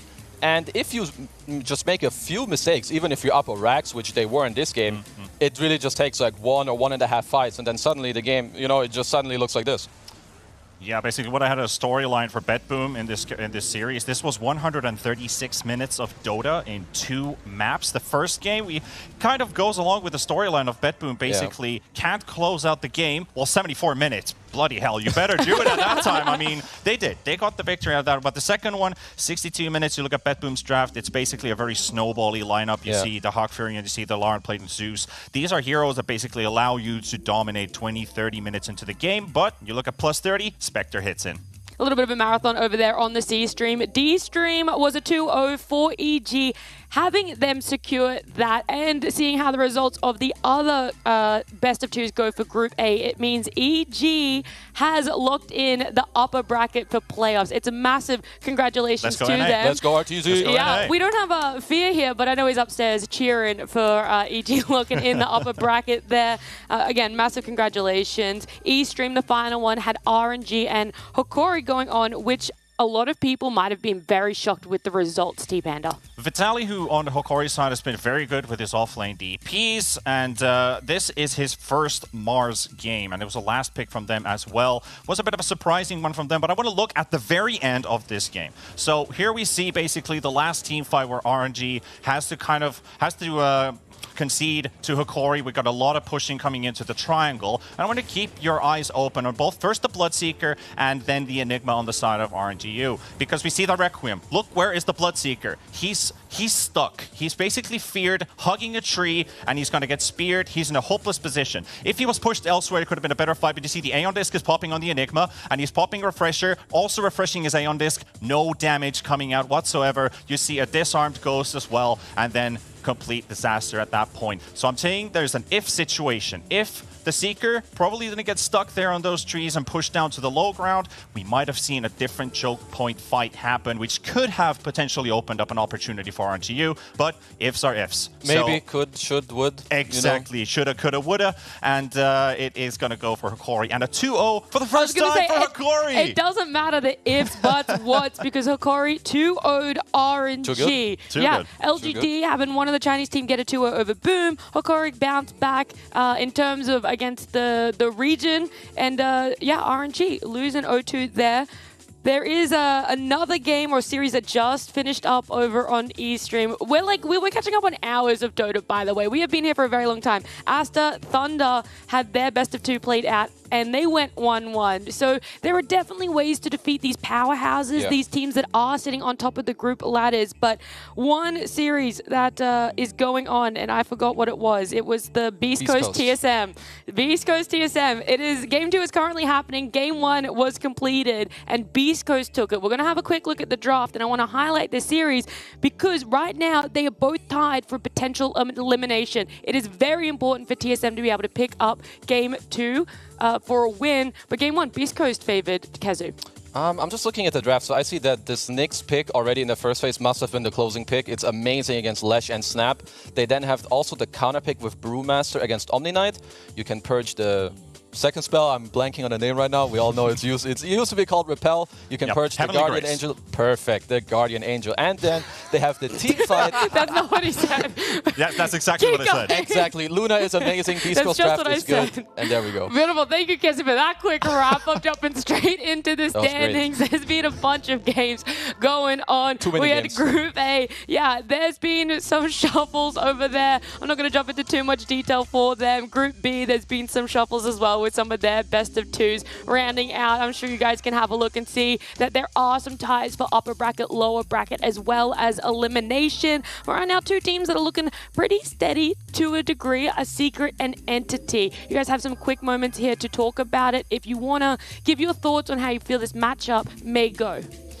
In terms of hero diversity, I'm going to bring up that Secret has picked up 32 heroes, Entity with 27. And can I just highlight one specific player and a specific hero that we have talked about quite a lot? Absolutely not. You're not stopping me. We're talking about Sayat's Nyx Assassin. Since the regionals, this man is 19-2. Not bad. Man is a trailblazer. Yeah. Let me finish real quick with Entity. Because please. Entity, they need to I'm not going to stop you. They need to counter this man. 19-2 on that, that's some illegal stat line that I hope doesn't continue on the same trajectory. But for Entity, they're amazing with Arc Warden. If they want to play it, they need to be a bit more careful because I think currently they have not really been exploited. And Secret, they're going to pick some Bad Riders, some Brutes, some Lycans, so Entity need to be more careful with that. And I want to see pure on Lone Druid. When they play Arc Warden Lone Druid, they don't lose. That was a great quick summation, guys, on a time crunch there. They do have a little bit of information for you, though. Our final series for today is going to be swapped. We're no longer showing RNG EG on the main. It's going to be Liquid and Boom. RNG EG are going to be over on B stream. But for now, we have Secret and Entity. We're going to jump into it with our casters. It's Nomad and Baseskip. Thank you very much, Natty, Kezu, and T-Panda. Yep, we've got all the nonsense out of the way. You know, Liquid versus OG, the flowery friendship matchup, and the whole, oh, we'll wait for you. Don't worry about it. Now, we're into the serious stuff. We're in some revenge because there is history behind these two teams this year. Isn't that right, Baseskip? Yeah, this is a little bit of a grudge match. Secret Entities had the better of them at some really crucial moments. They beat them 2-0 in the regionals. They beat them 3-0 in the regional finals. They beat them in the tiebreaker in Tour 3 to make them 5th, which meant that they missed out. It's been tricky for them, and we'll just have to see if they can finally get a series win here where it counts the most. Yeah, absolutely, absolutely. And, this is the case where Entity, they kicked them down into the last chance qualifiers, and now Secret, they've crawled their way all the way through the last chance qualifiers, and now they're covered in dirt and blood of their opponents, and they're here for revenge against Team Entity. But, out of the two teams, it has to be said, Secret been looking a little bit more solid crawling through these group stages at the moment, even though they are in this big tie at the moment. I think it would be fair to say that most people would be favoring Secret here, right? Yeah, I think so, and I think that that's fair enough just with the momentum that Secret's had, the draft diversity that they've been showing. Entity have been a little bit more one-dimensional, but they do have some interesting stuff. I'm super looking forward to this one. I think this series is going to have its own meta entirely. The Nyx Assassin that was highlighted is going to be important for both teams. I'd be super interested to see what you have to give away to get these teams not to take the Nyx Assassin right off the bat. Like, do you have to offer them Marcy just to be able to get the Nyx Assassin for yourself? We'll just have to see. We will indeed. Yeah, there's some interesting stuff coming out from them. And, they've been picking some strange stuff as well. They've been playing with the Arc Warden a little bit. As the panel did mention there, is that going to get answered is another question?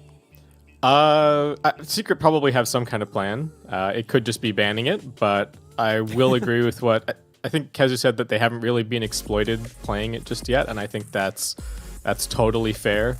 They really haven't broken too much of a sweat with that hero. It hasn't even really been like a targeted counter pick for them, it feels like. It's just we're just going to throw it out there, and it keeps working, so why not? And Secret, who are you looking out for here? Who do you think needs to have a good one?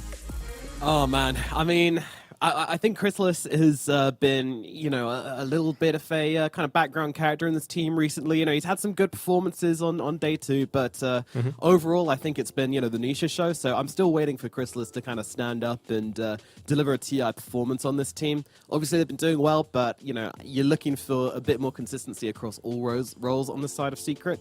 And I'd love to see that, but I love watching this offlane. I love watching Resolution and Zayat, and I love how Puppey drafts for these guys as well. It's been looking so fun and so brutal as well. They are just willing to run over whoever they come against here. So yeah, definitely looking forward to seeing what Resolution and Zayat can pull off against their longtime rivals. And as we mentioned, you say they're going to develop their own meta. In a way, they've probably already developed their own meta, sort of. They've played against each other so much this year. These teams are so familiar with one another that I'm sure we're going to see some strange, I think we're going to go, a few times in this draft. And hopefully we get thrown for a loop here and there, and it's going to be good fun. As it's in his lovely hat once again. You love to see it. It's great. I love it. I love that it's just coincidentally in the Team Secret colors as well. Yeah. It's great. And okay, we do have a little bit of reserve time being used at the start here, so it doesn't seem like they've necessarily game theoried out every single opening. There are a lot of games going on. You've only got so much time to prepare for each opponent, so maybe a little bit of a conversation here around what do we get rid of? Are we going to ban the Arc Warden? And it's actually the Lesh that they get rid of. Okay. All right, Lesh finally making his way up into the upper echelons of the first tier bans today. We've seen a couple of times this Leshrac being taken out of the equation. Interesting. Yeah, we've also seen it. I feel like we have seen it exploited in a couple of series as well. These really early Lesh picks. So, okay. Sniper ban. Eyeing us up a little bit. Yep, sniper ban as well. Wow, this is well, we said it was gonna be unusual. Sniper and Leshrac banned out in the first phase. Yeah, it's getting spicy. So we got Enigma, Marcy. All right, so maybe you got to give them the Marcy. Do you take the Nyx? They've been first fading Brood. They've been first phasing the Arc Warden. Okay, that's there, and they're just gonna take the Enigma. Okay. Good Enigma impression there. Good job. Yeah, Enigma and Nyx Assassin. So you got the single target of the Nyx Assassin. That Spike Carapace being very annoying as well. We found a lot of use from this hero across the board, really. And then you've got, of course, the Enigma, just a pain in the lane, able to just lock it down and hold the offlane by himself, which is also going to free up the Nyx Assassin to move around the map very early on. Yeah, definitely what we're looking at here. I'd be interested to see Secret. Okay, we saw this attempted quite a few times during the last chance qualifier. We've seen it a couple of times here in group stage as well. The gyrocopter is kind of the laning answer to the Enigma. It's looked okay, but the power level of the hero hasn't exactly looked super high.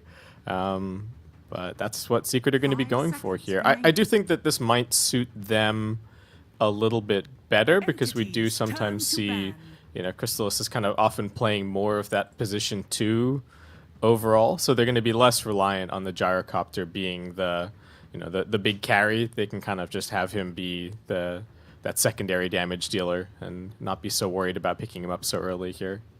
Yeah, I've had a lot of talk about this Gyro Marcy being the new hotness, the new IO copter, which we used to have. So maybe we're seeing a bit of that coming into play here from Team Secret.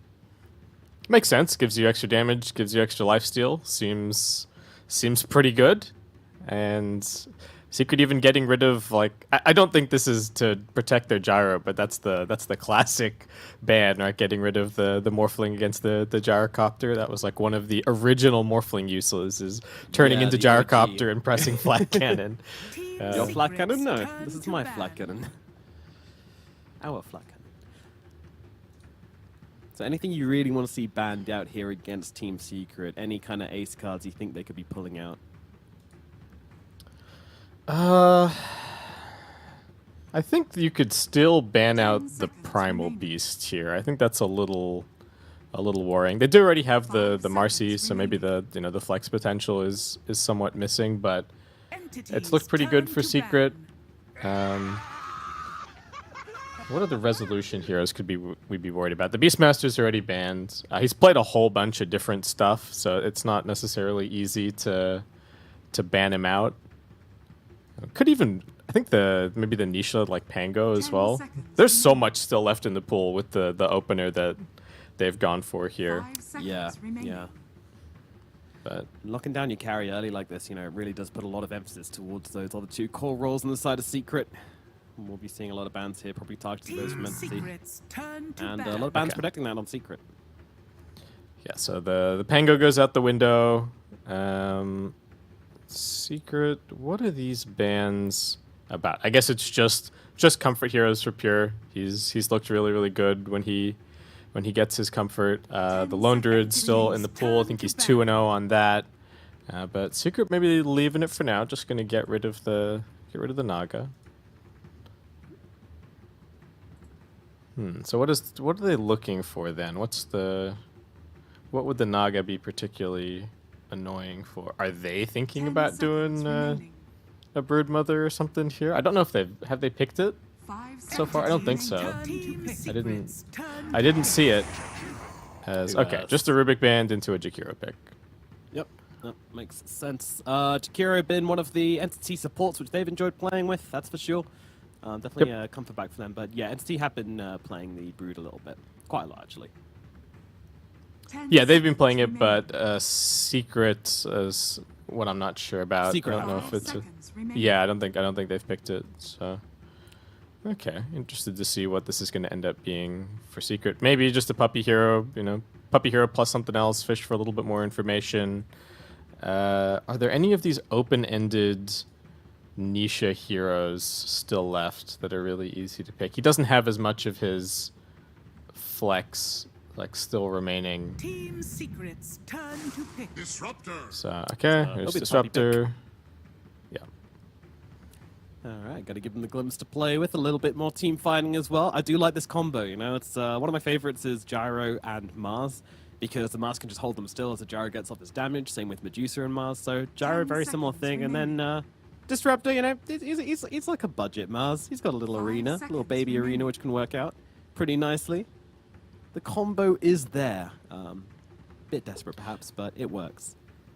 Yeah, so they feel confident enough about the Gyrocopter being the one-to-one answer in the lane that they can just go and grab more team fight. They do have a lot of run at you. You know, Marcy's going to go in. Gyrocopter's not slow, and Disruptor always going to be great when you're running in with the Glimpse, which is very nice, and does give you some ways to potentially, you know, cancel the black hole before the Enigma picks up a BKB, which we've seen some very fast farming Enigmas in this event, but it does still take some time. And ooh, okay, it is a Broodmother for Team Secret. Yep, I was wondering we can play it. Yeah, I was wondering with that Naga ban, but there you go. And Entity, the reaction was a little bit like, oh, okay, they do play it. They're Broodmother players themselves. Entity, what do they think is the answer? Because we've seen some teams trying like this Legion Commander against them. It didn't work. It didn't look good at all. Please do not pick the LC. It's not the counter. You know that it's not the counter. What can you do here? I mean, the Jakiro is okay, but like Brood Marcy looks like a pretty scary lane. It does, doesn't it? Yeah. I'm not sure how you survive against that. You got to pick like a really strong lane, maybe like a troll or something. Okay, interesting. So they're going to grab up the Ember Spirit here. This could be a safe lane. This could be a mid lane. We don't know quite yet. What are your thoughts, Basegip? I like it. There are ways to kill it this game, but he's also good at like getting into the back lines and potentially killing the Disruptor before he can do anything. You're going to have to buy a BKB. Sure, but shouldn't be too much of an issue. It's a nice hero to be able to like hold and play on the Broodmother webs because you're never worried about Broodmother just running up to you and like chipping you down. You can always just leave a remnant out, jump away, or TP home, heal back up, come back. So I like it for all those reasons. Secret still okay. So they're banning the Legion Commander. The team's still respecting it. I think Pure has played at least one game of Carry Legion sometime this patch. So 10 seconds remaining. Yeah, it looks like me. The guy's a lunatic. I mean, it's also good laner versus the Disruptor as well, which is also could factor into things maybe. I don't think so. It doesn't look like they'll be anywhere near each other. if this Entity draft is anything to go by. But yeah, Entity. I'm still not sure what they're going to do. I think they can flex this. I think they can just do what they want. Still a lot of smiles. Still a lot of positive vibes over on the Entity camp. I'm also wondering if there's any world where like can Brood just 1v1 the Enigma? Is that a thing? Secret's aggro tri-line's not that great, and they already have the gyrocopter, which we're talking about as like that's the counter. So maybe it's not something that they even need to think about. It is likely just going to be gyro safe with the disruptor, Brood heading to the off lane, but maybe something to keep in the back of your mind if you're Entity, that you don't want to let your carry be too exploitable in kind of a tri-lane versus tri-lane. Yeah, it's got to be in the back of their heads for sure. Something else to keep an eye on. Obviously, drafting against Puppey is always a tricky thing. Years and years of experience between him and their coach. 5 Let's see. Are there any other of these heroes which it's the super popular ones which we're not seeing yet? I'm noticing there's been no Primal Beast, there's been no Bat Rider now banned out. Okay, so what that would seem to suggest that they think it could even be a pause 1 Ember, and that Stormstormer would be playing the Bat potentially as like a gotcha. Maybe just whatever they're planning for Nisha. Don't feel like it can play up against the Bat Rider at all. So getting rid of it just in case, and there's a Primal Beast Secret. What's it going to be? Yeah. So last pick for Secret, looking like they need the Nisha hero. What direction do they want to go down? Should be something kind of interesting here for Nisha, because so many of those options are just gone now. We just saw him playing the Kunkka 5 seconds and winning on that versus Team Spirit, so could be an option here, perhaps. Yeah, I'm kind of going down his hero list, and there's not too much left in the pool. I don't know if you want to pick the Invoker. So yeah, just the Kunkka, just like you said. Not going to be adding a new one to the hero pool here. And Entity, what on earth is the answer here? I mean, first thing you have to decide is where you want to put this Ember Spirit, and then you want to decide what hero you want to replace in that lane. Ember can go mid, he can go safe. I have a feeling he's going safe, and we're going to see a mid laner here for Stormstormer. Possibly the Invoker, I'm even thinking. Oh, love to see maybe. It. Not gonna lie. Purely the from matchup against the Kunkka is kind of rough, but it's known to be a good one, isn't it? Yeah. I don't know. All right, they'll go for the Lina instead. Gonna go for the Lina. Yep, so a nice safe mid laner should be fine in the lane versus the Kunkka. Of course, Kunkka, very strong laner as well, so should be able to withstand the fire off the Stormstormer laner early on. But yeah, spicy drafts coming out here from both of these teams. What do you think both of these teams draft do best? Starting with Team Secret. Team Secret, I love the run at you in the early fight. It's really easy for Resolution to just pick up like this Wraith Pact pipe, whatever he wants to go for, get all the auras. They can really run at Entity, and yeah, that's where I'm kind of concerned for Entity, that they don't have any frontline really. They've picked Lina with nobody to bodyguard for her. Maybe the Ember can like go in and give a little bit of vision, but it's hard to structure their team fights. They do have a lot of like some rat and some split push to be able to deal with what Secret are bringing, but I feel like I'm favoring Secret overall. Though the record would favor Entity in all the times that they've matched up recently, so maybe I'm doubting a little bit too much. Yeah, it definitely would. I mean, through the group stages, you've got to say Team Secret have been looking a little bit cleaner, but everybody's been dropping games, and, Secret did get 2-0'd by Tundra, so against the European home crowd. So far, it hasn't looked great for Team Secret, and as you say, Entity, their track record is very good. Based on the draft, though, I mean, I do love the Katomi Nyx Assassin. This guy gets work done on this hero, but he is playing into Zayat, who is also an expert, so they're going to have each other's number in that regard. Yeah, and Secret, they had the chance to pick the Nyx if they wanted it. They said, look, we got Marcy instead. We're more than happy to give you the Nyx in that circumstance. So I think Zayat's still going to look pretty scary on this hero here. Yeah, and I think, I mean, you know, Stormstormer obviously the real carry in this game. You know, he's going to be the one blasting away on the backlines on that Lina. So expect big things from him as he tries to tear it up in the mid lane and then carry it through from there. But yeah, I mean, I think we also have to look to the other side. Do Secret have enough to really kind of close the gap onto this Lina? And I have to say, I'm not sure they do. Like, sure, they can catch him out with an X-Marks. Maybe the Broodmother can find a wrap around the back. But ultimately, I think this Lina's going to be fine. I think Entity have a really, really good plan here on how to take these fights. So, yeah, you can go Secret. I'll go Entity, but... Okay. I think the lane's good, but I've also seen support Marcy's tearing apart Linas with like 3 times their net worth. So that's what I'm kind of looking at here. It's sometimes a bit scary. There is the M factor, isn't there? That hero can be a little bit nutty, and you know, yeah, we've been seeing much more of it let through the first phase of bans recently, but doesn't change the fact that this hero can be absolutely bonkers.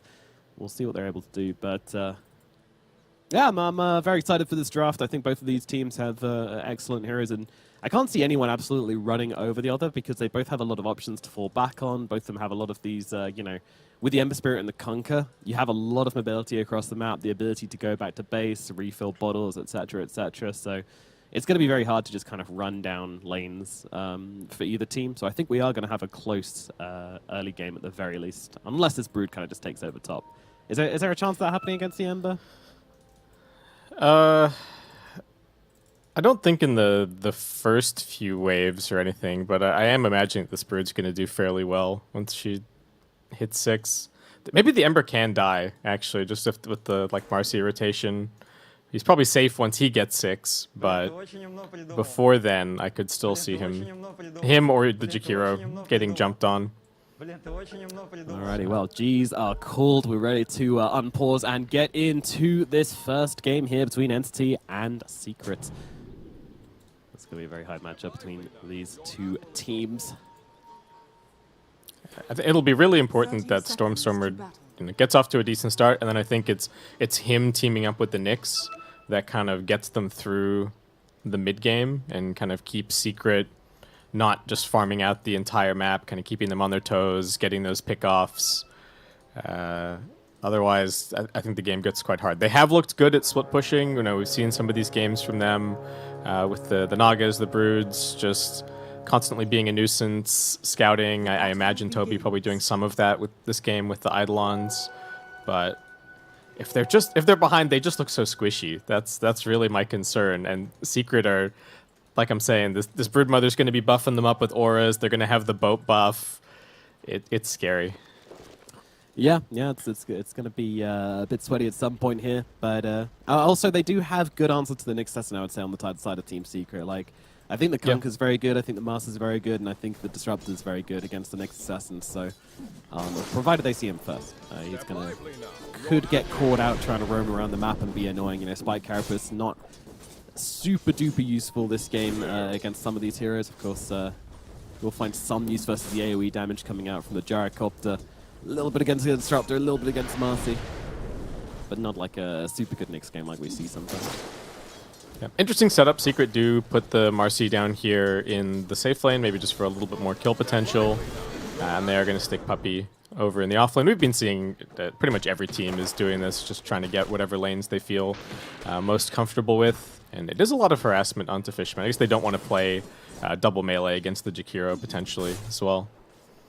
Yeah, and Katomi actually coming over there, seeing that Zayas is about to deward him, so just running in and body blocking the camp, which means that Zayas is going to get a 2-man stun off here, doing a decent amount of work, but they'll also turn around with the Impale and deal a bit of damage back as well. Puppey up at top, getting roasted a little bit by Fishman and Pure. It's a lot of damage coming out from these two, my goodness. Couple of slights, dual breath as well, and Puppey's down to about 32% HP. Gonna have to mango himself up eventually. Yeah, not great for Entity that this big camp is unblocked at bottom. Like we talked about it in a previous series. These Enigma lanes, you don't really want the enemy team to ever interact with the big camp. You're kind of getting rid of some of that impact that you're having with the demonic conversion, sapping away the experience. Yep. So surprised they didn't block it. For the stack pull. So he was able to get that one off down at bottom. As once again, Puppey being caught out up in the top lane here, the Disruptor. He's on the run, Fishman staying up with him as the Mango TP out from Puppey will get him off to safety. But yeah, look at the bottom. They're able to pull out the hard camp, and they're going to be able to die almost a full wave of XP. That's not great. Yeah, it's tricky when your Eidolons are just going to keep getting flacked down. Interested to see what Toby kind of does in this lane, if he's got a plan to kind of get back in, or if he's eventually just going to... He's even just hiding the Eidolons behind the tower currently. They're not even in the lane. Maybe he'll consider doing some stacking, go and do some jungling later on. I'm just running at him now. Yep, damage coming out onto Toby. Secret coming for the kill here. The homing missile does connect. Oh, Impale also going to miss as Zayat's going to throw back Toby. Enigma getting very low, and that'll be a first blood going to Chrysalis on the Gyrocopter. Well, that's what you want to see if you're a Secret fan. Crystal is CSing beautifully. Toby's only got 4 CS to his name.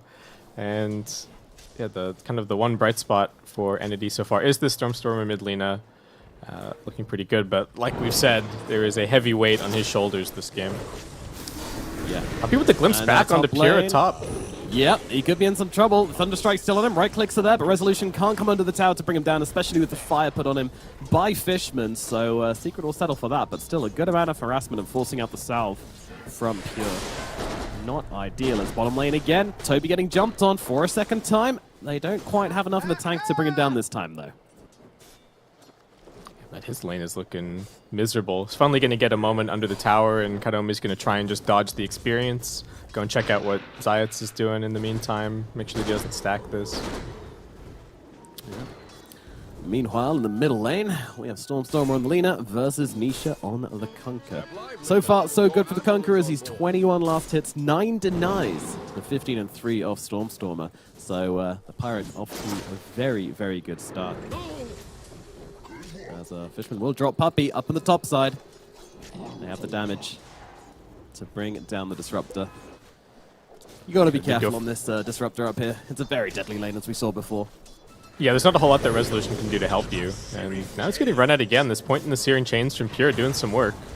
Yeah, he's got another Sleight of Fist available, but actually holding back. He doesn't want to use it just yet. Was trying to wait for the chains, but in the end just decides to throw it down for a little bit of value damage onto the both of them.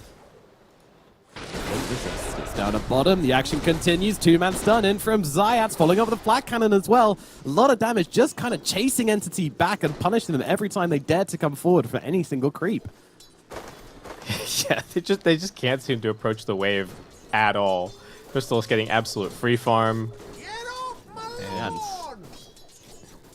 he might look low on health and mana, but he's got a 13 wand in his pocket, so he's very ready to go.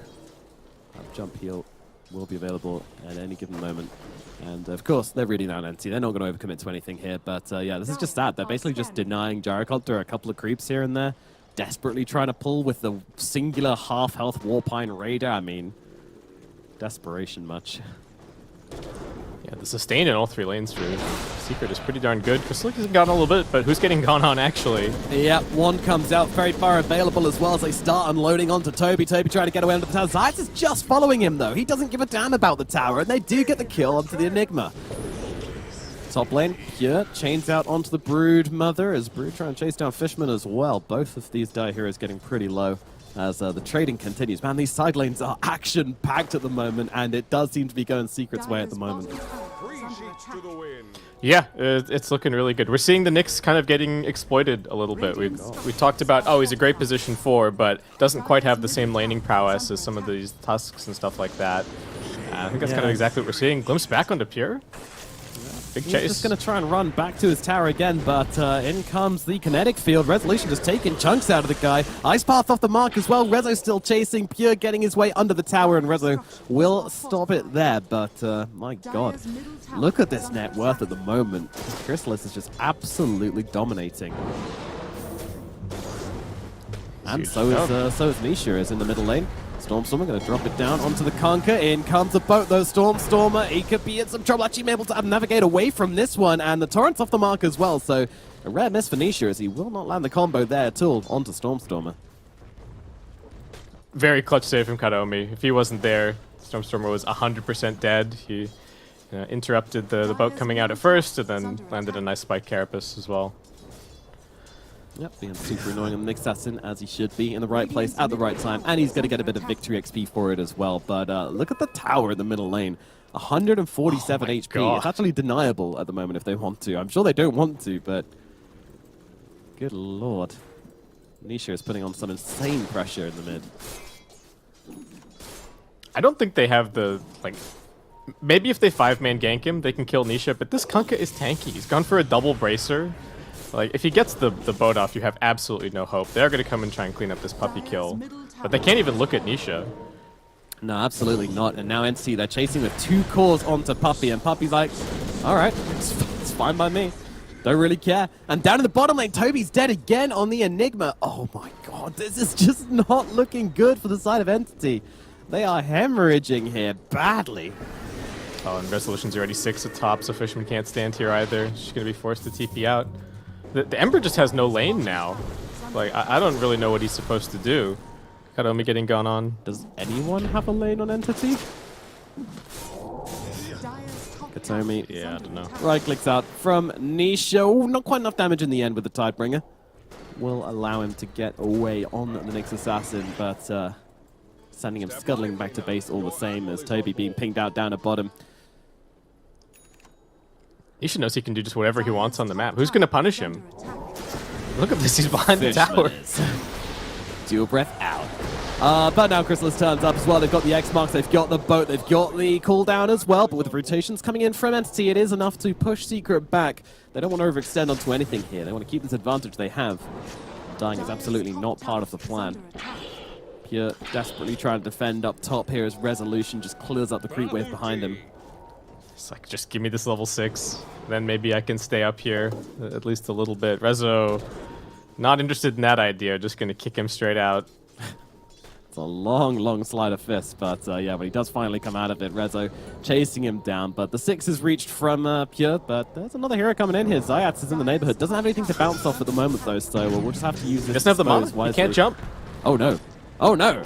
He's got nowhere to go. Pure just going to get run down. He's got a wand. Oh, he actually just about mana regens up in time and is able to get himself back, but that was a little bit spicy. Yeah, he popped the stick, got to like 92 or 94, and then just had to wait out for the 100 mana. That was very stressful. Entity trying to commit some heroes down to bottom to see if they can open up the map a little bit, but Tier 1's been taken mid, Tier 1's been taken top. We're 10 minutes in, and it's already a 5k lead for Secret. Yeah, maybe they can kill down Chrysalis? the bottom side here. Yeah, they're looking for Chrysalis. They're looking for the Gyrocopter. Entity, this will be a huge kill if they can get it. They don't actually have the Black Hole, though, so they're just going to have to try and do it. But they've got 4 heroes running in. They need to commit. Laguna Blade comes down. Do they have enough damage? A little bit more will be required. Chrysalis eventually falls. Gets off the cooldown, which is going to slow down Entity. Nisha's coming over as well. He wants a bigger target than Katomi as he runs past him, looking for Toby, but Sayats is in, punched him with a double damage fist, and now he's looking for more. Storm, Fishman, and Katomi all on the run here, and I think they will be able to get themselves out. Puppy looking for the glimpse, but still on cooldown for another second, so they will get themselves to relative safety on the side of Entity. Entity really getting a taste of their own medicine here with the Broodmother. Resolution's completely taken over the top side. They can't seem to punch through bottom because Nisha is just this brick wall. Yep. Maybe they can get Puppy. Seen. Yeah, they're scared to commit to this one, though. Secret. A lot of them are nearby. Toby, he has a Black Hole if he can get it off here, but there's a lot of interrupts available. Boat got to come on down, take down Fishman. Toby on the run. Nisha just keeping up with him with no worry at all. Asking for the high 5 as well. Katomi coming across. Going to force back Nisha. Not going to go into the tier 2 for this one. So look over towards Puppy instead, but Puppy gets off the kinetic field and can get himself back. And he's got the safety of his teammates there as well, so in no real danger. Entity, all they can really do is hold this high ground for now, really, as Rezo and Ember having some fun. Pure maybe not feeling super jazzed about this situation as he's basically forced into eternally sleight of fisting. Yeah, don't worry, I can live inside of my sleight of fist in my mind palace. I'll be fine. This is his retreat. Yeah. Take a second.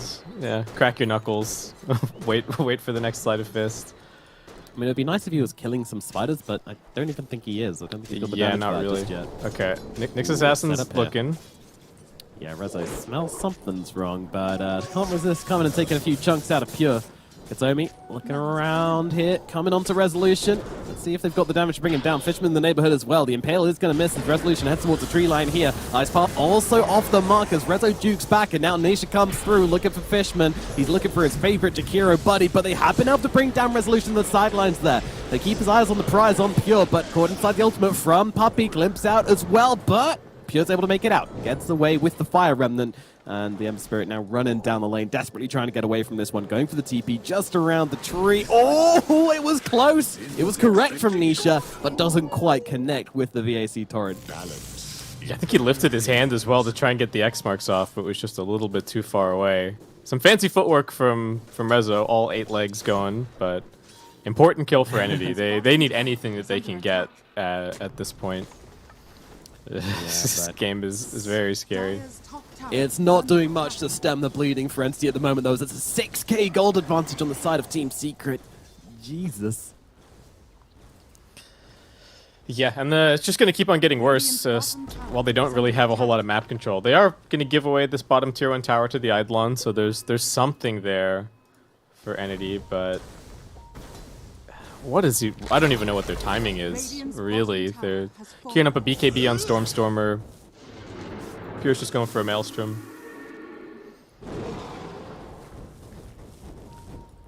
Yeah, is there anything? I don't know how this Ember as the brood counter is looking. Yeah, it's not. Zayat's just running at him. You got any remnants left, buddy? I see you got one. Just checking him out. Annoying. Just face checking him at bottom. He's on the I don't know if they're looking for the setup here, and in fact, who's getting set up onto whom, as the X marks is there from Nisha. Fishman moving across as well. They do get the Ice Path over on top, though. They bring down Pure, looking for the kill here onto the Kunkka. Macropire out as well. Sports trying to get him done. In comes a Black Hole from Toby as well to make sure they get the kill onto Nisha. So Strike Team does pull off the hit, but now they need to get themselves out. It's is chasing, but not going to be finding, so they get something, but as you mentioned, over towards the top side, they do lose Pure on the Ember Spirit as well. He stuck around a little too long. And it takes so much for them to kill Nisha at this point. All right, Entity keeping the pace up. Can't afford to just let Secret sit here and farm. They've got a big tricore. They're definitely ahead. Any kill that you can get, even if you're trading across the map, is 100% worth it for them. So worth it to just keep running at them. Maybe try and kick Resolution out of this dire jungle. Make him not feel so confident about just sitting here and taking some of the most premium farm on the map. Yeah, that would be nice, but I think they... Puppey's coming, and so is Zayat's. Yeah, the support crew's rolling over. Although Pure does see them, and there might be some kind of opportunity here. He's got his 2 supports right behind him, and they're going to try and now go on to the Marcy. Can they bring it down in time, though, before she can get the rebound away? She's rebounding in. Zayat's jumping back at them. Sleight of Fist will be enough to bring him down, though. X-Marks is there, but this guy's just bouncing around too long, using the spiders to just infinitely Sleight of Fist. Pure is going to be able to survive through it. Somi and Fishman can't hold the high ground by themselves, though, so they will have to give up the space to Secret as they continue to shrink Entity's map. It's still another kill. They're dragging the net worth lead back. They managed to deny the Observer, so they're doing a little bit more, salvaging their economy as they go. Turning it into a no man's land. I can appreciate that. Yeah. We haven't checked in with Crystalis for a little bit. He's just been farming this entire time. He's got his namesake item. He's almost got a BKB. He's looking good for him. Oh, X marks out onto Stormstormer. Stormstormer does not have the BKB just yet, so this is likely a very dead Alina as Puppey finding the +1 here. Goes for the glimpse back onto Fishman. They have the dispose and they have the kill. Zayat's getting the double out of this. Immediately looking for more, but the Ember jumping away once again. It's just not that much that Pure can really do, though. Yeah, he's still kind of in catch-up mode, and his job is just to keep pushing out top lane and trying to keep the Broodmother busy. But Secret able to start getting their Broodmother more involved. They're just coming and playing in on the webs. They're completely ignoring bottom. They're letting Toby do whatever he wants down here. But now they're going to head into the Roche, and I don't really see what Entity can do to stop them. Yeah, they're going to scan, but that's about it. Say, guys, they're in the Roche bit, but beyond that, there is nothing really to be done for the side of Secret. Sorry, for the side of Entity. Secret He might even be setting up on Pure here. TP in from Nisha. He has a static storm, but Pure is TPing away. He's not messing around here as Crystal is able to pick up the Aegis. Closing the gap onto Jakiro, and this is not. He's very dead. Oh, Oh, that's actually. All right, his team's here. Jakiro's a tanky guy. He's got himself a chainmail. All right, spoke too soon. He lives. He lives. I love There's a ward up here on the high ground that they're going to spot. Yep. I love how Stormstorm came running over from off screen as well. Like, oh no, he's not. I'll save him. Don't worry. What a hero. I do really like the way that Secret are playing around their Brood. They're absolutely refusing to take a fight that Resolution can't easily connect to. They do smoke up now, trying to get a punish at mid, but I think this is mostly just looking for Pure with Puppey. Yeah, they feel very confident now that they've got the Aegis, but you're right. Previous to this point, it's definitely been, you know, just moving around the same area of the map that the Brood is in.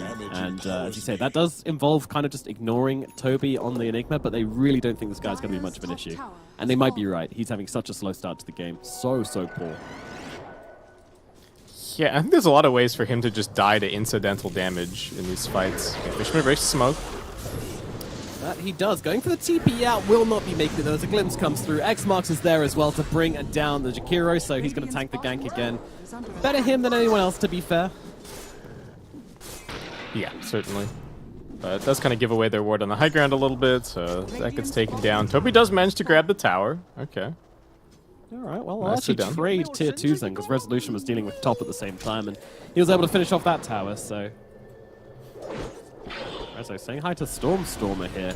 Yeah, big play from Rezo, and Stormstormer's got the BKB. He's actually going to pop it and try and turn it around. Do they have the damage to bring down Resolution? Yes, they do, but Stormstormer will be following him to the grave as Zayats jumps in to finish off the Lina, and now big glimpse out, brings Katomi back. Katomi doesn't have the Spike Carapace for another couple of seconds, and he'll be falling dead on the next assassin as well. So a nice couple of revenge kills gotten by Secret, but I don't know, killing the Brood, worth it? It may be psychologically worth it. Yeah, I think it's worth it to get something in that spot. Just try and get a little bit more farm on your Ember in the meantime. Yeah. Maybe Pure can get into this BKB, try and do his job getting into the backlines and killing off Puppey.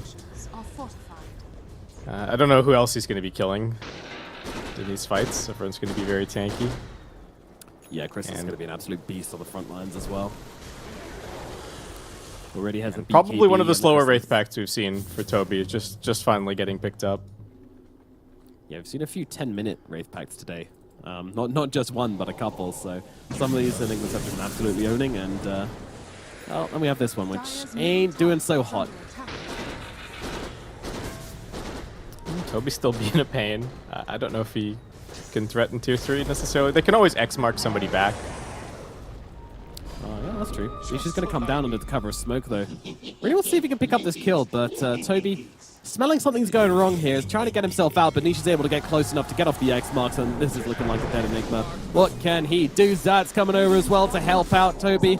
Turns around, has a Midnight Pulse, but it's just going to be delaying the inevitable. Wraithpack Totem as well, helping him survive a little bit longer than perhaps he should, but death shall come to him all the same. But Entity, they're looking for a bit of revenge here. Nice two-man stun out from Katomi. Oh, that's two heroes dead straight off the bat. Resolution considering whether to get involved with this one or not. And Zayas is going to jump straight off him. Let's go for Katomi here. Stormstormer gone as well. A significant turnaround for Secret there. Looked like they could have been in a bit of trouble, but as Zayas comes flying into the fight, Secret are able to easily turn it around. They've just got too much. The Marcy is solo killing two heroes in the middle of each of these fights. It was a nice attempt after seeing two heroes bottom to punish Secret potentially, but still ends up kind of blowing up in their face. Zayat's Marcy just a little bit too good. It's a bit of a man fight happening at bottom. Yeah. He's just taking quite a bit of damage. He's got a BKB. He doesn't want to have that one forced out. Okay, he's going to do it. BKB, TP Way, Pure, slight available. Doesn't use it though. And, oh, there we go. Pure wins the little 1v1 down at bottom. Just bashing heads. Tomi, stun onto Puppey here. I mean, he's got a team behind him. Puppey, Fnatic Field comes down. That's a lot of Eidolons as well. Gonna have to give him a little boost to get out of this one, but Zayats gives him the dispose, gives him the rebound, and Puppey will thank him. Don't let me die back, or else. Yeah. Zayats knows who he needs to bail out. He's avoiding the beatings today. Good job, Zayats. Somi though, committing hard, looking for Puppey here. Ice Path to follow as well. Stormstorm from the low ground, doing the damage. They will bring down Puppey, so dead for a whole minute here. That's going to free up Pure's game quite significantly as well. Xmox is out onto him, and that's going to cause the Torrent combo to miss as he's just disappearing forever inside this horde of spiders. Stormstorm's got a DD bottled. They might try for damage onto this gyrocopter. Yeah, let's see what they can do. Stormstorm heading to the front lines here. Jump in stun from Zayats. BKB is there from Stormstorm. He can't finish the job though. Chrysalis, he's alive and kicking it with that sidekick, able to live through it all. Zayats gets a double kill. A Secret once again just feel like they cannot be caught out. It looked good for a second. The chainstone was beautiful onto Chrysalis, but yeah, too much survivability. They cannot bring him down. He tanks through everything. Lina got a few auto attacks off, but Marcy comes flying in again. Yeah. And yeah, it might be well, I want to say the beginning of the end for Entity, but this one did not feel close. Laning stage was kind of a disaster, and Secret have just been rolling since then. The beginning of the end for Entity, I think, was 0-0-0-0. Yeah, I think it might have even been when the Broodmother got picked. And it was just like, oh god, they play Broodmother? Yeah. Well, they certainly do, and Resolution is owning on it right now. Nisha getting a little bit stunned up. These Maledicts are annoying. Malefice, Macropire coming down as well. They're trying to cook him up, and Zayats once again saves him with the dispose, just gets him out of there. BKB pop as well. Pure's committing though onto the Gyrocopter. Chrysalis, he's got one aim. He wants to bring down the ranged racks here. Stormstormer as well with him, and they will be able to get both. And now Boat comes flying on through, giving them the extra health they need to just stay and fight. Chrysalis is going absolutely nowhere on the side of Secret. He's taking up residence in the Entity base right now, even hitting onto the Moonwell there. They will now chill out a little bit as Puppey finds himself awkwardly left behind. Zayats though, he's actually going to come in. It's a bit. Oh, he gets two of them. No way. Fishman and Toby get absolutely wrecked. Man, Puppey. I mean, they do kill him, but it's pretty costly. That said, Zayats has fallen. Pure, is there anything he can do? Any counterplay he's got? There's another BKB now. Chrysalis, they're just going to kill him off. It's an ultra kill now for Chrysalis. Another hero thinking of TPing in, but now thinking about it twice. Oh, dearie, dearie me. Entity. I don't know, man. I swear Puppey is the best in the world at this position 5. Like, oh no, I'm stuck in your base. I hope nobody tries to kill me. And he dies, but like every single time he's always baiting for his team. It's never that Puppey is like really caught out of position. He's always just setting up for 2 more kills. Even when he doesn't have any spells. It's just like, oh no, I didn't escape. Whoopsie poopsie. Don't jump on me, guys. I hate that. No, don't do it. He's done it a couple of times this game already. Yeah. No matter what hero he's on, it's especially good when he's on the Enchantress and stuff, but even on a Disruptor, he makes it work. The Lina died to the missile in the back of this fight. Stormstormer just surrounded by spiders. He was trying to limp away. Couldn't make it. They're just too tanky. They've got all the auras and everything else. The Entity are pumping all their damage on Chrysalis, and he's not dying. Yep. What do you think? One more fight in it for Entity? Yeah, pretty. Well, I think you can keep going on the, huffing the hopium of an Enigma black hole, and maybe Toby can get a blink dagger, but I think that's about it. Without a blink and without a BKB, that seems like a bit of a pipe dream at the moment. He just has to like run all the way back to base because the spiders are BKB. He has to be popped in the middle lane by both Stormstormer and Zayats as they face off against one another. Yeah, I was talking about the Marcy killing Lina with triple her net worth. It's only 1.5 times this game for Stormstormer. He has had a rough one. Yeah, and yeah, he can't stand his ground and go toe to toe. Just I feel like they're missing a crucial puzzle piece in the draft here, which is they've got the Lina, but there's nobody to frontline for. All of these Shadow Fiends, snipers, Your Linas, everything that we see. When they look good, it's because there's somebody that can go in first. And Kataomi's trying to do his absolute best with this Blink Dagger on the Nyx Assassin, but it's just not enough to give them a true front line. No, it's one stun on the front line. Often a double stun, to be fair to him, but that's about it. Yeah, it's looking like it might be over for Entity here, but one more fight is left in him. What can they do?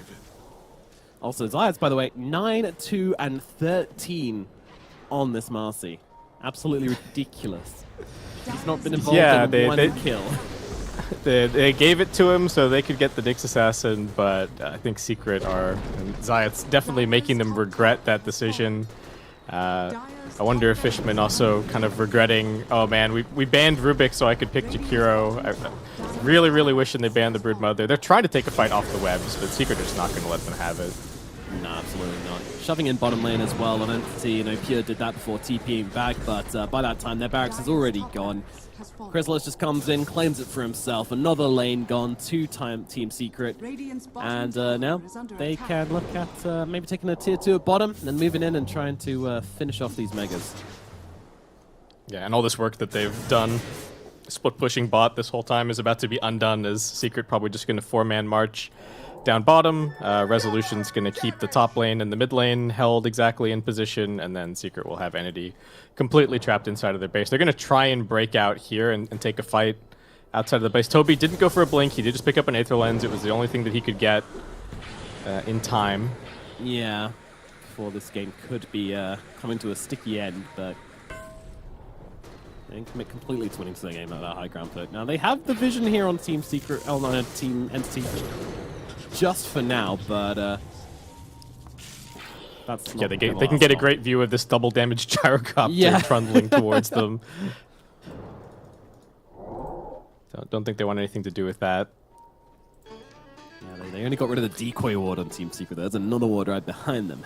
But also gonna, not mean a whole lot for Entity as they just want to kind of hole up in base and wait for better days.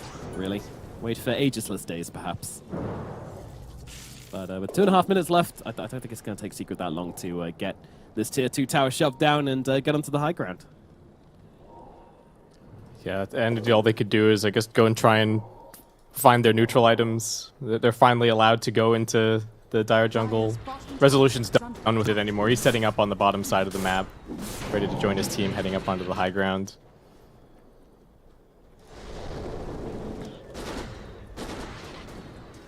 What do you think the discussion is in the Entity camp right now?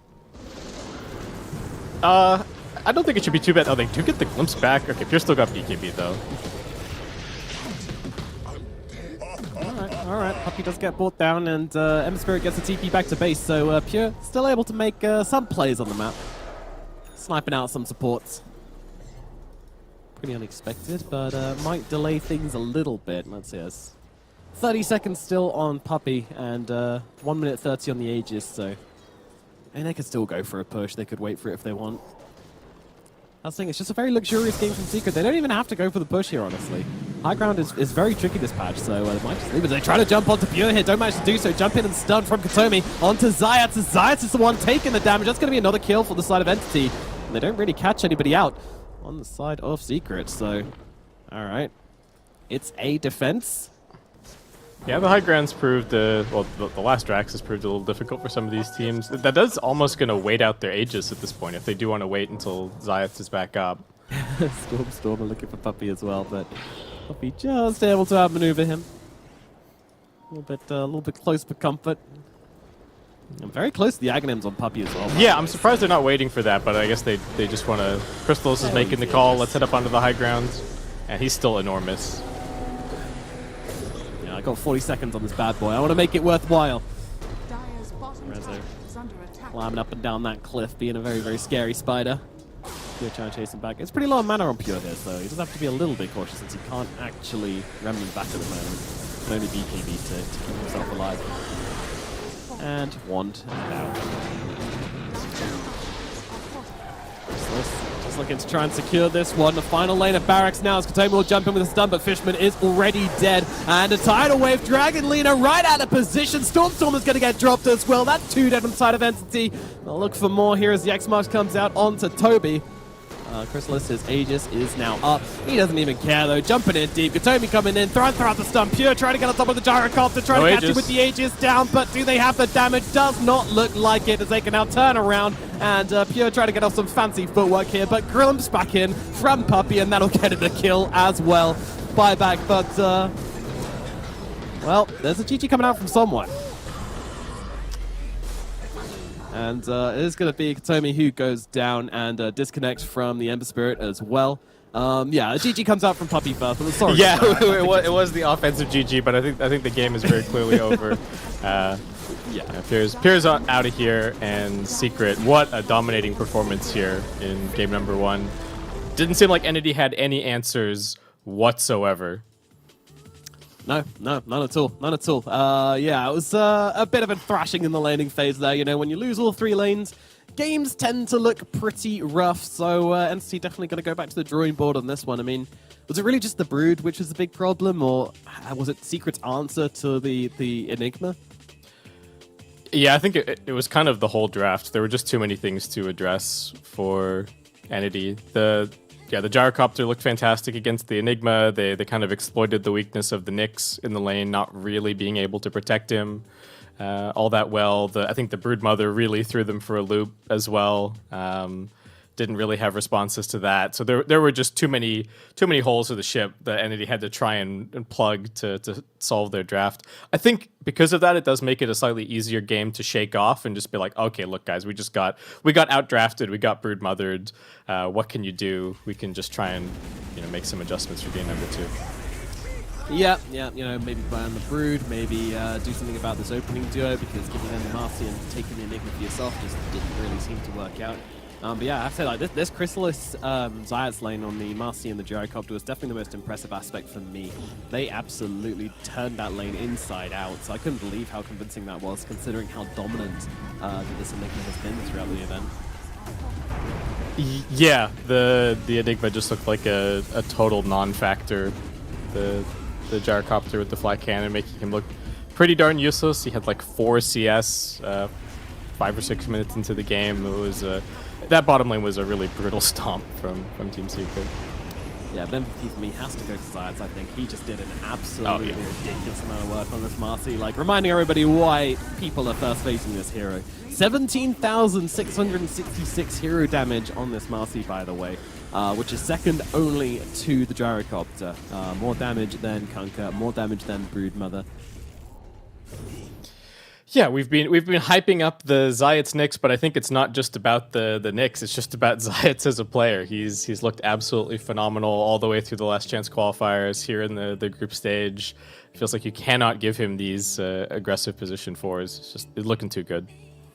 Absolutely not. No, gonna have to go back to the drawing board here, Frenzy, as you say. I mean, Storm saw that there were some moments there where it looked like this Lina could carry. There were some moments where it looked like the Ember Spirit was getting in, you know. He was actually able to get out a ton of damage. Like, he was the highest damage dealer in the game by the end on the Ember Spirit, just because he was able to spend so long inside these sleight of fists. So he was able to bounce around, get off a ton of damage, you know, do what he could, but it was nowhere near enough in the end, and there was very little which his team could do. I felt especially that the Enigma was just completely useless inside the team fights. No chance of any black holes or any contribution like that.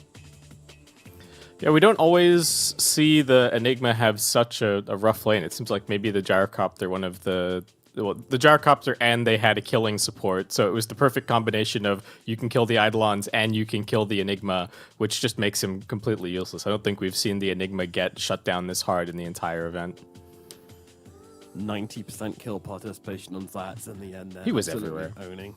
Yeah, bouncing around all over the place. And this isn't even considering, like, you know, the stats don't show the turnarounds. The stats don't show the incredible rebounds he got off to jump in. All the big saves onto quite a few heroes there. Kunkka, Puppey multiple times. Like, he was able to pull off some big saves, some big aggressive moves. Just absolutely ridiculous. I don't think we'll see this draft coming out again from Secret, and I don't think we'll see this draft coming out again from Entity. Game 2, expect it all to be turned on its head. We're going to throw it over to a short break, and then we'll be back with the second match between Secret and Entity.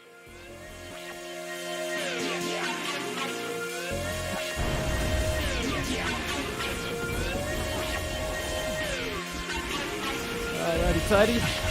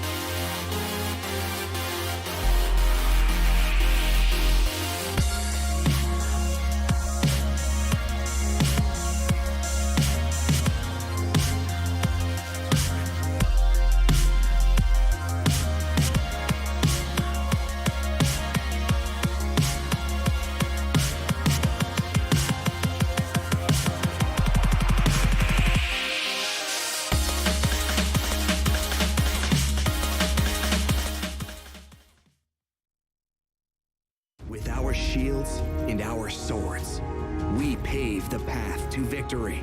With our shields and our swords, we temper our courage. With our shields and our swords, we're making history. With those who make the game a reality, we're the vanguard. We're with the best. Let's raise our shields.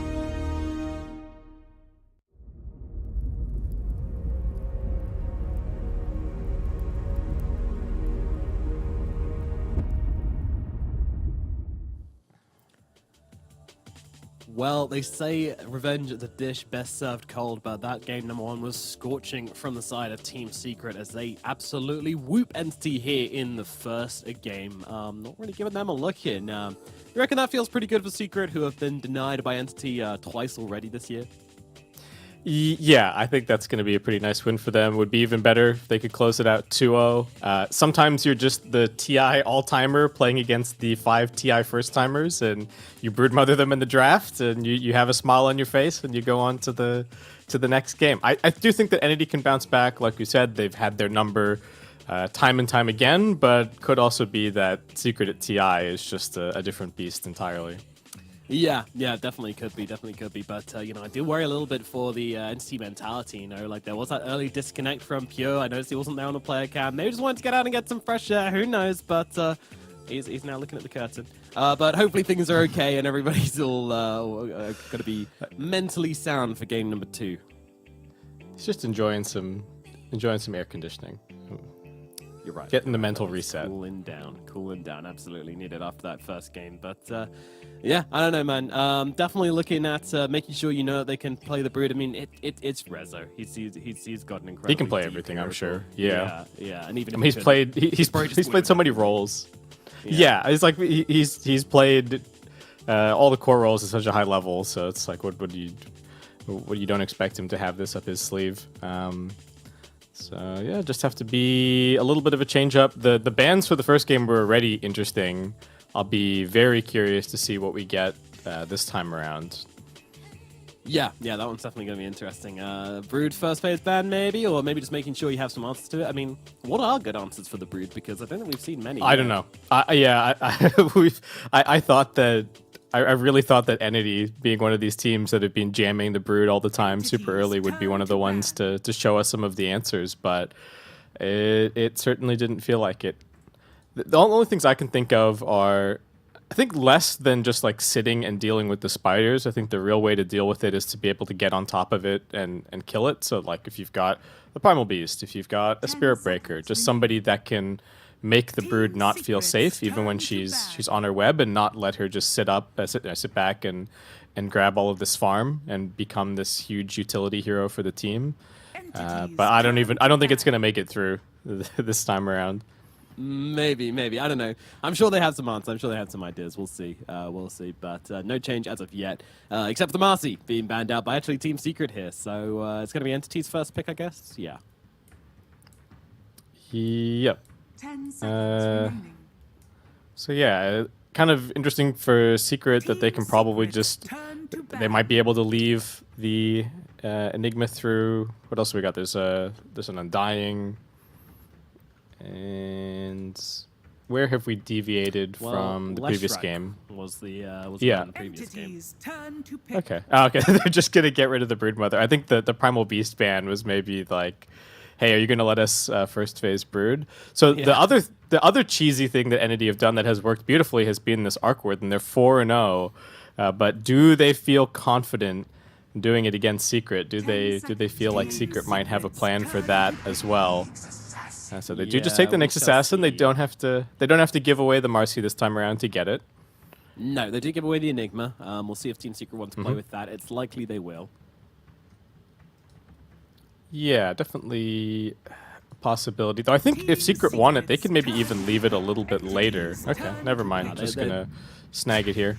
Yeah, they have a history of taking it in the first phase when available, and they're also going to grab themselves a Tusk here on the side of Team Secret. So is this a flex for Team Secret? Maybe a tiny bit, but I think it's probably just going to be Zayat's playing it here. Feels like that's the most likely option. So Entity won't go for the Arc Warden, but they will go for the Leshrac, which, as I mentioned, was banned last game. So that's going to be interesting.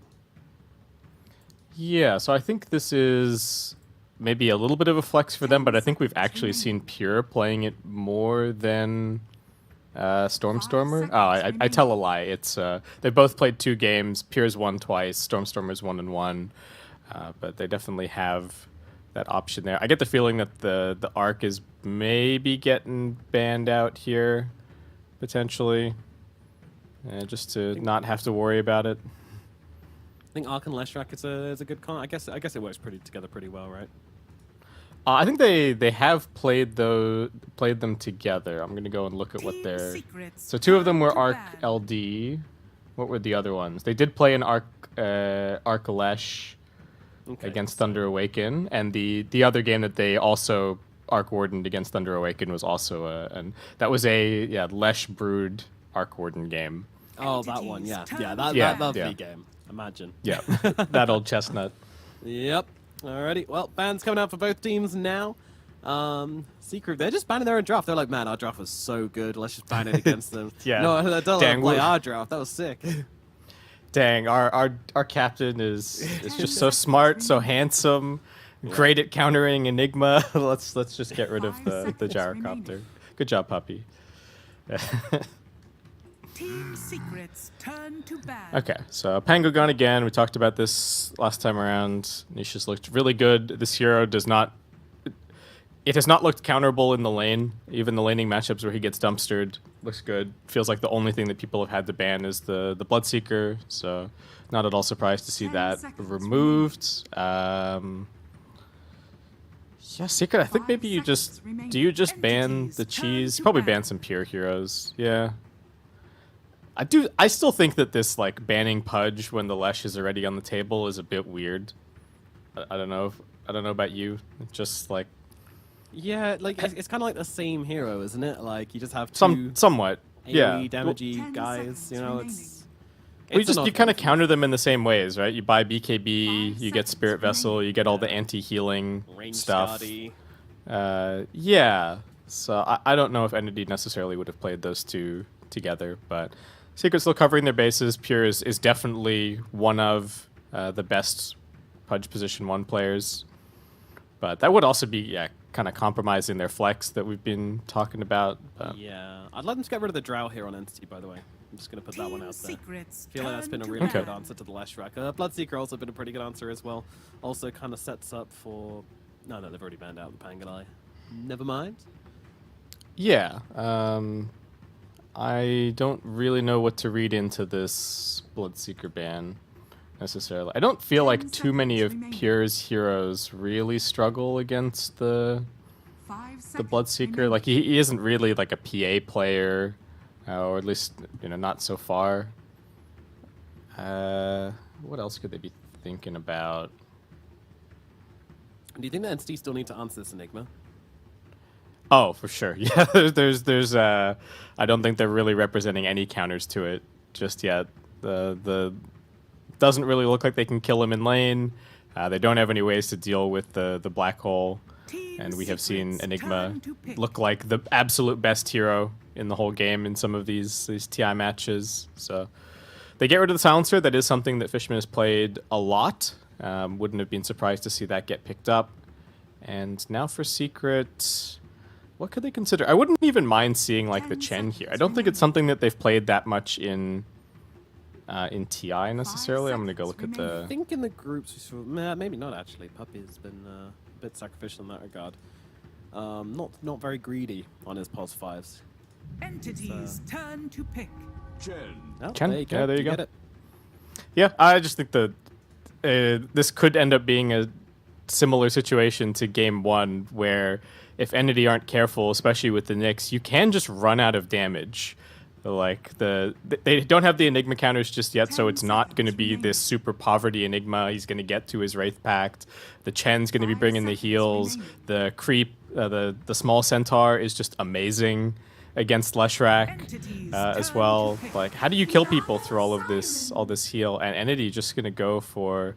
Okay, this is somewhat of the Enigma answer, at least, but also a little slow. And Team Secret seem to be turning that speed dial all the way up to 11, potentially, this game. 10 seconds remaining. I mean, I'm happy with it, honestly. I'm happy with it. I think this is something which they can rely on Pierre to take the game over with if he's the one playing it. They can also hold the lane. Any possibility of Toby taking it off lane? Yeah, maybe. Could be an option. Okay, so Entity, believe in the Jakiro. I mean, it's nice with the song. It is good this game, I would say. Like, against the Enigma and the Chen, all those units, I think there is some value in the Jakiro here, right? There is, but I still just... Like, how does anybody die quickly enough? The last pick on Entity, I think, really needs to solve that, because there isn't much burst. Leshrac does pump out a lot of damage, but it's not to just sit and kill one hero. And the heals from the Chen, the mech, the Wraith Pact and stuff are looking so value this game. Like the Chen heal over time portion that got added to his ultimate is just going to get full value every single time against the lineup that Entity have so far. Secret, they have not been super successful with their Lina, at least in this event, but it is something that they do go to from time to time. I think they're like 1 and 2. It's not the end of the world this time around, but yeah, I think this is largely because they're pretty sure that the Lesh is heading mid. Like you said, there could still be some weird Naga offlane like shenanigans if they feel like there's a better 1v5 hero for Pure or Stormer in this spot. Yeah. I think that like Entity love to just keep this flex all the way through till the end, keep them guessing, and pull out what they think is the absolute best hero at the end here. So, yeah, could be the Naga Siren moving around the lanes. You know, could be safe, could be off lane, could be Leshrac mid, could be safe. They will still be able to flex between that mid and that safe lane or the off lane if they need to. So, plenty of options open. Secret, meanwhile, they just need a carry. That's it. They just need the Chrysalis hero. Yeah, I feel like they've kind of got their bases covered for the most part. I would like to see one of these more like frontliney carries with the Lina. Let Nisha be the real pause one. What I was harping on about the whole time in the previous game, just not having anybody to frontline for Stormer. So it's just something like that. Yeah, very run at you lineup for Secret. Lots of group up and push. What else has Crystallis played?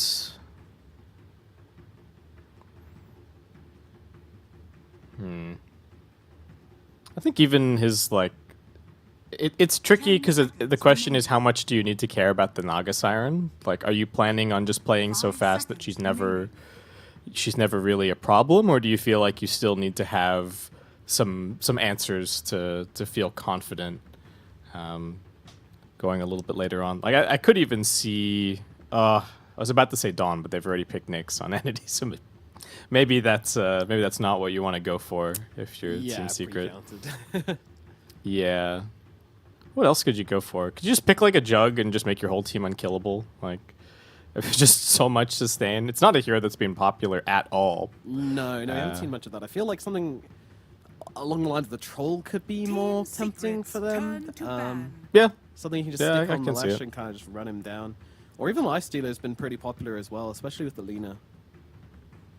Yeah, I could see the Lifestealer looking pretty good. Regardless, they're going to get to see the entire draft from Entity, so they'll know if there's any weird flex going on, if this Naga is suddenly going to appear in the off lane. Yeah. I don't want to talk about the specific hero which we think Entity are going to pick, but I do want to know what you think they need to kind of like line up this draft. Like, is it team fight? Is it push? Is it objective taking? I think they just need some single target damage. They need some like actual pick off threat to kind of go along with this Nyx assassin. Okay. That's sort of what I'm looking at here. But I mean, they have the Leshrac for damage, though. Do you mean like just straight up stuns, or a bit of both? You know, one of those eliminating heroes which can take someone down. Yeah. I'll just reiterate that like I think the Lesh damage is decent, but it's not just going to sit there and focus one hero down in the fights, and there's going to be a snowball save and a Wraith Pact and a Chen aura and a Chen heal and a Chen mech and all of this stuff. And I think it'll end up looking very similar to that previous game where even if they land the like perfect chain stun on Crystallis and he doesn't get his BKB off, you only get him down to 15%, and then suddenly he's just turning around on you. Yeah, deploy the savior spells. Well, Entity, final pick for them. They have 14 seconds to make it. What is it going to be? Who is it going to be? And where is it going to be played? Are the big questions right now.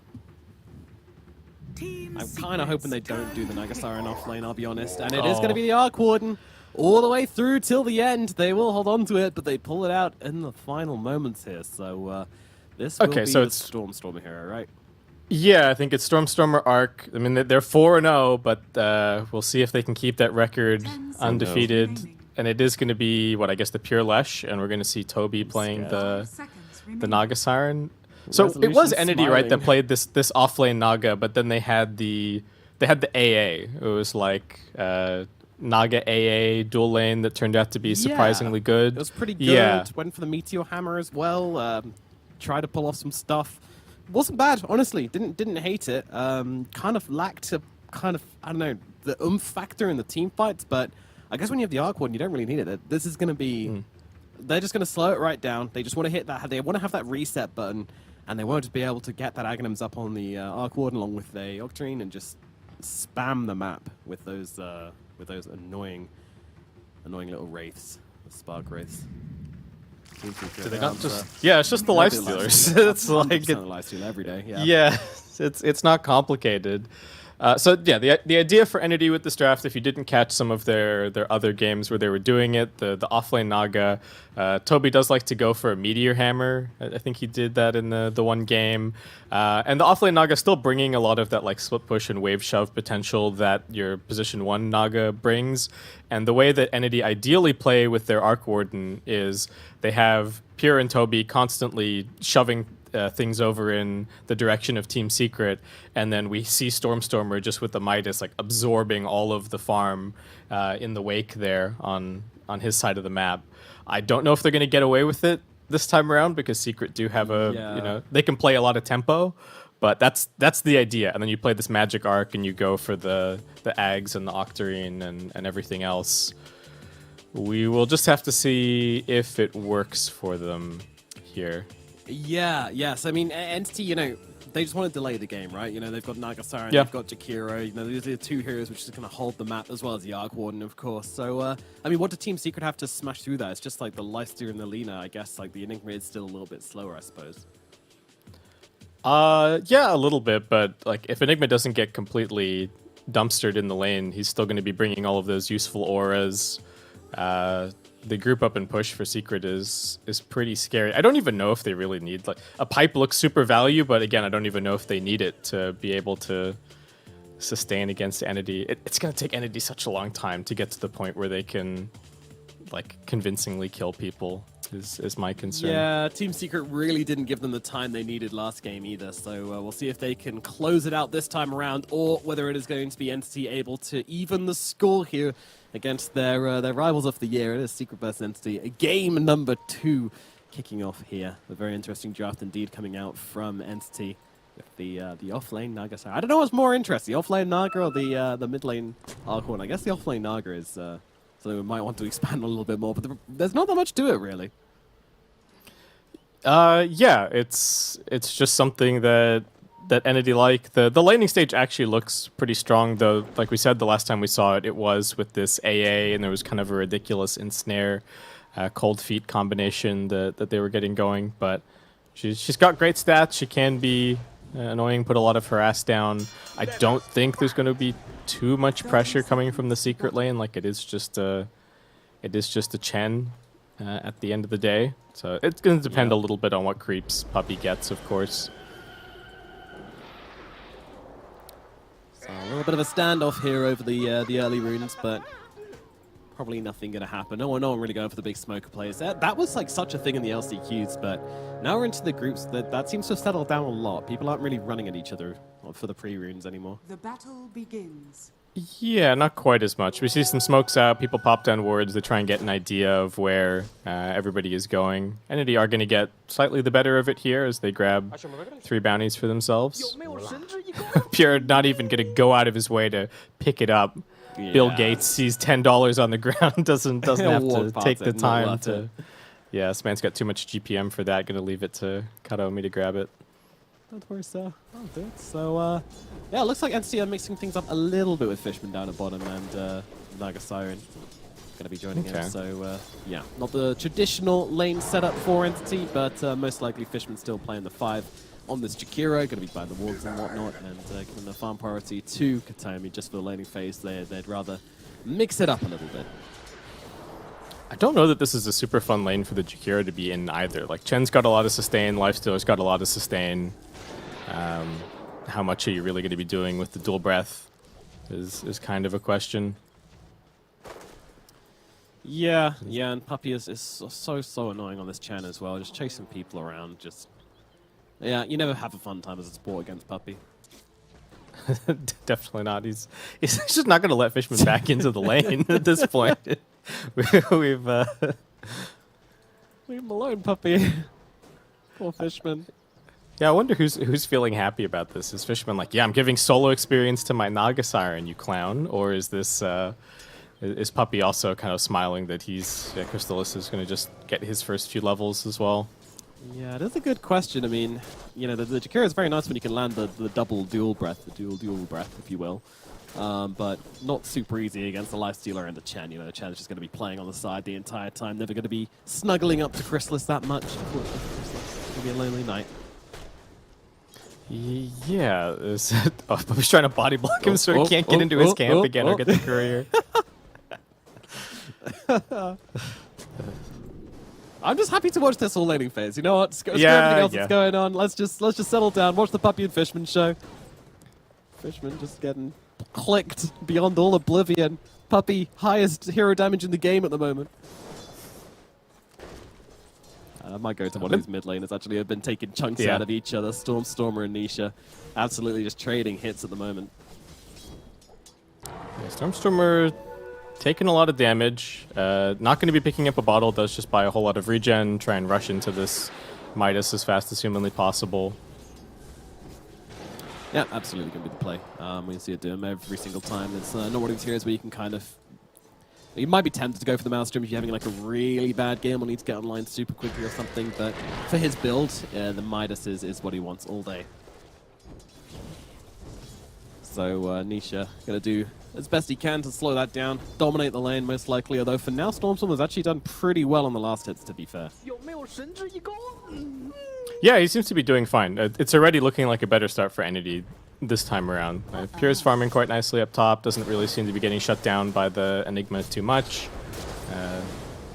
They are representing a little bit of kill threat, and they're just going to keep going on the idol. He's snowballing the Eidolons. Save the babies! Zayats gets the Eidolons inside the snowball. A lot of damage out onto Pure, to be fair. He's under the tower, but he's taken so many hits here. You have to mango him up good and proper. Would have been cooler if he dodged the stun on all of them, but still, style points there for Zayats, certainly. Yep. Save the babies. Oh, Fishman, he's still level 1. Crystalis is level 4. Oh no. Going for the TP out. I don't think they have the cancel, and I don't think they have the damage. So that's going to be at least Fishman getting away this time around, getting all the way back to the base. Are you okay? There is a bit of a disparity going on last hits, by the way. Crystalis and Rezo not having a great time, has to be said. Definitely lane's looking better, at least so far for Entity. Yeah, the lane bottom's actually looking pretty tricky. Toby just able to play with all 4 of his illusions. He'll be alright. He's taking a lot of damage, but snowball across to the creep wave, under the tower. I feel like all the Tusk players there were going, this Tusk is fine, and then all the people who haven't played against the Tusk very much are like, this is a bit of danger, but the moment those enemy creeps come under the tower, you can be very aggressive with your positioning on this hero, and just slide yourself back to safety. Meanwhile, in the bottom lane, Toby, he's actually doing a really good job of just outlast hitting Crystalis down here. This is kind of insane. In the 1v1, the Naga Siren is reigning supreme. She is the queen. Yeah, there's not a whole lot that Crystalis can do about it, right? If he's just last hitting with the mirror images and timing things properly. He's getting frustrated here as well as Toby just getting a lot of these range creeps. Does manage to grab 2 on Crystalis there, so that'll be something. But yeah, I don't know. Chen, what can he really do about this as well? He's just going to probably hit Fishman some more. That seems to be his game plan. Yeah, they both sort of decided to be the position 6 this game, right? All of the experience is just going into into their cores this time around. Yep. And you asked earlier on who's going to be the happier being left in the 1v1. I think your answer has been thoroughly given. Yeah, seems pretty clear that this is really good for Toby. And the Naga, a really important ingredient in this strat, like we were talking about, and him having a good start, starting to open up the map. He's not going to be farming into big carry items, but he's still going to be cutting a lot of waves and scouting, providing pressure on the map to try and slow down this this secret strat, which is very much looking to hit their timings, group up, take Roche, and just kind of keep that ball rolling before the Arc Warden can become a huge problem. Yeah, the ingredients are somewhat falling into this place for this very fruity entity strategy. A great start for them so far, but of course Nisha might be the X factor here, as he is just absolutely farming up a storm in the middle lane at the moment on the Lina. Yeah, he's looking good. He is going for the Arcane Boots, so maybe representing that he's actually going to go for the magic builds here, and really not the right click. Yeah, I find it a little bit weird because the other games where we've seen the Lina lifestealer, it's been all about like the Lina synergizing with the open wounds. Yeah, it's and been a getting really all cool those combo. attacks off. Yeah, but something a little different here for Nisha. Yeah, taking some damage here, but Zayats might actually be the one in trouble, especially with the Tempest double coming over, but they don't land the Spark Wraith, so Zayats will be okay in the end. Yeah, I mean, might be something to do with the fact that you're playing against an Arc Warden, so the magnetic field later on is going to be there. Maybe that's what's deterring you from going for it.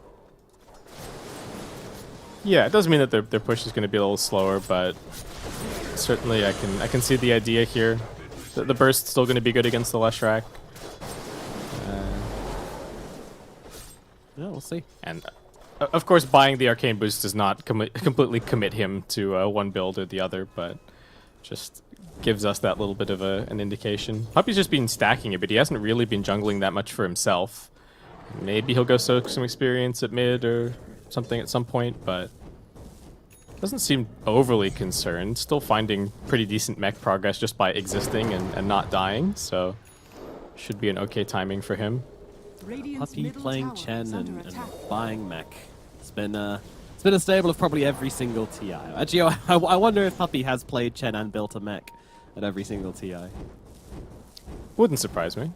Yeah, loves it. There have been some TIs that Chen has not been in a great position, but he is definitely one of those TI heroes. Comes back time and time again. Nisha getting stumped up for now. Stormstormer coming over as well, and he has got the Tempest double, so just going to throw down the Fluxes onto Nisha as well as those Spark Rays. Katomi comes flying across as well. He's found himself a haste through. This might be the ingredient they need to bring down Nisha. First blood goes to Stormstormer on the Arc Warden, and he's just picked up a Midas as well. Oh my god, the timings could not be better. This man is happy as Pure will get run down on the top side. Resolution and Zayats do grab that kill. Yeah, punish him for no support being there. Just gonna pop down the black hole, kick him out of this top lane. But yeah, Stormstormer is off to a phenomenal start on this Arc Warden. And yeah, based on the fact that Toby is also just completely owning, does feel like he's gonna have a whole lot of room to farm in and just get to build that full like 5 slot that we have seen him going for.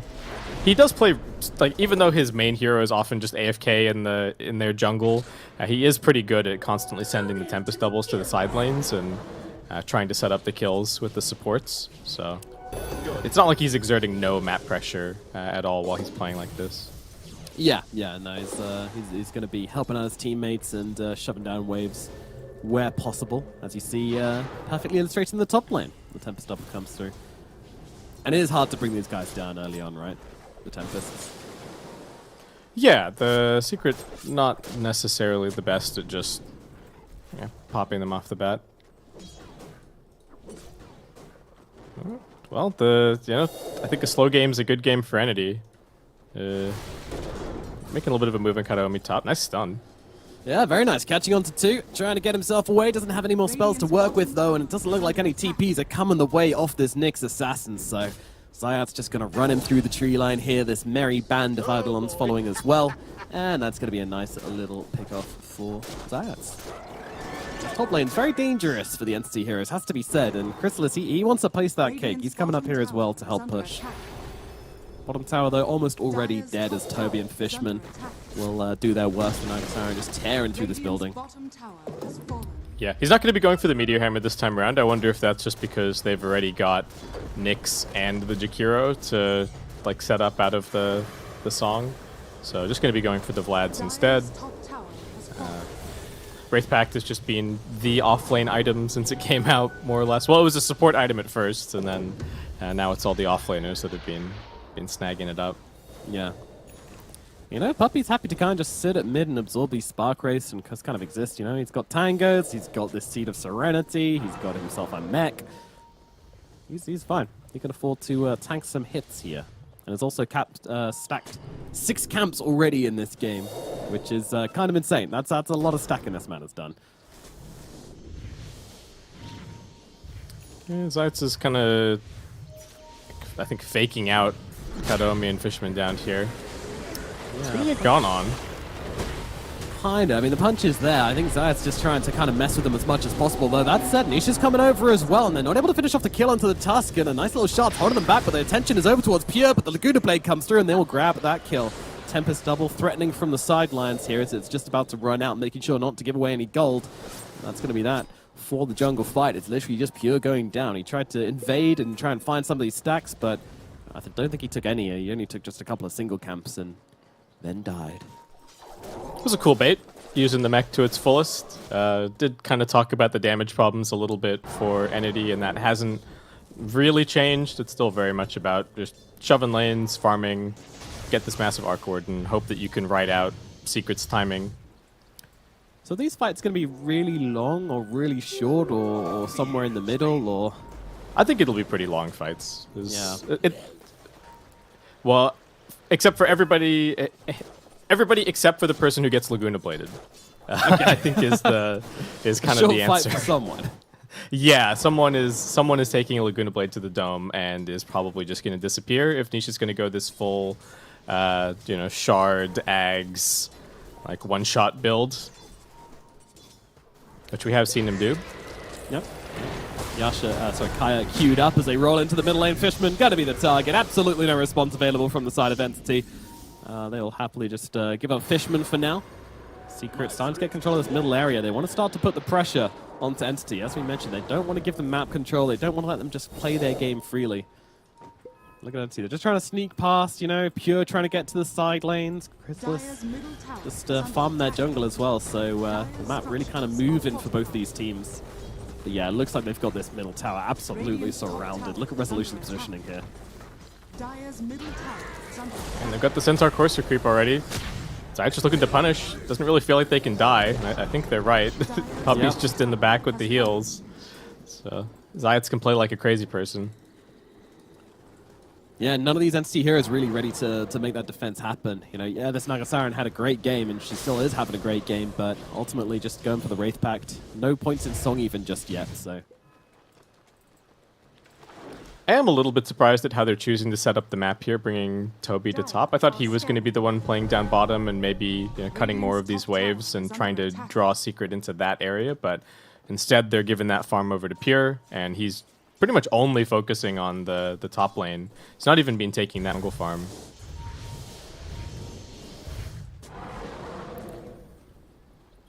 It's been all about the map. It's all about the map this game. It really is. Yep.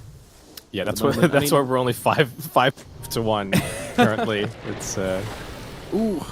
Katomi just about gets across from the shards, and Zaz just about sidesteps the splitter. So a little fight of inches here, but no one does get caught out. I mean, who are you favoring at the moment? Because I'm not sure I have a good read on this game, I'll be honest.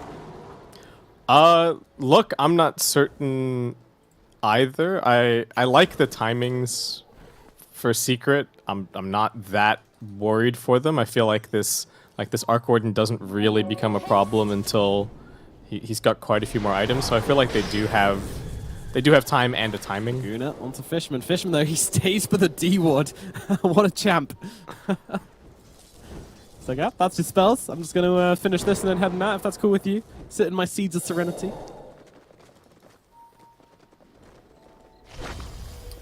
Oh, Secret big move. All right, here we go.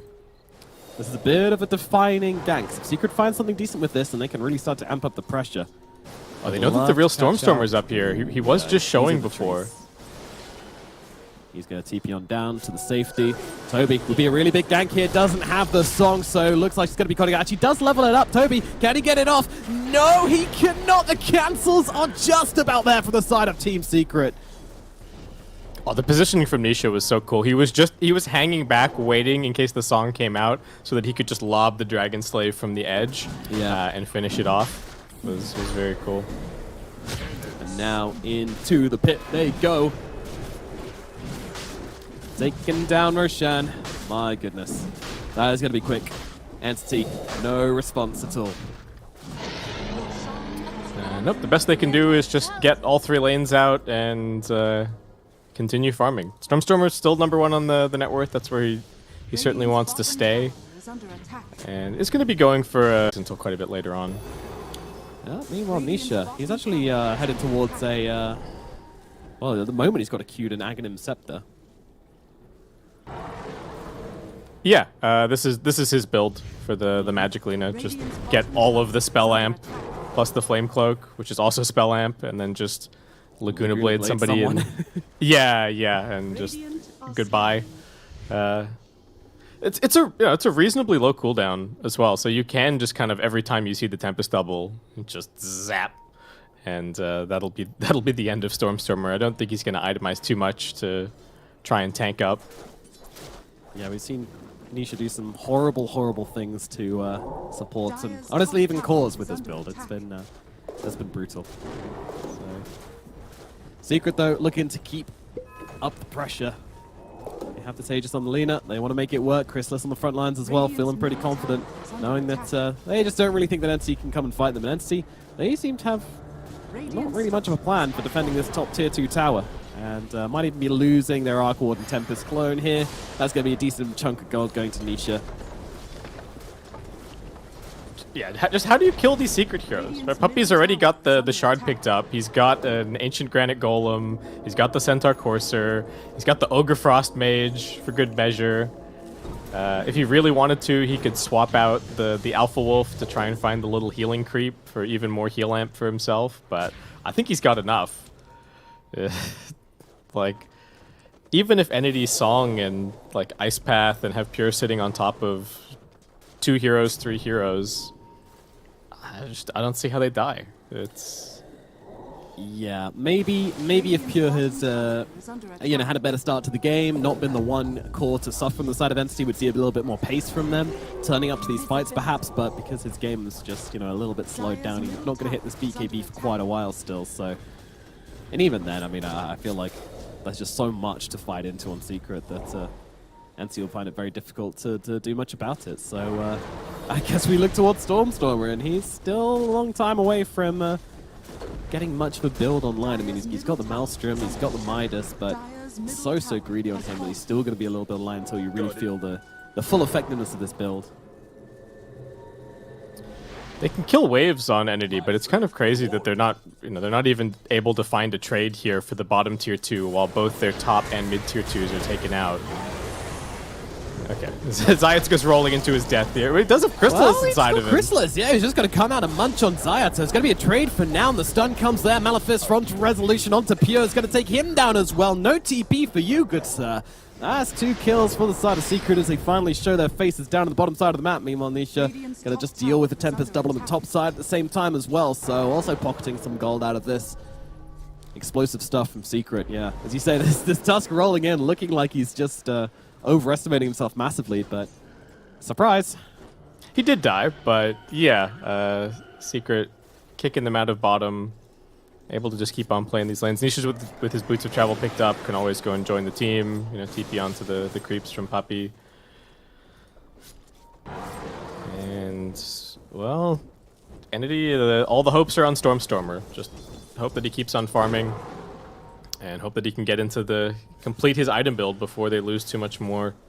They're still farming. The net worth lead is not growing ridiculously. They are always farming. That is true with this draft. They are always farming. There's no way to really stop them unless you come into their base and take down their buildings. I'm pretty sure until you exploit their ancient, then they're still going to be farming. Secret are kind of tightening the noose here. Stormstormer does have a TP to get out and switch to the other side of the map. Yep, that's the gameplay. Avoids them again. Is kind of left Katomi behind, but Katomi under the cover of invisibility with Vendetta is going to be absolutely fine. Do you think there's any chance they try and set up with like a Song into Jakiro into, some Spark Wraiths or something like that? Or are they really just going to let this tier 2 fall as well? Yeah, probably not this one. Maybe high ground. It doesn't even feel like the Tempest doubles can't even really do anything with the Nyx Assassin art. Even if Kadomi goes and finds somebody off by themselves, like, are you gonna kill them if you bring in the Tempest double? And oh, they found the Leshrac. They managed to find Pure. Pure trying to turn this one around, but he is just bashed up and killed off by the side of Secret. Not even a bash, actually, just the Malefice doing its work and cancelling out the stun. And Pure is going to be the one suffering once again, just absolutely unable to do anything on this Leshrac, the lowest net worth core. It's too easy for Secret. They don't even have to play grouped up. They can keep sweeping the map over and over. They send Entity to the other side, they run at them, and Entity swaps sides. They run at them there as well. They basically just left Puppey to take that bottom tower by himself. Like, Zayat's and Nisha within connecting distance, but really it was just Puppey running down the tower. Like, this is ridiculous. Surely Entity have to do something about this, but they believe in Stormer. They believe in Smoke breaks. They know that Toby's in here somewhere. Can they find him? He's got the song. He's got the song, and he's going to sing. TP away. Bye-bye. Once again. Entity will run away across the other side of the map. Gone for a smoke, but if Crystal's paying attention, it's a little, yeah, he pings. It's a little suspicious watching the creep wave die to a Pulse Nova from a Leshrac that you can't see. So, and there's not even anybody home down here on this this bottom side of the map. Secret, or I don't even know if they're necessarily gearing up a high ground push. That timing can't be too far away. Crystal is getting close to a BKB. Nisha's getting pretty close to his Ags. Yeah, I think that's probably the game plan. They could wait for the Rezo BKB as well. It's not like there's going to be the Ags coming out quickly from this Naga Siren to deal with it. No, it's going to be a while. It's going for it next, though, so... Yeah, maybe if they wait for Roche, she'll have it by then. It is a very real possibility. Infest, yeah, in the bottom lane. Katobi gets caught out. Nyx Assassin going down, Secret claiming their kind of 2-minute kill, I guess. Yeah, over-under on how many kills Entity end the game with? I don't know. Depends how long we're going, but I reckon this game's going to end at like 35 minutes with Entity maybe getting like 2 more kills. I'll double their kill score for them. Okay, so 4. I'll take under. Yeah.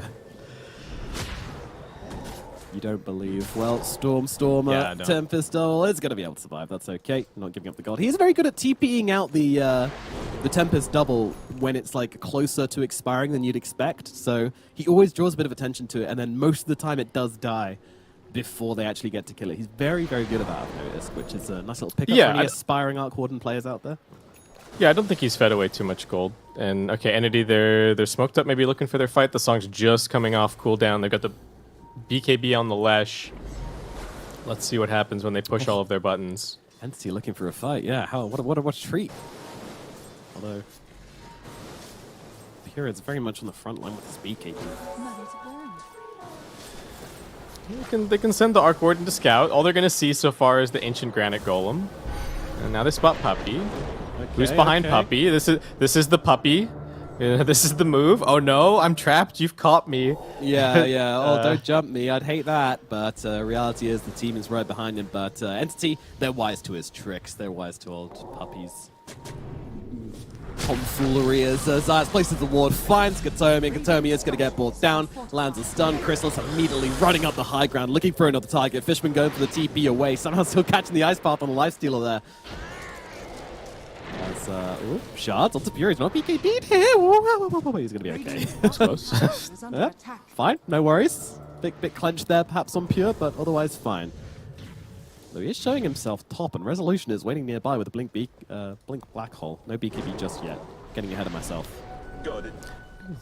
Yeah, Nisha can just kind of drift on over to him now that he's picked up this Ags, and I don't know off the top of my head how much damage this is, but it's a lot. I'll maybe check the combat log. Fine. Yeah, yeah, it's a lot. We'll check the combat log after he zaps somebody for the first time with full stacks and everything else. The concrete numbers, the real data. We know that's what you nerds want. So NC able to claw back a bit of their map here. Might be able to get some vision down, get the secret vision gone. Right, they don't jump you here, of course. Lina is TPing on over. Pure knows about this, I think, as the Storm Tempest double gonna see them here. Laguna actually just straight up use onto the Tempest double. They want to take that one down. As they move on to Pure here. Pure popping the BKB, trying to turn it around. The Black Hole comes through, does catch out the Leshrac, so he's gonna fall, and they won't be able to save Fishman either. Entity backing themselves away. They did have the song to play with, but with the BKB popped on Resolution there, no chance of them being able to cancel that one out. That was a BKB reveal from Resolution, but it is gonna secure the Roshan. And they go, pretty big lead. There's still the song available, so maybe they can do something here. If Crystallis wants to, he can like Rage and BKB to secure the end of this one, though.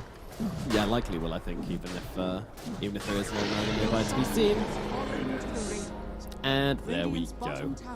Aegis now in the hands of the Lifestealer. Secret going to be seriously considering heading up that high ground soon. Let's hope that Entity have some plans in place. What they do have is a Gleipnir on Stormstormer. He's also almost got the Aghanims. Might just be able to squeeze it out before Team Secret get to that high ground. Will make things a little bit harder unless he does die here, but as usual, he is just the moment he senses any danger at all. I mean, you got to say, Stormstormer's game sense, very, very on point. Yeah, the whole team has been good at playing this Rat Dota, kind of avoiding them. A lot of the kills have been kind of turnarounds, and just the pickoffs that Zayats is constantly finding as he continues to know no fear. It's just an Invisor in this time around. They're going to see him. One clicks over the stun. Okay. Katomi and Zayas just playing a little bit of you blink on me, I blink on you. Bit of leapfrog, I guess. Yeah. But yeah, it just kind of sums up the game, really. Secret trying to pounce on Entity just pouncing away again, waiting for their timings. The timing which might never come. We're hoping for it, but we're waiting for a train which might never arrive as Pure just gets brought down again. I don't know if he's getting impatient or just feels like he needs to be playing a little bit deeper on the map or just trying to drag Secret around. It's hard to say, but he is the one who's suffering the most. He has died now 6 times on this Leshrac. Meanwhile, Stormstorm is somehow sitting at 1-0-0. Yeah, it didn't feel like Secret had to go that far out of their way to counter this Leshrac. I think a lot of it is that, you know, Entity, the Lesh is not the heart and soul of this draft. You know, it's really about the Arc Warden and the Naga Siren, but yeah, he's having a very difficult one.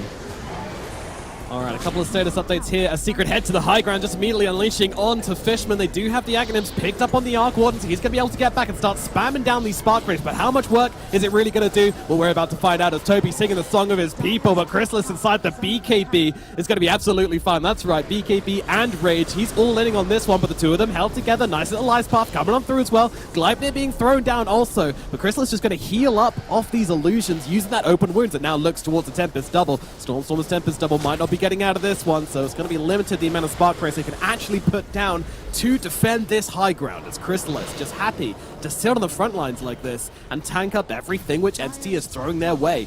They're really not getting them off this high ground right now, but you could maybe say they're outlashing as poor old Fishman gets punched up. It's not enough to kill him off though. Chrysalis getting very low. Has the Aegis though, so do not worry, but Fishman is going to eventually fall to the LSA from Nisha as he uses that Aghanims to just float up the high ground and try and help out.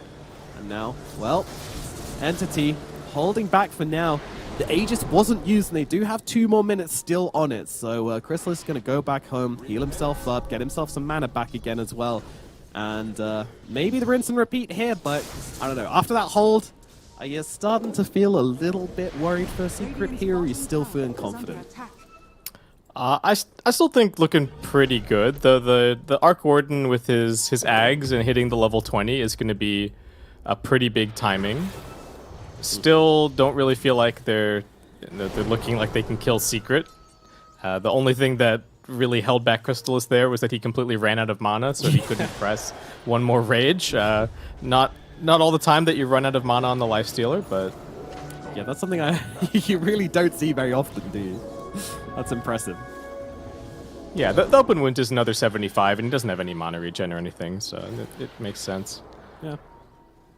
Yeah, we'll just have to see if the Spark Wraiths can hold. If the Entity, they've been farming for 30 minutes to get to this point. This is what they've been waiting for. I think that, yeah, they're even handing the tome over to Stormstormer. Everything for him.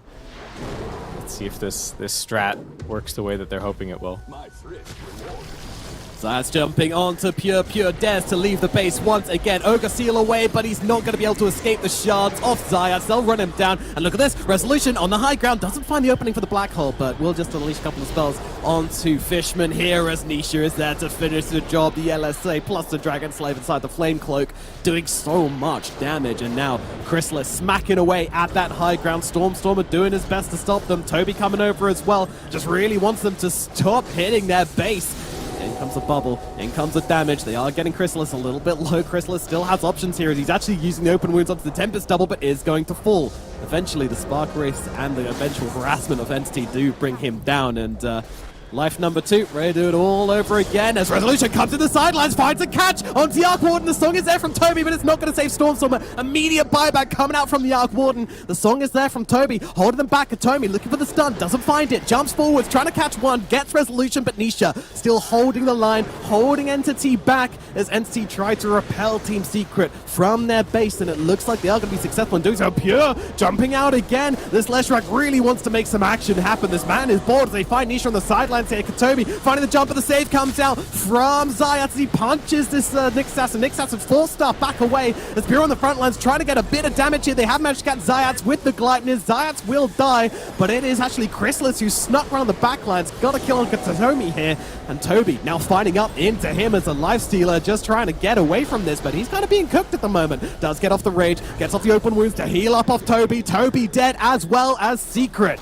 They will hold the line here. They will not leave Entity alone as they want, and it's cost them so much to make this defense happen. The Tempest double getting very low. Fishman might be able to save it, but nope. In comes a Dragon Slave to just kill it off. They are running pretty low on resources on the side of Secret, though. Yes, Secret's only limit is that they're running out of mana. It's just a little ridiculous. Well, in again we go. This time it's onto Pure. Pure getting very low on the side of this as well, and he is going to drop. No buyback on the Leshrac. And he's going to cool it. GG's come out. They have run out of juice on the side of Entity. And this game will belong to Team Secret. They get the 2-0 going 22-4 at 33-minute mark. Just saying, they kind of cool it, base skip. Yeah, they just didn't end up having the damage. Nisha, some absolutely sick plays in that last fight. He had his Aeon Disc locked, he unlocked it, he got saved by Zayat anyway. It was about to get popped by some Spark Wraiths. He just put it down on the ground, kept it nice and safe, let the Spark Wraiths hit him, picked it back up. He was running circles around Entity in that fight.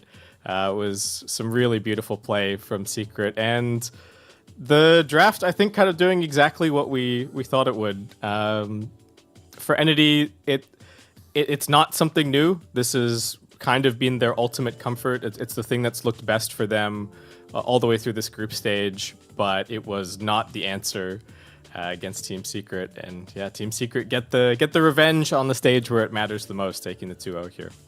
Yep, they do. Finally managing to execute Entity and getting a bit of revenge for blocking them from the direct qualification to TI. But with that LCQ experience, they're able to bring them down. Chrysalis, man, I mean, I think his game deserves highlighting. 10-0-7 on the Lifestealer. Absolutely uncontested throughout this entire game, really.